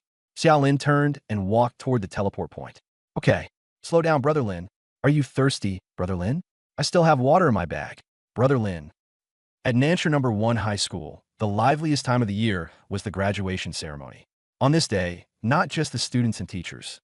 Virtually every big name in Nansha, government and business figures, guild representatives, would attend. And what everyone was really watching wasn't the ceremony itself. It was the graduation assessment after the ceremony. The assessment was divided into 2 rounds. The first round was very simple. All graduates who had awakened combat professions would go on stage one by one and show their levels. Only by reaching level 10 would they be considered to have successfully graduated. This was also the minimum threshold for entering an Awakener's Academy. Only those who passed the first round are qualified to enter the second round. And the second round is where fate is truly decided. Because performance in this round will directly determine which Awaken Academy you can enter and what level of training resources you can obtain. There are many Awaken Academies in the Dragon Nation. Ordinary local academies, provincial key academies, and top national institutions like Longyuan Academy and Tianxiong Academy. The resource gap between them is almost worlds apart. Faculty, secret realms, equipment, inheritance, they aren't even on the same level. And above all the academies, there is the goal every newcomer dreams of. Zhanhuan Pavilion, the Dragon Nation's official organization, the most top-tier training, the most brutal trials, the most glorious status, and also the responsibility of protecting the nation. Of course, those truly qualified to compete for a spot in Zhanhuan Pavilion are basically the top newcomers who have awakened high-level combat classes. For ordinary classes, trying to force their way in is as hard as reaching the heavens. After all, what the War Soul Pavilion selects is not just grades. It also looks at growth potential. And things like potential are often already more or less set the moment one awakens.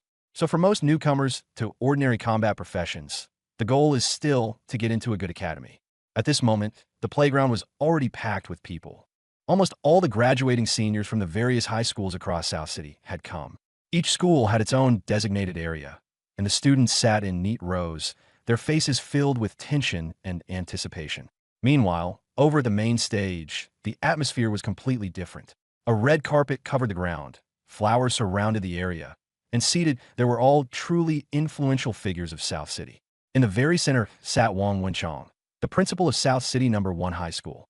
The old man's hair was white, and he looked at the group of newcomers below with a face full of relief. To his sides and behind him were the real power figures. By rank, Wang Wenchong normally wouldn't even be qualified to sit in the center. But today was the graduation ceremony, so it was reasonable for him, as the principal of No. 1 High School, to sit in the middle. One thing worth mentioning was that Lin Guodong, the vice principal who usually sat beside Wang Wenchong, was nowhere to be seen today. Xiao Lin swept his gaze across the main stage and quickly spotted a few familiar faces. Qin Bai was sitting in a conspicuous spot on the left, wearing a dark suit, his expression composed. Beside him were Zhang Ling and Shi Su. Zhang Ling was still wearing that camouflage tank top, which stood out sharply among all the suits. With his arms crossed, he looked utterly bored, as if he were chewing on something. Shi Su sat very properly, expressionless, her sharp gaze sweeping across the entire venue. Behind them, several others had the dragon sword badge pinned on their chests. Chen Hong was among them as well. Brother, look. Xia Jinyu hooked her arm through Xiao Lin's, her eyes sparkling. The atmosphere at school is so different today. She pointed into the distance again, and so many people in formal clothes came. They all look really impressive. Yeah, it is lively, Xiao Lin said with a smile, gently patting her hand. Go back to your class and sit down, then wait to watch your brother perform. Xia Jinyu immediately nodded, even clenching her little fists. Brother, go for it. Just as Xiao Lin nodded, something else suddenly came to mind, and a hint of a smile appeared at the corners of his mouth. By the way, after today's assessment ends, I'll give you a surprise. A surprise. Xia Jinyu's eyes widened at once. What surprise? I already said it's a surprise. If I tell you now, how can it still be called a surprise? Xiaolin said with a smile. Just wait patiently. I guarantee it'll be a big one, the kind that'll make you jump with joy. Xia Jinyu immediately pouted. I'm going to remember that. You're not allowed to back out. Don't worry. Xiaolin rubbed her head. Go on. After Xia Jinyu left, Xiaolin turned and walked toward the formation of Nancy No. 1 Middle School. Just as he reached the area for his class, he heard a familiar shout. Brother Lin, over here. Xiaolin turned his head and saw it was Li Shi. His chubby face was smiling so hard his eyes were almost invisible, and he was waving frantically. Because he was so fat, the arm he was waving around looked a little funny. Xiaolin couldn't help but laugh and walked over. Brother Lin, I've wiped your chair clean. Are you thirsty? I just bought a chilled drink. Li Shi, as if presenting a treasure, pulled out a can of drink from behind him and handed it over with both hands. Xiaolin was left both amused and exasperated by him. All right, fatty, cut it out. Sit down. Sure thing. Li Shi immediately sat down neatly. Just as the two of them settled in, a faint fragrance drifted over. Someone also sat down in the seat beside Xiaolin. Morning, Xiaolin. He turned around and saw Qin Xianxue. Today, she was wearing a very simple off-white tracksuit, which made her skin look even fairer. Morning. Xiaolin nodded at her and smiled as well. Qin Xianxue's gaze moved back and forth between Xiaolin and Li Shi before she finally looked at Li Shi with curiosity. Classmate Li Shi, this is... As soon as Li Shi heard Qin Xianxue speak, his smile grew even brighter. Goddess Qin, you're here too. Hee, starting today, I'm Brother Lin's dedicated sidekick. He said it with a face full of pride, as if this were some extremely glorious position. Brother Lin, Qin Xianxue was clearly even more surprised and looked at Xiaolin. The corner of Xiaolin's mouth twitched, and he replied calmly, I leveled him up yesterday. After a pause, he added, the fatty's profession has very strong late-game potential. It'd be a pity to let it go to waste. Qin Xianxue nodded thoughtfully. Her gaze toward Li Shi also lost a bit of its distance. Since Xiaolin had taken a liking to him, he definitely couldn't be bad. In that case, we might as well make it a group of 3. After saying that, she waved toward the back. Soon, a tall girl walked over. It was Lin Wayne, whom they had previously seen in the new player dungeon teleportation hall.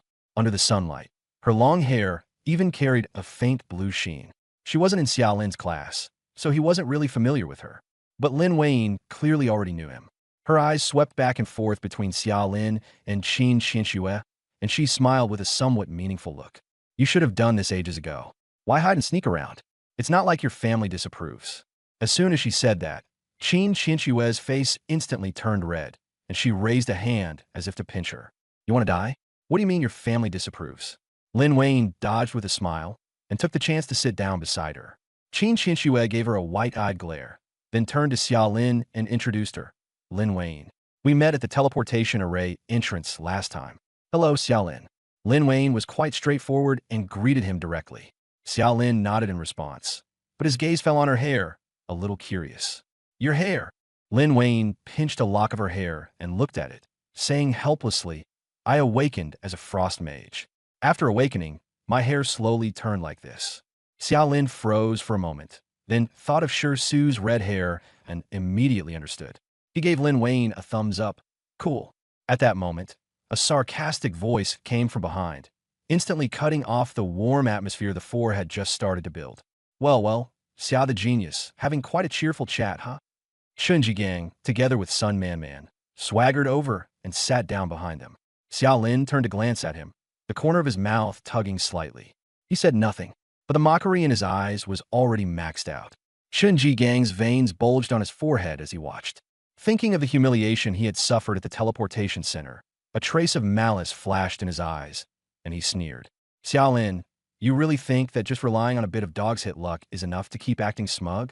Xiaolin shrugged and turned back around, too lazy to bother with him. With this kind of provocation, Shunji Gang wasn't even worth speaking to. Seeing that Xiaolin didn't respond, Shunji Gang only got more worked up. He leaned in a little and said in a voice only Xiaolin could hear. I know you've got a top-tier piece of equipment on you, but if you think that's the capital you have to act so arrogant, then I can only say, poverty limits your imagination. Xiaolin's eyes narrowed slightly. He really didn't understand where Shunji Gang's confidence came from, stubbornly insisting that he had some top-tier equipment on him. Even the last time they sent assassins to rob him and everyone ended up dead, this guy still hadn't given up. But Qin Gang had no idea what Xiao Lin was thinking right now. All that was left in his heart was smugness, because he had confidence.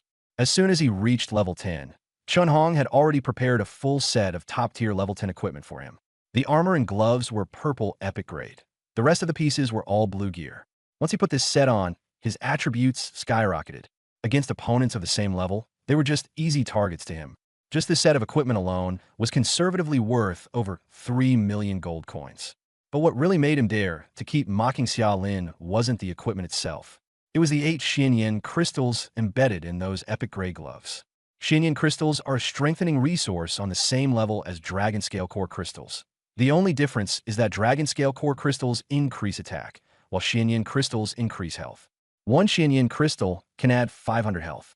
8 of them made a full 4,000 health. That was 40 million gold coins worth of HP. Looking at all the newcomers in South City, who could compare with him? Thinking of this, the smile on Chun Jigang's face grew even more smug as he stared at Xiao Lin with disdain.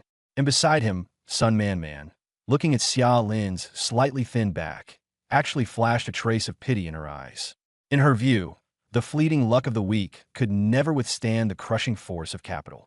A so-called top-tier piece of equipment was simply not worth mentioning in front of a family of Chen's level. This guy is such a fucking pain in the ass. Li Shi frowned and muttered quietly, "I'll definitely find a chance to beat the hell out of him later." "What did you say, you fat bastard?" Although the playground was noisy, the two of them were standing too close together. Li Shi's low complaint still reached Chun Jigang's ears word for word. He shot up suddenly and pointed at Li Shi as he cursed. "You dare to curse at me? So what if I curse at you?" Li Shi stood up right away too, craning his neck to glare back at him. "What the hell are you, Chun Jigang? Just some rich second-generation brat who depends on his family. That's all. Once you're outside Nanshur, you're nothing but shit." The moment those words came out, the surrounding area fell briefly silent. Li Shi himself was actually tense too. If it had been any other time, he really wouldn't have had the guts. But today was different. But this idiot had come stomping all over Xiao Lin's head. Since he had already acknowledged Xiao Lin as his boss, he had to stand up and take this anger on behalf of his boss. Chun Jigang's face instantly turned green. He really hadn't expected Li Shi, who usually just played the clown in class, to actually dare to talk back to him like this. He was stunned for a couple of seconds before he finally reacted. "Fat bastard, you're fucking courting death? I'll fuck you." Chun Jigang, shut up. Before his curse could even leave his mouth, it was directly cut off by a cold voice. Qin Xian Snow frowned slightly and turned her head to look at him, her eyes full of undisguised disgust. Her voice wasn't loud, but it was ice cold. Chun Jigang froze all at once. Looking at Qin Xianxue's ice-cold face, the words that had just reached his lips were forced back down. At that moment, solemn music suddenly rang out. Principal Wang Wenshang's voice came from the podium and spread across the entire playground through the loudspeakers. "Quiet. Everyone return to your seats. The 86th Awakener graduation ceremony of Nanshur No. 1 High School begins now." Chun Jigang could only force down the anger burning in his chest, snorted coldly, and sat back down. What he didn't see was that just as he had been about to scold Li Shi, the corners of Xiao Lin's mouth had already curled into a very cold smile. After the simple opening remarks ended, the host quickly announced the start of the rank display segment. Students whose names are called, please go on stage in order and project your rank information onto the central magic crystal screen. Attributes are personal privacy and will not be disclosed unless mandatory. After the display is completed, the system will automatically generate a real-time ranking based on rank. The entire venue fell silent at once. Everyone's gaze was fixed on a huge crystal screen emitting white light beside the podium. The first stage of assessment officially began. As one name after another was called, students stepped onto the stage in turn. New information kept appearing on the crystal screen. Vengtao, Vodir, LV, Disciplina, Meuk, LV, Discipline, Shield, LV, Discipline, Achet, LV, Divith. More and more people appeared, and the rankings grew longer and longer. Most were between level 9 and level 10. Occasionally, when a level 11 appeared, that name would immediately jump to the top and draw a wave of astonished murmurs from the crowd. By now, Chun Jigang no longer had the time to trouble Xiao Lin. His eyes were fixed tightly on the screen. Up to this point, no one above level 11 had appeared. This meant that his level was still among the very top tier. With that thought, he cast a disdainful glance at Xiao Lin's back in the front row, and the corners of his mouth slowly curled upward. Next, Chun Jigang. As soon as the mentor's voice rang out, Chun Jigang immediately stood up with a whoosh. He first straightened his collar, then deliberately swept his gaze across the entire venue before walking toward the podium with an arrogant expression. When he reached the crystal screen, he took a deep breath and focused his will. Buzz! The crystal screen lit up. The next second, a new line of information directly pushed all the previous names down and took the top spot on the leaderboard. Chun Jigang, Titan Shield Warrior, LV.12. A wave of exclamations instantly erupted across the playground. Level 12. And it's an advanced class. So strong. As expected of young Master Chun. Strong family, strong class. Looks like first place is locked in, right? Hearing these voices, Chun Jigang was practically floating. He deliberately lingered on the stage for a few more seconds, even glancing over at Xiaolin's side with a face full of provocation and smugness. Xiaolin looked at him and rolled his eyes directly. The reason some people are idiots is that they never think they're idiots. Chun Jigang came down from the stage, full of pride, and when he passed Xiaolin, he even paused on purpose and said in a low voice, "Trash, see that? That's what real strength looks like." This time, Li Shi was not angry at all. His tiny eyes narrowed, full of gloating. A few more people went up next, and the rankings didn't change. Sun Man also went up and displayed her level. Level 11. Second place. Soon, the instructor's voice sounded again. Next, Xiaolin. As soon as those three words were spoken, the entire playground seemed to fall suddenly silent. Countless gazes immediately swept over. There was curiosity, sympathy, and malicious intent from those waiting to watch the joke unfold. Xiaolin was already a well-known figure in his senior year. From top-tier potential to awakening an ordinary class, that contrast alone was enough to make people keep their eyes on him. Now, he had once again become the center of attention. On the rostrum, Zhang Ling, who had originally been a little drowsy, suddenly lifted his head as well. Xiaolin slowly stood up, his expression calm, his pace neither fast nor slow. Keep acting, keep acting." Chun Jigang stared at him tightly, a wave of irritation rising in his heart. What he hated most was Xiaolin's attitude of not taking anything seriously. "Let's see how long you can keep acting. A lousy archer who can't even form a team. When you make a fool of yourself later, I'll see how you keep up the act." Xiaolin simply ignored him. He walked up to the crystal screen and stopped. He didn't even make any extra movements, only gave a slight thought. Buzz! The crystal screen suddenly flashed. The original leaderboard instantly refreshed. A new name directly pushed its way to the very top. Xiaolin, Archer, LV.15. Silence. The entire playground fell into a deathly silence. It was as if even the air had stopped. Thousands of people, not a single sound. Everyone stared fixedly at that line of text, as if their eyes were playing tricks on them. LV.15. What a joke. After just a few seconds of dead silence, the entire crowd exploded. Holy crap. Level 15? Am I seeing this right? Wasn't he just a normal archer? How is that possible? Cheating. He must be cheating. Are you insane? The magic crystal screen is linked to the rules. Show me how anyone cheats. Monster. He's definitely a monster. Exclamations, screams, and doubts instantly swallowed the entire playground. At that moment, everyone's gaze was fixed on the calm-faced boy on the stage. On the rostrum, Principal Wang Wenchong even stood up directly, his face full of excitement. Qin Bai, Zhang Ling, and Shi Su didn't have much of a reaction. After all, they had already been prepared for this. If Xiaolin could bring Qin Xinxue up to level 15 in half a day, then reaching level 15 himself was nothing strange. The one whose face really turned ugly was Chen Hong. He had been pretending to be calm, but now that composure was gone, and his eyes were clearly turning dark. He narrowed his eyes at Xiaolin on the stage, not knowing what he was thinking. And down below, the most composed person of all was Qin Xinxue. She even felt like laughing a little. The utterly horrified expressions on the faces of the classmates around her seemed completely normal to her. After all, if these people knew that Xiaolin had already reached this level on the very next day, they'd probably faint on the spot. Teacher Li was almost laughing himself sick. His whole fat face had turned red from holding it in, and he turned around to Chun Jigang behind him, sneering with a string of mean little he-hes. As for Chun Jigang, he had already been completely stunned. The arrogant expression on his face froze completely the moment the leaderboard refreshed. His eyes widened and his mouth opened unconsciously, his whole body seeming to be frozen in place. Level 15. That number was like a hammer, shattering all the pride he had just felled into pieces. Just moments ago, he still felt that level 12 made him the one to look up to in the room. But now, Xiaolin's casual level 15 had directly trampled him into the dirt, a full 3 levels apart. That tiny bit of superiority he had felt instantly became a joke. Sun Man was stunned too. She stared fixedly at that line of text, her mind completely blank. Level 15? How could Xiaolin have reached that level? How'd he do it? A bitter, indescribable sense of loss and disparity surged up at once. She had given so much for the Chun family's resources. But now, what was the result? Everything she had gained looked like a joke in front of Xiaolin. Humiliation, unwillingness, resentment, they all burst out at once. She forced herself to endure it, her nails digging into her palm. And she still had to keep her face steady without letting it crack.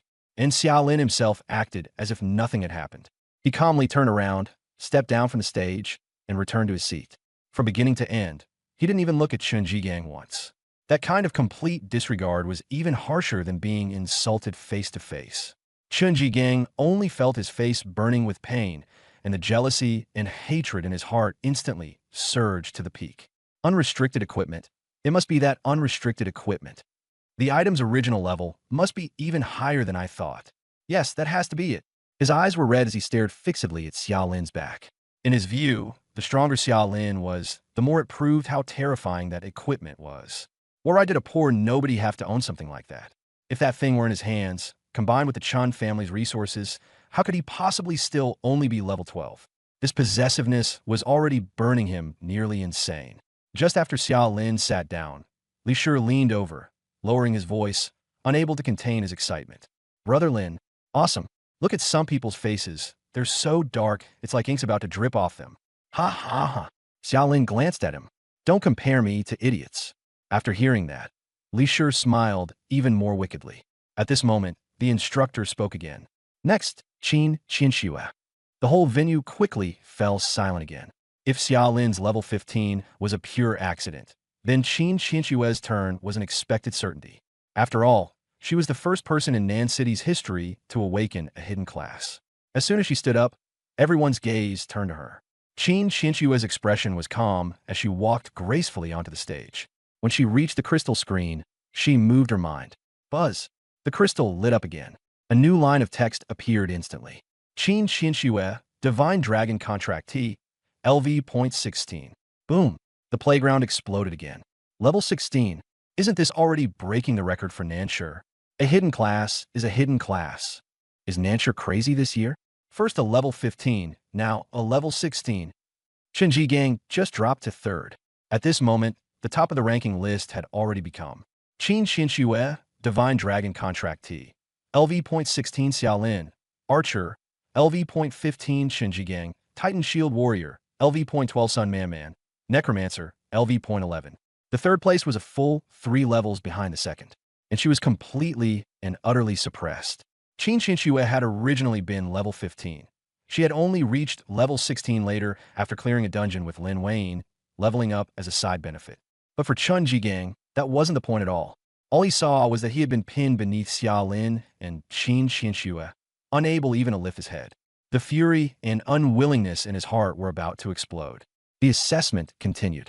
Although there were still occasional students who reached level 11, no one could touch the top 2 names anymore. When the last student finished presenting, Principal Wang Wenchong once again walked to the center of the podium. Students, teachers, leaders, distinguished guests. The first stage level assessment for this year's graduates has come to a successful conclusion. He was visibly excited, his voice rising quite a bit. I am very proud to announce that this year's results at Nanshi No. 1 High School have set a new historic record since the school was founded.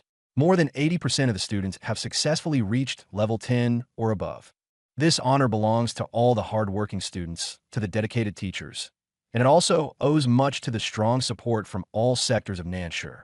As he spoke, he even gave a solemn nod in the direction of Qin Bai, Chen Hong, and the others. Then his voice rose even higher. And what is most exciting of all is that among this year's graduates, a peerless prodigy with a level as high as 16 has emerged, classmate Qin Qianxue. She has broken Nanshi No. 1 High School's historical record. This is not only the pride of Nanshi No. 1 High School, but the pride of the entire city of Nanshi. Let us give her our warmest applause to congratulate her. And let us also congratulate all the students who have successfully graduated and are about to enter a new stage of life.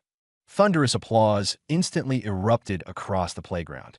After the applause died down, Wang Wenchang cleared his throat and his expression grew solemn. Level is only the foundation. The real test starts now. Next, let us welcome with applause the special assessor from the Battle Soul Pavilion for this assessment session, Captain Zhang Ling, who will announce the rules for the second stage of the assessment. All eyes immediately turned to the rear side of the podium. Zhang Ling slowly stood up. Under Shi Su's helpless gaze, he strode to the center of the stage with that utterly unconcerned, no-holds-barred gait and casually grabbed the microphone. Phew. He first blew into the microphone twice, and a huge burst of noise instantly made a bunch of people in the front row cover their ears. Then he grinned, revealing a mouthful of white teeth. Quiet down. Listen to me. Cough. Listen to what I have to say. He glanced over the people below the stage, a sly smile curling at the corners of his mouth. The second stage assessment, the theoretical course, you should all have studied it. The rules are very simple. As he spoke, he pressed the black remote control in his hand. The floor at the center of the podium slowly split open, and a huge diamond-shaped crystal stone radiating a deep blue glow rose up. The surface of the crystal stone was covered in complex runes, with faint spatial fluctuations emanating from it. See this thing? This is the portal leading to the Dark Forest dungeon. Zhang Ling walked over to the crystal stone, his voice booming. Your assessment is simple as well. Go in, kill monsters, and seize monster cores.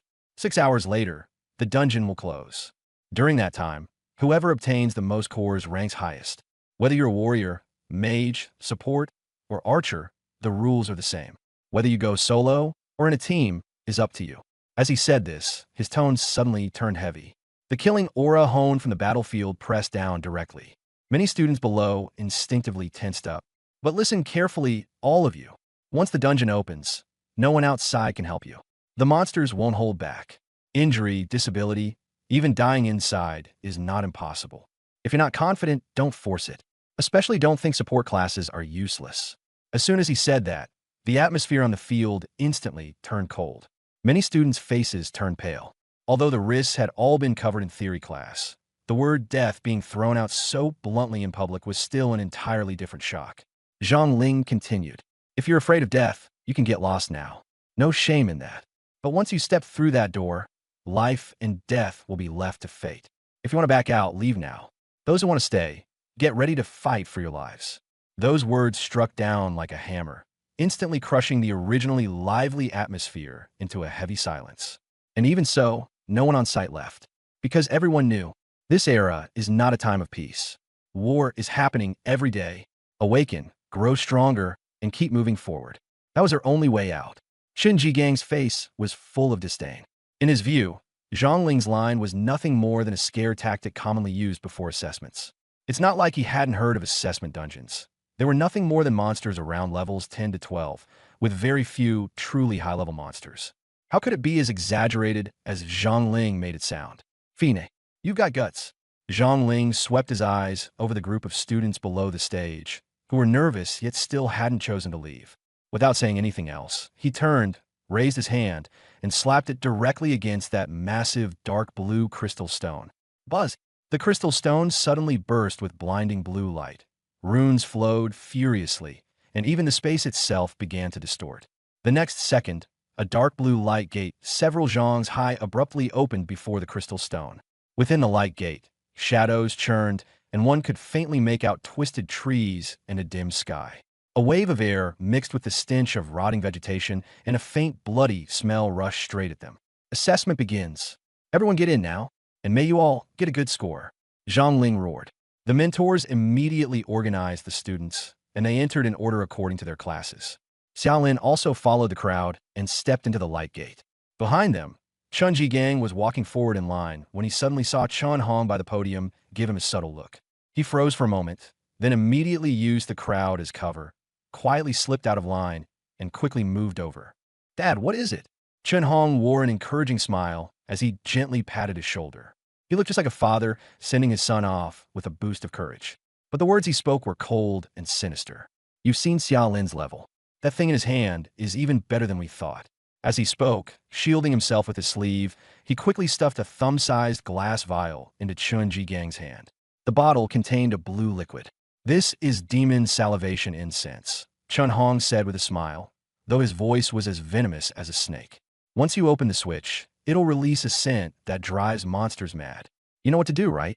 Chun Ji-gang first froze, then looked down at the vial in his hand, still somewhat blank.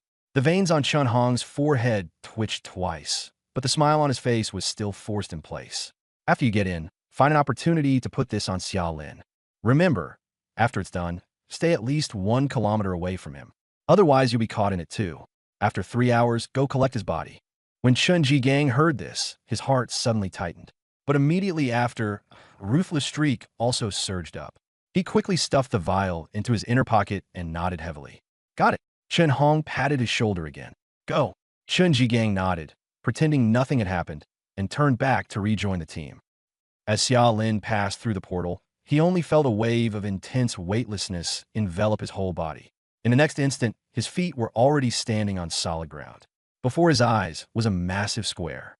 The ground was covered entirely with thick blue stone slabs, with dark green moss crawling through the cracks, carrying a stale, chilly smell. In the center of the square stood an ancient stone stele, faintly glowing. As more and more newcomers teleported in, names kept appearing on the stele. Behind each name followed a number. Right now, they were all uniformly 0. It was obvious that this was where the number of monster cores was recorded. The square was enclosed on 3 sides by towering cliffs, with the only exit to the west. In front of the exit was a black city wall nearly 100 meters long and dozens of meters high, pressing down on people so hard they could hardly breathe. And in the sky was a blood moon. The entire sky was a lead gray color, with only that blood moon hanging high above. Dark red light spilled down, dyeing the whole square with an eerie, uncanny hue. The air was heavy, cold, and carried an indescribable sense of oppression. "This damn place." Lin Wayne subconsciously pulled her clothes tighter around herself, her voice tense. "Why is it so creepy?" "That moon is off too." Qin Xinxue looked up at the blood moon in the sky, her face also turning slightly pale. The red light fell on her face, even her eyes seeming to be stained with a faint red. She subconsciously shivered and said nothing more.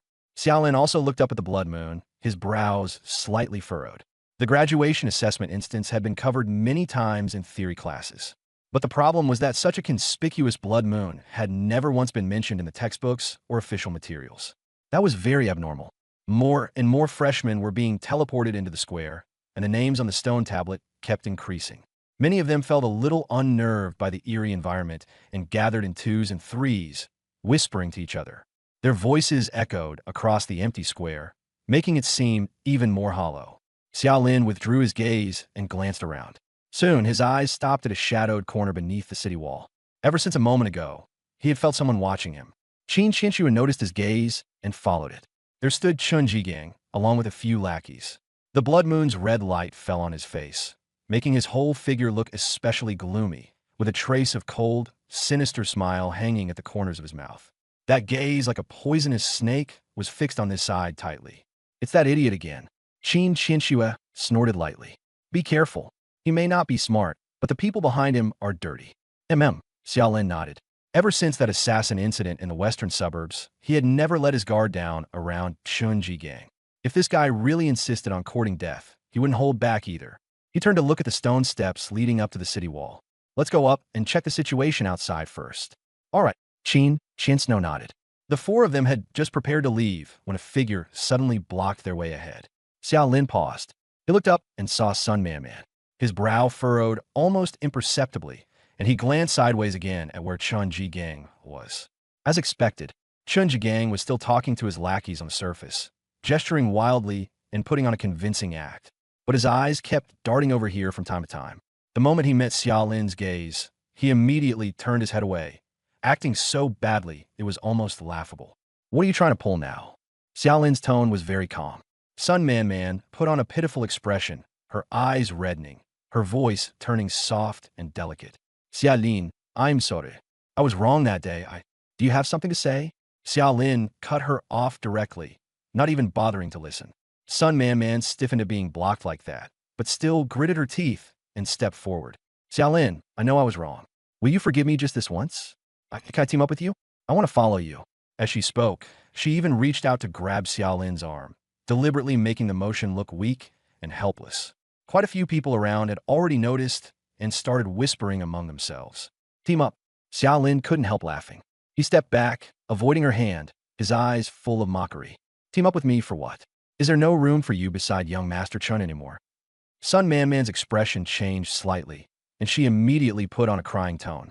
I know you're still angry, but I never once thought about really breaking up with you. After I awakened that day, you were the one who ignored me first. I panicked, and that's why I agreed to team up with Chun Ji Gang. Oh, Xiaolin's gaze turned even colder. Then why did you move into his house? As soon as those words were spoken, a trace of obvious panic flashed in Sun Man's eyes. But she still kept acting. Believe me, that day I had too much to drink. I wasn't even clear-headed. It wasn't voluntary, really it wasn't. If you don't believe me. As if throwing caution to the wind, she stepped closer again. Once we're out, I can give myself to you too, as long as you forgive me. The moment she said that, the last bit of feeling left in Xiaolin's heart vanished completely. All that remained was disgust. The way he looked at her was no different from how he'd look at a stranger on the street. He didn't even want to say another word, and turned to walk around her. But Sun Man, as if she'd gone mad, suddenly lunged at him. Xiaolin. She hugged Xiaolin's waist tightly, burying her face in his chest, her voice full of tears. I know you still like me. I was wrong, I'm sorry. Let's start over, okay? Please. Xiaolin's body stiffened instantly. It wasn't softness, it was pure disgust, just as he was about to use force to throw her off. Disgusting green tea bitch, get lost. A cold shout rang out like an explosion. Lin Wayne had long since had enough of this. She darted forward in a flash, grabbed Sun Man by the back collar, and yanked hard backward. Caught off guard, Sun Man was jerked down and fell onto the ground. At this moment, Qin Shinshua walked over at an unhurried pace. She didn't bend down. She just stood in front of Sun Man, lowered her eyes slightly, and looked at her coldly. She said nothing. She only looked. Yet that silence made it even harder to breathe. Sun Man met her gaze for a few seconds, then immediately panicked and hurriedly lowered her head, not daring to look at her anymore.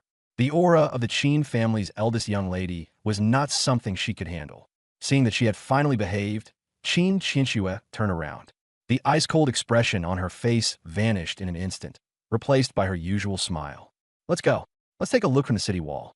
Xiaolin found the whole thing a bit amusing and nodded. Without even sparing a glance at Sun Man on the ground, he headed straight for the stone steps. Lin Wayne and Li Shi hurried after him. As she passed Sun Man, Lin Wayne didn't forget to snort coldly.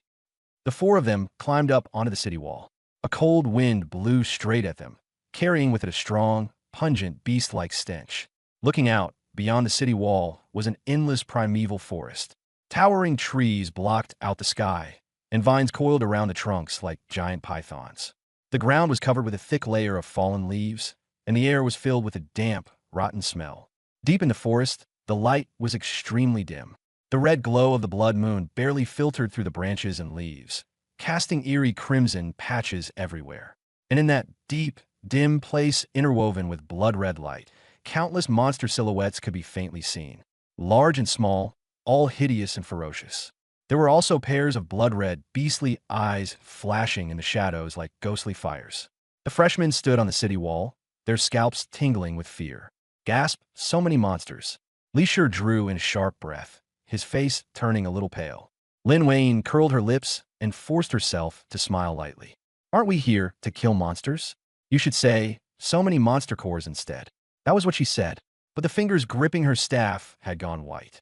Clearly, she was just as nervous inside. Qin Shinshua noticed the stiffness in her and gently took her somewhat cold hand. Then she turned to look at Xiaolin. Xiaolin, what do you think? Lin Wayne was obviously stunned for a moment. She didn't quite react right away. Logically, Qin Shinshua, the hidden class member of this four-person team, should have been the absolute core. But now, when it came time to decide the route and strategy, her first reaction was to ask Xiaolin. Xiaolin glanced at the dense forest ahead. Quite a few impatient teams had already rushed down, jostling to be the first to dive into the woods.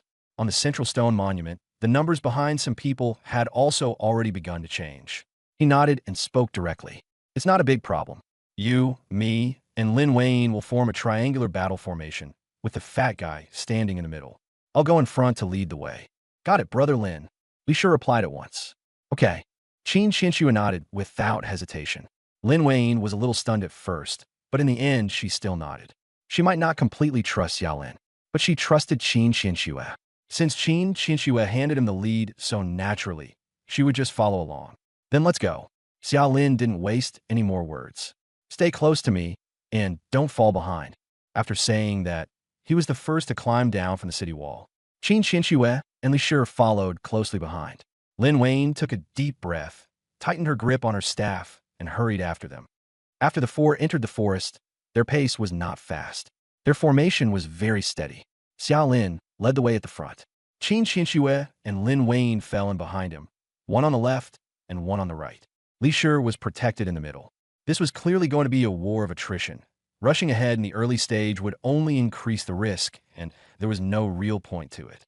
As more and more awakeners poured in, the originally quiet, dense forest had completely descended into chaos.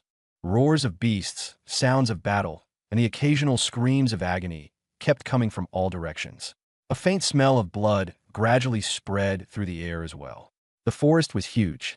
Although many people had entered, they were quickly swallowed by the towering ancient trees and the mist, unable to see one another. The monsters on the outskirts weren't very strong, roughly all around level 10 to 12.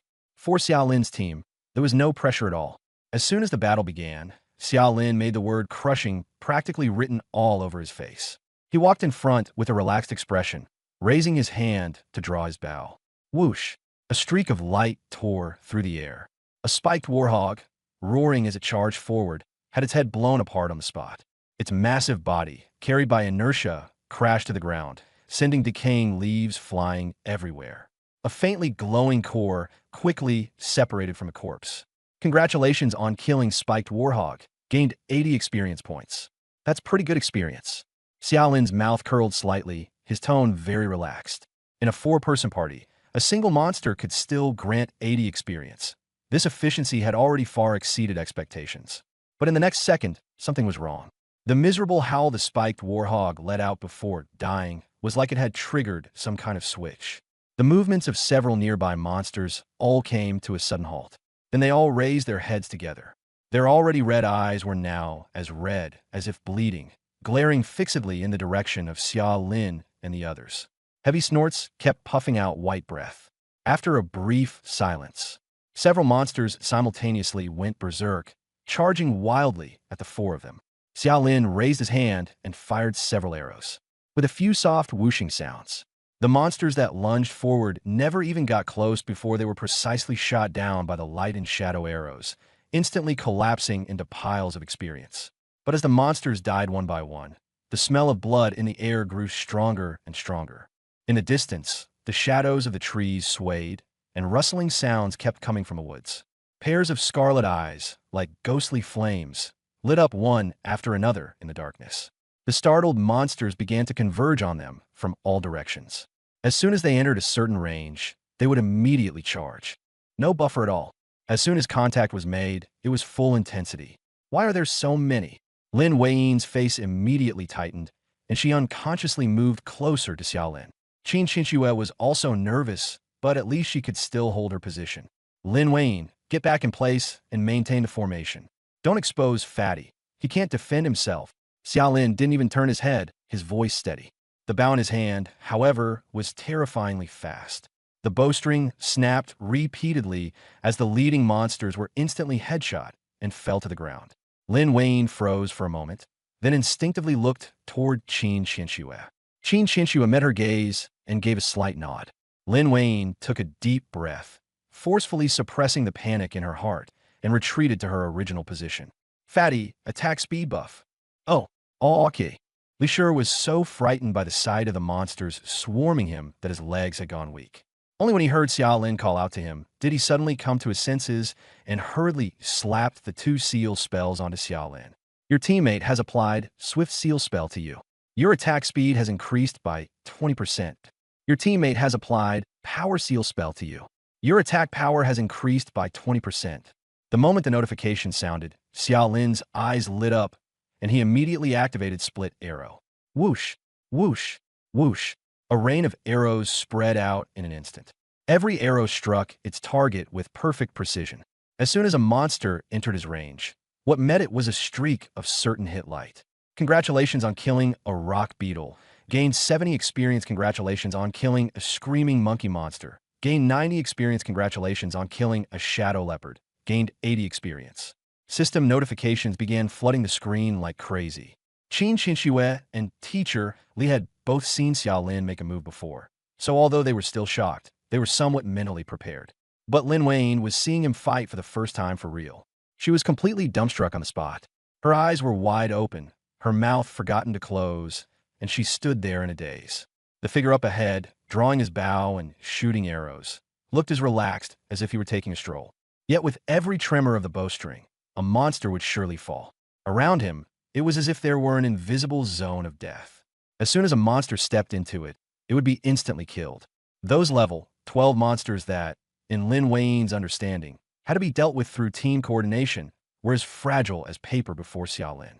This is way too freakish. Lin Wayne's mind was completely numb. Was this really the damage a level 15 could output? Just how high was his attack power? She was a mage, and thus most sensitive to damage. But the effect Xiao Lin was showing now had completely exceeded her understanding. The team kept pushing forward, and more monsters appeared. Lin Wayne stopped spacing out. The monsters slipping through on the right flank are yours to handle. Xiao Lin's voice suddenly rang out, noticeably faster than before. Before he even finished speaking, a streak of light had already shot out first. A shadow leopard leaped out of the shadows behind Lin Wayne and was instantly nailed to a tree. Oh, okay. Lin Wayne was so startled that she jolted, then quickly came to her senses and hurriedly raised her staff. A flash of cold light went by, and several ice spikes shot out, freezing the nearby beetles in place. Before she could even finish them off, several streaks of golden light had already swept past ahead of her. Puff, puff, puff. Those beetles were instantly pierced through. Congratulations on killing a rock beetle. Gained 70 EXP. Congratulations on killing a rock beetle. Gained 70 EXP. Congratulations on killing a rock beetle. Gained 70 EXP. Lin Wayne. At the same time, Qin Xinxue also made her move. With a wave of her hand, the space before her violently twisted. Two pitch-black fissures instantly tore open. Roar! A dragon's roar exploded. Two colossal beasts descended with a thunderous crash. One was a crimson fire dragon, Xiaohong, its entire body blazing with flames. The other was an even more outrageous black dragon, Daqing, its body covered in thick, heavy black armor. Xiaohong flapped its wings and opened its mouth to fan out a scorching breath of dragon fire. Boom! The fan-shaped area ahead was instantly turned into a sea of fire. Several ambushing monsters were burned to the point of screaming miserably, while damage numbers kept popping up above their heads. The dragon breath had a wide range, was powerful in momentum, and even came with a lingering burn. But the problem was, everyone quickly realized something was wrong. Even when those monsters were hit head-on by Xiaohong's dragon breath, their HP only dropped by about 1/10. In other words, if Xiaohong wanted to kill a monster by itself, it would take at least 10 breaths of dragon fire. Yet the same monsters couldn't even withstand one arrow in front of Xiao Lin. The damage gap was absurd. Brother Lin, watch out! Li Shi suddenly cried out in alarm. Sure enough, the few monsters that had been scorched by the dragon breath had cunningly avoided Xiaohong's frontal attack and lunged straight for Xiao Lin's back. Oomph! Dahei blocked them. Qin Xianxue's eyes turned cold. Dahei let out a low roar and suddenly beat its wings forward, crashing over like a wall to block the way. With a sweep of its dragon tail, it directly smashed the flaming monsters flying backward. One attacking, one defending. The two dragons coordinated with great skill.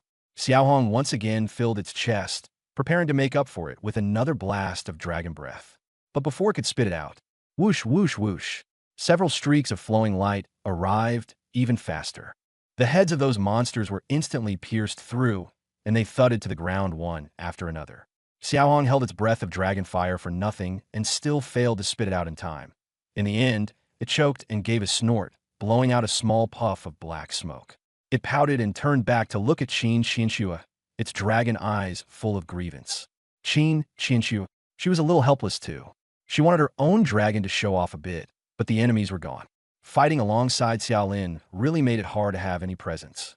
As for Li Shi, his biggest role right now was to keep buffing Xiao Lin, then crouch in the gap protected by the three of them and nervously scan the surroundings. Brother Lin, 3 on the left. The words had barely left his mouth before 3 streaks of light flashed by, and the 3 monsters were already down. Brother Lin, on the tree at the front right. Holy crap, Brother Lin is awesome. Beauty Lin, there's one you missed on the back left. It's already gone, nice. As he kept shouting, Li sure felt like, besides yelling 666, he really couldn't do anything else.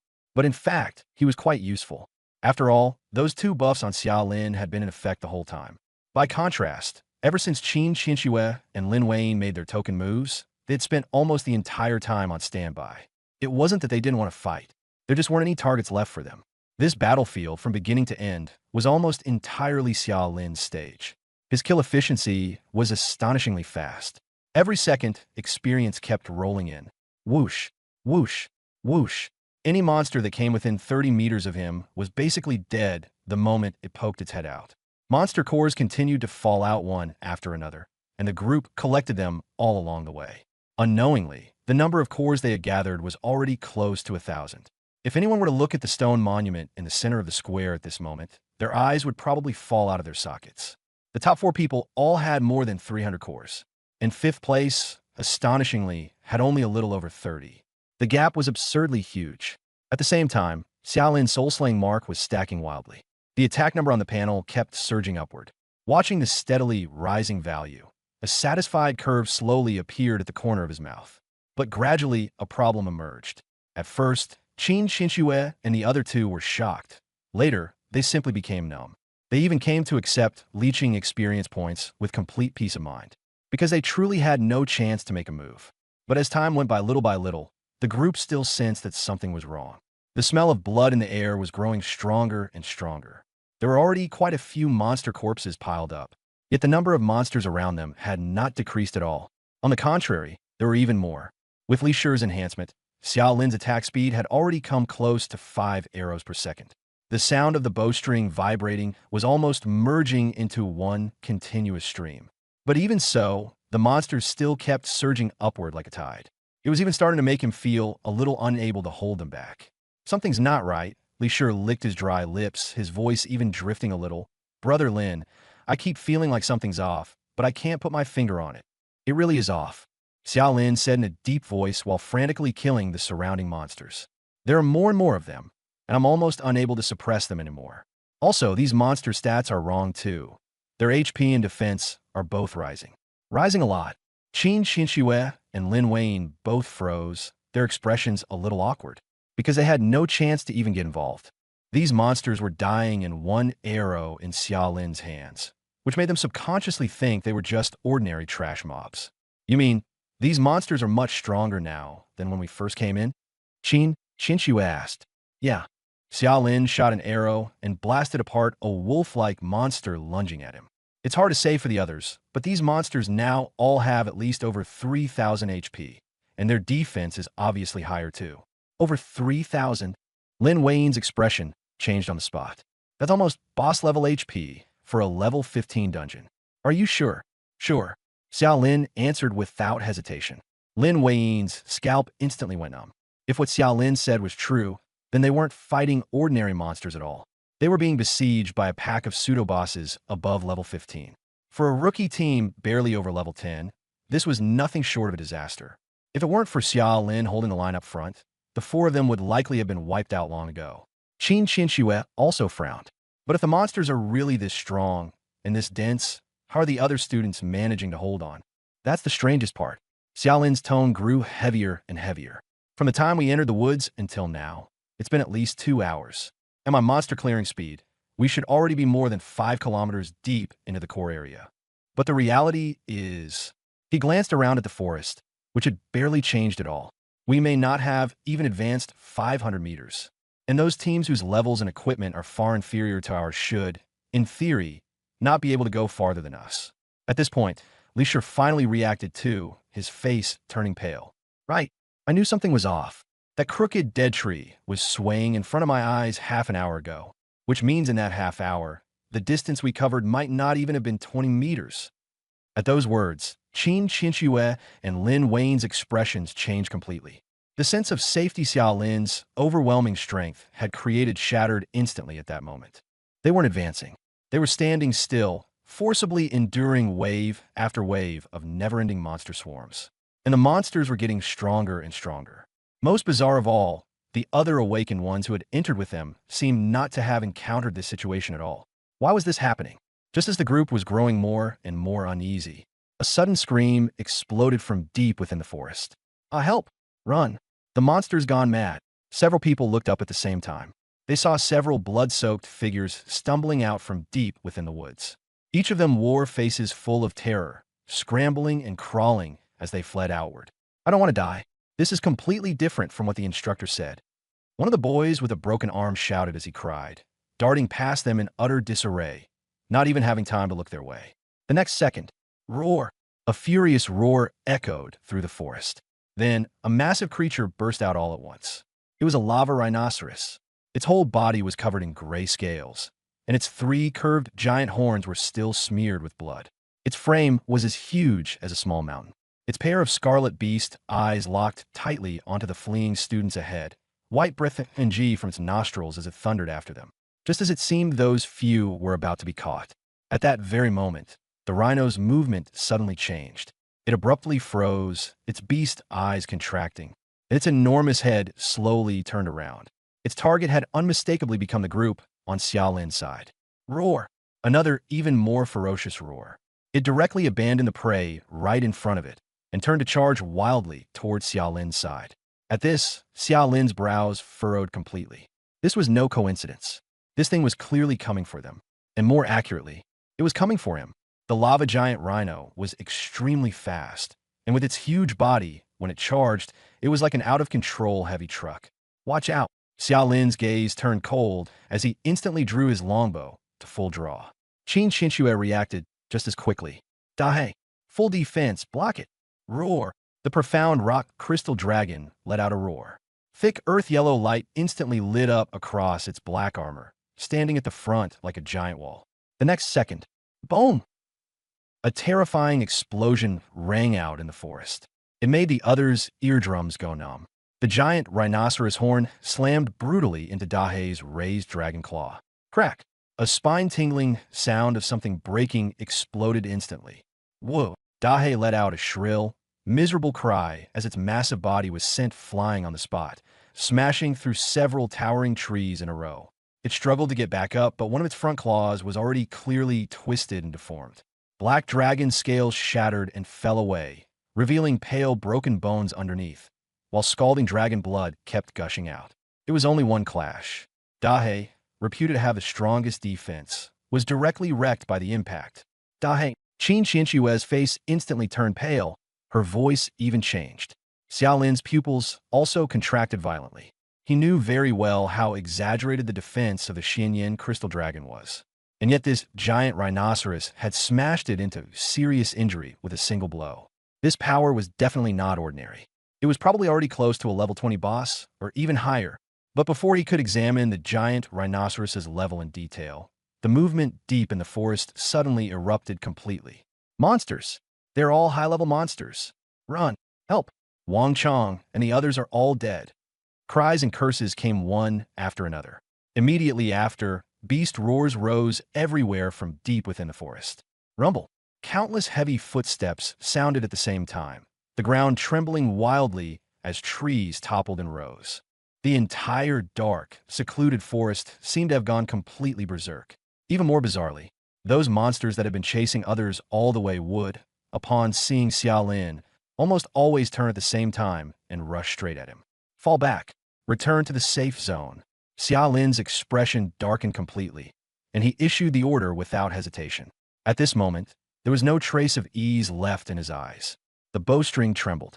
An arrow shot out in an instant, striking precisely into the head of that molten lava rhinoceros. Blood and brain matter exploded together. Congratulations on killing the molten lava rhinoceros. Gained 700 experience points. The system prompt rang out, but no one had the mind to look at it. Qin Xinxue forced down her heartache and immediately recalled the heavily injured Dahe. Seeing the rhino that had just crippled Dahe with a single blow, only to be instantly killed by Xiaolin's arrow, the three of them all felt a chill run through them. Only then did they truly realize how terrifying those monsters Xiaolin had been cutting down all the way like grass really were. something like that. Even if it just brushed into them once, would mean instant death on the spot. Keep the original formation, switch front and back, tighten up, move.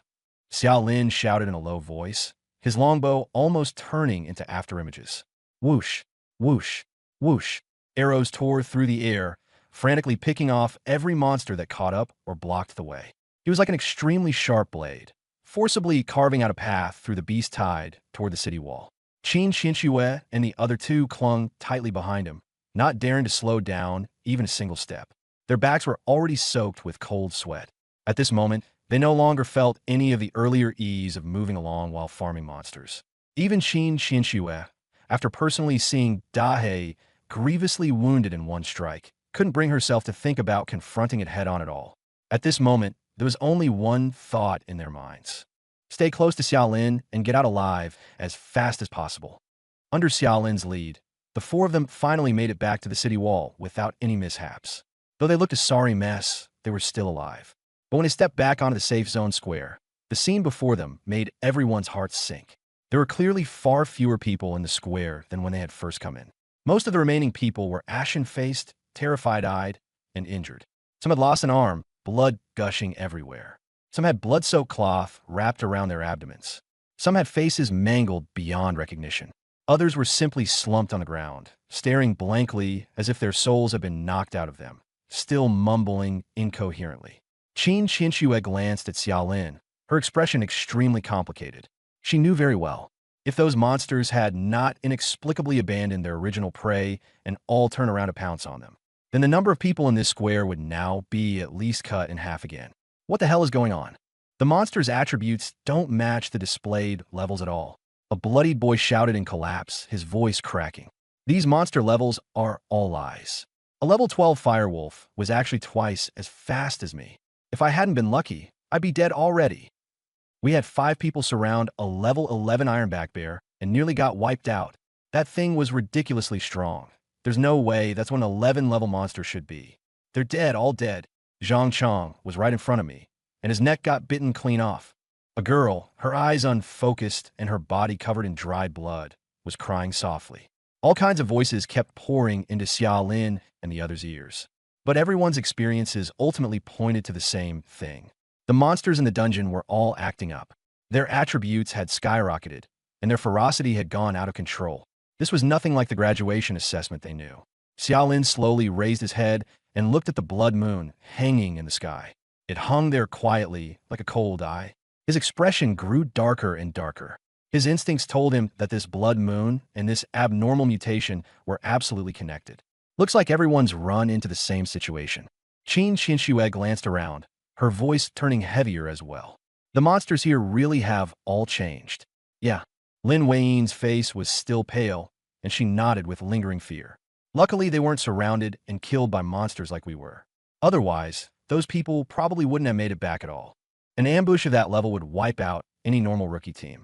This is seriously fucked up. Li Shi looked completely baffled. Even if the monsters attack on sight, shouldn't there be some kind of warning range? But today these monsters are completely unreasonable, like they're going to pounce on us no matter how far away we are. As he said that, even he frowned. It's like all the monsters are coming for us. Hearing that, Qin Qianxue suddenly seemed to remember something. Wait. She frowned and thought for a few seconds, then suddenly looked up. When my dad was stationed on the Abyss battlefield, he mentioned a similar situation before. The others immediately looked at her. He said that the Ko Kingdom once secretly developed something called Demon Saliva Incense in order to seize more monster resources on the Abyss battlefield. Demon Saliva Incense? Xiao Lin frowned. He heard this name for the first time. Qin Qianxue nodded. It's said that the scent this thing emits has a fatal attraction for monsters, and it can spread as far as 3 kilometers. Once a monster catches even a whiff of it, it will rush toward the source at all costs. Ko Country relies on this to forcibly create monster tides in specific areas, then harvest the resources. After hearing this, Li Shi scratched his head. That sounds like strategic-level contraband. It shouldn't just be leaking out casually, right? In theory, no. Qin Qianxue nodded. The formula for monstrous saliva incense is Ko Country's top secret, and it's guarded extremely tightly. Without absolute trust, no one can even get close to it. So today's situation, I initially thought it was just a coincidence. But just as she finished speaking, Xiaolin suddenly raised his hand and took a small transparent glass bottle from his pocket. The bottle was only about the size of a thumb, and it contained a pale blue liquid, and half of it had already evaporated. What's this?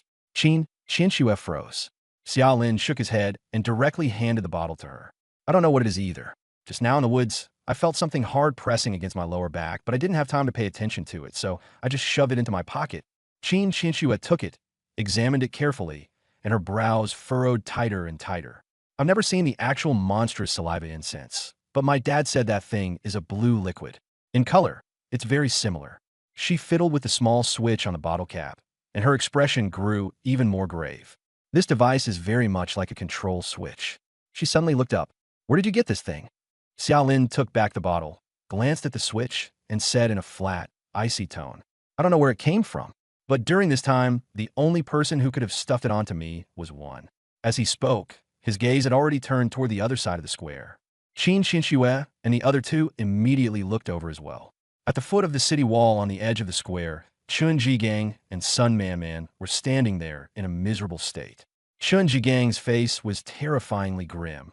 All of the lackeys who had originally surrounded him were gone. Only Sun Man remained, head lowered, her whole body trembling. It was Sun Man. Lin Wayne reacted at once. She immediately remembered that moment when Sun Man had thrown herself into him just now. If there was anyone most likely to have stuffed that thing onto Xiaolin, it could only be her. Sun Man. Xiaolin sneered. She's just a tool. Qianxue fell silent and nodded. Indeed, Sun Man didn't have the guts, nor the brains, to do something like that on her own. As for who was behind it, there was no need to guess at all. But the more that was the case, the more absurd it seemed to her. I know you and Chun Jigang don't get along. Qianxue frowned. But no matter how big the grudge, it shouldn't come to this. If this really is demonic saliva incense, once it gets out of control, not only you, but everyone in the outer perimeter could be buried with you. A grudge. Xiaolin snorted, the chill in his eyes growing even colder. Maybe, but more likely, he's certain I have some heaven-defying piece of gear on me, and it's worth him betting everything on this. As soon as he said that, Qianxue actually nodded. That's entirely possible. To be honest, if I didn't know you fairly well, just looking at that damage, I'd think you were hiding some divine tier equipment on you too. Lin Wayne and Li Shi also subconsciously nodded along. No way. Xiaolin's output was truly not human. Xiaolin's tone grew even colder. And this isn't even the first time he's tried to attack me. Qianxue froze. He attacked you before? Yeah. Xiaolin nodded. Not long ago, it should have been him and his father together, who sent 3 assassins to kill me. Zhongling and Su both knew about this, and he couldn't be bothered to keep hiding it. Meanwhile, as if sensing the gaze from this side, Chun Jigang suddenly raised his head. When he saw that Xiaolin and the others were actually standing perfectly intact inside the safe zone, he clearly froze. That expression looked as if he had seen a ghost. The next second, he flew into a rage, grabbed Sun Man's arm, and questioned her furiously with a vicious look on his face. Sun Man was also panicking badly, desperately trying to explain. The distance was too far, and the surroundings were too noisy, so Xiaolin couldn't hear what they were saying. But there was no need to think about it to know it was a dog-eat-dog scene. Xiaolin just watched coldly, his expression completely unmoved. After a moment, he looked up again toward that blood moon. At this point, all the newcomers in the entire safe zone had eyes full of nothing but the fear of having survived disaster. Facing the monsters outside whose attributes had surged and whose ferocity had gone out of control, hiding here really was the smartest choice. As for the graduation assessment, who still had time to care about that? But right then, oh my god, there, what is that? On the city wall, a terrified scream suddenly rang out. A boy wrapped in bandages pointed toward the outside of the city as if he had seen a ghost, his voice trembling. Monsters! Monsters are coming out of the forest. They're coming for us. As soon as those words were spoken, everyone who had been slumped on the ground was startled and rushed toward the city wall like mad. Is this a monster siege? It's over. We're really done for. What kind of assessment is this? It's clearly a death sentence. Some people were crying as they took out their teleport stones. The light had barely flickered for an instant before it was directly snuffed out by a force of rules. In the graduation assessment instance, there was no way to leave midway. At that moment, panic completely exploded. And outside the city wall, as if answering their despair. Boom! Boom! Boom! The ground began to tremble violently. The entire massive Blackstone city wall was shaking. Xiao Lin and the other three exchanged glances, all four of them changing expression at once as they immediately rushed up to the wall. But when they truly saw what was outside the city, even Xiao Lin's breathing caught. Outside the city wall, it was no longer just a few scattered monsters. It was a sea of monsters, so densely packed that the end could not be seen at all. They were no longer wandering aimlessly, but as if driven by some will, eyes blood red, saliva dripping from their mouths, charging toward the city wall like mad. Monitor lizards, cheetahs, tree demons, and even more monsters they had never seen before, all mixed together. Layer upon layer, they kept surging out of the forest. At this point, everyone's faces had gone completely pale. Those who had still been barely holding on just moments ago were now left with nothing but despair. Monster siege. It really is a monster siege. What do we do? We're all going to die here. I don't want to die. I don't want to die. The safe zone was thrown into total chaos in an instant. Meanwhile, Nanchur No. 1 High School playground. The atmosphere had already grown so heavy it was suffocating. The newcomers had been inside for less than 3 hours, and on the giant crystal screen, nearly 30% of the densely packed red dots had already gone out. Every dot that vanished represented a student's death. On the podium, Zhang Ling's usual hooliganish air had completely disappeared. His fists were clenched so tightly that his knuckles had gone white, his eyes bloodshot as he stared fixedly at the screen. What the hell is going on? Why are so many people dead? The female mentor beside him was already so frightened that she covered her mouth, tears welling in her eyes. Another one's gone out? God, what on earth is happening inside? Principal Wang Wenchang's face had turned deathly pale, and he looked so unsteady he seemed about to collapse. Just a graduation assessment. It was only a graduation assessment. These kids were the future hope of South City. Yet now, the points of light were going out one after another. The most anxious of all was Chen Hong. He sprang to his feet, his voice already hoarse from shouting. Captain Zhang, Captain Shi, think of something, quick. Save them. We have to get them out. He didn't care how many other students died, but his son was in there too. Shi Su's expression was equally grim. Once the instance was activated, outside forces could not interfere. That was an iron rule. She turned to Qin Bai. Boss, what do we do? Qin Bai's face was so dark it was frightening, and he stared dead at the red dots still flashing on the screen. By now, most of the red dots had gathered on the east side of the map, near the safe zone, forming a dense cluster. He took a deep breath and forcefully suppressed the panic in his heart. At least, most of them have already retreated to the safe zone.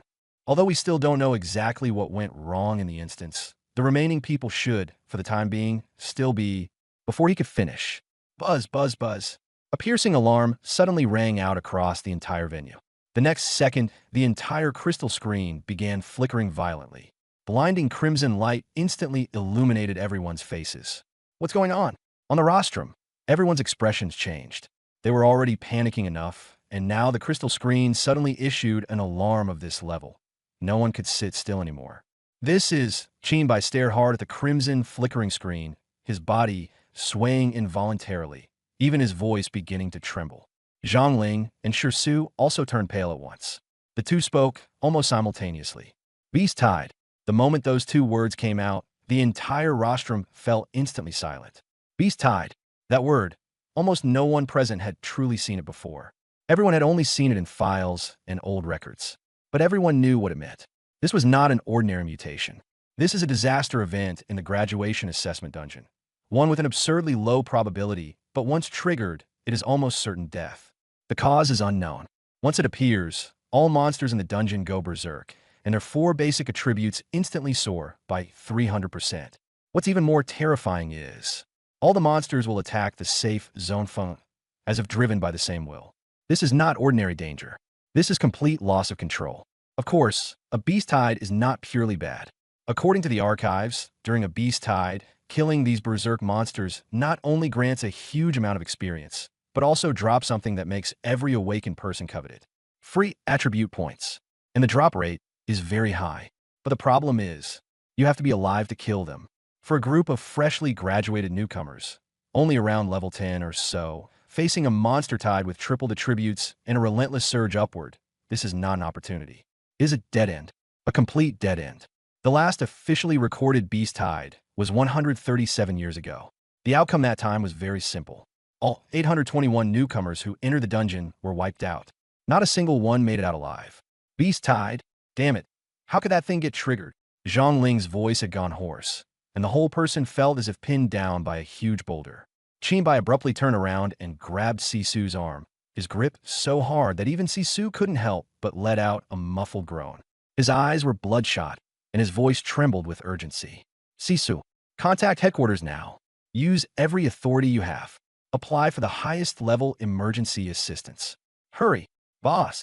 Looking at how Qinbai was on the verge of breaking down, Sisu felt cold all through her chest. This was the second time she had seen Qinbai show this kind of expression. The last time was during the Abyss battlefield.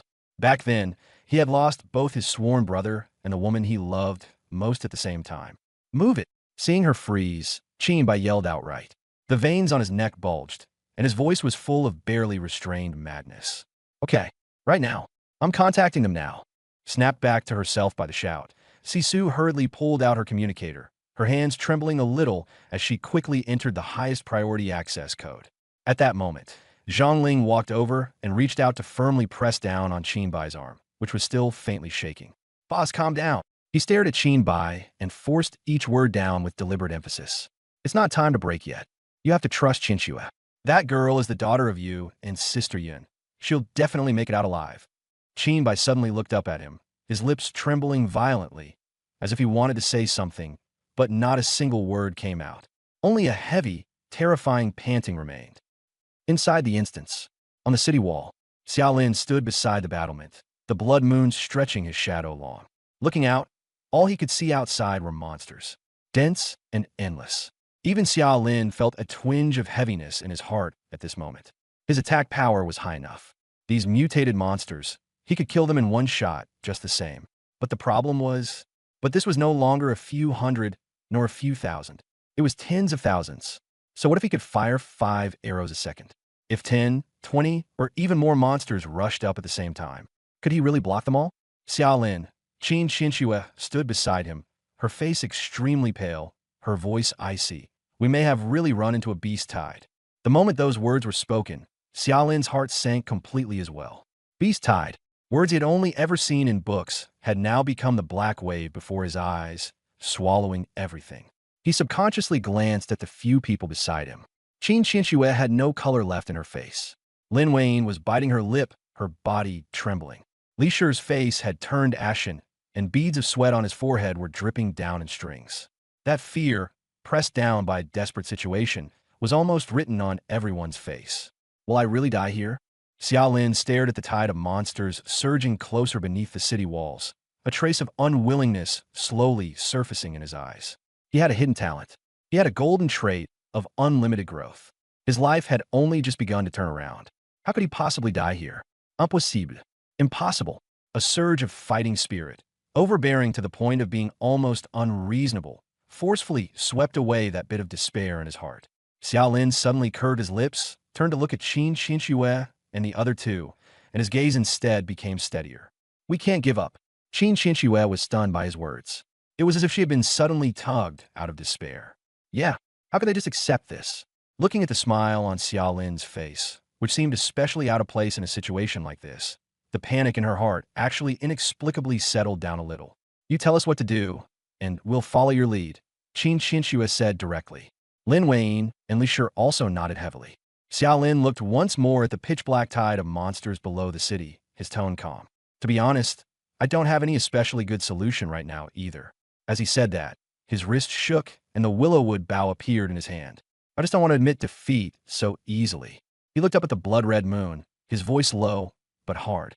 Rather than wait to die, why not give it everything we've got? What do you think? His voice wasn't loud, but everyone nearby on the city wall heard it. No one wanted to die. Even more, no one wanted to just sit there and wait to die. Xiaolin's words were like striking a tiny spark in utter darkness. Very small, but really lit up. The people around them, who had already been almost crushed by despair, slowly turned their gazes this way. But just then, a very harsh voice suddenly cut in. That's easy for you to say. Chen Jigang, no one knew when, had also moved over here. His face was equally ugly, but the moment he opened his mouth, that same sarcastic, sneering tone came out. He raised his hand and pointed at the horde of monsters below the city wall, deliberately raising his voice. Take a look for yourself. How many monsters are down there? If you want to die, Don't drag everyone else with you. If our great genius Xia is really that capable, then why don't you set an example for everyone? Go out there and kill all those monsters yourself. If you really dare do it, then I, Chun Ji Gang, will be the first to free you. Xiaolin merely gave him a faint glance. Then he completely ignored him. He didn't even bother to answer. He looked back down beyond the city wall and said softly, I want to try. This complete disregard instantly turned Chun Ji Gang's face even greener with rage. Just as he was about to continue speaking, another voice sounded from beside him first. I'm going with you. Qin Xinxue stepped directly to Xiaolin's side, her gaze steady. And me. Lin Wei planted her staff firmly, and the aura of frost had already begun to gather. Brother Lin, count me in. Li Shi's voice was still trembling, but his feet had already stepped forward. The four of them looked at each other. No need to say more. Xiaolin felt a surge of warmth in his heart and nodded. All right, let's give our all. And as they stepped forward, it seemed to have completely ignited the tension that had been building around them. Damn it, I'm in too. We're dead anyway if we just sit here. Yeah, fight them. I don't want to die. I still have to go home. Fuck them up. More and more fear in the newcomer's eyes began to be pushed down by another kind of madness. The instinct to survive ultimately overpowered despair. Kill. Xiaolin gave a low shout and drew his bow first. Whoosh. The first arrow tore through the air, and the mutated fire wolf at the very front below the city was instantly pierced through the head, collapsing on the spot. Killed a mutated fire wolf, gained 500 EXP. Killed a beast-tide monster, gained +1 free attribute point. As soon as the system prompt appeared, even Xiaolin was stunned for a moment. Free attribute point? He almost immediately opened the panel. Sure enough, after free attribute points, there was suddenly a 1. A flash of surprise instantly crossed Xiaolin's eyes.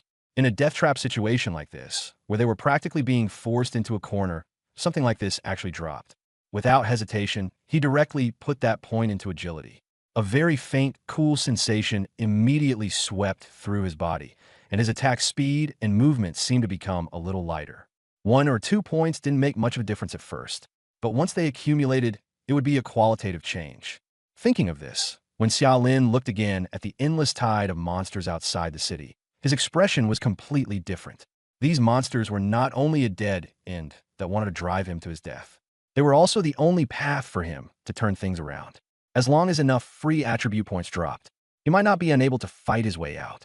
You had to know that when he had just leveled up to 16, all of his attributes combined were only a little over 100 points. But how many monsters were down below now? More than tens of thousands? If the drop rate for free attribute points was high enough, the total would be terrifyingly huge. Thinking of this, Xiaolin stopped probing and immediately began killing with full force. Any monster that entered his range would get hit by an arrow. Killed mutated bristly wild boar, gained 500 EXP. Killed mutated worm, gained 600 EXP. Killed mutated rock serpent, gained 800 EXP. Killed beast-tide monster, gained free attribute point +1. Killed mutated shadow panther, gained 500 EXP. Killed mutated fire wolf, gained 700 EXP. Killed mutated giant pincer insect, gained 600 EXP. In just a short while, nearly 100 mutated monsters had already fallen under his arrows. And Xiaolin had more or less figured it out. The drop rate for free attribute points was probably around 10%.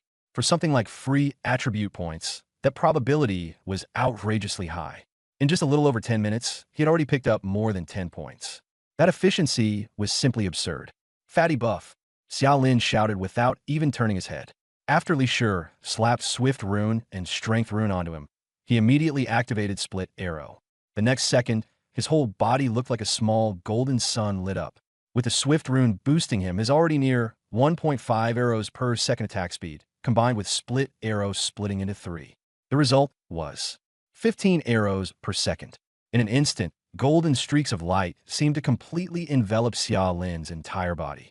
The explosive crack of arrows tearing through the air rang out nonstop. The beast tide that had been pressing forward densely beneath the city wall was actually forced down layer by him. Like harvesting wheat, they fell in swaths and waves. This scene left everyone on the city wall stunned. They had all fought these mutated monsters before, so they knew better than anyone just how monstrous these things were. But now, these monsters, which had just been beating them so hard they were crying for their mothers and fathers, looked in front of Xiaolin as if they were made of paper. At a corner of the city wall, Chun Ji Gang's face turned so dark it looked like water could drip from it. He had really never expected that Xia Lin would still dare to fight in a situation like this. Even less did he expect him to be able to fight like this. Watching the admiration slowly rise in the eyes of those around him, Chun Ji Gang felt as if he had been stabbed by needles. He turned and gave Sun Man Man a cold, sinister look. Are you sure the thing was placed on him? Sun Man Man looked at Xia Lin, who was wrapped in the golden rain of arrows, her gaze complicated. In the end, she still nodded. I'm sure. Chun Ji Gang let out a sinister laugh. Fine, let it be smug for a while. Once the monsters really surround and kill him, I want to see with my own eyes how he gets torn into pieces. But Xia Lin didn't have the slightest time to pay attention to this trash. Once the 30 seconds of split arrow ended, the neatly advancing tide of beasts beneath the city had actually been forcibly torn open by him, creating a gap. And just as split arrow ended and his attack returned to normal, a streak of pink light suddenly flew out from the crowd and landed precisely on Xia Lin. The next second, a female voice rang out. Xia Lin, this is my support skill, Sure Rue Rewind. It can reset the cooldown of one of your skills. Xia Lin only felt a slight tremor in the energy within his body. Almost immediately, he discovered the cooldown of split arrow was gone. He turned around and saw a petite girl in the crowd looking nervously over this way. Xia Lin wasted no words and immediately sent her a party invitation. The other party accepted instantly. Then he directly activated split arrow again. A rain of golden arrows pressed down once more in an instant. How long is your skill cooldown? Xia Lin asked without turning around. 5 minutes, the girl answered hurriedly. All right, Xia Lin's eyes flickered. His split arrow cooldown was also 5 minutes. In other words, with this girl, his split arrow was effectively extended by another full round. On top of that, there was Li Shi's buff. His kill efficiency instantly shot up another notch. The moment an arrow was fired, a monster died. No matter how much those monsters had been strengthened during the beast tide, as long as they were hit by Xia Lin's arrow, it was still one arrow, one kill. Monster cores kept being extracted, turning into white light that flew into the bodies of the few of them. At this point, the other range classes on the city wall had finally reacted. They were going to die anyway if they didn't fight. They might as well go all out. So everyone dumped every skill they could use down below. And only after they started attacking did they truly realize just how outrageous Xia Lin was. These monsters were basically such that, for them, it took more than 10 people focusing fire just to barely kill one.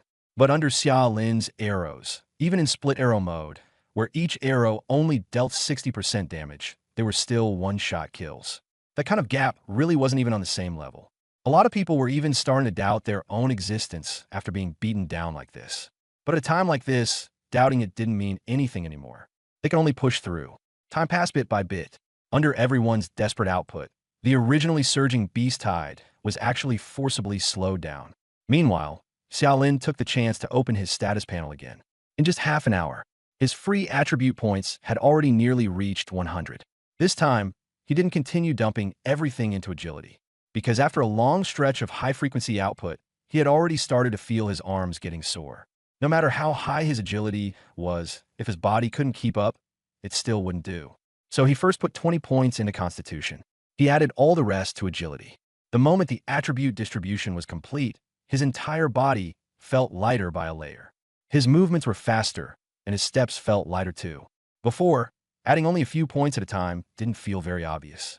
But now, with nearly 100 attribute points dumped in at once, the change immediately showed. At this moment, Xia Lin's agility had already surged to 209 points. Under this kind of agility boost, his own attack speed had already reached 6.2 arrows per second. Add Li Shi's Swift Inscription on top of that. Normal attacks, 7.5 arrows per second. Once split arrow was activated, 22 arrows per second. This output efficiency was no longer just exaggerated. It was heaven-defying. After everyone attacked together, the advancement speed of the beast tide did indeed slow down a little. But the problem was, there were too many monsters. As time passed, the monster hordes still slowly pressed up to the city wall. Some of the more agile monsters had already started climbing up along the wall. The melee awakeners on the wall could only grit their teeth and rush up to engage them. Xia Lin's slaughter efficiency was already absurdly over the top. But no matter how absurd it was, he still couldn't cover the entire, nearly 100-meter-long wall all at once. No matter how fierce his firepower was, he could only barely suppress one half. As for the other half, the crisis was rapidly escalating. Boom! Boom! Boom! In areas beyond Xiaolin's range, the beast tide was crazily slamming into the city wall. The entire wall was shaking. The originally thick and hard surface of black rock had also begun to crack bit by bit. Xiaolin, the wall's about to give. Lin Wei's face turned pale, and she raised a hand to point at a stretch of the city wall farthest from Xiaolin's firing range. Xiaolin's gaze swept over it, and his expression darkened at once. In that area, several hulking, earth-shaking savage bulls had lowered their heads and were slamming their horns into the wall again and again. Each impact left another crack visible to the naked eye in the wall. Ordinary monsters attacking the city wall did cause damage, but it could still be held. But when monsters of this size rammed it, the situation was completely different. They could directly bring the wall down. Qin Xinxue, send Xiao Hong to stop those savage bulls first. Got it. Qin Xinxue barely hesitated before pointing her staff. Xiao Hong, who had long been ready to strike, abruptly raised her head, and a dragon's roar shook the air. The next second, scorching dragon breath poured down like a waterfall of lava. Boom! A wall of fire, nearly 10 meters high, instantly rose up in front of that stretch of the city wall. A level 20 skill of the fire dragon, Firewall.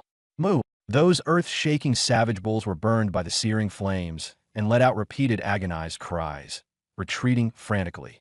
Although the fire couldn't kill them for the moment, it at least kept them pinned outside, unable to keep ramming the wall. Everyone with ranged attacks, focus fire on those savage bulls. They have to be taken down before the firewall ends. Xiaolin's voice carried directly across the city wall. Many people were stunned at first, then immediately reacted. Ice spikes, fireballs, wind blades, arrows, various range skills instantly smashed over there. A single person couldn't deal much damage. But when dozens of attacks fell at once, that was a different matter entirely. Boom! Boom! Boom! A few savage bulls let out miserable cries before finally crashing to the ground. Seeing this, Xiaolin also let out a sigh of relief. At the same time, his free attribute points on the panel had already accumulated by another 100 or so. This time, he still did as before. Added 20 points to Constitution. The rest all into agility. At this moment, his agility had already surged to 320 points. As his attributes rose, that light, nimble feeling in his body became even more pronounced. Under Li Shi's buff, his basic attack speed had now skyrocketed to 10 arrows per second. Once multi-shot was activated, it became 30 arrows per second. At that frequency, he was already starting to seem inhuman.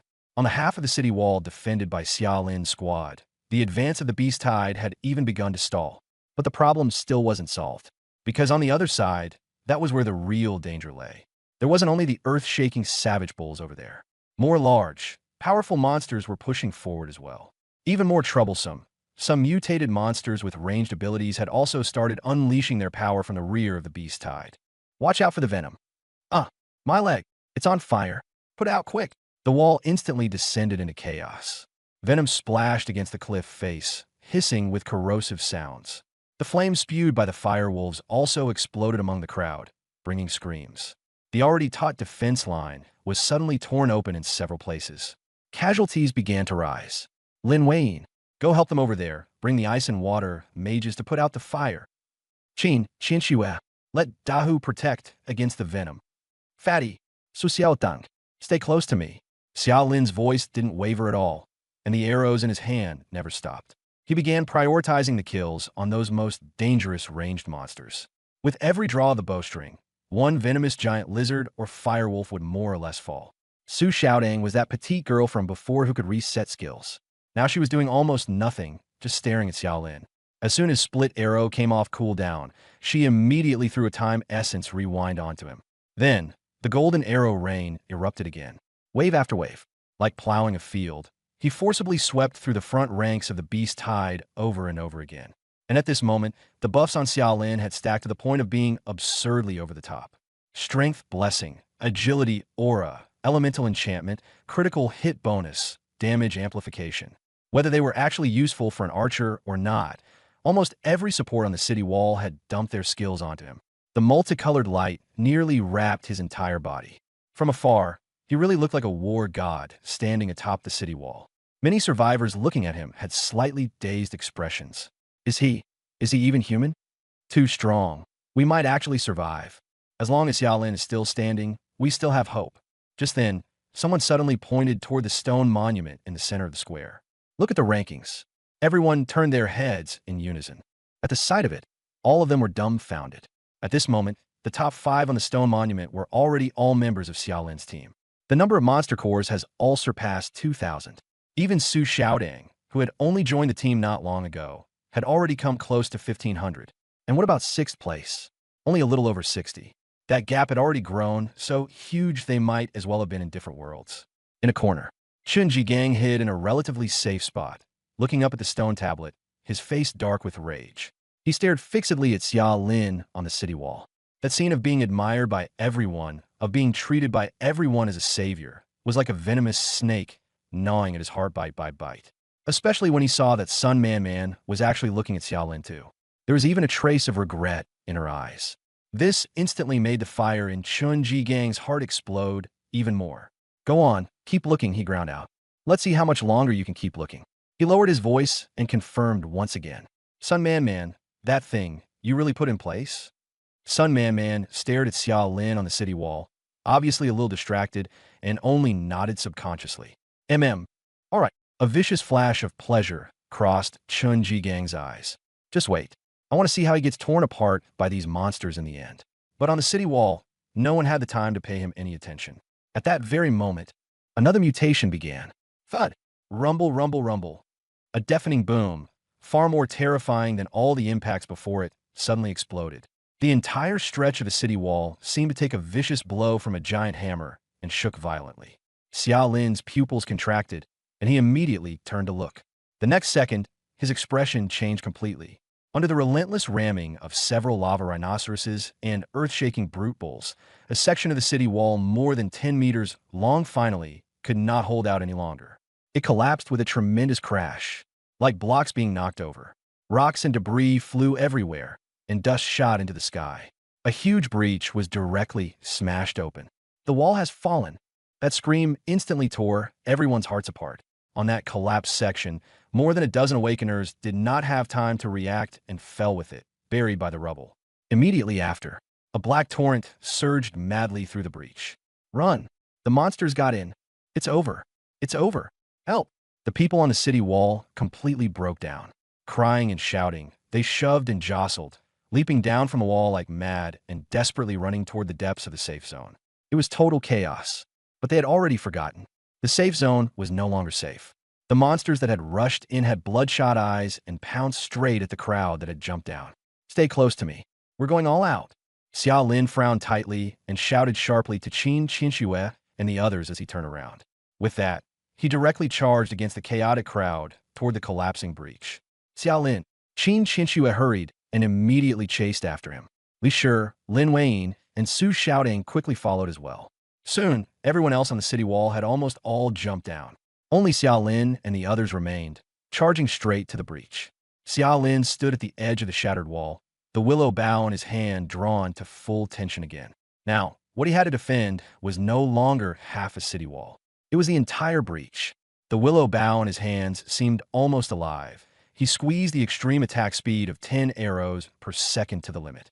Qin Qinxue immediately had Dahe move to the side, shielding him from all ranged monster attacks.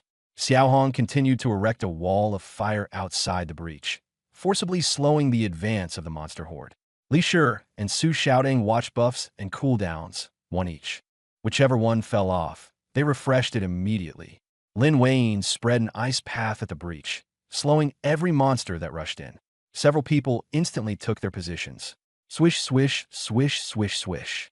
The sound of arrows slicing through the air nearly merged into one sharp, piercing buzz. The monsters charging in front fell in row after row. Their bodies piled up, then quickly turned into white light and disappeared.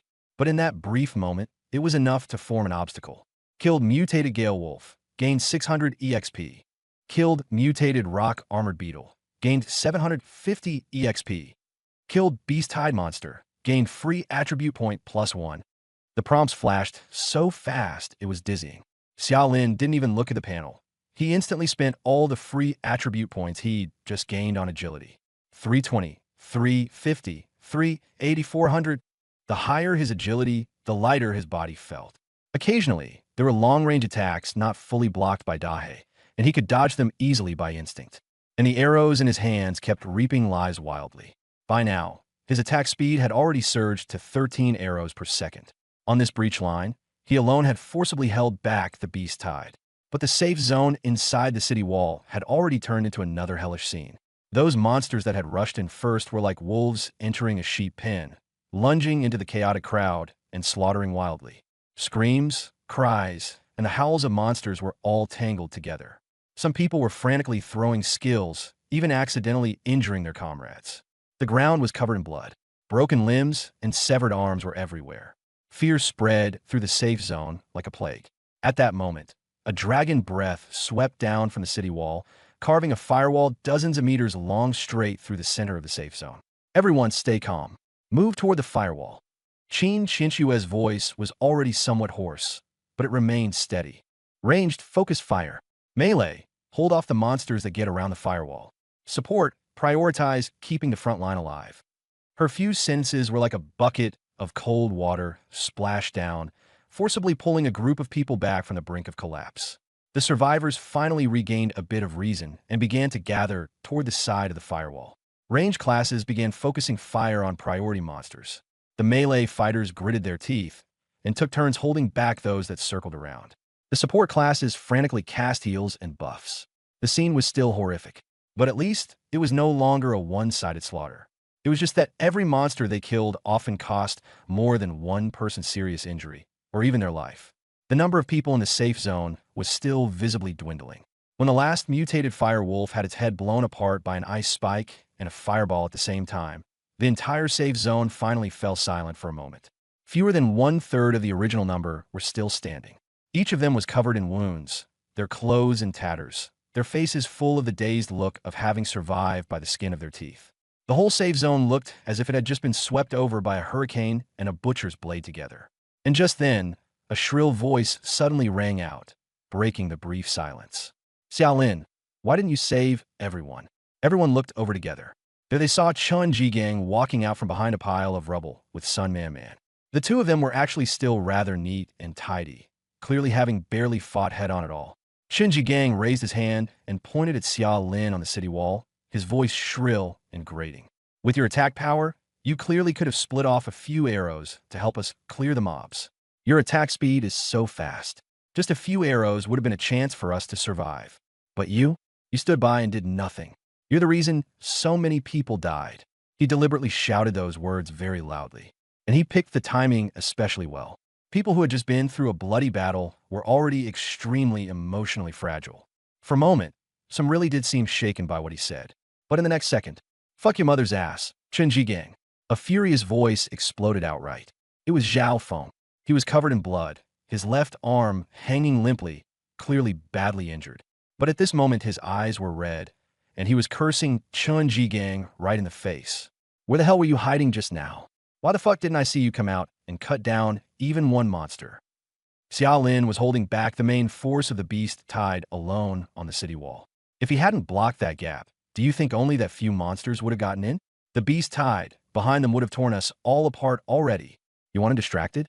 Distracted to save trash like you hiding in the back. As soon as those words came out, it was like a powder keg had been lit. Exactly. Chun Jigang, shut your damn mouth. Doesn't your family have money? Aren't your gears supposed to be top-notch? Why didn't you step up and kill a few more just now?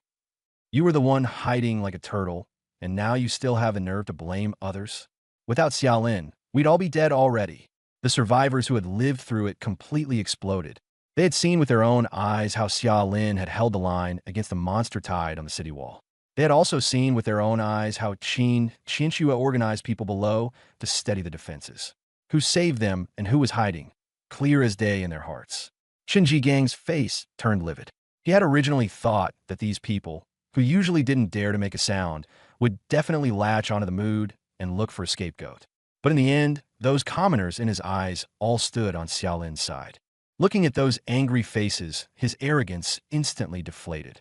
A bunch of ungrateful trash. After throwing out that line, he could only slink back to the corner, his face dark as the bottom of a pot. Meanwhile, on the city wall, Xiaolin never paid any attention to the argument below from start to finish. His bowstring was still trembling. Arrows were still falling. His agility had already broken through 550 points. With Li Shi's enhancement, his attack speed had reached 17 arrows per second. He looked like a killing machine that would never stop. Layer after layer of golden arrow rain pressed outward, pinning the endless monster tied tightly outside the city wall. After venting themselves, the survivors in the safe zone also fell completely silent. Because by now, everyone knew one thing. Whether they could live or not depended entirely on how long Xiaolin could keep holding out. And at this very moment, another mutation struck. From the shadow of a ruined area farther back in the safe zone, a black silhouette suddenly burst forth at extreme speed. It was a mutated monster that had been missed, and Shadow Leopard. And the direction it shot out from happened to be right toward Chunji Gang and Sun Man Man, who were hiding in the corner. The Shadow Leopard suddenly lunged out, its blood-red eyes locking straight onto the two people closest to it. Chunji Gang, Sun Man Man, roar! A low growl, carrying a fishy stench, came rushing at them. Ah! Sun Man Man completely lost it on the spot and screamed. Chunji Gang was the same. His face went deathly pale, and his legs nearly gave out. He had been terrified by those mutated monsters chasing them in the woods before. Now that he saw this kind of monster, even with a pile of good gear on him, he couldn't bring himself to fight back at all. In the instant the Shadow Leopard pounced, a ruthless glint suddenly flashed in Chunji Gang's eyes. Without even thinking, he shoved Sun Man Man beside him hard, sending her flying out. Sun Man Man was completely dumbfounded. Before the terror on her face could even fully form, she was already shoved out by a tremendous force, thrown straight toward the monster that had lunged at them. Puffed, puffed. The sound of claws tearing through flesh made everyone's scalp prickle. The Shadow Leopard's claw pierced straight through her waist and abdomen. Then it clamped its jaws onto her shoulder, and blood instantly sprayed out. Sun Man Man's scream was cut off halfway, abruptly severed. Her eyes flew wide as she turned her head with difficulty to look at Chunji Gang. At first, those eyes held only pain and confusion. But in the end, only the deepest venomous hatred remained. Yet Chunji Gang did not even spare her a second glance. Taking advantage of those few seconds, he had already scrambled and rolled his way toward the crowd and fled. His face held nothing but the relief of having escaped death, not a trace of guilt. Beast! Zhao Feng's eyes were almost splitting open as he roared in fury. The Shadow Leopard bit down on Sun Man Man's corpse, and the blood only seemed to excite it further. A few seconds later, it violently flung the corpse aside, and its blood-red beast eyes locked onto the other survivors again. Focus fire. Kill that beast. Ignoring his injuries, Zhao Feng shouted angrily. The next second, fireballs, ice spikes, and wind blades all came crashing down at once. Before the Shadow Leopard could even pounce, it was blasted to death on the spot. On the city wall, Qin Qinxue saw this scene, and her eyes instantly turned cold. Scum! Most of Xiaolin's attention was still on holding back the beast tide, but his peripheral vision also caught this scene below. His gaze grew even colder. He wasn't the least bit surprised that Chunji Gang would do something like this. He just hadn't expected him to be this disgusting. He said nothing, but the arrows he shot out became visibly more ruthless. The battle on the city wall was still ongoing. As free attribute points kept stacking up, Xiaolin's strength continued to rise. The originally precarious gap was actually being pushed back little by him alone. But the problem was that only part of the gap had been stabilized. On the other side of the wall, the pressure was still mounting. Xiaolin, if this goes on, the other side won't hold either. Qin Qinxue frowned, her face full of worry. Xiaolin kept moving, mechanically repeating the motions of drawing the bow and releasing the string. Sustained high-intensity output had already made his neck and arms feel somewhat stiff. He turned to look at the other side of the wall, a bitter smile tugging at the corners of his mouth. Relying on him alone, he ultimately couldn't defend this entire 100-meter wall. He glanced once more at the remaining people in the safe zone, a trace of helplessness flashing in his eyes, and said softly to the few people behind him, "Do your best. No matter what happens next, stay close to me."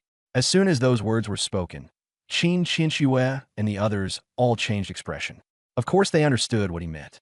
If the city wall completely collapsed and the safe zone was utterly overrun, then by that point it would already be the limit if Xiaolin could save just a few of them.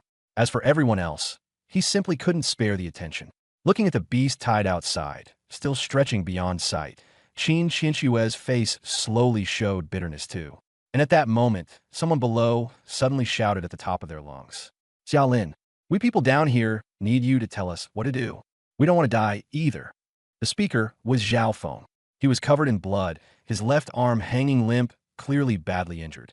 Yet he still forced himself to stand up, looking up at Xiaolin on the city wall with eyes fixed tightly on him. That shout seemed to unleash the last trace of blood and grit left in the safe zone.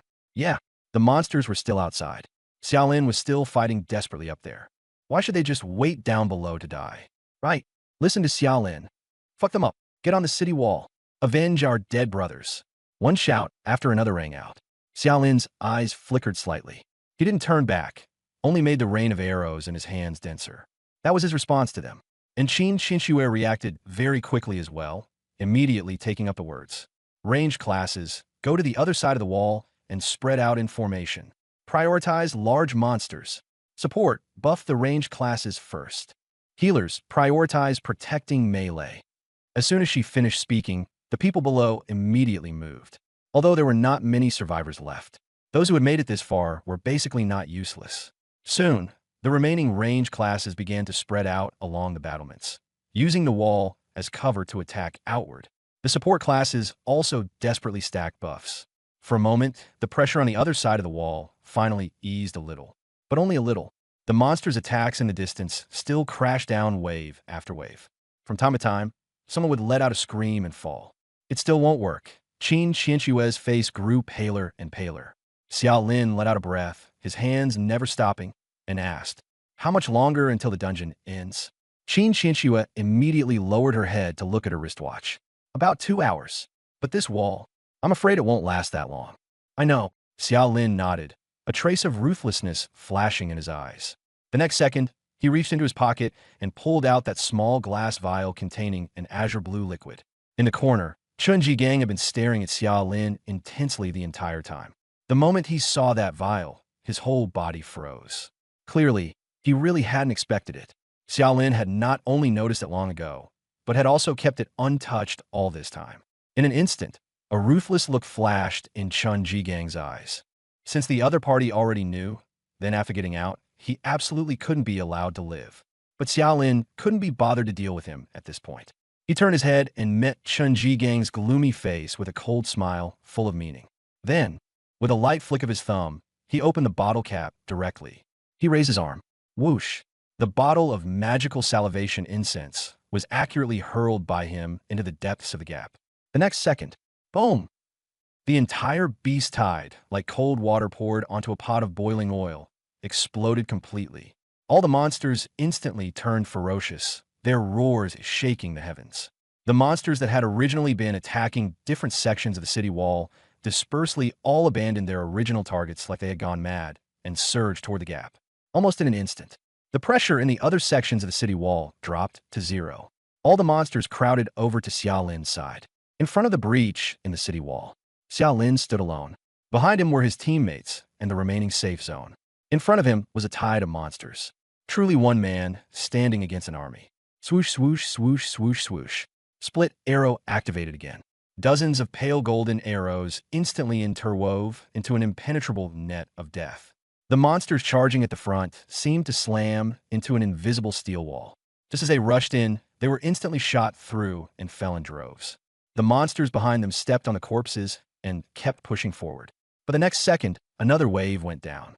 Under the city wall, the bodies piled up, then quickly turned into white light. Xiaolin pressed his lips together, with nothing else left in his eyes. Only monsters. Draw the bow. Release the arrow. His movements grew faster and smoother. System prompts also kept exploding crazily in his ears. Kill. Gained free attribute point +1. Free attribute points were now his only hope. 600, 650, 700. His agility was still skyrocketing. His body felt as if it were constantly breaking through some limit. His arms are already moving so fast they left only after images. Even the sound of the bowstring had merged into one continuous roar, with almost no discernible gaps. Though it was only a single target arrow skill, in his hands it produced the effect of an iron storm. He was mowing down monsters in waves. Even those mages skilled in area damage were looking at this with tingling scalps. Time kept passing little by little. The beast tide was still surging. Xiaolin's attributes were still increasing. 700, 750, 800. By the time his agility broke 1,000, Xiaolin's attack speed finally stabilized at an extremely terrifying value. 24 arrows per second. And that was still just from basic shots. The moment multi-shot was activated, dozens of arrows poured out all at once. The arrow rain was like a waterfall, almost blotting out the sky. That sight was no longer just strong. It was so absurd it looked like divine punishment. The newcomers on the city wall stared at the scene, all drawing in cold breaths, unable to speak for a long time. Their previous understanding of archers had been completely shattered by Xiaolin that night. In the corner, Chen Jigang's face grew uglier and uglier. Watching that figure standing at the gap in the city wall, blocking the monster tide like a god, fear and jealousy kept churning within him. Fear was fear. Fear of Xiaolin's inhuman power. Jealousy was hatred. Hatred for the radiance on Xiaolin that made everyone look up to him. And only by now did Chen Jigang finally understand completely. Xiaolin's strength did not come from any no-level equipment. It was because he himself was such a monster that it drove people to despair. This realization not only failed to make Chen Jigang give up, it instead twisted the jealousy in his heart even further. This battle continued until dawn was almost breaking. The people on the city wall could still take turns. But Xiaolin had stood at the very front of the breach the whole time, not taking a single step back. He never stopped. By the end, his agility panel had frozen at an absurd number, so extreme it was enough to make one's scalp tingle. 1109. At last, the deepest darkness began to recede. A faint fishbelly white appeared little by little on the eastern horizon. That blood moon also slowly began to fade. A shaft of true morning light pierced through the thick clouds and spilled over this land already covered in devastation. Ding! Dungeon time has ended. The moment the system prompt rang out, it was as if a flash of light had exploded in every survivor's mind. It was over. It was really over. In an instant, the entire valley seemed to have suddenly hit pause. The beast roars stopped. The pressure stopped. Even the air seemed to quiet for a moment. The next second, wow, we survived. We actually survived. No one knew who was first to cry out. Immediately after, the entire battlefield erupted completely. It's over. It's finally over. Aya, brothers, we can go home. Mom, Mom. Someone knelt on the ground, crying as they smashed the earth. Someone hugged the mutilated body of a companion and wailed. Someone collapsed on the ground, laughing and crying at the same time. The entire valley was filled with cries and cheers from those who had survived the catastrophe. Teleportation commencing. One after another, all eyes turned almost simultaneously to the figure standing at the breach in the city wall. Everyone knew it. It was he who had stood there the whole night. It was he who had forcefully carved out a path of survival for them through mountains of corpses and seas of blood. At this moment, Xiaolin finally let out a heavy breath, as if he wanted to expel all the killing intent, exhaustion, and tension that had been building in his chest throughout the entire night. At last, there was a trace of real relief in his eyes. But just as everyone was lost in wild joy, a shrill burst of laughter suddenly came from inside the safe zone. Ha ha ha ha ha. I lived. I'm lucky. I'm finally getting out of this damn place. Ha ha ha ha ha. That laughter was unbearably grating. Almost instantly, everyone's expressions turned cold. Xiaolin whirled around, his gaze sharp as a blade, locking directly onto the source of the sound. The others looked over as well. Only then did Chen Jigang actually brush the dust off his body and stride out of the corner with a look of smug satisfaction. He looked as if he were the final winner. In an instant, the entire valley fell silent again. Deathly silent. Only his ear-splitting laughter still echoed on. This silence was clearly wrong. Chen Jigang's laughter slowly froze. He subconsciously raised his head and looked around. Then he saw that everyone's eyes were all fixed on him. There was no envy in those gazes. Only coldness, fury, and disgust. Chen Jigang's heart tightened. But very quickly, he still forced that haughty expression back onto his face and raised his hand to point at several people who had cursed him the fiercest before. What are you looking at? A bunch of dogs.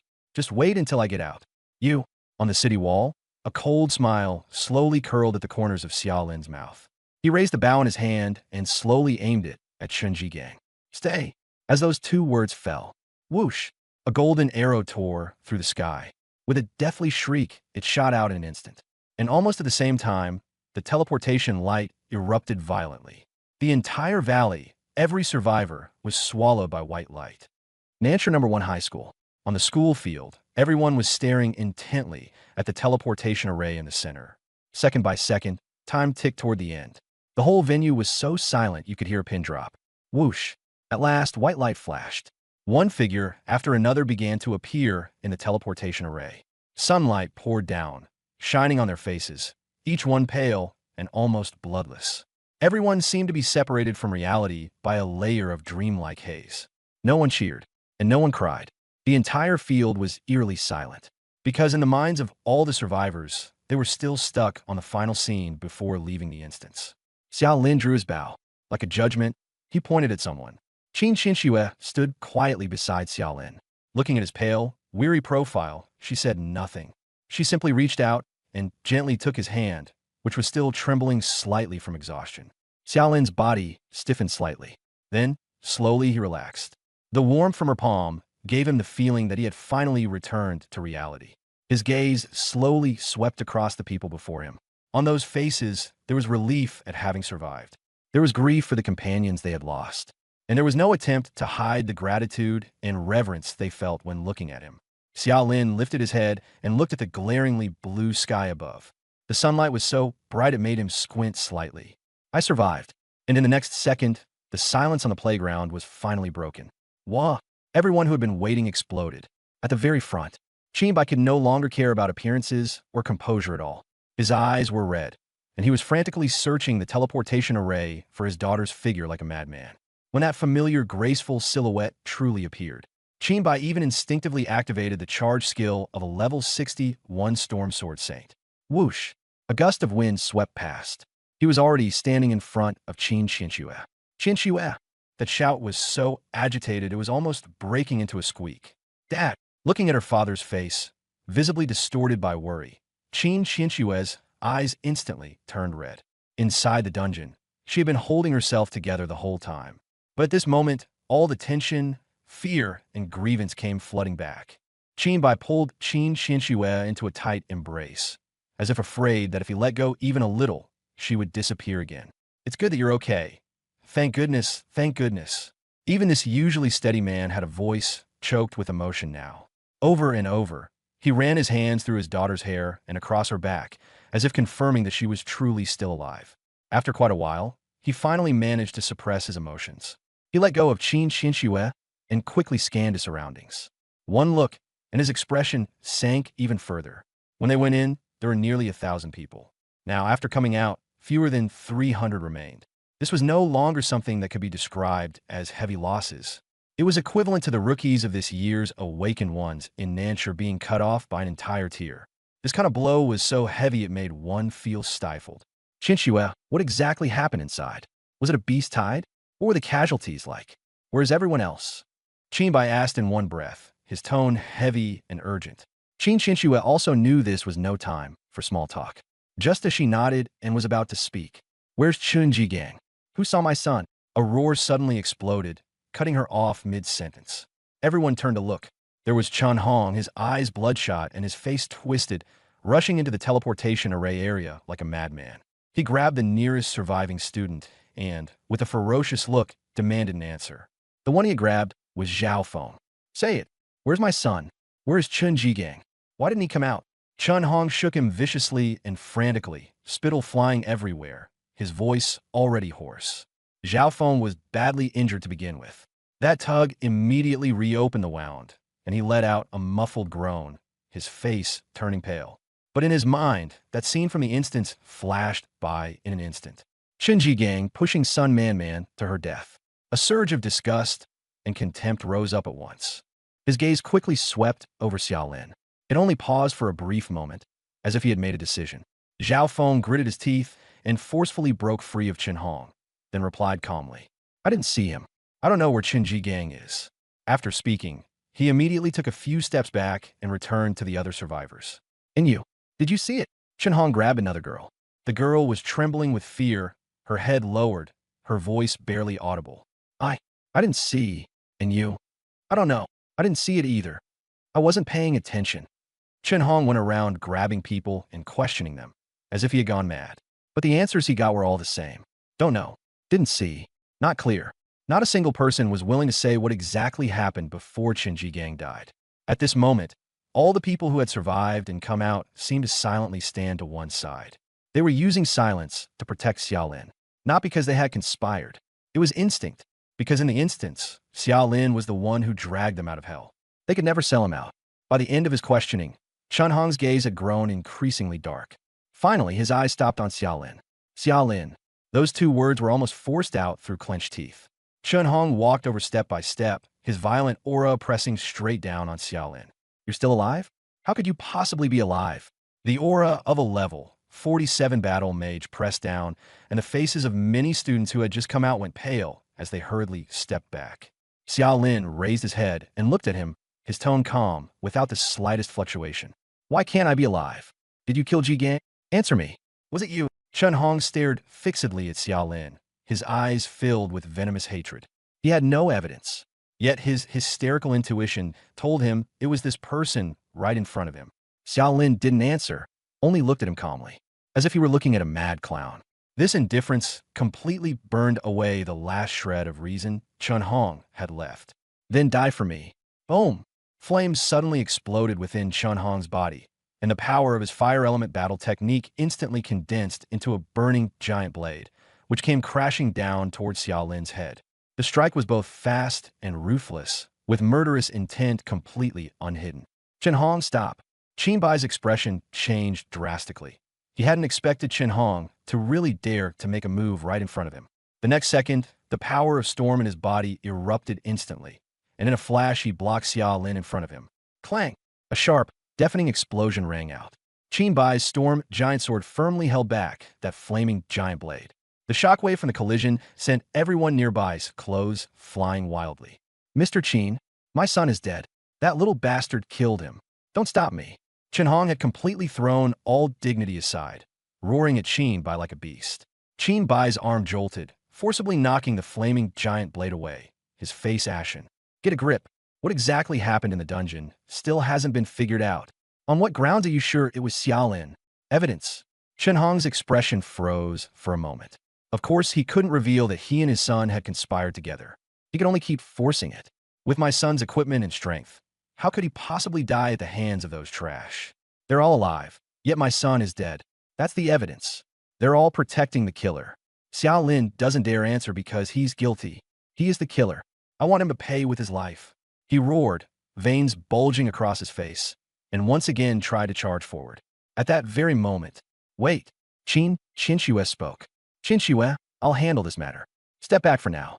Qin Bai frowned, instinctively trying to stop her. He instinctively felt that his daughter was trying to shield Xiaolin. But Qin Xue shook her head and took a step forward, directly standing in front of Xiaolin. She looked at Chun Hong, her tone icy. Uncle Chun, I know why you're convinced Xiaolin killed your son. As soon as those words were spoken, everyone's gaze instantly turned toward her. Then, she took out the small glass bottle from her pocket. Dad, take a look at this. Qin Bai froze for a moment, then took the bottle. Xiaolin was also a little surprised. After he had thrown the demon salivation incense into the gap, he had not paid the bottle any more attention. He hadn't expected Qin Xue to actually pick up the evidence and bring it back. Qin Bai first frowned, but when he made out that faint patch of light blue viscous liquid at the bottom of the bottle, his pupils suddenly shrank. He directly twisted open the bottle cap and brought it close to smell it. The next second, his expression changed drastically. This is demon salivation incense? Boom! This one sentence blew the entire playground apart. Maxiang incense. Isn't that something from the Ko Kingdom? Why would it be here? A spy. The area around them instantly erupted into chaos. Qin Bai's face turned terrifyingly dark as he slowly peeled his eyes and looked at Qin Xue. Where did this come from? By then, Zhang Ling and Shi Su had also hurried over. Qin Xue glanced at them, then pulled Xiaolin back a little before saying, this was stuffed onto Xiaolin by Chun Gang while things were in chaos. As for where he got it from, her gaze landed directly on Chun Hong's face. I think Uncle Chun should know that best, shouldn't he? Defamation. This is defamation. The moment Chun Hong saw the bottle, the killing intent on his face froze on the spot, instantly turning into panic. He shouted at the top of his lungs. My son is already dead. On what ground are you saying he was the one who put it there? This is framing. Do you have evidence? Show me the evidence. Qin Bai's expression grew darker and darker. A scene from before the assessment had already flashed through his mind. Back then, he had indeed seen Chun Hong and his son exchange a few words by the podium. At the time, Chun Hong had even seemed to secretly slip a small object to Qin Gang. He hadn't thought much of it at all, but now that the clues were pieced together, the whole thing made no sense at all. Principal Wang immediately pulled up the holographic surveillance from the podium. Qin Bai gave the order directly, his gaze fixed on Chun Hong like a blade. Chun Hong, what exactly did you hand to Qin Gang before entering the instance? Those words struck Chun Hong like a hammer to the heart. The color drained from his face in an instant. Once the surveillance was brought up, he would be finished. Get out of my way. Chun Hong suddenly let out a furious roar, power exploding instantly as he forced the people around him back. Taking advantage of the fact that the others hadn't yet sealed him in, he turned and ran. Now, there was only one path left. Run. You still want to run? Qin Bai was utterly enraged at this moment. Right under his nose, a Kaguro spy had been hiding. This was no longer just negligence. It was a disgrace. Storm. Boom. Qin Bai's entire body turned into a cyan afterimage, the giant sword in his hand thrust straight toward Chun Hong's back. At the same time, two streams of killing intent moved as well. Su drew her bow, and a flaming arrow instantly locked onto the path ahead. Zhang Ling let out a furious roar and sprang up like a cannonball, slamming the giant shield hard into Chun Hong's path. Blocked on three sides. A killing blow. Chun Hong was only level 47. Facing these three people, there was no way he could escape. But just as it seemed impossible to get away, the madness on his face only grew stronger. He suddenly turned around, fixing a deathly stare on Xiao Lin, who had been watching everything from afar with cold eyes all along. You little bastard. It's all because of you. If it weren't for you, my son wouldn't have died, and I wouldn't have been exposed. Go down and keep me company in death. He no longer cared about what was behind him. Qin Bai's sword thrust straight through his body from the lower back, blood bursting out at once. But as if he couldn't feel it, he abruptly raised both hands high overhead. Whoosh! A flaming spear as thick as a bowl, wrapped in black lightning, instantly took shape above his head. The moment the spear tip formed, the surrounding space seemed to warp. The strongest skill of a level 47 battle mage, spear of incineration. Along with that final, savage roar, he hurled the flaming spear with all his strength. 100 meters of distance vanished in an instant. It pointed straight at Xiao Lin's chest. It was so fast that even Qin Bai had no time to turn back and save him. No. Qin Xinshue's face instantly turned deathly pale, and without a second thought, she lunged forward. But Xiao Lin shoved back with his hand and directly pushed her away. Qin Xinshue staggered a few steps and fell to the ground. Xiao Lin, Lin Wayne, and Su Xiaotong's faces went pale as they screamed in shock. Bastard! Qin Bai's eyes were about to split open, but it was already too late. Everyone thought that this time, Xiao Lin was surely dead. But Xiao Lin, standing in place, did not move at all. His gaze was still terrifyingly cold, and even carried a hint of mockery. Just as the world-scorching spear was about to pierce into his chest. Buzz! A lattice shield, so thin it was almost invisible, suddenly flashed. Boom! The flame's spear exploded. Terrifying energy scattered in all directions. The surrounding ground was instantly scorched black.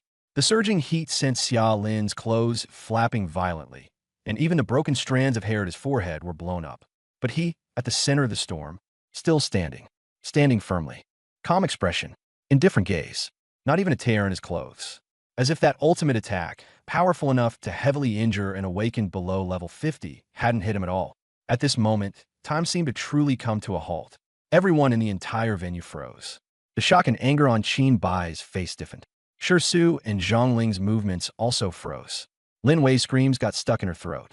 Only one thought remained in everyone's minds. Blocked it? Completely unharmed. How the hell was that possible? That was the strongest strike of a level 47 battle mage. Even for someone like Zhang Ling, who specialized in defense and took it head-on, he would at least have been seriously injured. But Xiao Lin, he was just a newbie who had awakened not long ago. In that deathly silence. Bang! Crack! The sound of bones breaking pulled everyone back to reality. Zhang Ling's beast-head heavy shield slammed Hunfin into Chen Hong, already pierced through by Qin Bai's sword, and then forcibly unleashing his strongest skill. Chen Hong could no longer hold on this time. His entire body flew more than 10 meters like a torn sack, crashing heavily onto the concrete ground. After rolling several times, his limbs twisted into grotesque angles, and a large pool of blood quickly spread beneath him. He twitched a few times, still glaring at Xia Lin with bloodshot eyes filled with venom and disbelief. Then he was completely dead. Only after the corpse hit the ground did the whole playground seem to regain its voice. A wave of sharp intakes of breath rose one after another. Did I see that right? He's fine. That was a level 47 ultimate move. Is he even human? I thought his offense was ridiculous, but this defense... This scene completely shattered everyone's understanding. Qinbai slowly sheathed his sword, and the look he gave Xia Lin was no longer just shock. It was suspicion. It was solemn. Just how many more things were hidden in this boy? But no matter how shocked he was, he knew this wasn't the time to ask. Qinbai took a deep breath, forcibly suppressing the turbulent emotions in his heart, and issued a cold command. Battle Soul Pavilion, obey my orders. Immediately seal off all external transportation and communication nodes in South City. Thoroughly investigate all of Chan Hong's social ties and dig to the very bottom. Don't leave a single corner unchecked. After speaking, he swept his gaze across the crowd, his voice cold as iron. All surviving students are to undergo immediate physical examinations and psychological counseling. Furthermore, everything that happened on the playground today is classified as top secret. No one is allowed to disclose it. As soon as the order was given, the people from the Zhanhuan Pavilion immediately sprang into action. The lockdown line was set up. Communications were cut off. Survivors were gradually escorted away. But the shock on the playground still hadn't faded at all. Everyone's gaze on the entire playground was fixed tightly on Xia Lin. He took the Burning World spear head-on and came away completely unharmed. That scene had already been etched into everyone's mind like a brand. Qin Xinxue quickly walked up to his side, her voice still trembling with lingering fear. You really okay? You scared me to death just now. Looking at the genuine concern in her eyes, impossible to hide, Xia Lin's expression finally softened a little. I'm fine, it was just the aftershock. He paused, then suddenly added in a low voice, his tone tinged with helplessness. It's just that, from now on in Nanshur, I'm probably never going to be able to keep pretending to be a pig. What? Qin Xinxue froze. She clearly hadn't caught up with his train of thought. Xia Lin shrugged, a hint of teasing on the corners of his mouth. From now on, if I run into a tiger, I'll just have to take it head on. You. Qin Xinxue couldn't help but laugh in exasperation at how he could still joke at a time like this, and she lightly punched his arm. At a time like this, you still have the mood to say that. Qinbai also walked over at this point. He first looked at Qin Xinxue, his expression somewhat complicated, and in the end it turned into a soft sigh. He had seen very clearly the scene just now, when his daughter threw herself forward without a second thought. Then he walked up to Xia Lin and raised his hand to give him a hard pat on the shoulder. You brat, you really were hiding it deep. That slap was not light. The corner of Xia Lin's mouth twitched slightly, and he seriously suspected that this guy had some private feelings mixed in. Qinbai quickly collected his expression, his tone returning to that unquestionable steadiness. Leave the aftermath here to them. Xia Lin, Xinxue, go back and rest first. Get some sleep and recover your condition. As he said this, he fixed his gaze on Xia Lin, his tone becoming much heavier. Xia Lin, once you've rested well, come find me immediately. Whatever the time, come anytime. Xia Lin understood at once that this definitely wasn't just going to be a simple chat. He nodded. Okay, Uncle Qin. After saying that, he didn't linger any longer. Under the extremely complicated gazes of everyone on the field, he turned and left the playground. Back at the rented room, Xia Lin didn't even bother to take off his shoes. He flung himself straight onto the bed, and his consciousness instantly cut out. That night in the instance, what he consumed wasn't just physical strength. It was also his mental energy. Beast tide, slaughter, tension, the threat of death. All of it had been pressing down on him the entire time. That kind of high-intensity mental focus was far more tormenting than physical exhaustion. Now that he finally relaxed, exhaustion and drowsiness directly shoved him into darkness. At the same time, top floor of Longting Tower, in a top-secret communications room made of special energy-absorbing alloy next to Qinbai's office, the atmosphere was so heavy it was hard to breathe. Qinbai stood before the massive holographic communications screen, his expression solemn. On the other side of the screen were the 3 senior pavilion elders at the highest level of the War Soul Pavilion in the South China region. In summary, at 12:15 today, The newcomer graduation assessment instance for number 0086 in Nanshur was suddenly struck by a beast tide. Preliminary judgment indicates that both the intensity and scale have already completely exceeded the upper limit of what a newcomer can withstand. After Qin Bai finished speaking, the communication side fell into a brief silence. A few seconds later, the voice of an elderly pavilion elder came through, carrying a bitterness that could not be suppressed. "Are you sure it was a beast tide?" Qin Bai's Adam's apple moved, and his voice was very low. "Confirmed." Again, it was deathly silent.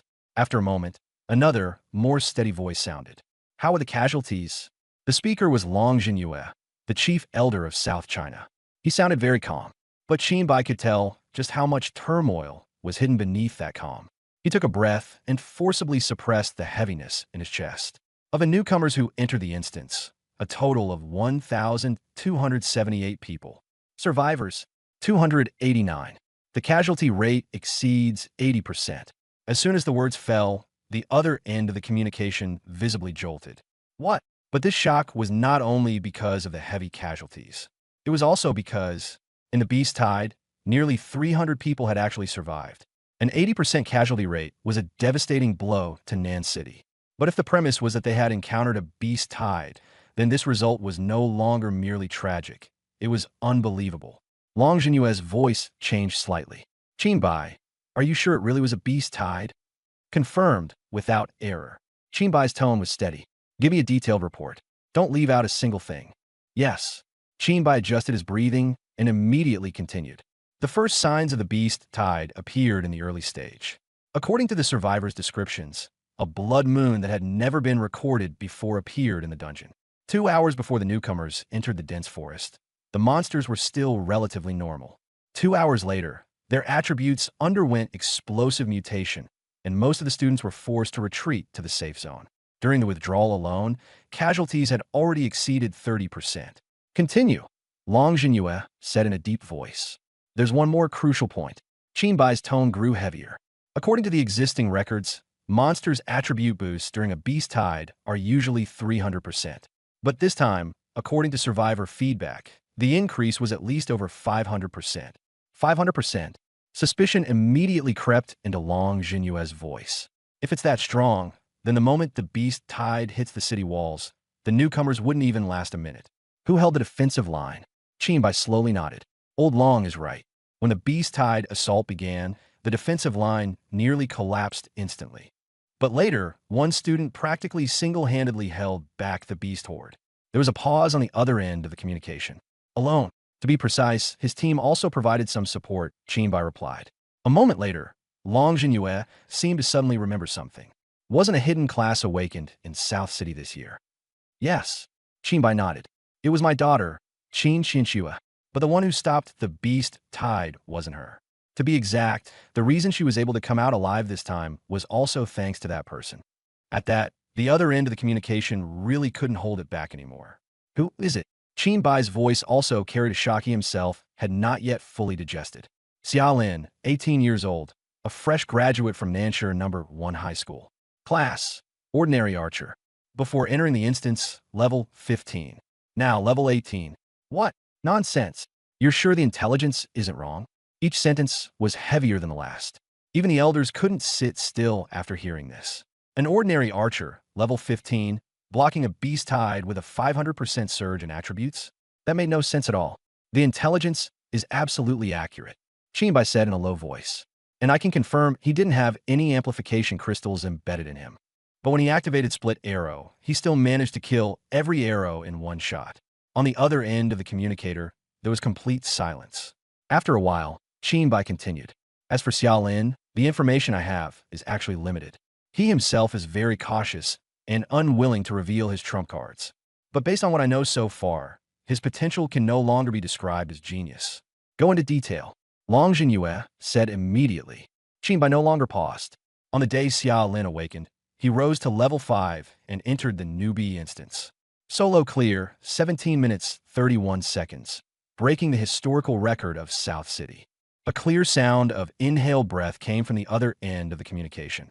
On the second day after awakening, Xiaolin, who had reached level 10, formed a party with a level 7 teammate and entered the reincarnation altar instance. In 3 hours, he took his teammate from level 7 to level 15. According to the teammate's description, all the output in the instance was done by Xia Lin alone. There was another wave of sharp intakes of breath.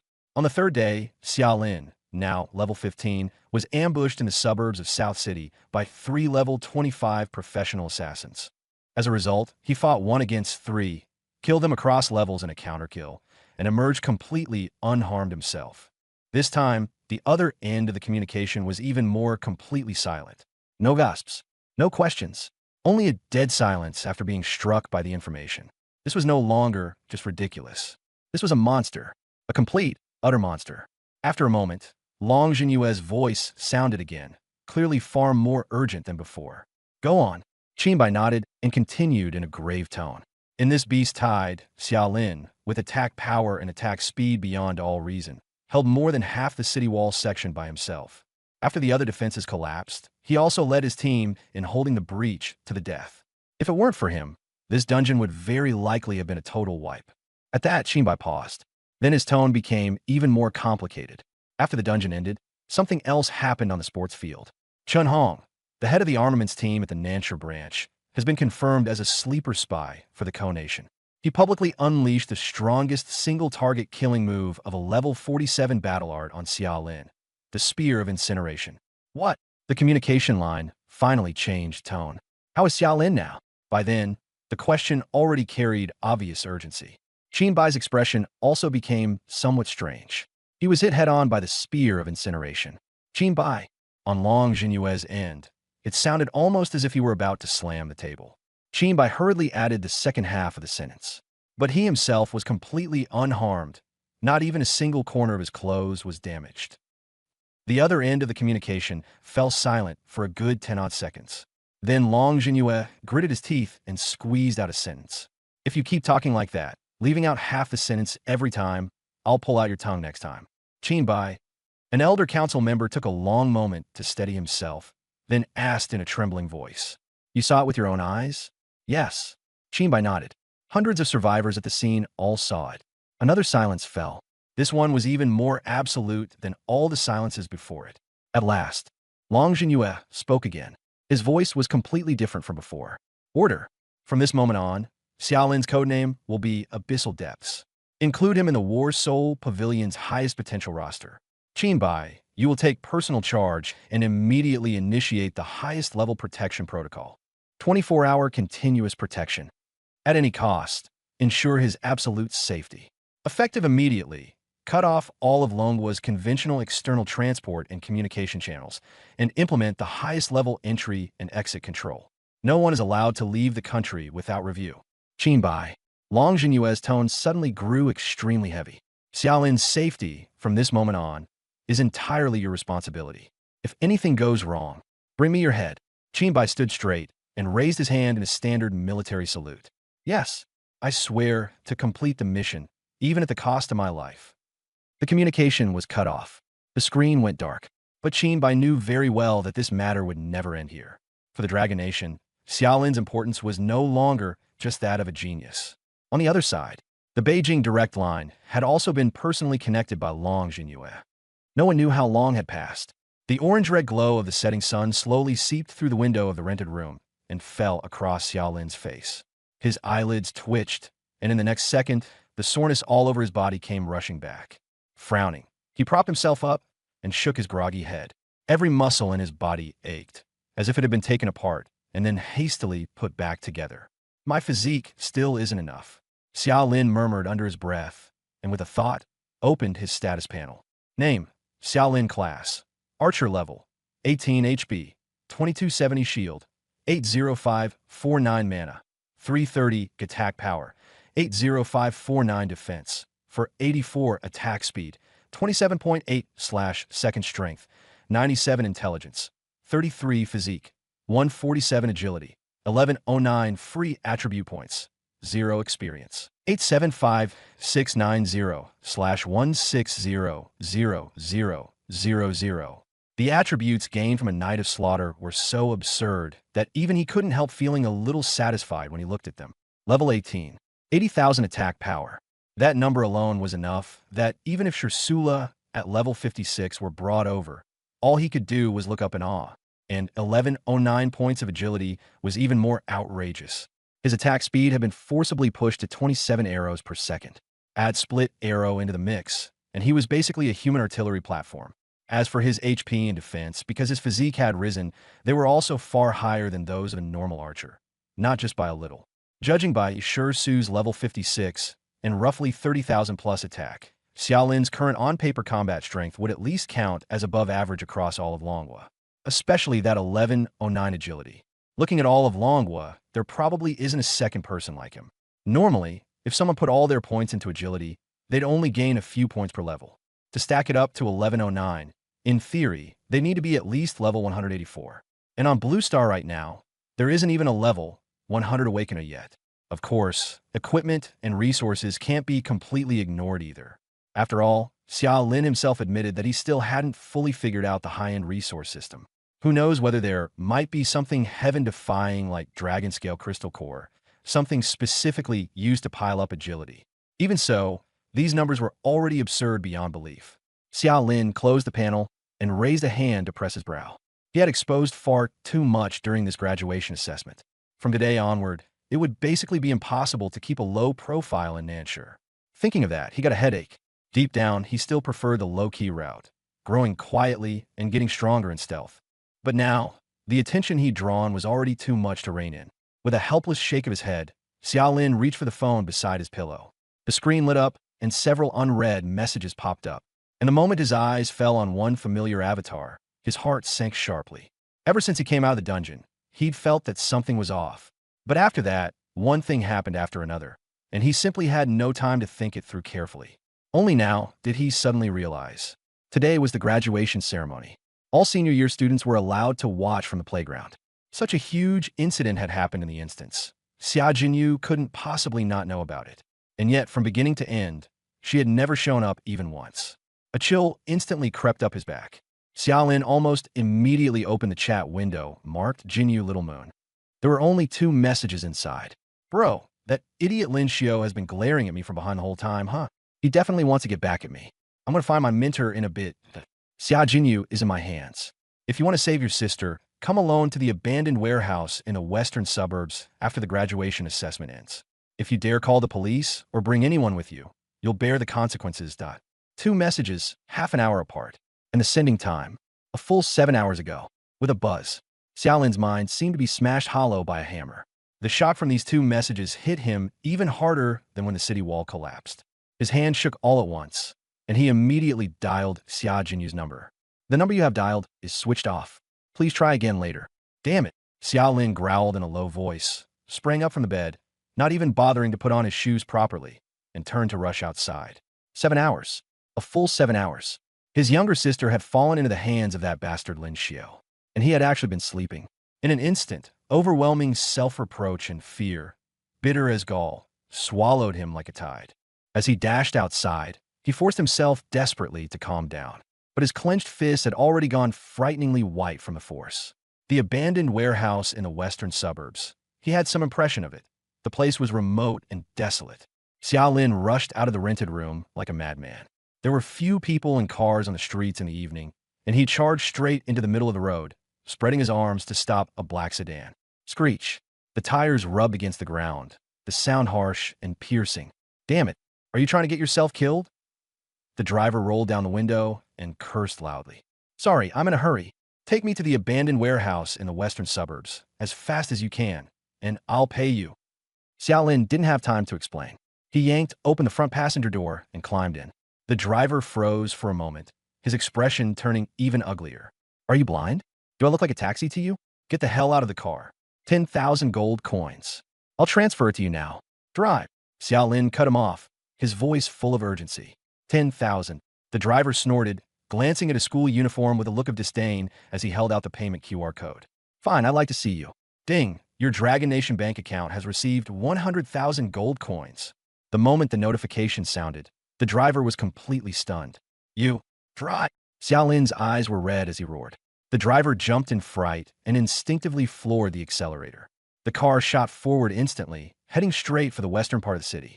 What Xiaolin didn't know was that just as he rushed out of the rental place to hail a car, in a nearby, ordinary black vehicle, A calm, steady man had already pressed his earpiece. Report to President Qin. Qin Yuan has left his residence, is very agitated, has gotten into a private car, and is speeding toward the western suburbs. Nanshire, top floor of Longting Tower. Do we know what happened? Qinbai stood up with a frown. No. Should we follow him? Follow him. Qinbai immediately ordered. Track the vehicle's real-time route right away. Notify Zhang Ling and Shi Su to take people to the western suburbs and stand by. Also find out who's been active there recently. I want to know immediately what happened to Xiao Lin. The orders were quickly relayed. Qinbai grabbed his coat and rushed out, his face dark.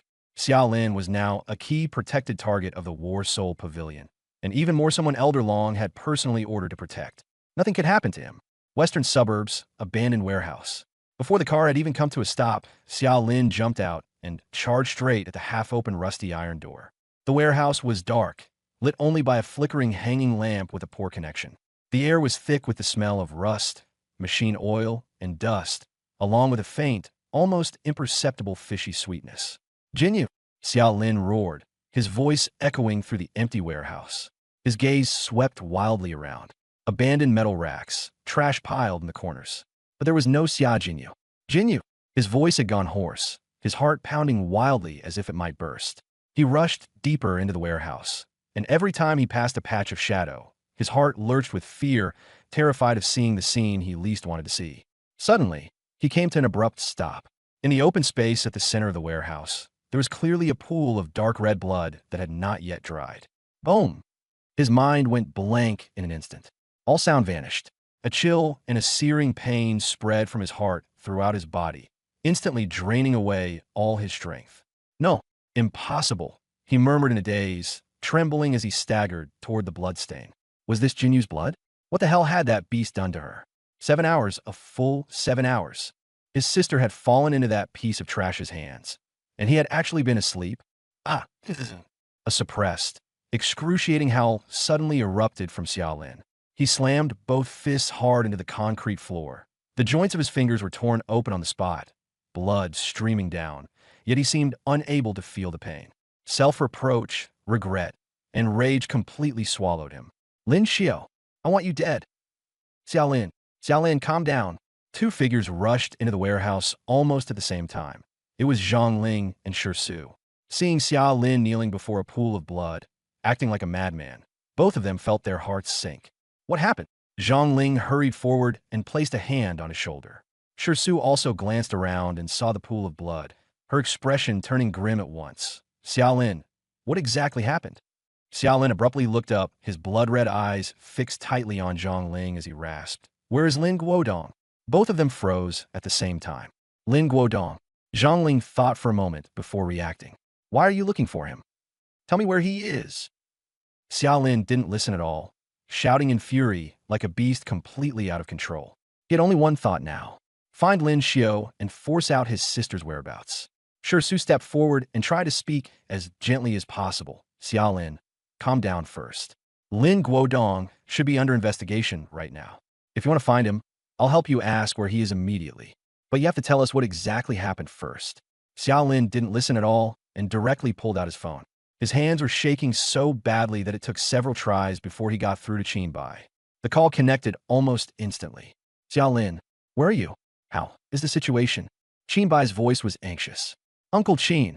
Xiao Lin's voice trembled, thick with tears and killing intent. Lin Xiao.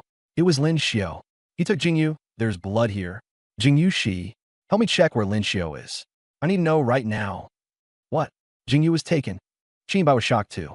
Xiao Lin, calm down, don't act rashly. I'll have someone check immediately, but you must. I can't calm down. Xiao Lin roared into the phone, tears finally spilling out, splashing onto the floor mixed with the blood on his hands.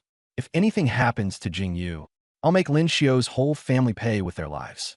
Not a single one of them will get out alive.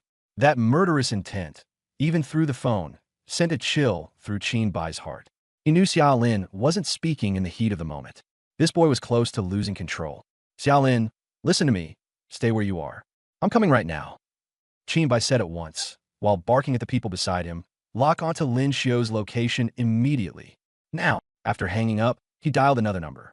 Qin Xue, Drop everything you're doing right now and go immediately to the largest abandoned warehouse in the western suburbs. Yes, that place. Don't ask questions. It's urgent. Leave now. We'll meet at the warehouse. In the warehouse, the atmosphere was so oppressive it was almost suffocating. Xia Lin knelt beside the bloodstains, his whole body trembling slightly, staring fixedly at the blood on the ground. Zhang Ling and Su didn't dare approach carelessly. They could only stand guard nearby. Second by second, time dragged on unbearably long. Finally, the sound of sudden breaking came from outside the warehouse. Qinbai practically rushed in. At one glance, he saw Xia Lin's condition and his heart lurched. He hurried forward at once. Xia Lin, how are you? Xia Lin still kept his head down and said nothing. Qinbai looked at Zhang Ling and Su, but both could only shake their heads. He sighed and was just about to step forward again. Just then, another sound came from the warehouse entrance. Dad, I'm here. Huh, Xia Lin? Brother? The voice suddenly stopped. Everyone, including Xia Lin, instinctively looked over. At the doorway stood Qin Xianxue, and beside her was a girl in a school uniform, looking anxiously at Xia Lin. The air seemed to freeze all at once. The madness and killing intent on Xia Lin's face instantly stiffened, his mind going completely blank. He stood there with his mouth open and eyes wide. What the hell was going on? The moment Xia Jinyu saw her brother's bloodshot eyes, her heart clenched. She hurried over quickly. Brother, what's wrong? She caught sight of Xia Lin's mangled, blood-soaked fist at a glance, and tears immediately fell. Your hand? Jinyu. Only when the real sensation touched his hand did Xia Lin dare believe that what he was seeing was real. You're okay? What about Lin Xiao? That bastard Lin Xiao. Xia Jinyu was both angry and anxious. Seeing his hands covered in blood, she burst into tears outright. Brother, what exactly happened to you?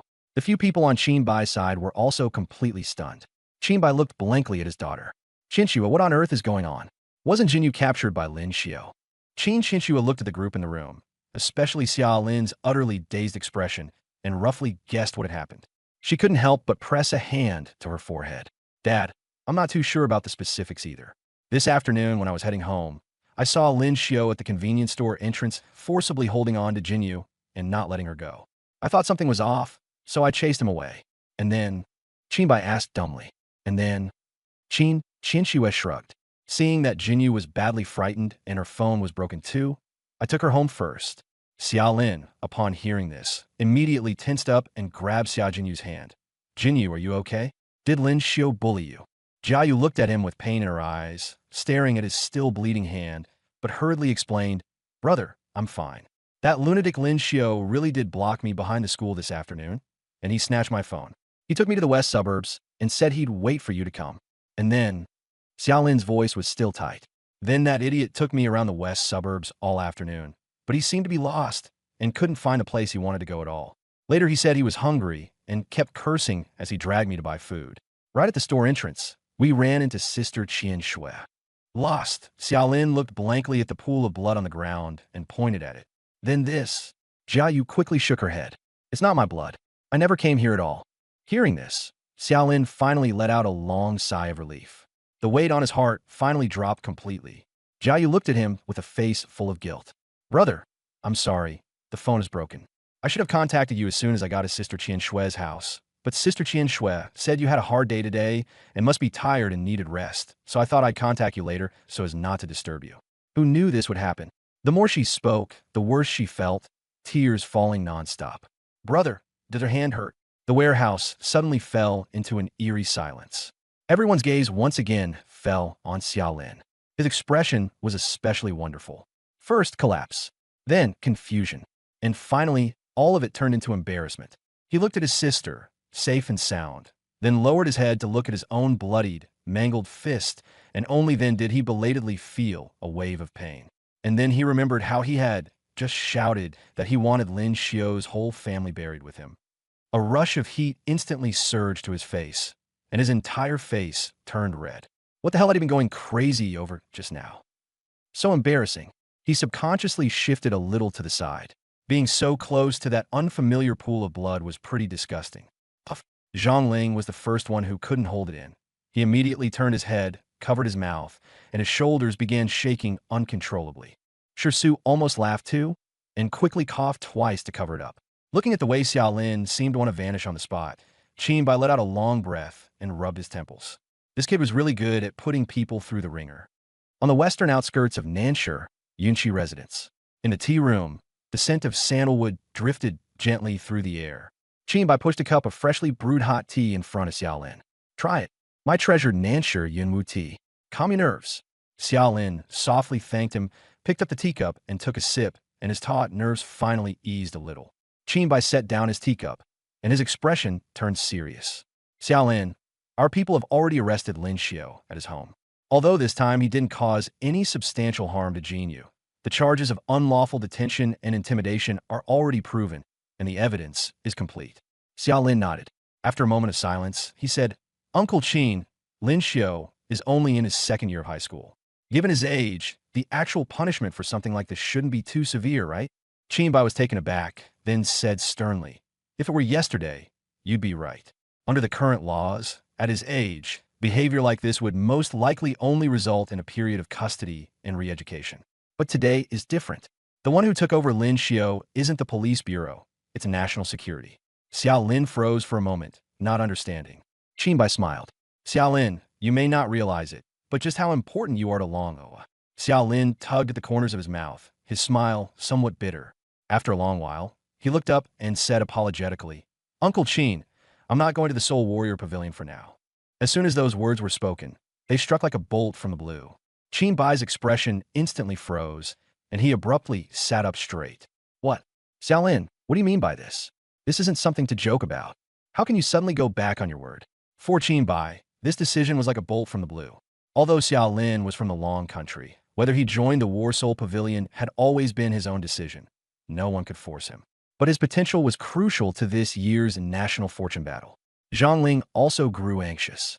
Brother Xiaolin, what are you talking about? So many people are desperate to get into the War Soul Pavilion and still can't.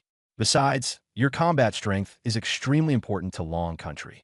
If you can win a good ranking for Long Country in the national fortune battle, then wherever you go after that, you'll be admired by everyone.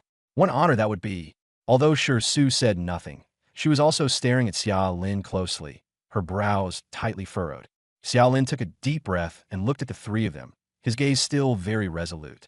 Uncle Qin, Brother Zhang, Sister Su, I understand what you all mean, and I also understand the expectations you have for him. But this time he was truly scared. A useless playboy like Lin Xiao, who hasn't even awakened yet, was able to push Jinyu to that extent. If Qin Xinxue hadn't happened to pass by, he didn't even dare to imagine the consequences. Qin Bai sprang to his feet, his face red with anxiety. Xiaolin, this isn't just our expectations. He stared at Xiaolin, his tone heavy. You know how important you are to Long Country, so I won't say it again. This year's national fortune battle is something we cannot afford to lose. If we really do lose, the whole country will descend into chaos, and no one will escape it. Zhang Ling also became anxious. Xiaolin, I know today's incident frightened you, but I still hope you'll think it over again. The country really needs you. Xiaolin shook his head. He understands all that, but he only has this one younger sister, and protecting her is his greatest responsibility. If he leaves Nan City, what will happen to Jinyu? A piece of trash like Lin Xiao could already threaten her. What if someone even more vicious comes along? He wasn't acting on impulse. With his hidden talent, whether he joined the War Soul Pavilion or not actually wouldn't make much difference. Resources weren't that important to him either. As long as he was given time, he was confident he could stand at a height that everyone would have to look up to. He admired those who fought desperately for Long Country. But if he couldn't even protect his own younger sister, then what was there to talk about in terms of protecting Long Country? Su set down her teacup and sighed softly. Xiaolin, I understand how you feel. But have you thought about this? If you stay in Nan City, will Jinyu really be safer? The strength you displayed today has already drawn too much attention. In the future, your enemies won't just be small-time characters like Lin Xiao. Xiaolin fell silent. The atmosphere in the tea house suddenly became oppressive. Qin Bai looked at his stubborn expression and felt a wave of helplessness in his heart. Zhang Ling and Su also fell silent, their brows furrowing even deeper. At this moment, Xia Jinyu, who had been sitting quietly by the side, lifted her head. Her eyes were slightly red as she looked at Xiaolin's tightly furrowed brow, her heart aching. Brother, she said softly, breaking the silence. Everyone turned to look at her. Xiaolin also turned to look at his younger sister. Xiao Jinyu looked at him very seriously. Brother, you actually want to join the War Soul Pavilion, don't you? Xiaolin's brow furrowed even more. Jinyu, brother, listen to me first. Xiao Jinyu cut him off. Her voice was very soft, yet firm. From childhood until now, you've always been protecting me. You've worked so hard and tried so hard. I know it's all for me. Her eyes reddened, and her voice trembled slightly. But have you ever thought about it? You're only 1 year older than me, and I'm not a child anymore either. I'll awaken next year, and I'll also try to join the War Soul Pavilion. I'll stand by your side. As soon as those words were spoken, Xiao Lin's heart shook violently. Brother, you shouldn't be trapped in South City. Xiao Jinyu looked at him earnestly. I don't have any great ambition to protect our country, but I also don't want to hold you back. I hope you'll go do what you want to do. Xiao Lin's throat moved, but he said nothing. At this moment, Qinbai spoke up. Xiao Lin, I know you're worried about Jinyu. How about this? Leave her safety to me. Even if you stay in South City, you can't possibly keep watch over her all the time. You still need to train, and you still need to run dungeons. When it comes to protecting people, we're more professional than you are. Those words made Xiao Lin's brow knit even tighter. He suddenly realized that he may have truly been thinking too simplistically. That was right. He had a hidden talent and could grow stronger without relying on outside help. Even if he stayed in South City, he was confident he could reach the peak. But the problem was, he couldn't stay by his sister's side every single moment. He needed to farm dungeons, he needed to become stronger, and there would always be times when he had to leave. Jinyu also had to go to school and live a normal life. By then, who would protect her? Danger often came in an instant. Like what happened today. If Lin Xiu hadn't been quite so stupid, by the time he discovered it, Xiao Jinyu might already have been in trouble. Qinbai continued, rest assured and join the War Soul Pavilion. Go all out in the National Fortune battlefield. Leave Jinyu's safety to us. Our people will protect her around the clock, without affecting her life or studies. When Xiao Lin heard this, his heart was stirred. If the War Soul Pavilion really could protect Xia Jinyu in every way, the effect would definitely be far better than him guarding her himself. He looked up at Qinbai. Uncle Qin, will the War Soul Pavilion really support these things? The South City War Soul Pavilion is already short-handed. If. Qinbai shook his head directly. Don't worry. I've already reported your performance in the instance to the Pavilion Elder of the South China region. The War Soul Pavilion has now listed you in the highest potential tier. Protecting you and your family is one of our responsibilities to begin with. At this, he sighed, with a touch of apology on his face. Speaking of which, this time Jinyu's accident was already our negligence. Xiao Jinyu immediately spoke up. Brother, I believe Uncle Qin. With the War Soul Pavilion protecting me, don't worry about me. I hope you can have no worries and do what you want to do. No matter what you want to do, I support you. She did not urge him to sacrifice himself for the greater good. She merely told him to go do what he wanted to do, and that she would take good care of herself, not wanting to become a burden to him. Xiao Lin looked at his younger sister in a daze. Only at this moment did he truly realize that the little tail that had always followed behind him had really grown up. She was no longer the little girl who needed him to stay by her side every second. She already wanted to stand beside him. The stubbornness in his eyes finally loosened bit by bit. Jinyu, you really aren't afraid? I'm not afraid. Xiao Jinyu immediately shook her head, still with tears in her eyes, but smiling. What she's most afraid of is you giving up the glory that should have been yours because of him. Brother, he will be fine, and I'll also work hard at studying, strive to awaken a good profession next year, and join the War Soul Pavilion. Qin Xinxue, who had not spoken all this time, slightly curved the corners of her mouth. She did not interrupt, but silently picked up the teapot and topped off the warm water in Xiao Jinyu's empty cup. Seeing that Xiao Lin's attitude had softened, Qinbai finally let out more than half of the breath he had been holding.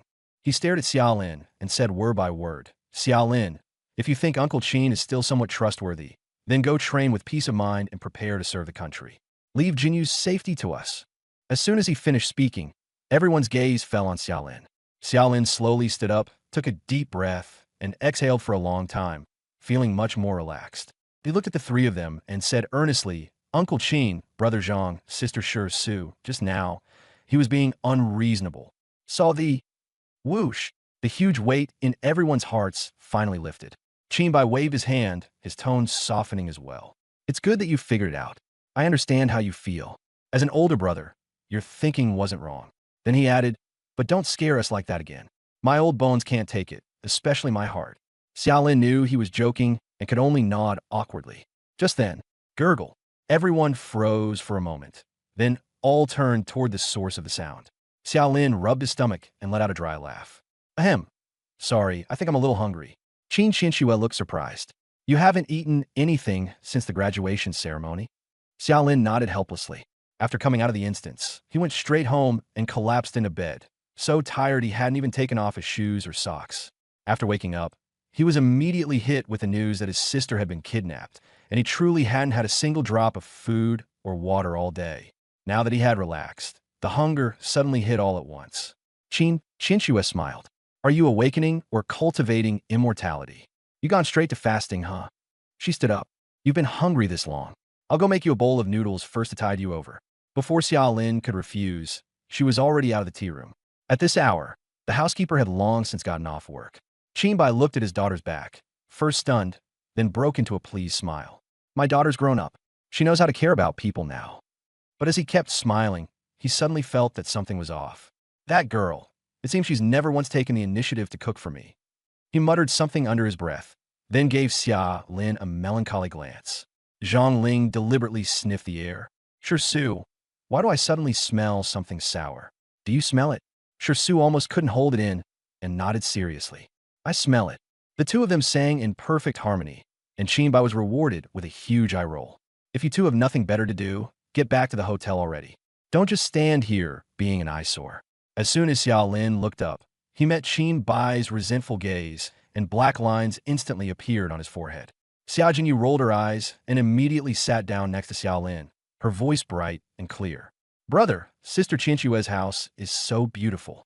It'd be great if he could come here often to play in the future. Xiaolin, Qinbai.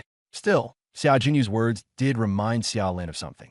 He said with a smile, Uncle Qin, Brother Zhang, Sister Su, he wants to treat you all to dinner tomorrow night. The three of them were all stunned for a moment, then smiled and agreed. Zhang Ling asked curiously, treat us to dinner? Something good happened. Xiaolin nodded and looked at Xia Jinyu with a smile. He's moving into his new place tomorrow night, in Yunqi Shaozhu. Ah! Xia Jinyu was first stunned, then let out an excited squeal. She grabbed Xiaolin's arm and shook it hard. Brother, you really bought a house here? The kind like Sister Qianxue's, with a big courtyard? Xiaolin rubbed her head and nodded with a smile. A villa with a courtyard. Qinbai, Zhang Ling, and Su exchanged glances, each seeing understanding in the other's eyes, and all of them offered congratulations. Qinbai asked with a smile, which villa did you buy? Xiaolin took out his phone and glanced at the property information. Uncle Qin, he bought villa number 1. Do you know where that is? Numero uno. Qinbai's expression suddenly became a little strange. Unit 1. Xiaolin nodded. Su added with a smile, the head of the family lives in Unit 2, and Unit 1 is right next door. What? Xiaolin's eyes went wide. Zhang Ling slapped him hard on the shoulder and laughed. Brother Xiaolin, that was basically a face-to-face challenge. Boss, from now on, when your two families visit each other, you won't even need to change shoes. You can just hop over the wall. Qinbai's mouth twitched as he looked at the innocent-looking young man before him, feeling incredibly complicated. I heard the place next door sold a couple of days ago, and I was curious who the new neighbor was. Never expected it to be you, kid. Su also smiled. From a safety standpoint, this location is indeed very good, and it's convenient to look out for each other. Xiaolin's eyes lit up. Su was right. The house was right next to the Qin families, and Xiaomei's safety now had one more layer of protection. Before long, Qin Qianxue came in carrying a bowl of noodles. Hearing everyone laughing so happily, she was a little surprised. What are you all talking about? So happy. Xia Jinyu immediately grabbed her hand and said excitedly, Qianxue, my brother bought a new house. It's near your place, so we're neighbors now. After hearing that, a clear glint of joy flashed in Qin Qianxue's eyes. She looked at Xiaolin and nodded lightly. Congratulations. The noodles are ready. I've put them on the dining table. Go eat. Xiaolin was already starving. After thanking her, he went straight to the dining room. On the dining table sat a steaming bowl of noodles, fragrant with aroma, topped with 2 golden poached eggs. At the sight of it, Xiaolin's appetite surged instantly. He hurriedly sat down and, not minding the heat, started eating big mouthfuls. He had originally thought that a young lady like Qin Qianxue wouldn't know how to cook, but he hadn't expected the noodles to taste this good. Yunqi Shaozhu was originally a high-end, fully furnished residence, with all appliances and furniture already in place, basically move-in ready. The next day, Xiaolin hired a moving company to the bedding, clothes, and some personal belongings of the siblings from the rental apartment. There wasn't much stuff. It all fit in half a truck. It didn't take long for Xiao Lin to tidy up his room. Looking again, Xia Jinyu was still running around the new house, thrilled beyond words. He smiled helplessly, said hello, and left. From a moment Xia Lin stepped into Yunqi Shaozhu that morning, he had noticed that while the community was quiet, there were clearly several more pairs of eyes lurking in the shadows. Those gazes were hidden behind tree shade and in the gaps between buildings. Sharp but not hostile. Xia Lin knew very well that this had to be the people Qin Bai had arranged. When he reached the teleportation center, Xia Lin went straight toward the teleportation array leading to the newbie trial grounds. For him now, the basic boosts from experience and levels were almost negligible. He had only one reason for farming monsters: to stack attack power as fast as possible. And the newbie trial grounds were the optimal solution. In a long-tailed rabbit zone here, more than 300 monsters could be farmed at once, and they were especially densely packed, almost standing in clusters. By comparison, although dungeon monsters gave more experience per kill, the total number across the whole map was usually only a few dozen to just over 100. More importantly, dungeon maps were generally very large. Even if you didn't fight, just running the map could take more than 10 minutes. Of course, special dungeons like the Samsara Altar were an exception. For Xiao Lin, farming monsters in the newbie trial grounds was far more cost-effective than running dungeons. The only pity was that there was hardly any economic return. Whether it was gold or equipment, at his current level, he had no hope of getting anything in the newbie trial grounds. A flash of white light. A familiar scene immediately appeared before his eyes. It was still that stretch of lush green grass, still that scent of grass and wildflowers mingled together. The next second, Xiao Lin drew his bow directly. A terrifying firing rate of 27 arrows per second, combined with split arrow, sent nearly 100 arrows in a single second, crashing straight toward the densely packed, long-tailed rabbit pack with a shrill whooshing sound. As the arrow rain swept through, it left a mess everywhere. The long-tailed rabbits, still munching on grass, didn't even have time to react before they fell in droves amid the vast swathes of golden light. It took only 5 seconds. The entire long-tailed rabbit area was completely cleared out. Only a carpet of grass, swept on by arrows, remained on the ground. Xiao Lin put down his bow and looked at the empty space ahead, the corner of his mouth twitching slightly. The monster density still wasn't enough. Then he directly activated the teleport stone, returned to the teleportation center, and teleported in again. He kept going back and forth like that. By the time the afternoon ended, Xiao Lin had already run back and forth between the novice trial field and the teleportation center nearly 200 times. If most of the time hadn't been wasted on traveling, his efficiency would have been even more outrageous. At this moment, Xiao Lin's attack power had already risen to 1,39086. Almost 140,000. Even if compared with Shi Su, who was level 56, it would. Forget it. Xiao Lin shook his head, too lazy to think about it anymore. Better not hit sister Shi Su's confidence. When he got home, Xiao Jinyu was already preparing dinner. The siblings had grown up in hardship, so cooking was nothing at all to Xiao Jinyu. Originally, Xiao Lin had wanted to treat Qin Bai and the others to a meal at a hotel, but Xiao Jinyu felt that when moving into a new home, they should entertain guests at home. No matter how nice it was outside, it still wasn't as warm as home. Xiao Lin naturally listened to his younger sister. Just as he was about to go upstairs to take a shower, an extremely arrogant engine roar suddenly came from outside, instantly breaking the quiet of Yunqi Shaozhu.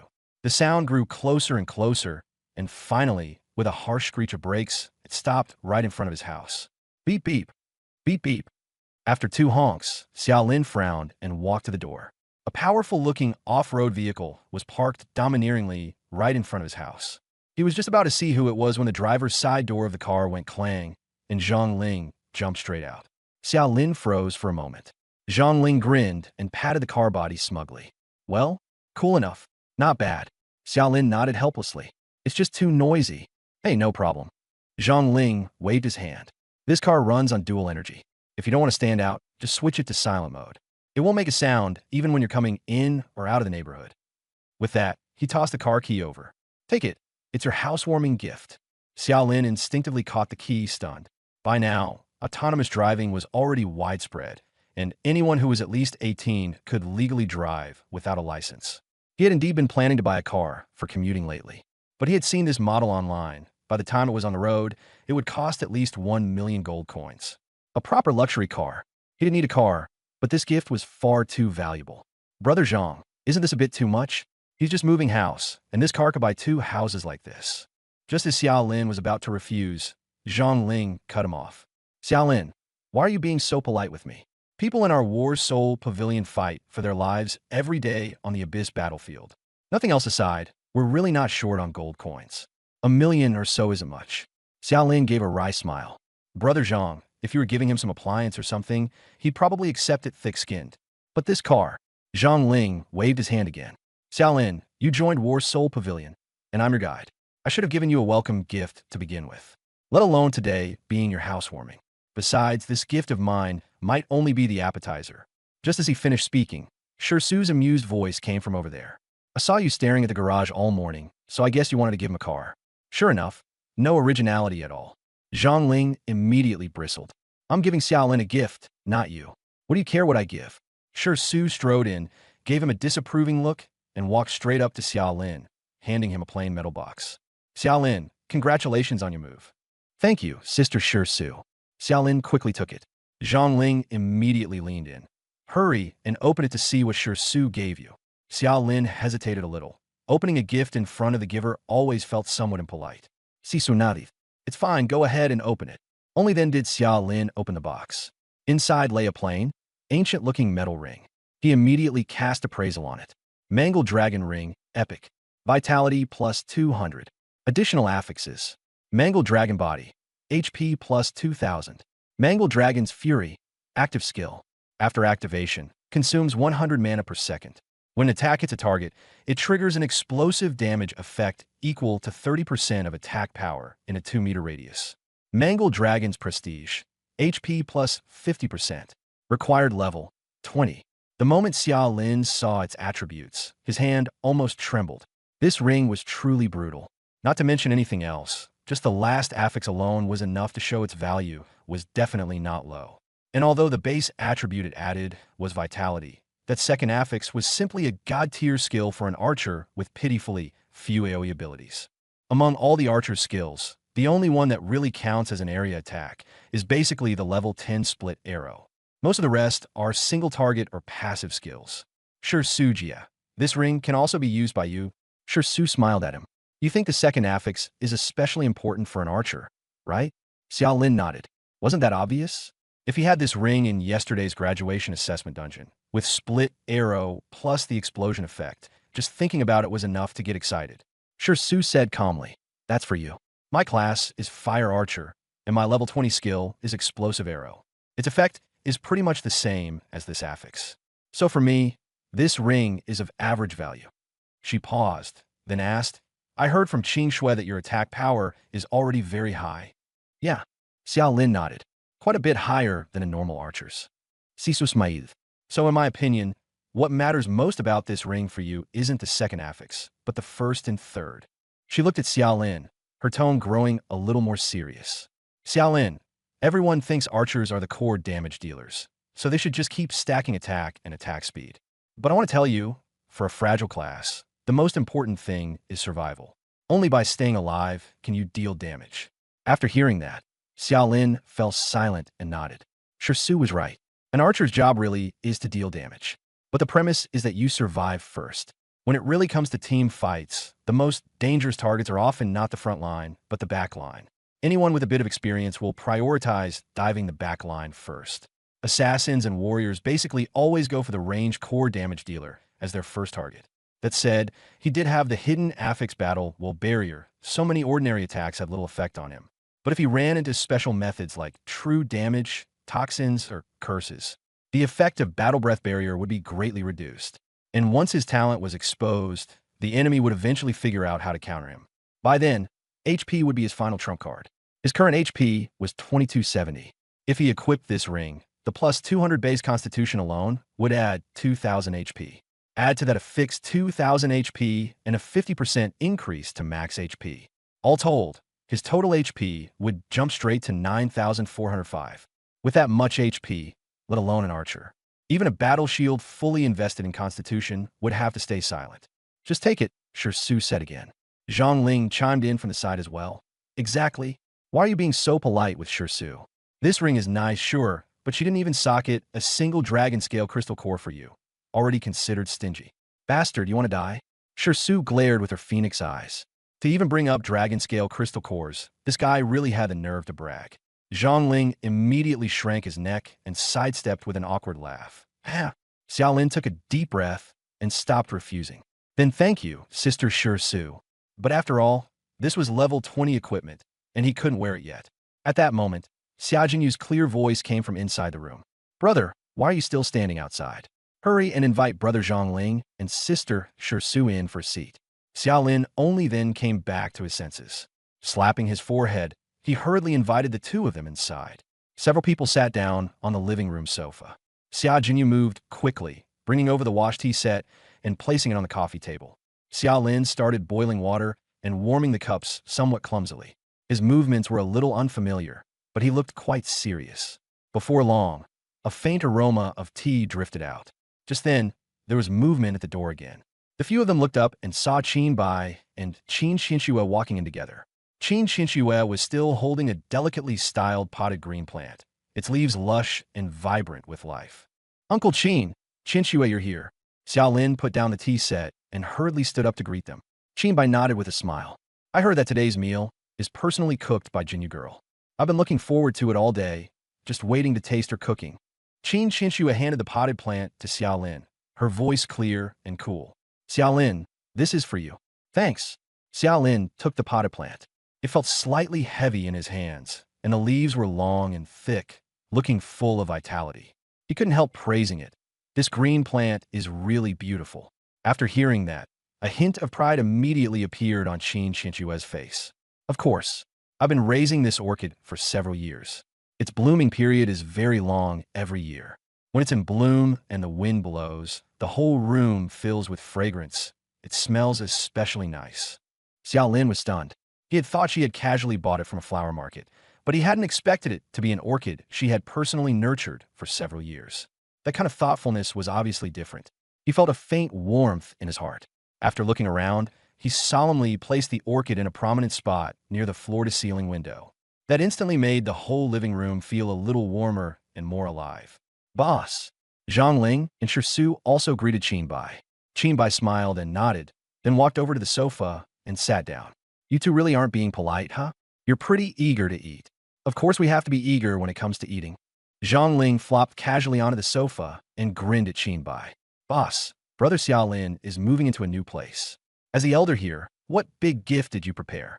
Come on, take it out and let us have a look. Qin Bai froze for a moment, then raised a hand and pointed at the pot of orchids. There, isn't that it? The expression on Zhongling's face froze on the spot.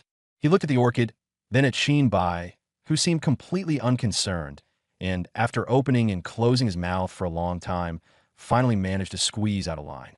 That's it? Boss, you're messing with me, aren't you? Qin Bai took a slow sip of tea and said unhurriedly, Isn't it normal to give a green plant for housewarming? It symbolizes vitality and a fresh start in a new home. Normal, my ass. Zhongling rolled his eyes directly. Boss, that's way too stingy of you, isn't it? You're at least the top man at the Soul Battle Pavilion in Nan City, and Xiaolin moves in, and you just give him a pot of grass. What do you mean, a pot of grass? Qin Bai set down his teacup, looking displeased. This orchid has been cultivated by Qin Xue for several years. Usually, no one's even allowed to touch it.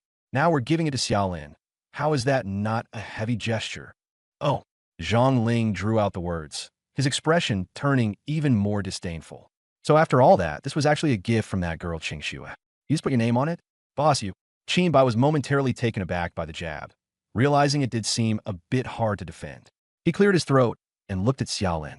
Xiaolin, to be honest, I don't really know what you need right now. How about I give you a red envelope? You can buy whatever you like. As he said that, he really started reaching for his pocket. Xiaolin hurriedly waved his hands, utterly embarrassed. Cough, cough, cough. Zhongling had just taken a sip of tea, and he sputtered it all out. He slammed the cup down hard, his face flushed red, looking utterly exasperated. Boss, that's way too perfunctory. You're the top guy at the Nanshur Soul Battle Pavilion, and Brother Xiaolin is a future pillar of the nation. You're giving him a red envelope? What do you think this is, some old man downstairs chipping in for a wedding gift? As he spoke, he didn't forget to throw in another dig. Look at Su. She gave an epic-grade piece of equipment. That's the real stuff.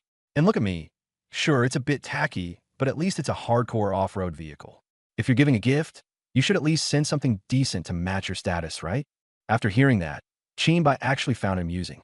He glanced at Zhang Ling, then at Shi Su beside him, who was clearly on the same side, and the corner of his mouth slowly lifted into a meaningful smile.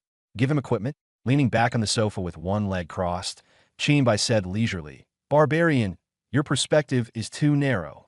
What do you mean? Zhang Ling froze.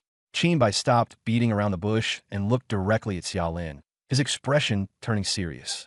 Xiaolin, by unanimous resolution of the Elders' Council of the Southern China region of the Battle Soul Pavilion, you have officially been placed on the highest potential roster of the Battle Soul Pavilion, codename Abyssal Deep.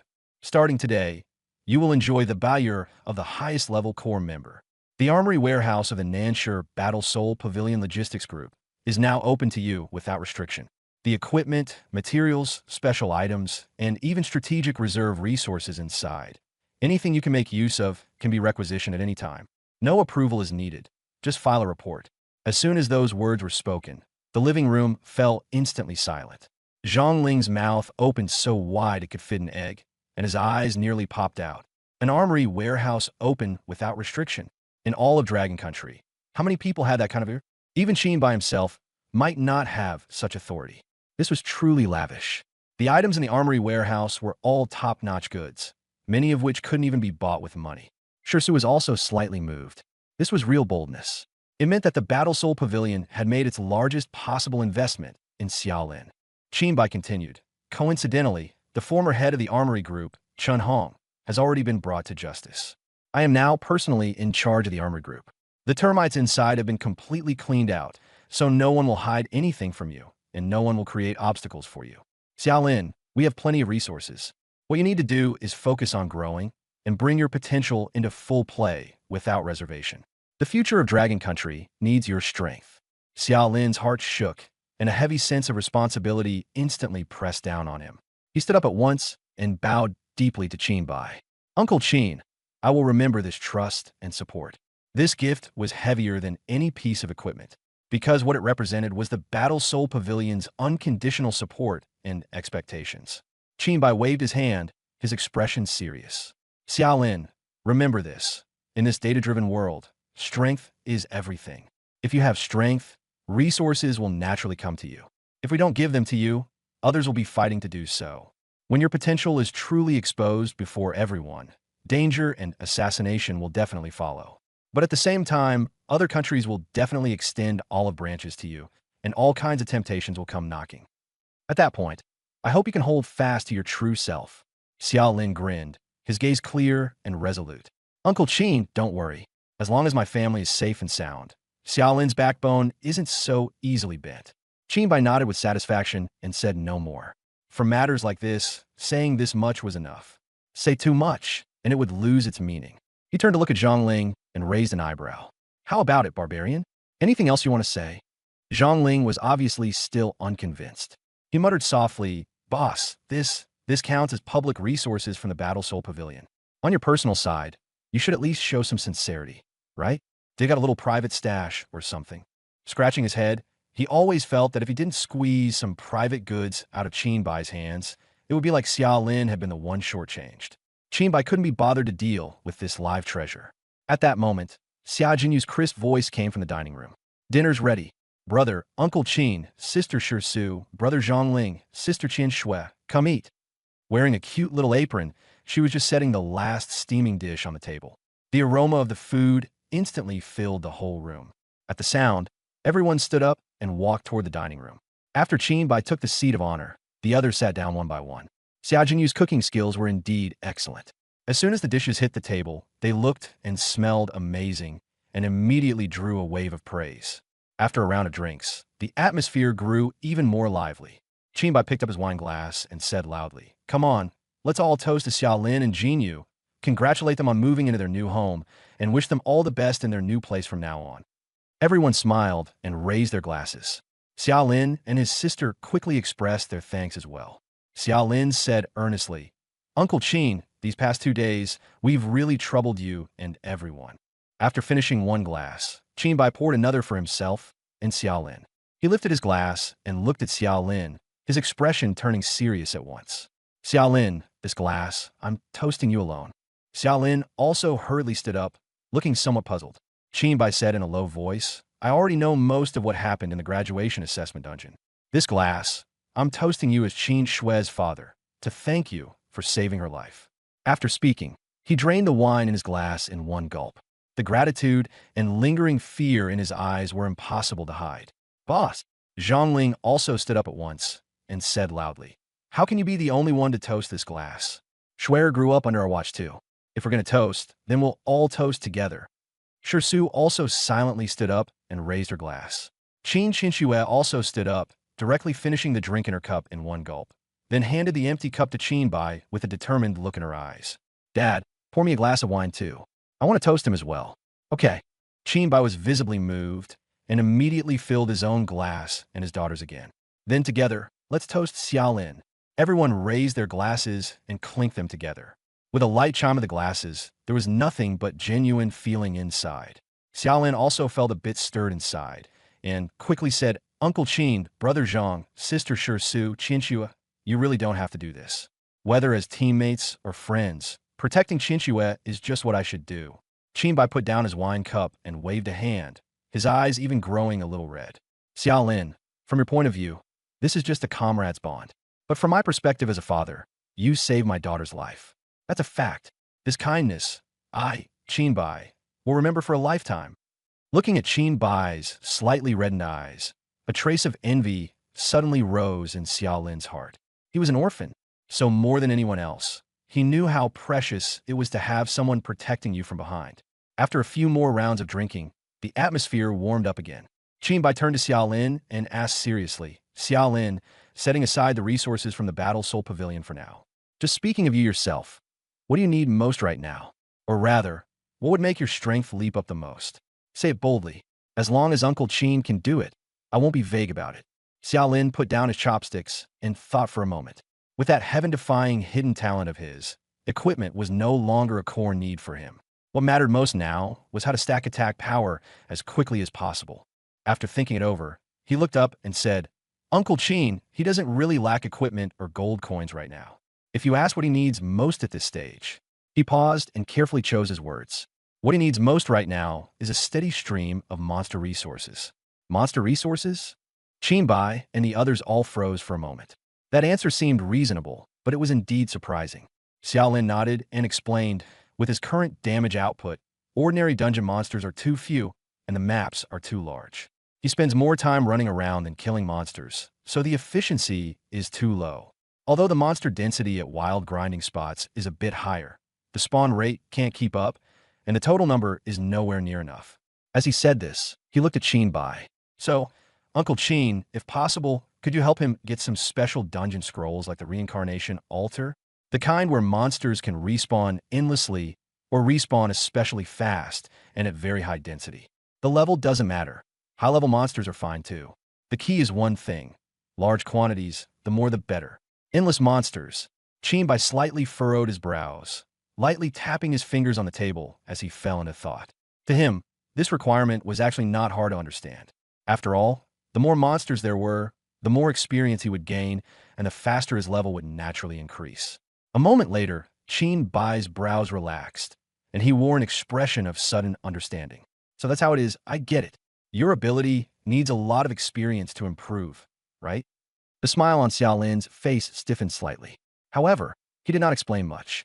He merely nodded along and said, Right, experience points are very important. Qin Bai didn't press further. He raised a hand and tapped lightly in the void. With a flash of light, an ancient-looking scroll appeared in his hand.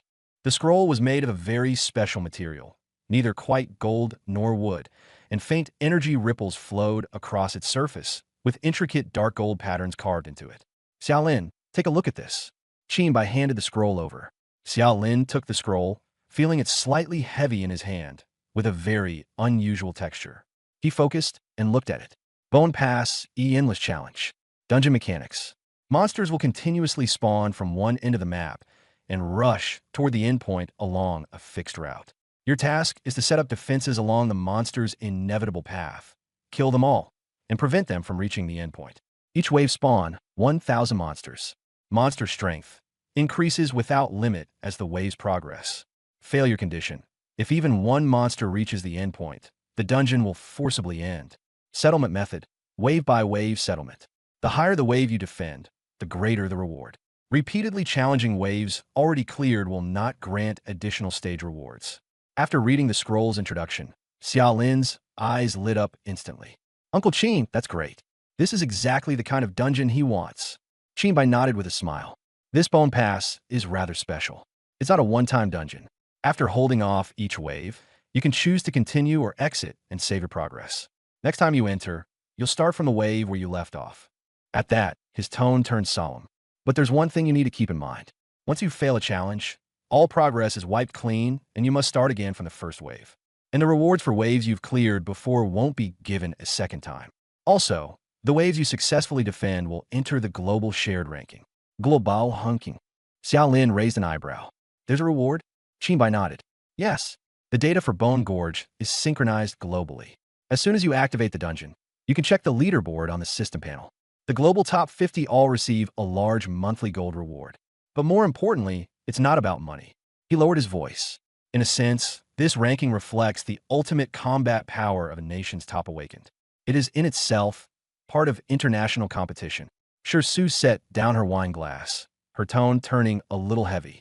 Unfortunately, among the global top 50 right now, Longhua only has 2 spots. Xiaolin looked up. Only 2. Zhang Ling slapped the table, looking thoroughly unhappy. Every time I see that leaderboard, I get pissed off. In the top 10, Kowa has 2, Bangzi Country has 1, Yingjiang has 5, and India has 2. The best result our Longhua has ever achieved was set by Ling Tian, the master of the Heaven Pavilion at the headquarters of the Battle Soul Pavilion. 49 waves, ranked 13th. How many waves has the current number 1 held? Xiaolin asked. 54 waves. Su's expression was not very good. It's Kowa's Ghost Blade. Qinbai took up the thread, his tone growing heavier as well. Ghost Blade even boasted about it. He said he stopped at 54 waves not because he couldn't go any higher, but because for first place, 54 waves was enough. Zhang Ling snorted directly. Enough my ass. To put it bluntly, that bastard got scared. Qinbai narrowed his eyes. Although what he says is annoying, one thing can't be denied. Right now, in Longhua, there really isn't anyone who can push through that checkpoint. Su also said helplessly, the dungeon's design is inherently unfair to many classes. Those who can climb to the top are basically all high-burst warriors and area of effect mages. For other classes, especially those lacking AoE, it's almost impossible to hold back the monster tide solo. There's no such thing as that much fairness in this world. Qinbai sighed. Bone Rift Pass is all about personal peak output and clearing efficiency. Every wave, 1,000 monsters surge in like a tide, so it's pure firepower. A tank can hold the line, but they can't kill them all off. Supports can't clear the field either, so of course they can't go up. After thinking for a moment, Xiaolin nodded and asked, then what's the highest wave count ever recorded globally? Qinbai took a deep breath, a trace of reverence flashing in his eyes. 59 waves. That record was set 35 years ago by Lin Dong, the then youngest elder of the Kyoto headquarters of our Dragon Country's War Soul Pavilion. He was a true legend. Xiaolin's expression tightened. Then this senior Lin now. The moment those words were spoken, the table fell silent. The atmosphere sank at once. After quite a while, Qinbai finally spoke slowly. After Elder Lin set that record, no one could catch up to him for 5 years. But 30 years ago, he was ambushed in the Abyss battlefield by dozens of top-tier awakened beings of unknown identities, and in the end, he died in battle. His voice was slightly hoarse, and his ranking was erased by the rules. Xiaolin's heart sank. Did they find out who did it? A cold glint flashed in Qinbai's eyes as he slowly nodded. Though they tried their best to cover it up, battle traces can't lie. The lingering Shikigami aura of the Onmyoji from the Wa country, the residual genetic energy of the mutants from Eagle Nation, those traces were far too obvious. There was no need to guess who the mastermind was. So what if we found out? Zhang Ling slammed the table hard, anger all over his face. Once Elder Lin Dong died, in the subsequent War of National Destiny, they joined forces to target our Dragon Country and launched a crazed siege. Our ranking dropped straight out of the top 10. Our national fortune was split up, and our resources were snatched away. Forget revenge now. Even without countless predecessors fighting to the death to hold the line, Dragon Country would have been devoured by them long ago. Su's voice was icy. Xiaolin, this year's Battle of National Fortune is Dragon Country's last chance. If we still can't fight our way back into the top 10 this year and reclaim the national fortune share we've lost, then there's no need for the enemy to even make a move. Dragon Country will rot away little by little as its resources run dry. In the end, we may only be able to take the initiative to become a vassal, completely turning into the great power source of resources and tool. Once it comes to that, Dragon Country will never be able to rise again. Qinbai nodded heavily, looking at Xiao Lin with eyes like torches. Xiao Lin, this is the situation we're in right now. Your task over the next 6 months is to improve your strength at all costs, as fast as possible. In the Battle of National Fortune 6 months from now, you must lead the Dragon Country team into the top 10 and win back our national fortune. This is your mission, and it's the mission of all of us. Under the table, Xiao Lin's fists slowly clenched. A fire slowly began to burn in his heart. He raised his head, his eyes sharp as blades. In the Battle of National Fortune, he would definitely give it his all. As for now, tomorrow he would go and see just how difficult the Skull Pass really was. Okay, Qinbai nodded heavily, his face full of approval. Although I still don't know the limit of your combat power, you were able to hold back that beast tide. I believe you'll definitely be able to make a name for yourself at Skull Pass. Su also nodded and analyzed. Based on the information we've gathered, the mutated monsters in this beast tide were generally close to the bosses of a level 15 dungeon. You were able to kill them instantly with ease, which means your damage output is already incredibly exaggerated. Conservatively speaking, holding out for more than 20 waves shouldn't be a problem. At this moment, Zhongling suddenly rubbed his hands together, looking a little hesitant. Xiao Lin, I know you don't want to reveal too many of your cards, but could you give us just a tiny hint? He swallowed. Your current attack power, about how much? As soon as those words were spoken, Qin Xinxue, Qinbai, and Su all turned their gaze to Xiao Lin at once. Xiao Lin hesitated slightly. By now, the fact that his attack power far exceeded that of ordinary people was actually already very difficult to keep completely hidden. After all, too many people had seen it in the graduation assessment dungeon. However, as long as he didn't reveal his hidden talents and golden entries, no one would be able to see through his true trump card. Thinking of this, Xiao Lin met everyone's gaze with a slight smile. About 70,000, I guess. Better stay low-key. Cut it in half for myself.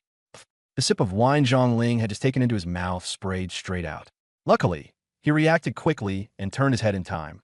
Otherwise, the whole table of dishes would have been ruined. Even so, he was still coughing so hard that his face turned red, his eyes almost popping out. What? 70,000? He suddenly turned to look at Su. Sisu, binge quickly. Am I drunk and hearing things? You, what was your attack power again? Su still had a few drops of wine on her face. She raised a hand, grabbed Zhongling's cheek, and twisted hard. How about that? Does it hurt? Just now, when Zhongling sprayed the wine, it had happened to be in her direction. God, it hurts, it hurts. Let go. Zhongling clutched his face and howled. Only then did Su let go, looking at Xiao Lin with a complicated expression. Then it really is true. After a 2-second silence, she slowly spoke. I'm level 56, fully equipped with top-tier gear and dragon scale crystals.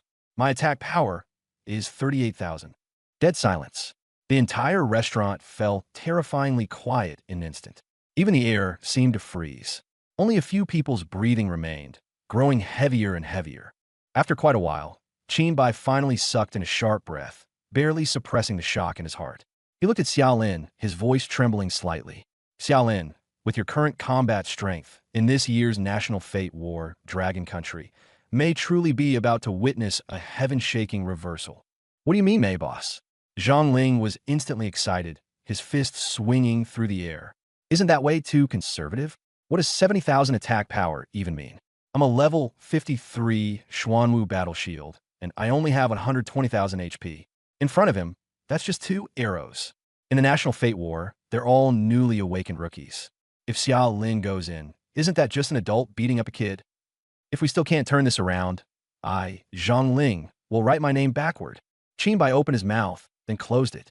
Faced with this situation, he really had no way to refute Zhongling. In the end, he could only nod. Then his expression darkened as he swept his gaze over everyone present. Listen, no one is allowed to leak even a single word about any information concerning Xiao Lin's strength today, especially his attack power. Everyone's expression turned solemn, and they nodded in unison. Qinbai looked at Xiao Lin again. As for your true combat strength, I've decided not to report it in detail to the headquarters of the War Soul Pavilion for now. Shenhong's matter is a bloody lesson. The War Soul Pavilion isn't a monolith. Your safety cannot be compromised in the slightest. Xiaolin nodded. He strongly agreed with that. He trusted Qin Bai and the others, but that didn't mean he trusted everyone in the War Soul Pavilion. All right, Qin Bai said in a deep voice. Let this matter end here. From now on, Xiaolin's combat strength secret stays buried in the stomachs of the few of us. Okay.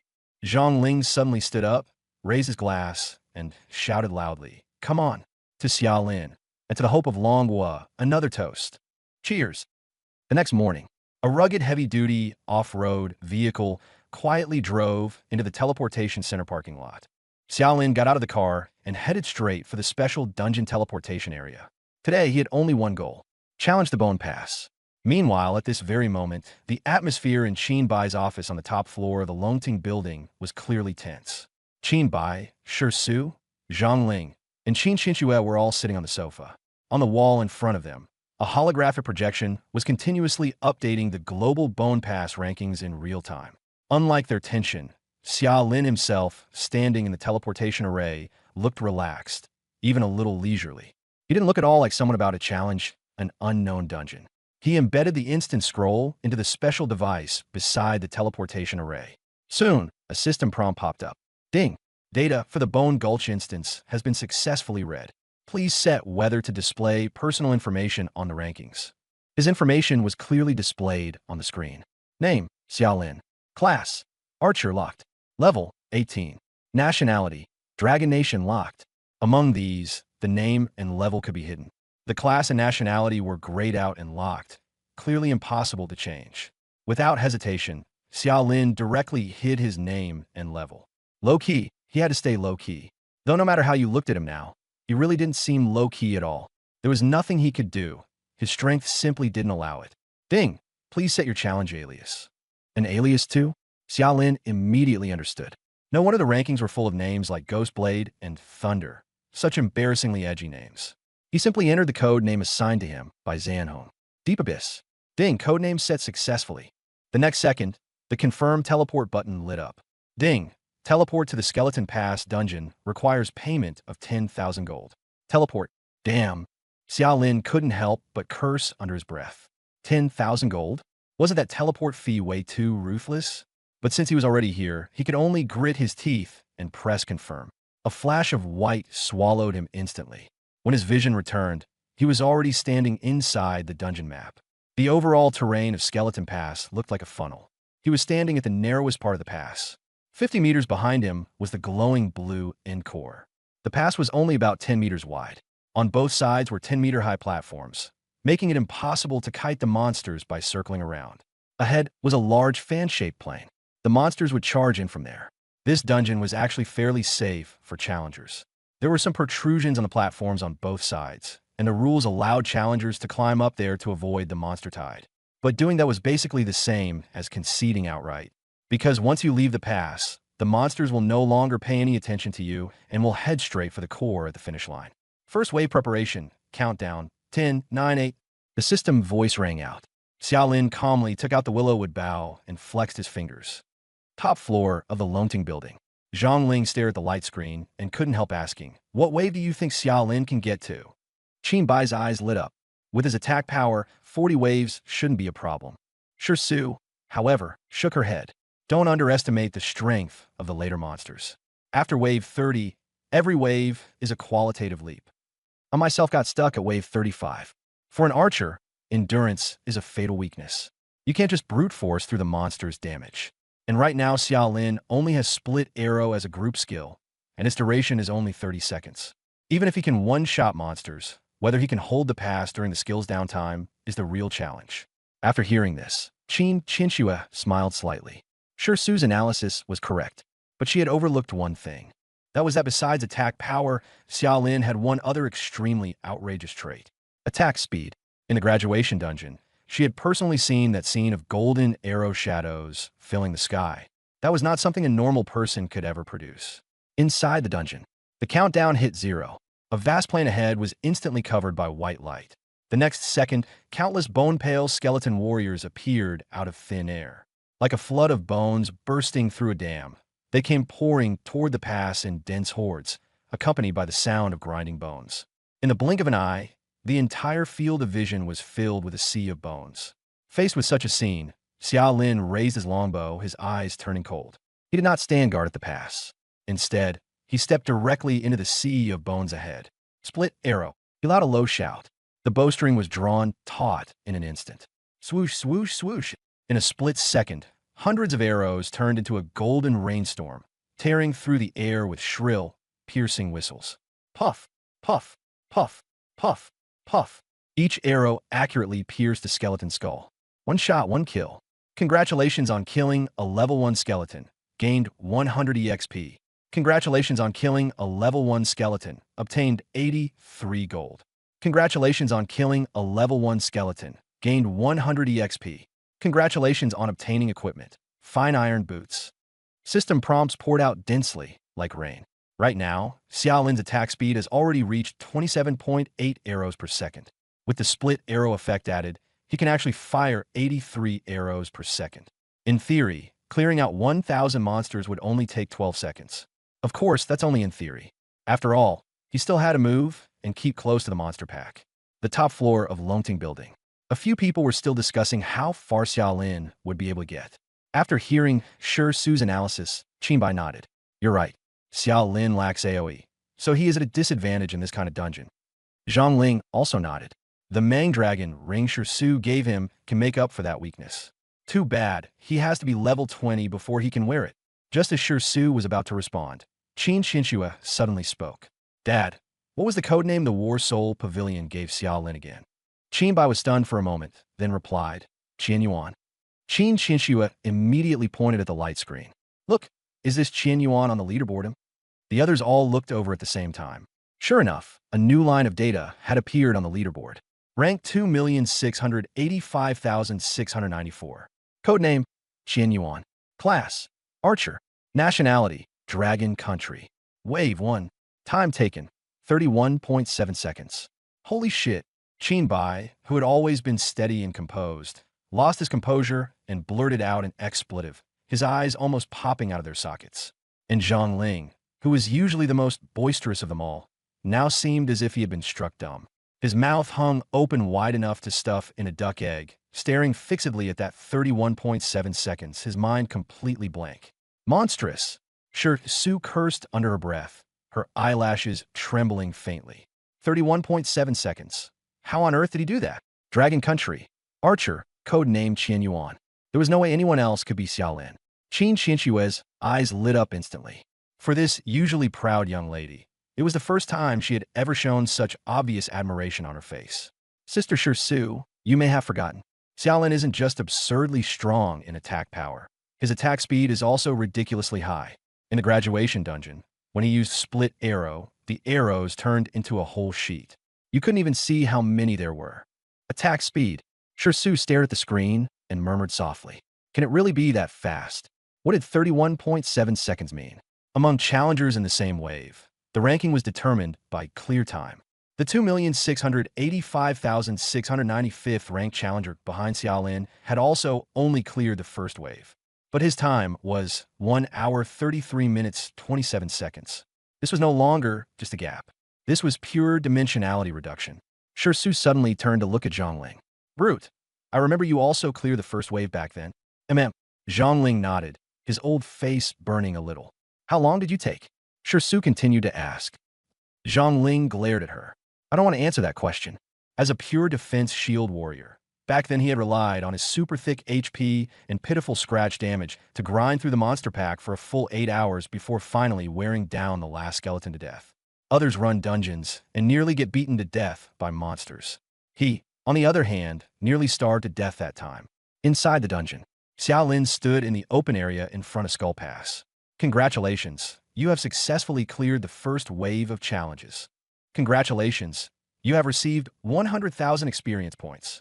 Congratulations, you have received 100,000 gold. The notification sounded. Xiao Lin was stunned. 100,000 gold? That reward is actually this good? Looking at it this way, the 10,000 gold teleport fee doesn't seem so outrageous anymore. He swayed and stepped out of the area where bone shards and dust were still drifting, returning to the starting point of the pass. He casually glanced at the experience bar. 875,690/1600000. He was now level 18 and needed 1.6 million experience to reach level 19. With this wave, monster experience plus the clearance reward had directly given him 200,000 experience. Not bad. The first wave has been defended successfully. Continue the challenge. The system prompted again. Xiaolin did not rush to continue. Skull Pass has a very good drop rate. Just the first wave of 1,000 mobs had nearly filled his backpack. His backpack was practically about to burst. After opening the system recycling interface, Xiaolin gritted his teeth and dumped a pile of white-grade gear into it. The 5% handling fee really hurt, but it was still better than quitting and spending another 10,000 gold to come back in. After clearing his backpack, he waited for Split Arrow's cooldown to end before choosing to continue. Second wave ready. Countdown. 10 seconds. A flash of white light. The sea of bones once again spread across the plain ahead. Xiaolin said nothing and immediately activated Split Arrow again. Congratulations on killing a second-tier skeleton. Gained 200 EXP. Congratulations on killing a second-tier skeleton. Gained 193 gold. Congratulations on obtaining elite-grade equipment. Steel armor. Congratulations, the second wave challenge succeeded. Congratulations, you have gained 200,000 EXP. Congratulations, you have gained 200,000 gold. After that, Xiaolin was practically flying. The third wave, the fourth wave, the fifth wave. He kept pushing forward all the way. Before the eighth wave, no one could withstand even a single volley of his arrows. He was like a killing machine, pushed to maximum efficiency, moving back and forth between the pass and the plain. Every time the split arrow lit up, it instantly wiped out a wave of thousands of skeletons. Each wave consistently took about 30 seconds. At that speed, it would be enough to make countless people's scalps tingle. It was only after the eighth wave that Xiaolin finally paused. Because his level had finally reached 20. He directly opened the attribute panel. After 8 waves, his attack power had already surged past 150,000. But at this moment, Xiaolin had no mind to look at this pile of outrageous data. Because once level 20 arrived, his hidden talent would unlock a new trait. His gaze moved downward and landed on the faint golden text at the very bottom of the panel, where he clicked it open directly. Hidden talent. A special trait activates every 10 levels. Current trait 1. Soul-slaying mark. For every 1 enemy unit killed, permanently +1 attack, no upper limit. Current trait 2.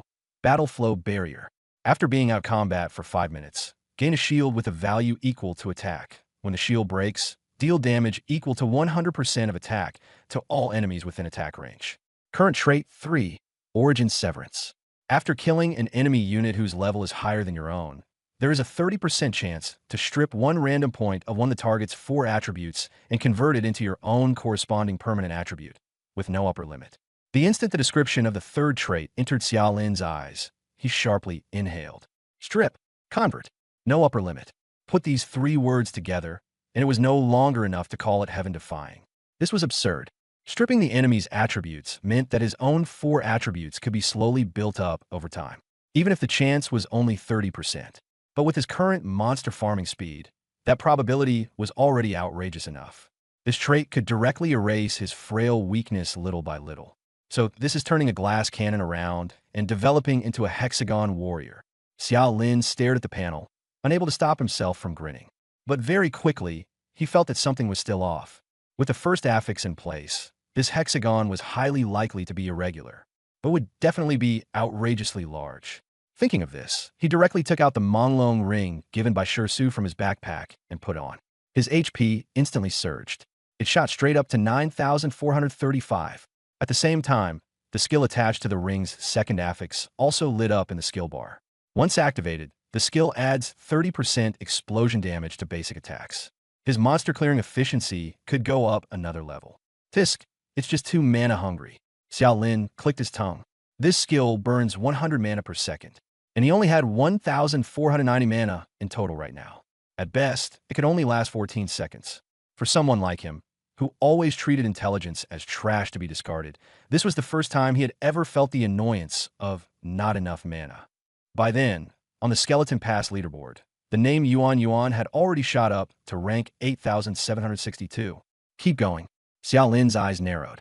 The white light faded. The 10th wave of monsters appeared. This time, they were no longer ordinary skeleton warriors, but a group of skeleton heavy hammer soldiers, clad in rough bone armor and gripping massive bone hammers. From the panel, their level was only 10. But that fierce aura was clearly far beyond monsters of the same level. Xiaolin's expression showed no fluctuation at all. Facing the bone-armored torrent charging toward him with a rumble, he lifted his willow bow and casually fired one shot. Split arrow. Golden arrows rained down once again. Puff, puff, puff, puff. Shrill cracking sounds rang out in succession. Those bone armors that looked so hard were as brittle as paper before his 150,000 attack.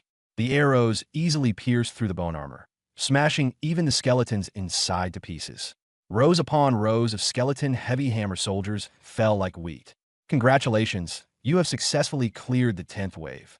Congratulations, you have obtained 1 million EXP. Congratulations, you have obtained 1 million gold. Top floor of Longting Building. 32.5 seconds. The 10th wave? Zhongling's eyes were wide open, his face nearly frozen stiff. Qinbai stared intently at the light screen, his voice dry. The monsters in this dungeon only have their level shown on the surface. Their real stats are far higher than what's displayed. But Xiaolin, he's still one-shotting them. Su pressed her lips tightly together, the shock in her eyes growing deeper and deeper. Now we can basically confirm it. As long as the monster's HP and defense aren't high enough to withstand a single arrow from him, he can wipe out the entire monster pack within one split arrow duration.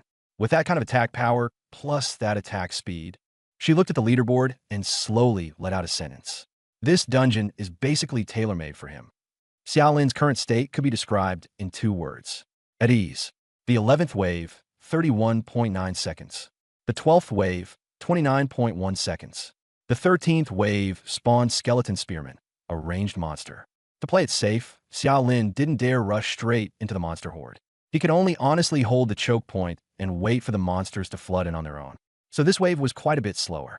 Time spent, 7 minutes, 16 seconds. It wasn't until the countdown for wave 22 began that the composure in Xiaolin's eyes finally faded a little, replaced by a trace of excitement. Because by now, he had already reached level 21, and the monsters in wave 22 were just above his own level.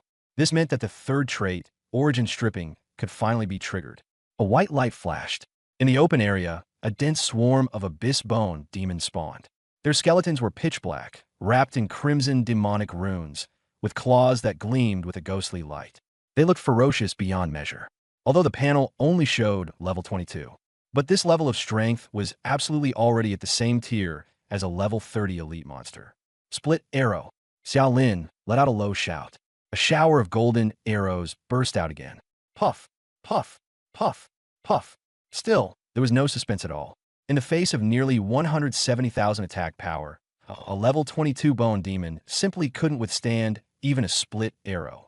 Congratulations on killing a level 22 abyss bone demon. You gained 2,200 EXP.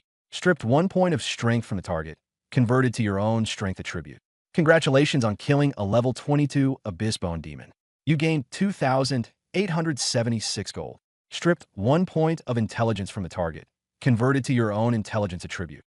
The prompts began flooding the screen. The origin stripping had officially taken effect. Congratulations, you have successfully cleared the 22nd wave. Xiaolin immediately opened the attribute panel to take a look. With 1,000 monsters cleared, he had directly plundered more than 300 random attribute points. This increase was no longer just a little bit. His HP had directly risen to 10,730. Defense had also risen to 1297. This panel, placed on a level 20 shield warrior, would at most be considered pretty good. But if these stats appeared on an archer in his early 20s level-wise, then that would already be outrageously absurd. Awesome. That was the only word in Xiaolin's mind. The bone demons in front of him, who looked fierce and menacing, instantly became pleasing to the eye. What kind of monsters were these? They were clearly a group of running stat points. Keep going. Xiaolin immediately switched into full sweep mode. The numbers on the attribute panel started soaring wildly. Wave 23, Wave 24, Wave 30, Wave 50. At this point, the 4 people in Qinbai's office were already completely dumbfounded. 50 waves passed. Zhongling's voice was trembling. At 18.8 seconds, he's already surpassed the Lord of Lingtian and charged into 10th place. Qin Bai clenched both hands, unable to keep his voice down. Hold steady, Xiaolin. Hold steady for me. Su, however, frowned, her gaze growing increasingly grave. Xiaolin's pace is off. She stared at the clear time on the screen, her voice low. Everyone who runs Bone Pass gets slower and slower toward the end because the monster's attributes rise exponentially and the pressure only keeps increasing. But he's different. He's actually getting faster. Su tapped lightly on the table with her fingers, her gaze sharp enough to be frightening. That doesn't feel like he's clearing a stage. It feels more like he's strengthening in sync with it. His power is surging at the same time as he's farming monsters. It had to be said, Su's eye for things was truly vicious. Starting from wave 22, every wave of monsters was higher level than Xiaolin. Source extraction had been in effect the whole time. Massive attribute points were being forcibly torn from them by him. Attack speed, movement speed, constitution, intelligence, all of them were soaring. Under the premise that his attack power was already enough to one-shot, the stronger he got while farming, the more exaggerated his clear speed naturally became. That was how such an outrageous, the later it goes, the faster it gets situation came to be. In the moment Xiaolin cleared wave 50 and officially broke into the top 10, the name Qin Yuan finally began to enter countless people's field of view. In the central hall of the teleportation center, a huge screen hung in the very center, with the global rankings of several popular dungeons scrolling across it. Skeleton Pass was right there among them. Holy crap, guys, look at the Skeleton Pass leaderboard. What's so interesting about that? The top 10 haven't changed in ages. Exactly. Just seeing that country bastard sitting in first place pisses me off. It changed. Someone new took 10th. It wasn't clear who shouted it. The next second, countless eyes in the hall shot toward the leaderboard. When they clearly saw the name and country in 10th place, the whole hall exploded. Long Country. It's someone from our long country. Who is Qin Yuan? Why have I never heard of them? Could it be some hidden big shot from the War Soul Pavilion? Wait, an archer? Forget the class for now. Look at the clear time. 18.8 seconds? Holy crap, holy crap, holy crap. Is this even human? Who the hell is Qin Yuan? Exclamations rose one after another. The entire hall was in an uproar. And not just Long Country. At this moment, everyone around the world watching the Skeleton Pass leaderboard was stunned by this archer who had suddenly emerged from nowhere. A common class, archer. He had forcefully fought his way into the global top 10. Only one question remained in everyone's mind. Who exactly was this Qin Yuan from the Dragon Kingdom? Meanwhile, Xiaolin had no idea what was happening outside. He was still charging forward head down in the instance. Wave 51, 18.5 seconds. Wave 52, 17.1 seconds. Wave 53, 16.9 seconds. His ranking shot up like a rocket. 9th, 7th, 5th, 2nd. By the time wave 53 ended, the name Qin Yuan had already surged forcefully to 2nd place in the world. He had directly trampled Thunder Ruler of Eagle Country beneath his feet. Up ahead, only the Ghost Blade of the Island Country remained. Xiaolin casually glanced at his own attribute panel. After more than 30 waves of frenzied plundering, his panel had completely transformed. Name, Xiaolin. Class, Archer. Level, 23. HP, 29030. Shield, 231947. Mana, 28940. Attack power, 231947. Defense, 7912. Attack speed, 61.3/second.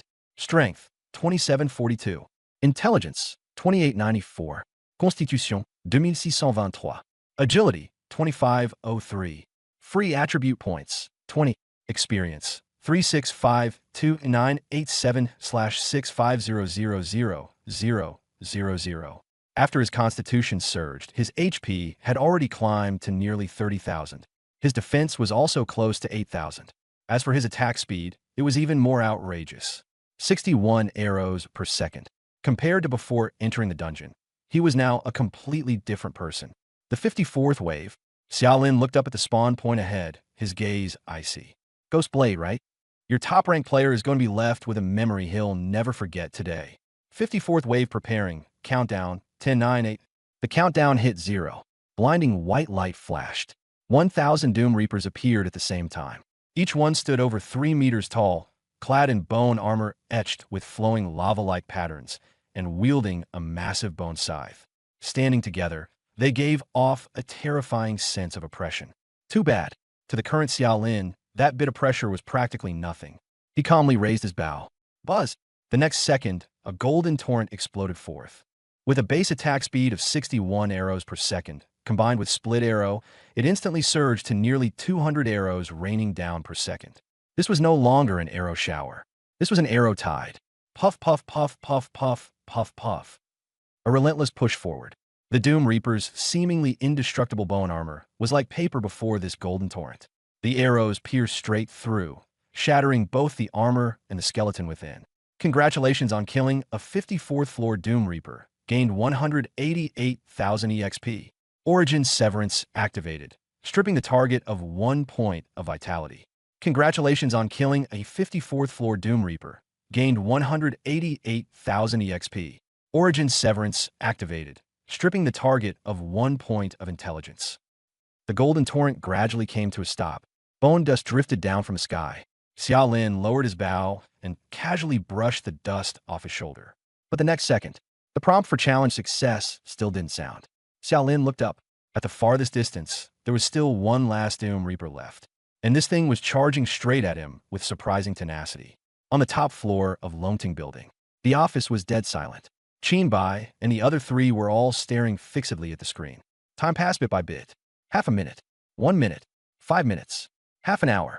1 hour. 1.5 hours. The leaderboard still hadn't changed. Did he fail? Zhang Ling stared at the screen, his voice a little shaky. No, not yet. Sure, Su shook her head. Xiao Lin's name is still in second place, and it hasn't disappeared. That means the monster hasn't broken through his defense line yet. There's still a chance. Zhang Ling gritted his teeth. That bastard Ghost Blade's record for the 54th wave is 2 hours, 8 minutes, and 33 seconds. If Xiao Lin still hasn't finished by then, he can only take second place. Qin Bai frowned. Based on Xiao Lin's previous mob clearing speed, this shouldn't have dragged on this long. Could the 54th wave monsters really be that strong? It wasn't just him. Everyone present was baffled. No one could understand why it had suddenly stalled for so long. Time ticked by little. Finally, it reached 2 hours, 8 minutes, and 20 seconds. Only the last 10 seconds remained before Ghost Blade's record. Inside the instance, Xiao Lin finally raised the willow bow again. And before him was the Doom Reaper, who had swung its scythe for a full 2 hours and was already so exhausted that it was on the verge of falling apart. Whoosh! With a soft sound. Puffed. The golden arrow struck its head with pinpoint accuracy. Congratulations, you have successfully completed the 54th Wave Challenge. The next second, the global leaderboard instantly refreshed. Rank 1. Codename, Qianyuan. Class, Archer. Nationality, Longhua. Waves, 54. Time taken, 2 hours 08 minutes 31 seconds. Boom! When the two words Qianyuan officially reached the top of the world ranking, the whole world completely exploded. Kukaku, Onmyo Rio. Eagle Sauce Mutant Academy. Indian Brahma Temple. Almost every power blurted out the same sentence at the very first moment. Investigate. Find out immediately who this Qianyuan from Longhua is. Meanwhile, in the top floor office of Longting Tower, the cheers almost lifted the ceiling off. Zhang Ling waved his fists in excitement. Even someone as usually composed as Su had nothing but uncontrollable joy on her face. Qin Xinxua even jumped up directly, her delicate face flushed red, her eyes shining brilliantly. Qin Bai slammed a hard fist against the wall, his chest heaving violently, his eyes even reddening. Good kid, well done. Just then, ring, ring, ring. A special ringtone suddenly rang out, slightly suppressing everyone's excitement. Qin Bai's expression instantly turned solemn. He raised a hand to signal everyone to be quiet, then quickly walked to the corner of the office. He rapidly entered a string of complex commands on the password panel on the wall. Click! A hidden door slowly slid open. Qin Bai slipped inside. The door immediately closed. In the secret room, the holographic communicator was already lit up. On the screen, Long Jinyue had his hands behind his back, pacing back and forth, his expression clearly anxious. Qin Bai answered immediately. Elder Long. Long Jinyue abruptly stopped, strode up to the camera in a few steps, and his voice carried barely contained excitement. Qin Bai, that Qianyuan on the rankings, is it him? Yes. Qin Bai answered without the slightest hesitation. In fact, he knew that Long Jinyue wasn't really asking. He just wanted to confirm the almost certain answer. There was several seconds of silence on the other end of the line. Then Long Jinyue slowly spoke. Qinbai, sinking abyss is just a newcomer. How exactly did he do it? Qinbai braced himself and shook his head. I don't know either. Xiao Lin originally just wanted to test the depth of the dungeon. Who knew he'd go up and directly stab his way to the top of the rankings? You really don't know? Long Jinyue clearly didn't quite believe him. Qinbai only felt a little sweat breaking out on his forehead. Elder Long, I really don't know. How about, when he comes back, I'll ask him? No need to ask. Long Jinyue glared at him. I'll take it for now that you really don't know. Qinbai could only let out a stiff laugh. Long Jinyue slowly collected himself, and his tone suddenly turned grave. Qinbai, listen carefully. From now on, all the resources of the War Soul Pavilion will be tilted towards Xia Lin unconditionally. I've already cut off all of Dragon Country's external channels, but the undercurrents within the country are still there. Our purge should begin as well. Your top priority is to ensure his absolute safety at all costs. Understood? Yes. I guarantee mission accomplished. Qinbai immediately straightened his back and gave a standard Battle Soul Pavilion military salute. At the same time, across the sea from the Dragon Nation, in the eastern capital of the Cone Nation, deep within a certain luxurious yet secluded courtyard, under the dim light, the ambiguous sounds of heavy breathing were suddenly interrupted by a rapid knocking on the door. Baka, who is it? An extremely irritated roar came from inside the room. Lord Sato, emergency situation. The subordinate outside the door was trembling, his voice clearly panicked. Sato Yuki was bare-chested, having just been entangled with a voluptuous woman. Now that he had been interrupted, a fierce glint instantly flashed in his eyes. He shoved the woman in his arms away, casually threw on a bathrobe, and pulled open the door with a dark expression. Speak. It had better be a good enough reason. The subordinate kept his head down, not daring to look inside at all, his voice shaking. My lord, Skeleton Pass, your rank has been surpassed. Nanny! Sato Yuki's pupils constricted, and he instantly became fully alert. Being first at Skeleton Pass was his signature. It was also the capital he had always used to intimidate the outside world. Who was it? Thunder from Eagle Nation? Or Brahma from the Three-Armed Nation? They've both been stuck at Wave 52. How could they suddenly jump to Wave 54? No, not them. His subordinate was drenched in sweat. It's the Dragon Kingdom, someone with the code name Abyss. The Dragon Kingdom? Sato Yu was first stunned, then flew into a rage as if he had just heard a joke. Bakayuru, that bunch of trash from the Dragon Kingdom. Aside from Lindong back then, who else could even touch the 50-wave threshold? Ling Tian, that old fossil, only made it to 49 waves. What the hell is this Abyss? Are you messing with me?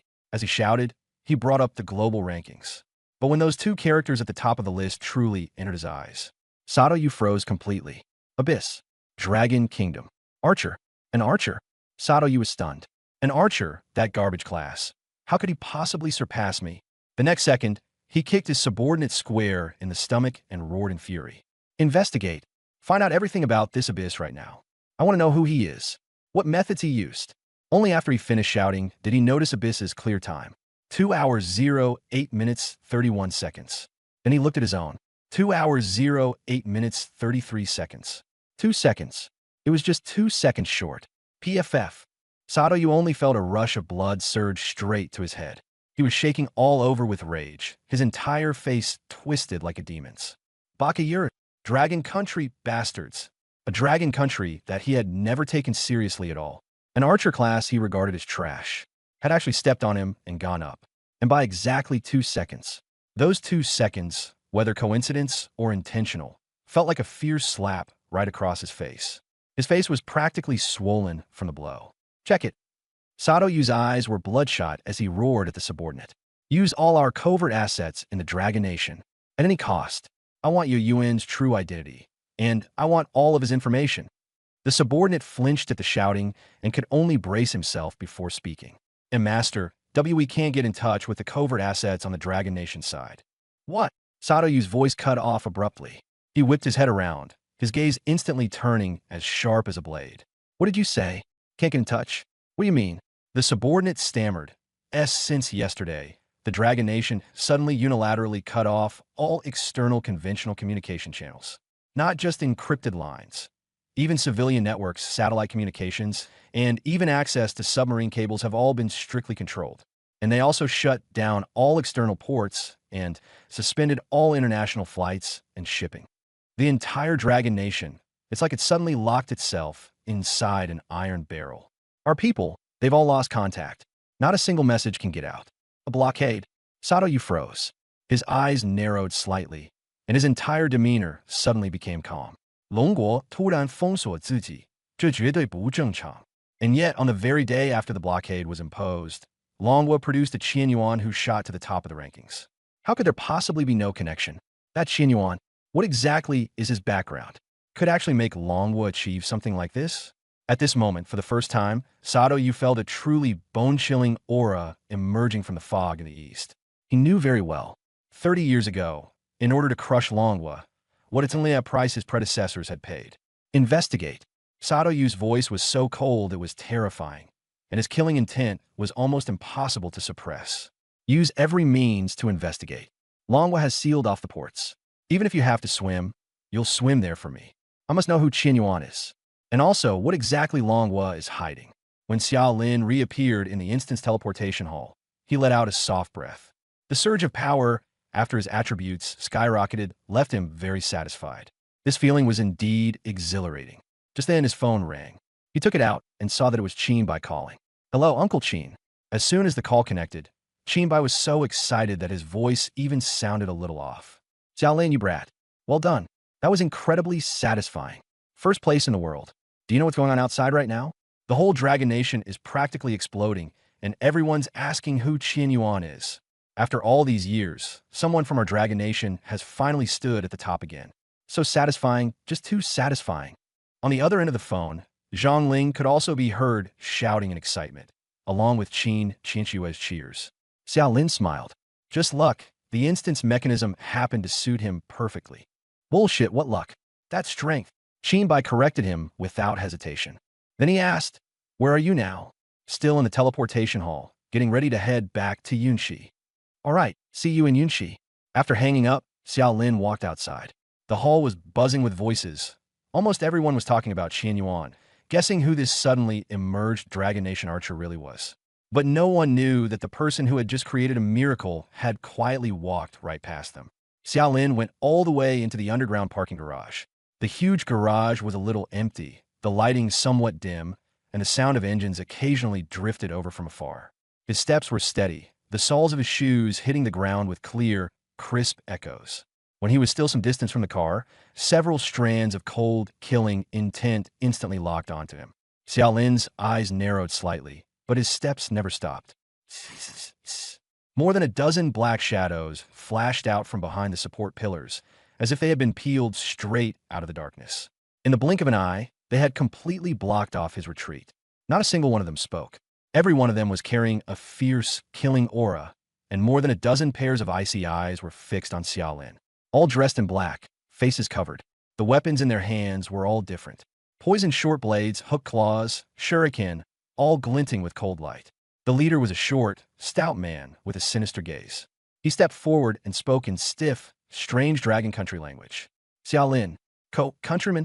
Xiao Lin could tell from just those two words. The accent was far too obvious. He stopped walking, and instead of panicking, there was even a hint of interest on his face as he sized them up. I've got a pretty practical question. Can I ask it? The short, stout assassin narrowed his eyes and said nothing. Xiao Lin continued asking, where did you change clothes?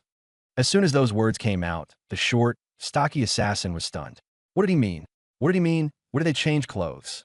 Xiao Lin looked sincere. I don't mean anything else. I'm just curious. It's broad daylight. Surely you can't just wander around in this outfit, right? Baka. The short, stocky assassin was instantly shattered and roared in anger. Idiot. Do you not understand your own situation? We're here to kill you. Oh. Xiao Lin nodded seriously, a trace of disdain still on his face. That look was like he was staring at an idiot.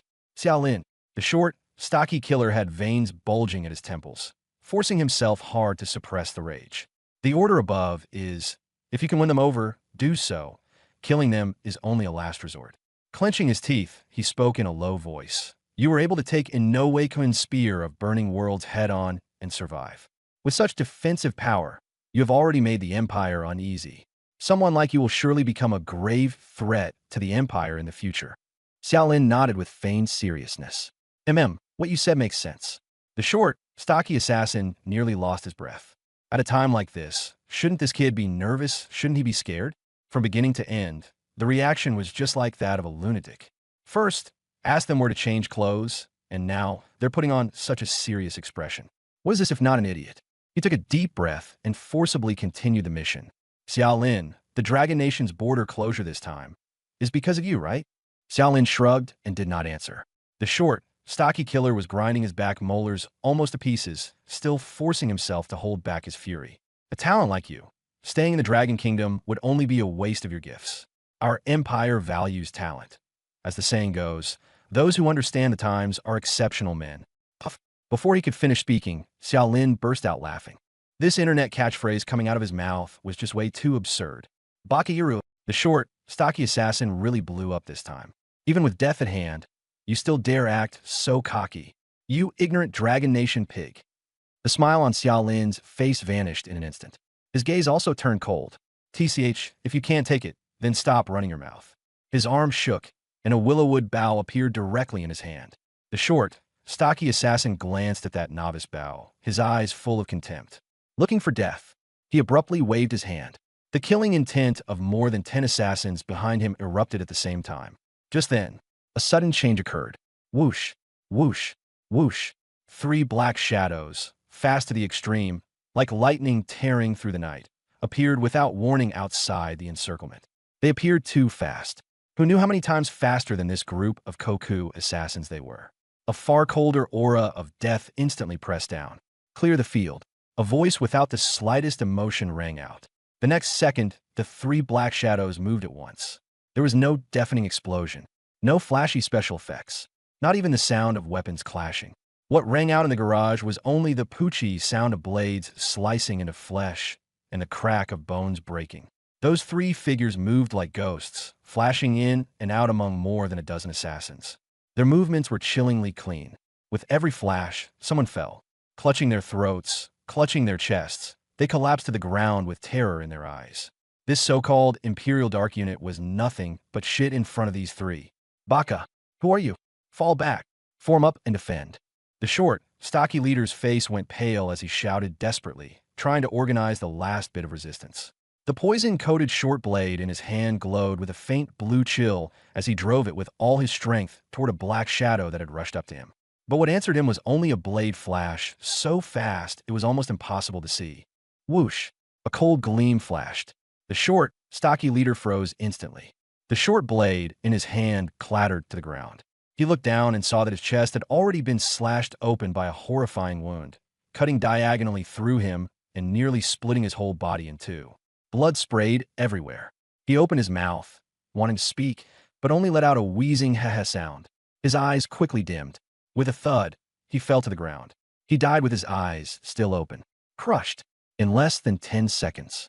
The more than a dozen Kagwo assassins who had been so menacing just moments ago had all become corpses on the ground. The smell of blood instantly filled the entire underground garage. The 3 black shadows restrained their killing intent, like 3 sheathed blades, and stood quietly 3 steps away from Xiaolin. The leader slightly lowered his head, his voice still cold, but clearly carrying respect. Sir, under Chairman Qin's orders, Shadow Kill Group 3 is responsible for your safety. I'm the team leader, Shadow Edge. We have frightened you. It is our dereliction of duty. Xiaolin looked at this scene and smiled. Thank you 3 for taking action. It is our duty. You needn't be polite. After Shadow Edge finished speaking, he made a gesture. The other 2 members immediately dispersed and disappeared once again into the shadows. After returning home, Xiaolin had just sat down on the sofa when hurried footsteps came from the doorway. He turned his head, smiled, and directly pressed the remote to open the door. Before the person even entered, Qin Bai's voice was already heard first. Xiaolin, are you all right? I just received a report from the Shadow Kill Group saying you were attacked by assassins. It's nothing, Xiaolin replied calmly. Just a few rats from the Ko country. Shadow Feng has already dealt with them. Qin Bai and the other 2 hurried in and, without another word, sat down directly. Qin Bai first looked Xiaolin up and down, and after confirming he wasn't injured, the tightly strained look on his face eased a little. People from Ko country? That fast? Don't tell me they've already found out you broke the Ghost Blade record? At that thought, Qin Bai's expression turned ugly again. After all, very few people knew Xiaolin's codename. If Ko country really came for that, then it meant the Battle Soul Pavilion's internal rot had already gone deep. If that were the case, it might as well just explode on the spot. Xiao Lin shook his head. Probably not. They didn't even know he was Qian Yuan. As for the reason for the assassination, by this point, his tone carried a trace of mockery. Most likely, it was because his performance at the graduation ceremony was too eye-catching. They treated him as a potential threat and figured they should either win him over or kill him. As long as they're not coming for Qian Yuan, that's fine. Qin Bai visibly relaxed. We've already completely sealed off all outbound routes, and the remaining domestic tumors are being wiped out with full force. Not a single one will get away. Your safety and Jingyu's will guarantee with everything we've got. Xiao Lin nodded. He's mostly fine on his side. The main issue is still Jingyu's side. I'll have to trouble Uncle Qin to pay more attention there. Zhang Ling immediately thumped his chest. Don't worry. The Pavilion Elder even dispatched Shadow Kill Team, 3 this time. 5 people in all. 3 are protecting you, and 2 are guarding Jingyu around the clock too. Xiao Lin frowned, just about to speak, when Shi Su interrupted him. This arrangement was my idea. The 2 assigned to follow Jingyu are female members of Shadow Kill Team 3, codenamed Shadow Butterfly and Shadow Sparrow. Since they're both women, it'll be much more convenient, and it'll also avoid a lot of trouble. She looked at Xiao Lin, her tone very calm.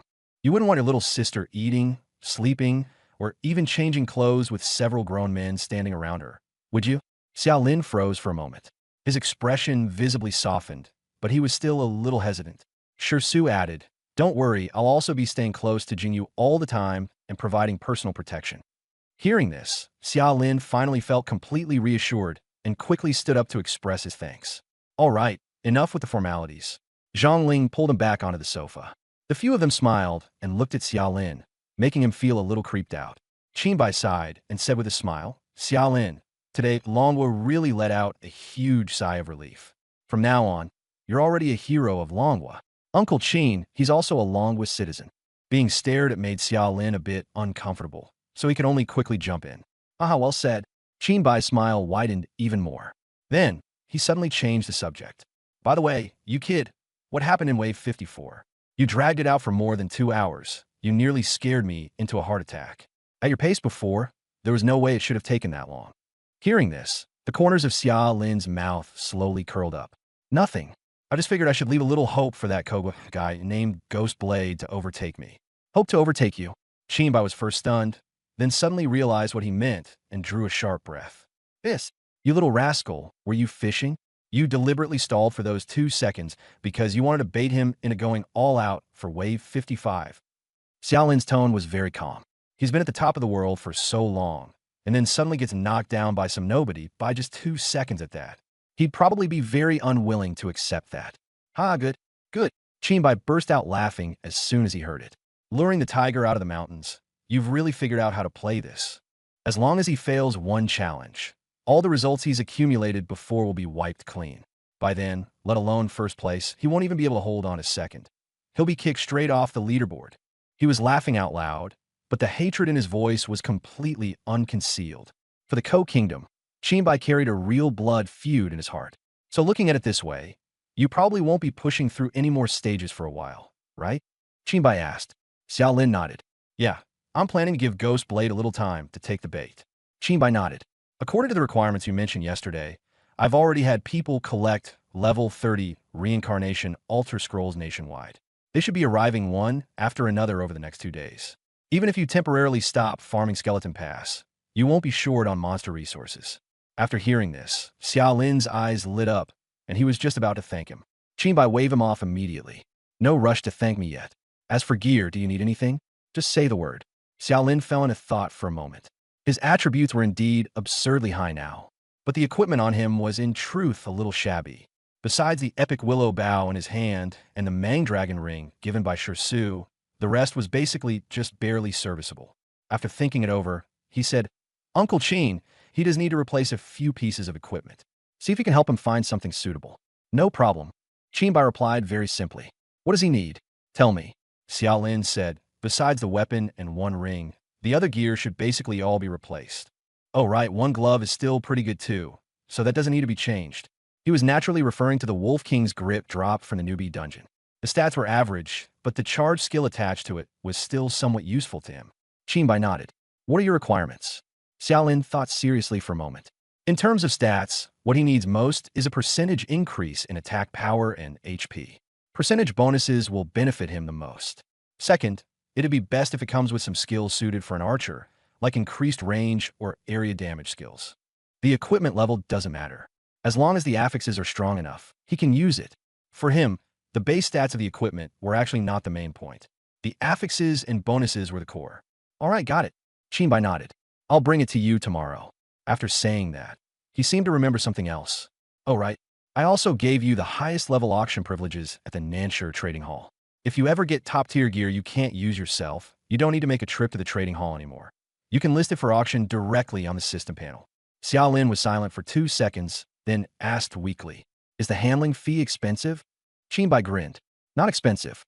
Only 10%. The operation's got to have some costs, after all. Xiaolin.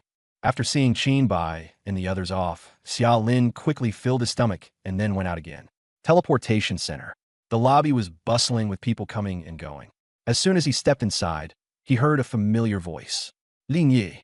Just as Xiaolin entered the lobby, Li Shi's booming voice floated over through the crowd. Before heading out, he had already sent messages to Qin Qianxue and the others. By now, Qin Qianxue, Li Shi, and Lin Wayne were already waiting at the meeting point.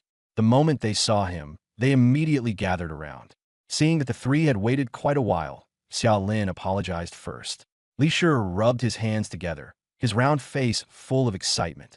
Lin Ji, which dungeon are we going to farm for our first clear today? Ever since seeing Xiaolin's performance in the graduation dungeon, Li Shi felt proud just standing next to him. Xiaolin shook his head. I'm afraid we can't do dungeons anymore. Huh? Why not? Li Shi froze. He's already level 22, so there aren't any dungeons that match you anymore. Xiaolin spread his hands. What? Level 22? Li Shi blurted out in shock, his small eyes widening at once. Lin Wayne beside him was stunned as well, mouth agape, her face full of disbelief. Just 2 days ago, when the graduation ceremony ended, Xiaolin had only been level 18. And now, only 2 days later, he was level 22? This speed was a little too outrageous. She immediately turned to look at Qin Qianxue, who was standing beside her with a calm expression. Qianxue, aren't you surprised? Qin Qianxue froze at the question, then quickly came to her senses and hurriedly nodded. Huh, surprised. Of course I'm surprised. She even deliberately widened her eyes, trying hard to put on an expression of shock. Lin Wayne rolled her eyes directly. Surprise my ass. Your acting is way too fake. I can't even bear to watch. Qin Qianxue felt utterly helpless inside. Xiaolin's codename, Skull Pass, and being #1 in the world, she couldn't say a single word about any of it. For the sake of secrecy, she could only bite the bullet and keep playing dumb. Looking at Li Shi and Lin Wayne, who still hadn't snapped out of it, Xiaolin smiled and clapped his hands. All right, stop being so shocked. We're not running dungeons today. I'll take you out into the wild to grind mobs and level up. Naturally, the three had no objections to that arrangement. With Xiaolin leading them, it didn't matter what they farmed. The real thing was to cling to a big shot's thigh. According to what they had learned in theory class, at their current level, the highest experience yield would come from going to the level 20 to 30 monster map, Death Valley. The four of them formed a party and entered the teleportation array. As the team leader, Xiaolin set both experience and item distribution to evenly shared, then directly selected Death Valley. A flash of white light. After a brief sensation of weightlessness, their feet once again touched solid ground. A fresh air with a faint floral fragrance drifted into their noses. But the scene before their eyes was completely different from the Death Valley they had imagined. No gloom, no bloodlust, no ghostly aura. Only a stunningly beautiful stretch of rolling hills. Wow! Qin Qianxue and Lin Wei almost shouted at the same time. Both of their eyes lit up, and they were instantly won over by the scenery before them. All over the mountains and fields was a sea of pink flowers. As the breeze passed, layers of them swayed gently, like pink waves on the ocean. Under the blue sky and white clouds, this place was absurdly dreamlike. It had absolutely nothing in common with the name Death Valley. Xiaolin and Li Shi, too, thought it was beautiful, but obviously they weren't nearly as excited as the two girls. Xiaolin grinned. The scenery is pretty good. Then today's goal is to flatten this place. With just one sentence, he completely shattered the romantic mood the two girls had just built up. They both turned around in unison and gave him a huge eye roll. Qin Qianxue couldn't help but pout. Xiaolin, you're way too unromantic. Xiao Lin shrugged helplessly. There's something even less romantic. As he spoke, he raised a hand and pointed at the swaying pink flowers ahead. Look carefully, is that really flowers? The three of them looked in the direction he pointed. The next second, they could see it clearly. That wasn't a sea of flowers at all. It was a huge mass of basilisk snakes, densely packed together and writhing. Their emerald green bodies were topped with pink crests. From a distance, it really looked like a field of flowers swaying in the wind. If you didn't look closely, you couldn't tell they were snakes at all. Ah! Qin Qinxue and Lin Wayne both cried out in fright, their faces instantly turning pale. Li Shi, however, reacted very quickly and immediately called out the information. Camouflage poison crest snake. Level 20 monster. It can spit venom for ranged attacks, and its crest can even mimic flowers to confuse its prey. It had to be said, his theoretical knowledge was indeed solid. The two women were still exclaiming in shock. The willow bough in Xiao Lin's hand was already raised. Buzz, buzz, buzz, buzz, buzz. The vibration of the bowstring instantly merged into a single roar, bursting out like a sudden downpour. Xiao Lin's hands moved so fast they left only after images behind. Swoosh, swoosh, swoosh, swoosh, swoosh. The next second, dozens of streaks of golden arrow light blasted out like a volcanic eruption. It wasn't a random barrage. Every arrow precisely covered all the possible routes the basilisks could take. As long as enemies don't have dodging skills, archers have a 100% hit rate. Those camouflage venom-crowned snakes, just startled and about to raise their crests to Penduyit, didn't even have time to cry out. Puff, puff, puff, puff, puff. The piercing sounds were so dense it made one's scalp tingle, like a string of popping beans. The patches of pink flowers on the hillside were instantly torn apart by the rain of arrows. Snake bodies burst apart, and foul-smelling blood and innards mixed with juice, flying everywhere, staining this sea of flowers into a literal hellscape. Every raised snake head was precisely blown apart. In just a few breaths, the dreamlike sea of flowers from moments ago had turned directly into a true valley of death. System notifications also immediately rang wildly in the minds of the four. When Xiao Lin lowered his bow, the residual vibration of the bowstring was still humming in the air. An entire half of the hillside ahead had already fallen utterly silent. Qin Qinshue's 3 experience bars visibly surged upward by a noticeable chunk. At the entrance to the valley, there was dead silence. Only a thick smell of blood drifted through the air. Qin Qinshu came back to her senses, her little face slightly red, and complained a little unconvincedly. Xiao Lin, you're too fast.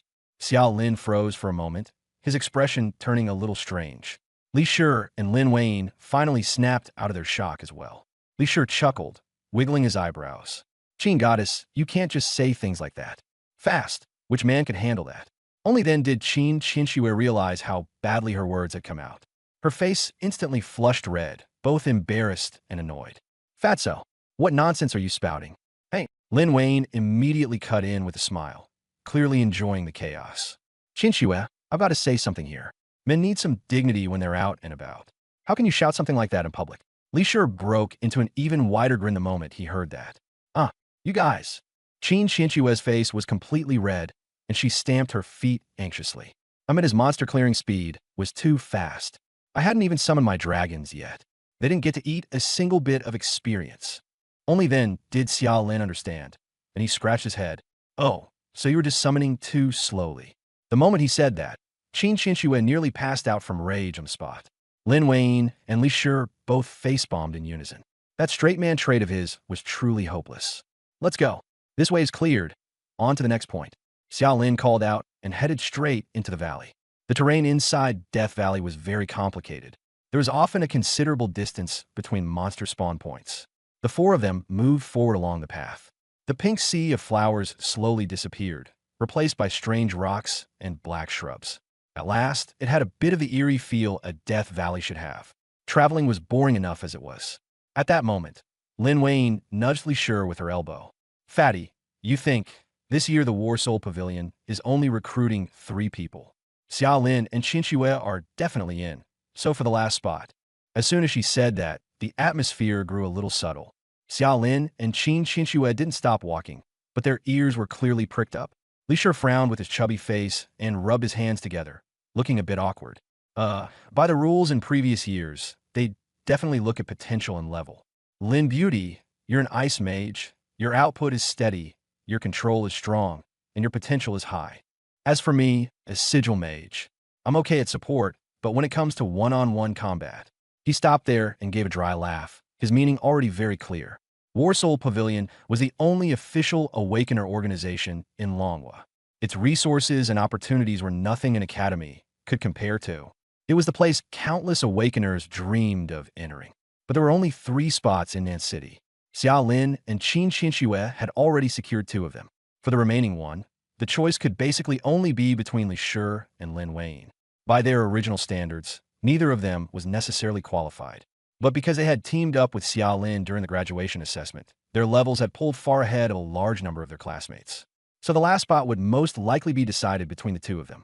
This topic is indeed quite sensitive. The atmosphere fell silent for a few seconds. Lin Wayne suddenly spoke. I've already received my admission letter from Sky Dome Academy. Li Shi froze for a moment. Qin Qianxue also looked at her in surprise. Sky Dome Academy is one of the 2 most elite academies in the Dragon Country. It's just still a little behind the Warsoul Pavilion. Lin Wayne smiled, looking very carefree. The frost system research at Sky Dome is very strong. It suits me quite well. And also, she looked at Li Shi, her tone very serious.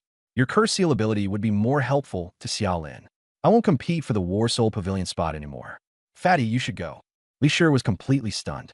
He really hadn't expected Lin Wayne to back out so decisively and say it so openly. For a moment, he was genuinely a little moved. Actually, he didn't absolutely have to get into the Warsoul Pavilion. But if Xiao Lin was going, then of course he wanted to go along too. The next second, Li Shi's chubby face flushed bright red.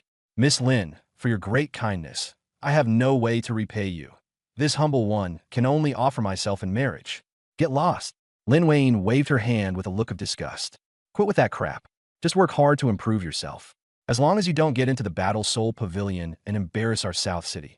That's enough. Walking in front, Xiao Lin's lips curled slightly. Qin Qianxue also let out a soft sigh, and a bit of admiration appeared in the way she looked at Lin Wayne. Fine. Miss Lin, you be your tofu beauty, and when this young master returns after passing the imperial exams, I'll definitely marry you. Li Shi wiped at his eyes, his chubby face full of determination. You're repaying kindness with betrayal. Lin Wayne directly rolled her eyes at him. Ah. They all laughed. Their laughter echoed through the valley, and soon they ran into the next wave of monsters. Shadowblade Panther. Level 25. Attack 510. Defense 300. HP 2,500. This time, Xiao Lin didn't rush to make a move. He crossed his arms and turned to look at Qin Qianxue. Qianxue. Got it. Qin Qianxue was clearly well prepared this time and swung her staff. Boom! Roar! The Crimson Flame Dragon and the Thick Rock Dragon descended at the same time, tearing through space. The scorching and heavy draconic pressure instantly spread out. Those originally agile Shadowblade leopards were forced to pause for a moment from shock. After Qin Qianxue finished summoning, Xiao Lin then raised his hand. Then, the harvesting began. Golden arrow light gushed forth. In just a few breaths, this leopard area was completely wiped clean. Let's go, next point. After that, the 4-person team was like a harvesting machine running at full efficiency, sweeping through everything in their path. Thornflower demons, stone-armored earth lizards, gale wild wolves. No matter how many monsters there were, no matter whether they were absurdly tanky or outrageously fast. In front of Xiao Lin's completely unreasonable arrow rain, they all looked as flimsy as paper. They were gone in a few breaths. Qin Qianxue and the other 2 could only follow closely behind. They were almost running the whole way, rushing from place to place like they were making rounds. Before long, Li Shi was already drenched in sweat and panting heavily. Why do I feel like we're not here to farm monsters, but like we came into the mountains with Brother Lin from military training? Qin Qianxue and Lin Wayne exchanged a glance and nodded at the same time. Lin Wayne wiped the sweat from her face and leaned closer to Qin Qianxue. Sister, your dragon. Can you lend it to me for a ride? Qin Qianxue's eyes lit up instantly when she heard that. And so, an extremely bizarre scene appeared in Death Valley. At the front, a Sonan silhouette raced like the wind, running everywhere toward monster spawns. Behind him, 1 red dragon and 1 black dragon followed closely. And on the back of that black dragon, 3 drowsy people were riding along. No one was willing to ride Little Red. That thing looked like it was covered in flowing magma all over. Just looking at it made you but feel hot. Xiaolin's outrageous performance naturally drew the attention of other monster farming teams in the valley. Holy shit, look over there. What kind of godly team is that? Damn, is that archer even human? He just raises his hand and a rain of arrows comes down, and the monsters are gone? Is he cheating? This mob clearing speed, just what level is he? This is insane. He's such a high level, and he came here to farm a dungeon for level 20-something? Doesn't he know about the level penalty? If you're over-leveled by more than 10 levels, your teammates won't get any EXP. What's he doing this for? Just showing off. Exactly what a waste. Those 3 deadweight sidekicks aren't getting a single bit of EXP, just running along for nothing. And that big shot has a screw loose too. Carrying girls isn't supposed to be done like this. Shoo, keep your voice down. Someone that fierce might be some big shot. Don't start trouble. TCH, no matter how fierce he is, he's still an idiot, dragging along 3 0 EXP newbies. Those murmurs drifted over in fits and starts. Xiaolin couldn't be bothered to pay them any mind at all. Qin Xinxue and the other 2 were even more disdainful, not even bothering to glance over. Only they knew just how absurdly fast the experience bar had been rising by following behind Xiaolin. What level penalty? They hadn't run into it at all. The world of being carried by a big shot was something those people just didn't understand. At last, after Xiaolin swept through the last wave of level 28 petrified lizards in the depths of Death Valley like an autumn wind scattering fallen leaves. All the monsters in Death Valley that were suitable for their levels had already been completely plowed through. Qin Xinxue had reached level 19. Lin Weiyin was level 18. Li Shi was level 17. And Xiaolin's experience bar was also steadily approaching level 23. Done. Time to call it day. Li Shi jumped down from Da Hei's back, wiped the sweat from his face, and let out a long sigh of relief. Seeing the sweat all over his head, Lin Weiyin couldn't help teasing him. Fatty, you're riding a dragon and still sweating like that. If I didn't know better, I'd think you were working your butt off. Li Shi felt a little embarrassed, scratched his head, and chuckled. Fat people sweat easily. Lin Weiyin laughed, turned to look at Xiaolin, and blinked. Xiaolin, your speed is really a bit too fast. Qin Xinxue immediately shot her a glare. Then she lowered her head to look at the flame dragon and rock dragon beside her, utterly satisfied. After this round of farming, both of them had leveled up to level 25, and their forms were clearly much more solid. Not bad gains.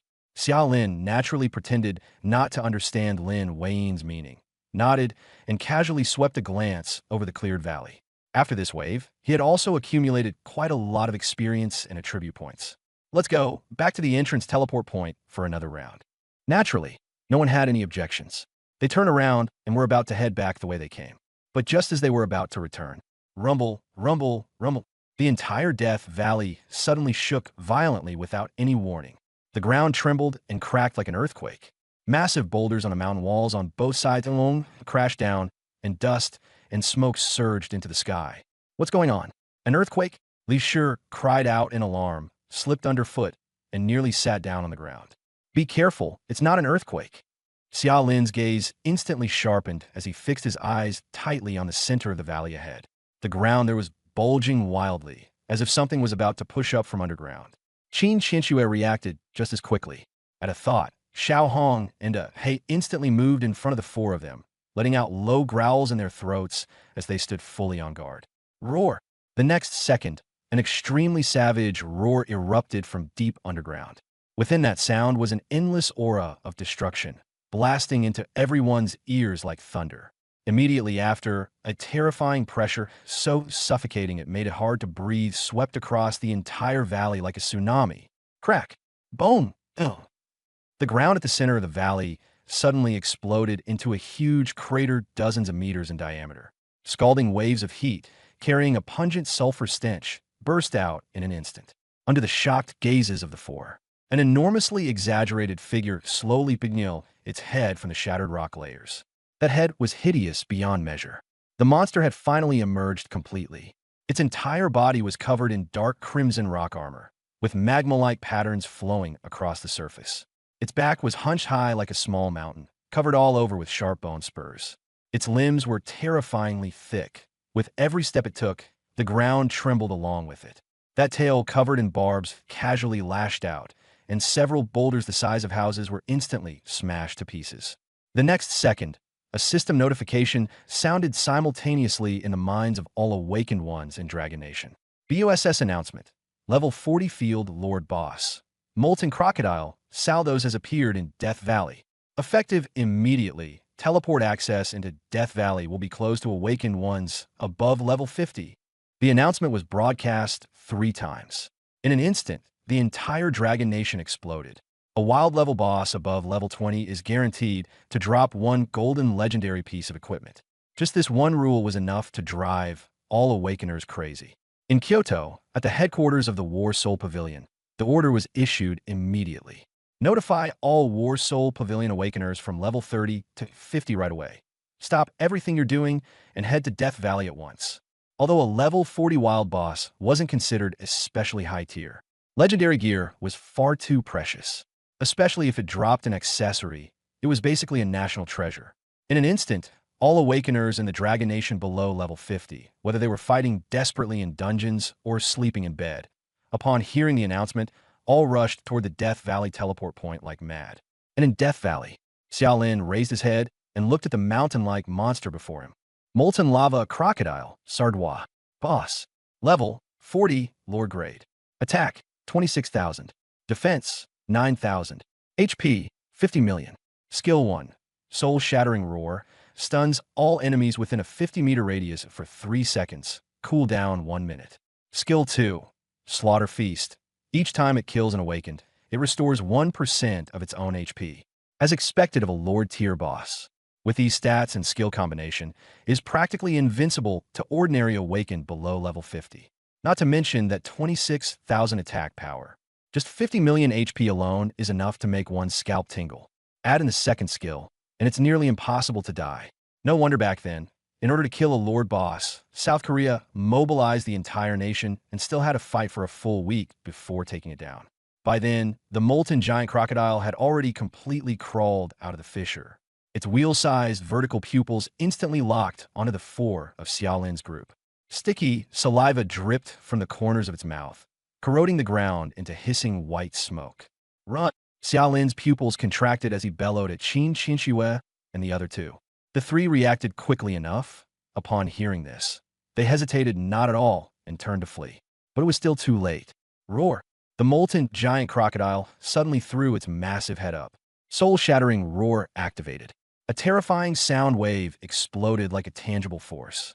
The 4 of Xiaolin only felt as if their brains had been smashed hard by a heavy hammer. Everything went black before their eyes.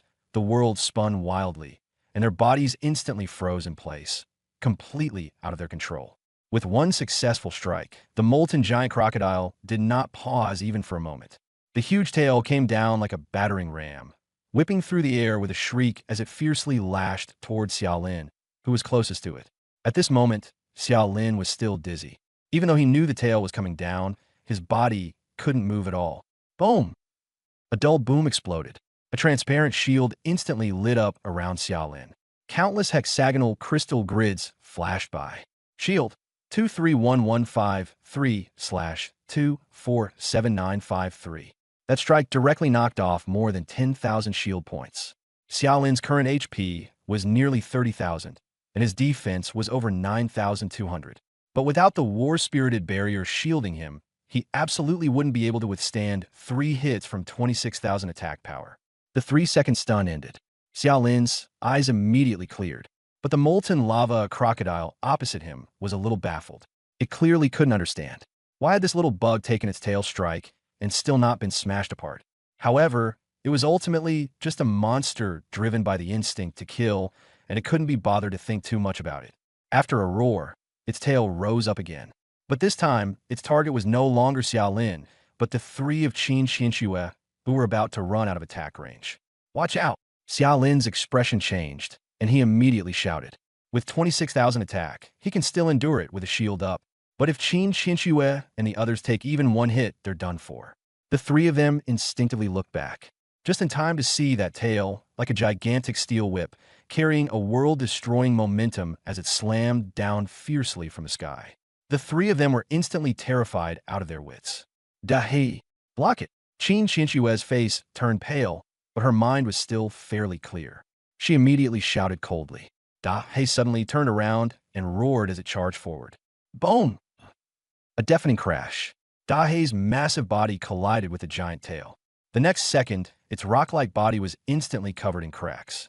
It couldn't even hold on for a single breath before exploding into a sky full of light points and disappearing on the spot.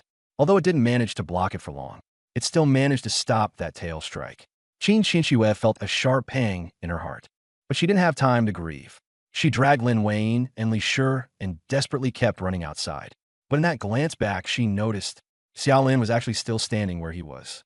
Qin Xinxue's mind went blank in an instant. "Xiaolin, run!" She screamed until her voice cracked, her face turning frighteningly pale. But at this moment, Xiaolin, standing in the shadow of the lava crocodile, only curved the corners of his lips slightly. He slowly turned around. Facing this monster, as massive as a moving mountain, he calmly raised the willow bough in his hand. Right now, with Elder Li's curse seal empowering him. Attack power, 297543. Attack speed, 75 arrows/SEC. After activating split arrow, 225 arrows per second. Each split arrow could deal damage equal to 60% of the main body's attack. That meant his total theoretical damage per second exceeded 40 million, and the lava crocodile before him had 50 million HP and 9,000 defense. To kill it, he only needed 1.3 seconds. Xiaolin's lips curled as he let out a cold laugh. The next second, boom, like a dike bursting under a flood. A torrent made purely of golden arrows erupted wildly from the willow bough. That was not an arrow rain. It was like a roaring golden dragon, carrying an aura that crushed everything in its path. It poured down onto the lava crocodile's entire enormous body. Puff, puff, puff, puff, puff. The sound of arrows piercing the carapace rang out in a continuous series. When the golden light faded, magma crocodile Sardos, that mountain-like body, collapsed with a thunderous crash. It slammed heavily into the ground, stirring up a sky full of dust. In the dust, Xiaolin stood alone beside the giant crocodile's corpse, not a single crease in his clothes disturbed. A system notification rang out instantly. Congratulations on successfully killing the Lord-level boss, Magma Crocodile Sardos. Congratulations on killing Magma Crocodile Sardos and receiving 200 million experience points.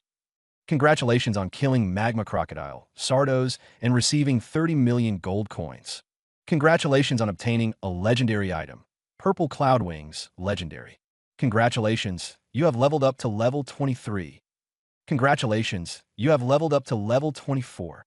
At the same time, the three of them, Qin Xinxue and the others, who had already run out of attack range in the distance, also simultaneously received the party kill reward. However, they only got experience. The three of them stood blankly in the distance. The level-up glow lit up around their bodies, yet none of them reacted at all. They merely stared dumbly at that figure in the dust. Qin Xinxue was utterly bewildered. She had always thought that, to some extent, she understood Xiaolin. Until this moment, she finally understood. What she had seen was only the tip of the iceberg. Soon, the system voice rang again in Xiaolin's mind. Congratulations on killing the level 40 Wild Lord boss, Lava Giant Crocodile Sardos. A nationwide broadcast is about to begin. Would you like to make the information public? Xiaolin didn't hesitate at all. He directly chose no. The next second, a nationwide announcement rang out. Congratulations to the anonymous Awakened One for successfully killing the Lord Boss, Lava Giant Crocodile Sardos in Death Valley. Reputation plus 300. Congratulations to the anonymous Awakened One for successfully killing the Lord Boss, Lava Giant Crocodile Sardos in Death Valley. Reputation plus 300. Congratulations to the anonymous Awakened One for successfully killing the Lord Boss, Lava Giant Crocodile Sardos in Death Valley. Reputation plus 300. The announcement was repeated 3 times, echoing throughout the entire Dragon Nation. Silence. Dragon Nation, which had been in an uproar just a moment ago, fell instantly silent. Someone was flooring the accelerator toward the teleportation center. Someone sprang out of bed while still pulling up their pants. Someone hadn't even finished eating and was about to rush out the door. Someone was preparing to crush a teleportation stone and forcefully leave the dungeon. But after hearing the announcement 3 times, everyone froze in place. His mind went completely blank.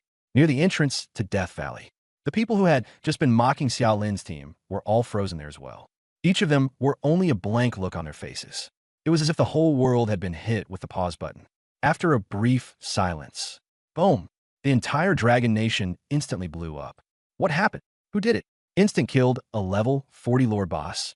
Am I still asleep? I need to go back to sleep. What kind of joke is this? That's a lord boss. How could it possibly be killed in one shot? Exactly. Even if the whole country attacked it together, taking days and nights would be normal. How could it be this fast? On the streets, in forums, guild channels, chat rooms. Everywhere was instantly flooded with the words Death Valley, Lord Boss, Instant Kill, Anonymous. The shock swept across the country like a tsunami. Some guessed that it was just a top-tier team passing through Death Valley and conveniently killing the boss on the way. But even a top-tier team could never do it this fast. Even more outrageous, some had already begun to suspect that the world itself had bugged out and that the Blue Star plane might be about to merge with the monster plane. But no matter how people guessed, there was one point everyone accepted. That was, the boss really had been killed in one shot. After a brief shock, the War Soul Pavilion side immediately activated emergency protocols and began investigating the identity of the killer. Inside Death Valley, the smoke and dust slowly dispersed. Qin Xinxue, Lin Weiyin, and Li Shi were still standing there in a daze. Shock, confusion, incomprehension. They watched as Xia Lin walked toward them step by step, calmly, stepping over to her from beside the corpse of that colossal beast. When he got closer, Xia Lin looked at the three faces full of complicated expressions and couldn't help but curl his lips into a smile. Stop spacing out. Li Shi was the first to react. He looked at Xia Lin, his speech coming out all out of sorts. Xia Lin, you. Xia Lin shook his head, the smile on his face fading a little, and said seriously, "For my safety, what you just saw, don't tell anyone. That's fine, right?" "Oh, understood." Li Shi swallowed hard, his chubby face flushed red as he nodded vigorously. "Understood." Lin Wayne also took a deep breath, suppressing the turbulent shock in her heart, and nodded seriously. Qin Xinxue looked at Xia Lin, her eyes very firm. "Don't worry, we won't say a word." Xia Lin nodded. "Let's head back to the city. Don't stay here and attract attention." After saying that, he didn't waste any more words and directly activated the teleportation stone. A white light instantly enveloped his entire body. The next second, he vanished from sight under the three of them's incomparably complicated gazes. Phew! Li Shi plopped down straight onto the ground and gasped for breath. "My God, was that real just now?" "Brother Lin. He killed the Lord Boss in one hit." Lin Wayne looked at where Xia Lin had disappeared, her expression incomparably complicated. "His strength is far more terrifying than we imagined." Li Shi lowered his head and looked at his own level. A Lord Boss had directly sent him from level 16 to level 20. He let out a bitter laugh. "Even if Brother Lin told me tomorrow that he's already level 30, I still wouldn't be surprised." Qin Qinsno shook her head, put Xiao Hong away, and said in a low voice, "Let's go. Remember what Xia Lin said. Just treat it as nothing ever happened." The three of them each activated their teleport stones. After something so huge happened, they had no mood to keep grinding monsters. After saying their goodbyes, they each returned home. When Xiaolin got home, Xia Jinyu still hadn't gotten out of school yet. He went straight back to his room, closed the door, and drew the curtains shut. Only then did he let out a long breath. The next second, with a thought, a piece of equipment emitting a faint golden glow with an extremely unique shape appeared in his hand. Purple cloud wings, legendary. HP plus 30,000. Additional affixes. Flight. Unfold a pair of purple gold energy light wings to fly freely, consuming 50 mana per second. Blink. Consume 300 mana to instantly move to any position within 10 meters. Cooldown 30 minutes. Time flow acceleration. All skill cooldowns reduced by 50%. Purification. Removes any control effect from yourself and grants 1 second of invincibility. Cooldown 10 minutes. Equip requirement. No level restriction. When all the attributes came into view, Xia Lin couldn't help sucking in a sharp breath. His eyes were instantly filled with delight. This is legendary gear? That's way too ridiculous. The main attribute directly adds 30,000 HP. Combined with the Mang Dragon Ring, his total HP could directly soar to 75,000. And this is still called a fragile archer? Even shield warriors of the same level would have to obediently act like little brothers in front of him. As for flight, that's pure bug tier skill. With this against melee classes, he was practically born to be invincible. Blink was even more of a godlike skill that archers dream of. Whether it was dodging close-range attacks, adjusting positioning, or making an all-out escape, it was absurdly powerful. Time flow acceleration directly halves the cooldown of Split Arrow, taking his mob-clearing efficiency to the next level.